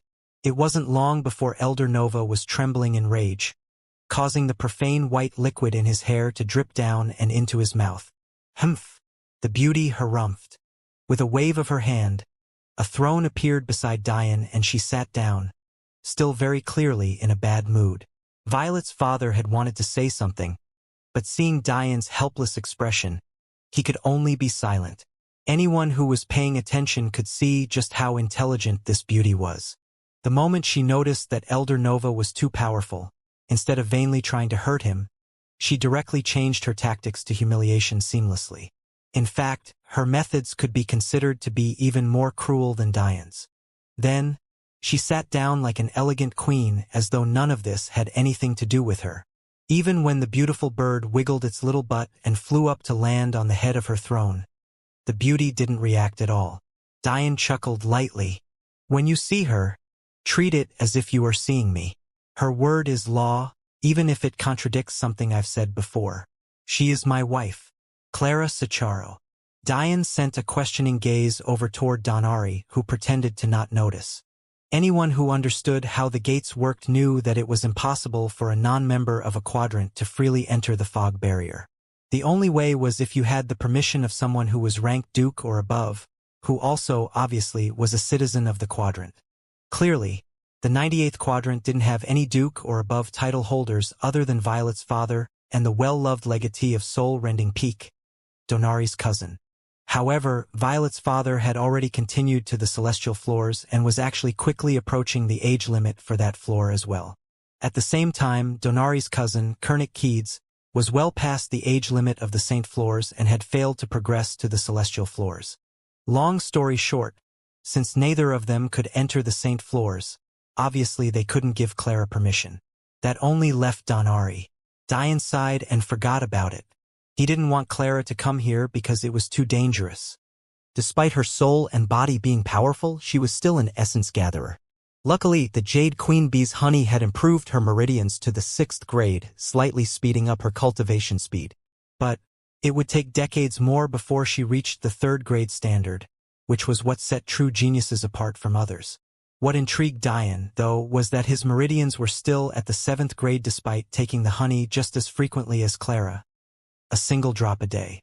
It seems that awakening my constitutions could speed up that process. I'll have to make a decision on that soon then. Maybe the time could be drastically cut down. This aside, Clara didn't have something like the demon sage's essence. So, although her body had already broken into the saint stage, it was still far too weak to protect her here, especially while suppressed. The best thing she had were her souls and her will, not to mention her array alchemy, but not much else. There was a reason many said soul cultivation couldn't be directly inferred into battle power despite how useful they were for wills. Not everyone could create arrays as quickly as Diane because not everyone could withstand the strain of the split minds technique nor the stamina drain. At least within the gates, Clara would only have to deal with members of the younger generation. In the end, Diane could only push these to the back of his mind. With him here, he wouldn't allow anyone to harm a single hair on her head. I'm about to make some changes that will no doubt anger many of you, Diane began. Murmurs spread through the crowd. This was already different from other rulers. Many would either be too timid to change status quo, or too domineering to care about the festering hatred in their subjects. This was an interesting approach. However, what you have to understand is that this is for the benefit of you all. Soul-rending peak has been rotting from the inside out for too long now. In as little as 3 years, maybe even less, a major calamity will befall this land. I don't say this to scare you, nor am I saying this to act as though I am some sort of prophet. Diane pointed to the side toward the shit-stained Elder Nova. Many of you don't understand what happened a few days ago, and strictly speaking, it's not necessary for you to. All you need to understand is that this man is an enemy and he has allies. A cold breeze blew through the crowd. What did the allies of a Dao formation expert look like? Wouldn't they be Dao formation experts too? Didn't that mean they were all doomed? Clara's expression grew serious as well. A few days ago, she had distinctly felt Diane's soul undergo massive changes. In the beginning, she was happy because that meant Diane's soul had been unsealed. But then, a few days more passed and she felt as though Diane's soul was mere moments away from collapsing. She panicked, understandably. Even Ree almost underwent cultivation deviation and suffered some backlash while she was forming her pseudodomain in closed-door training. However, there was nothing they could do because they had no way of entering the 98th quadrant. It wasn't until after Diane awoke that he used the chain Clara forged for him to communicate with his wives and calm their worries. But it would still take a few more weeks for Ree to recover, which made Diane feel terrible. Still, he insisted that they remain in the tower because it was too dangerous here. Who would have known that Donari would be such a busybody and try to use his connection with Diane to get Clara to forge him some weapons while Diane was dealing with other matters? It was too bad for him that he mistook Clara for some soft-hearted lady who would do whatever her husband bid her to do. I can promise you all that I won't stake your lives in vain. Diane's words helped the crowd relax, albeit only a small amount. However, while I won't expect you to fight opponents far stronger than you, I do expect absolute loyalty. That said, expecting such a thing would be ridiculous. Although I could seal you all like Elder Nova, I won't. What I will do is take steps toward building that loyalty. Just as the crowd was relaxing, Diane said something completely contradictory. Starting today, you're all expelled of your status as disciples of the Six Peaks. A wave of shock, Helplessness and even anger overwhelmed the crowd. When they heard that Dian could gain control over them like he did Elder Nova, they were shaken. If a mighty Tao formation expert was forced to bend a knee in front of Dian, what the hell did they count for? It was only after Dian said he wouldn't that they breathed a sigh of relief, but before they could fully relax, they were hit with another sledgehammer. How the hell were they meant to deal with this? To them, their sex were their whole futures. It was their bet to gain a longer life as well as a prosperous future. If they were kicked out, they'd lose cultivation resources they couldn't find anywhere else. Go into the tower and fight for them? What a joke, they were so pitifully weak that they could barely beat out the 99th and 100th ranked quadrants. And for all they knew, those quadrants were dragons lying in wait just like the celestial deer quadrant. They were the weakest of the weak wherever they went.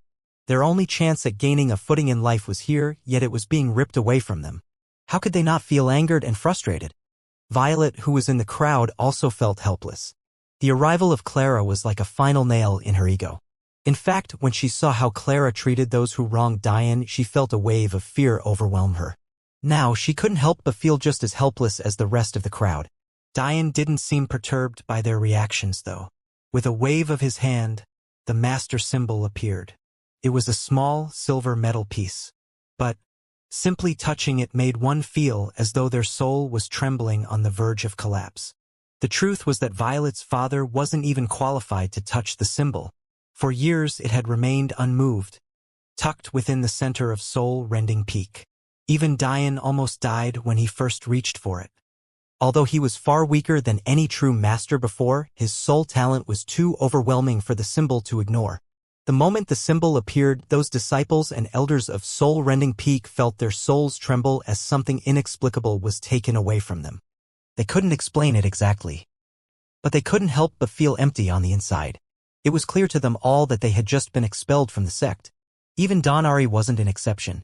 Members of the 5 sub-peaks were removed just as easily from their positions. It was clear that the master of soul-rending peak lorded over them all. Kernikides, Dian suddenly said, "Come forward." A tall young man with soft features stepped forward.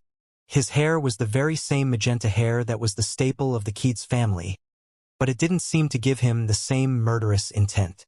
This young man was none other than only Duke of the Quadrant and former key wielder and legatee of soul-rending peak. It was a shame. Although he was well-liked, he had his key stripped of him by Lilith. Then, just now, he had his legatee responsibilities stripped by Dian. It felt like everything he had worked toward his entire life was taken from him to be worn by someone else. And these people also happened to be his betters, making him feel incredibly stifled. No matter how much of a good soul he was, how could he not feel anger? Seeing the young man, Dian looked him in the eye. "How do you feel about my arrangements?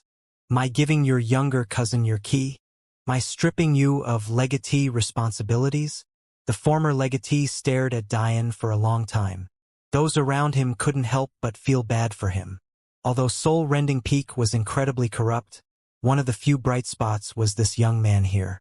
Many could remember how hard he fought to push himself to enter the celestial floors. Hundreds of years of strife just for that single goal. Many wondered why he tried so hard. After all, in the past few thousand years, the only one to succeed was their master at the time. There was no shame in failing. Yet, Kernick insisted that he wanted to pave a brighter path for their future. It was his responsibility as their legatee. How could he not go all out? Still, despite his heart and determination, he failed. Although he had managed to step into the 9th Saint stage and had the potential to become a 4th-grade celestial because of it, it was far from enough for the tower. In the end, he could only come back in failure and train hard to succeed the master. However, now that Dian was here, even that was taken from him. The martial world was too cruel. Finally, Kernick sighed. "I'm unresigned." Dian's eyes twinkled with an odd light. "Unresigned? I'm too weak to defeat you. I was too weak to defeat Lilith. As of right now, I don't deserve to succeed the former master. Nor am I deserving of being our key wielder. My little cousin is in fact more talented than me, but my story isn't finished yet. So, I'm unresigned." Dian smiled. Although Kernick wasn't arrogant, he still had the pride of a legatee. Dian could appreciate that. "Good.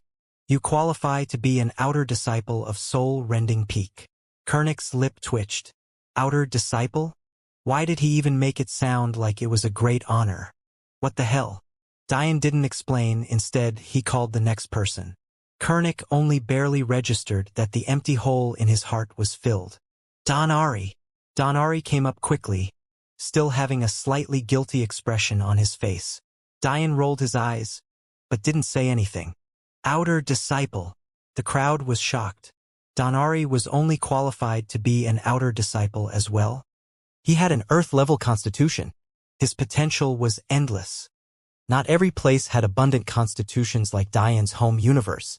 If an Earth-level constitution appeared, especially one with the ability to level up like Donari's, any of the quadrants ranked below 30th would scramble to add this disciple. However, how could Diane care about mere Earth-level constitutions? He could forge one out of this air back when his soul was barely at the 5th stage in the Queen Fairy Pill. Although that constitution was ranked far below Donari's and not every Earth-level constitution could be forged so easily, the truth still remained.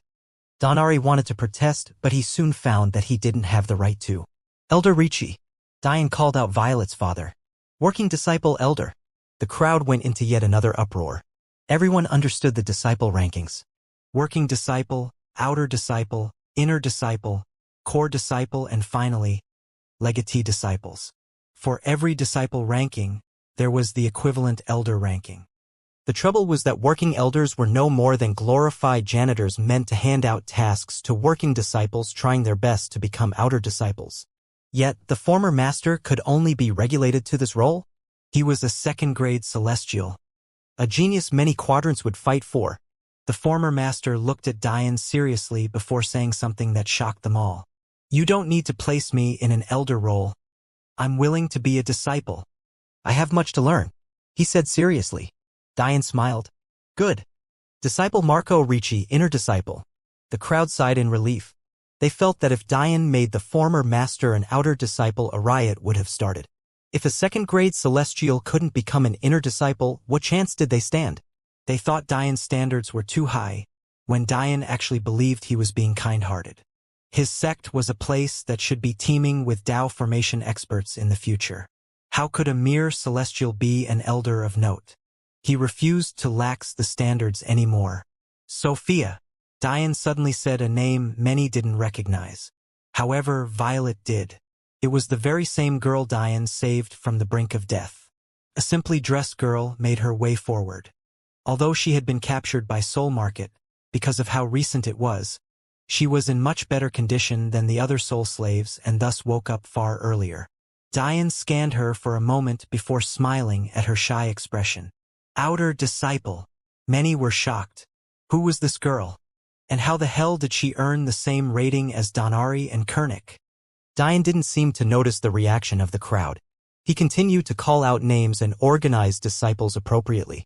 With his divine sense, even with his injury, he could see through these warriors easily, so he could grade them accordingly. The minimum requirements for becoming an outer disciple of soul-rending peak was twofold. The first was to have at least a first-grade innate soul. The second was to have completed the meridian formation stage to perfection. However, only 4 people met this requirement sadly, and one of them was the former master. The good news was that many more met the standard. It was just that their souls were injured and needed to be healed. Marco just barely met the requirements for inner disciple, which required a peak first-grade innate soul and either 12th-stage sainthood or second-grade celestial realm cultivation. Of course, Diane's requirements were different from other sects. For example, Madeline's required stepping into the celestial realm as a first-grade expert to become a core disciple. But Madeline was already an inner disciple as a 10th-stage saint years ago.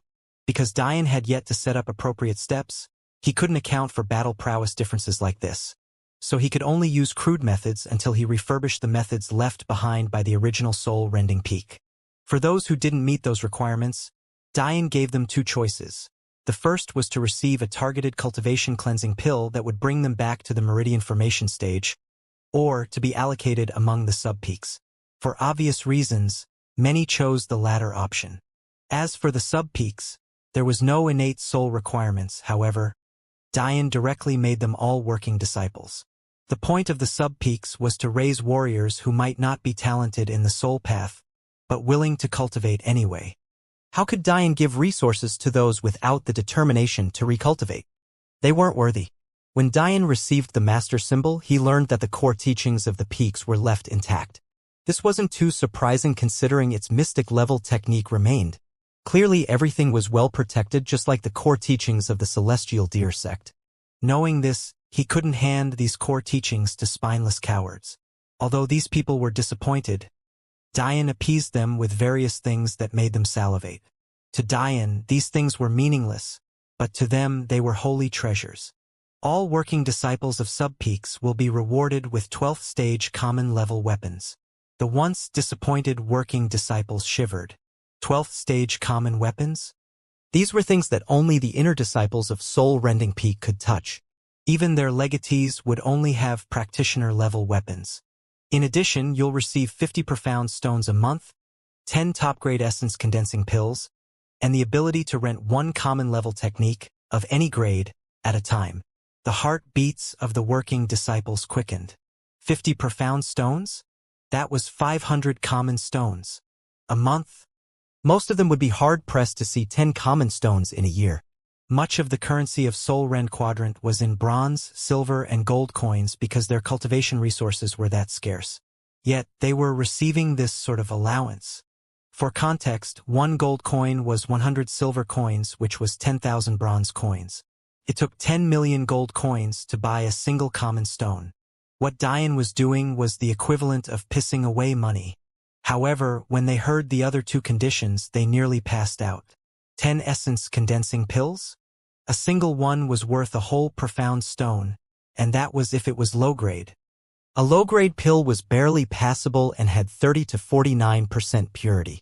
A mid-grade pill was much more expensive and had 50 to 69% purity. A high-grade pill was yet another step above and astronomically more expensive at 70 to 89% purity. Yet, a top-grade pill blew them all out of the water at 90 to 100%. Even if it was a mere essence condensing pill which could be forged by a practitioner-level alchemist at the top grade, any powerful family would be willing to buy in bulk using saint stones. They were invaluable at the foundation, meridian formation, and essence gathering speed. A top-grade pill could increase cultivation speed by as much as 10x and were the only grade, along with high-grade, effective for essence gatherers. Still, maybe the most attractive offer was that of common-level techniques of any grade. The idea of being able to rent a peak common-level technique completely washed away their previous dissatisfaction. If they could receive these sorts of benefits at the bottom rung, it was clear that this sect's future was far grander than they could imagine. Maybe they should just be happy with their current position? Dian saw this change in their expression, and although he was disappointed in their lack of resolve, he expected it. However, he still left one exit for them. For the next year, your positions are locked. However, after this year, the methods of improving your ranks will become available to you. Should you seek more, you can always take these tests to become outer, inner, core, and even legatee disciples. For each increase in rank, the benefits are 5 times more, so prepare well. Dian waved his hand and minded them no more. For working disciples of soul-rending peak, you'll each be provided with one first-stage practitioner weapon of your choice. In addition, you'll receive 500 profound stones, 50 top-grade essence condensing pills, and 5 top-grade saint condensing pills a month. Plus, 1 earth-grade cultivation technique and the ability to rent 3 common-level technique of any grade at a time. The eyes of those who took the chance on giving up their cultivation blazed with happiness. With so many essence condensing pills, they were confident in perfecting the meridian formation realm and moving forward. As long as they saved their saint condensing pills, moving through the saint realm would be far easier as well. What sect could withstand such a cost? Handing out top-grade pills like candy? Even the top 3 quadrants could only do this for their core and legatee disciples. This was because to concoct a top-grade pill of a certain level, one had to be far above that level, usually. For example, only a master could concoct a top-grade common-level pill, so on and so forth. To be able to give such benefits to working disciples? It was unheard of. Even the value of an earth-grade cultivation technique was unfathomable. Only the top 30 quadrants would definitely have one, with only a chance of the top 50 doing so. That was not to mention the fact that they would be heavily guarded. Once you've perfected the meridian formation stage and reach the 10th essence gathering stage, you'll directly be promoted into the outer sect if you do so in a year. If you take more than a year, you'll have to take the trial to advance. Dian shifted his gaze from them and moved onto the 3 outer disciples who were now eager after seeing the benefits. For outer disciples, you'll each receive a first-stage master-level weapon. You'll receive 1 Saint Stone, 100 top-grade Essence Condensing Pills, and 10 top-grade Saint Condensing Pills a month. In addition, you'll be granted 1 Earth-grade Energy Cultivation Technique and 1 Earth-grade Soul Cultivation Technique, as well as the ability to access common-level techniques freely and rent 1 Earth-grade technique at a time up to the middle levels. Unless your soul reaches a certain level, you won't be allowed to progress to Inner Disciple. Dian smiled, appreciating their reactions as he turned to Violet's father. Inner disciples will receive a first-stage Grandmaster level weapon. By the month, you'll be granted 10 Saint Stones and 5 top-grade Celestial Condensing Pills. This will be in addition to 2 Heaven-grade Cultivation techniques, 1 for energy and 1 for the soul. Finally, you'll be able to freely access common-level techniques along with renting 3 Earth-grade techniques up to the peak level at a time. The disciples felt their blood boil. Although Dian made it clear that they would have to sign contracts to take part in these benefits, they didn't care. After all, the only stipulation of the contract was to never share the techniques they learned with non-disciples. This was standard for every sect in existence. Dian didn't even ask them to never betray the sect. He placed no restrictions on their loyalty at all, which intrigued many of them. But Dian had his own plans. Former elders. After dealing with all of the disciples, Dian finally made his way to the former elders. Unlike the disciples, many of them were well on in age. Because of this, they didn't have the ability to bank on their futures like the youth did. Although Violet's father chose the disciple path, he was a genius. Plus, he was only 3,000 or so years old with more than 7,000 years of life left as a celestial. He could be considered to be at the start of his life, unlike them as old fogies. Even the former core elders of Soul-Rending Peak understood this and couldn't help but lower their heads in shame. Dian sighed. Unfortunately, none of you have the qualifications to be even working elders of Soul-Rending Peak. And you have long since left the proper time frame to be disciples. Many elders trembled and seemed to age even more, but they knew that Dian was right. However, I won't abandon you all. Your current state is due to the former Soul-Rending Peak failing you all, collapsing and allowing a disgusting ideology to fester and spread. First, you remaining former core elders. Dian turned his gaze to the 4 wrinkled old men and women. Elder Fiona, you'll become the working disciple elder of Holy Peak. Elder Yadimir, you'll be the working disciple elder of Gliding Peak. Elder Miranda, you'll be the working disciple elder of Blooming Peak. Elder Gabriel, you'll be the working disciple elder of Unseen Peak. The former core elders were pleasantly surprised. They were all 5th-grade celestials who hadn't even managed to fill a single meridian completely with celestial energy. They could vaguely feel that they didn't even deserve to be working disciple elders of even the sub-peaks, but it seemed Dian took pity on them. They couldn't help but be grateful. Of course, Dian understood people very well. If Dian had started with this command, these elders would have likely been very angry. But by starting with the mentally weaker disciples first, it set a clear precedent that they were helpless to argue against. It could be said that without the amiable Kernick, this process would have been far more difficult. Giving these elders a higher position than they deserved was just another step in that plan. Family headkeys. Dian's call startled Donari's father. But maybe the most scared individual hearing that name being called was Arthurian, who had been keeping a very low profile since Dian came back.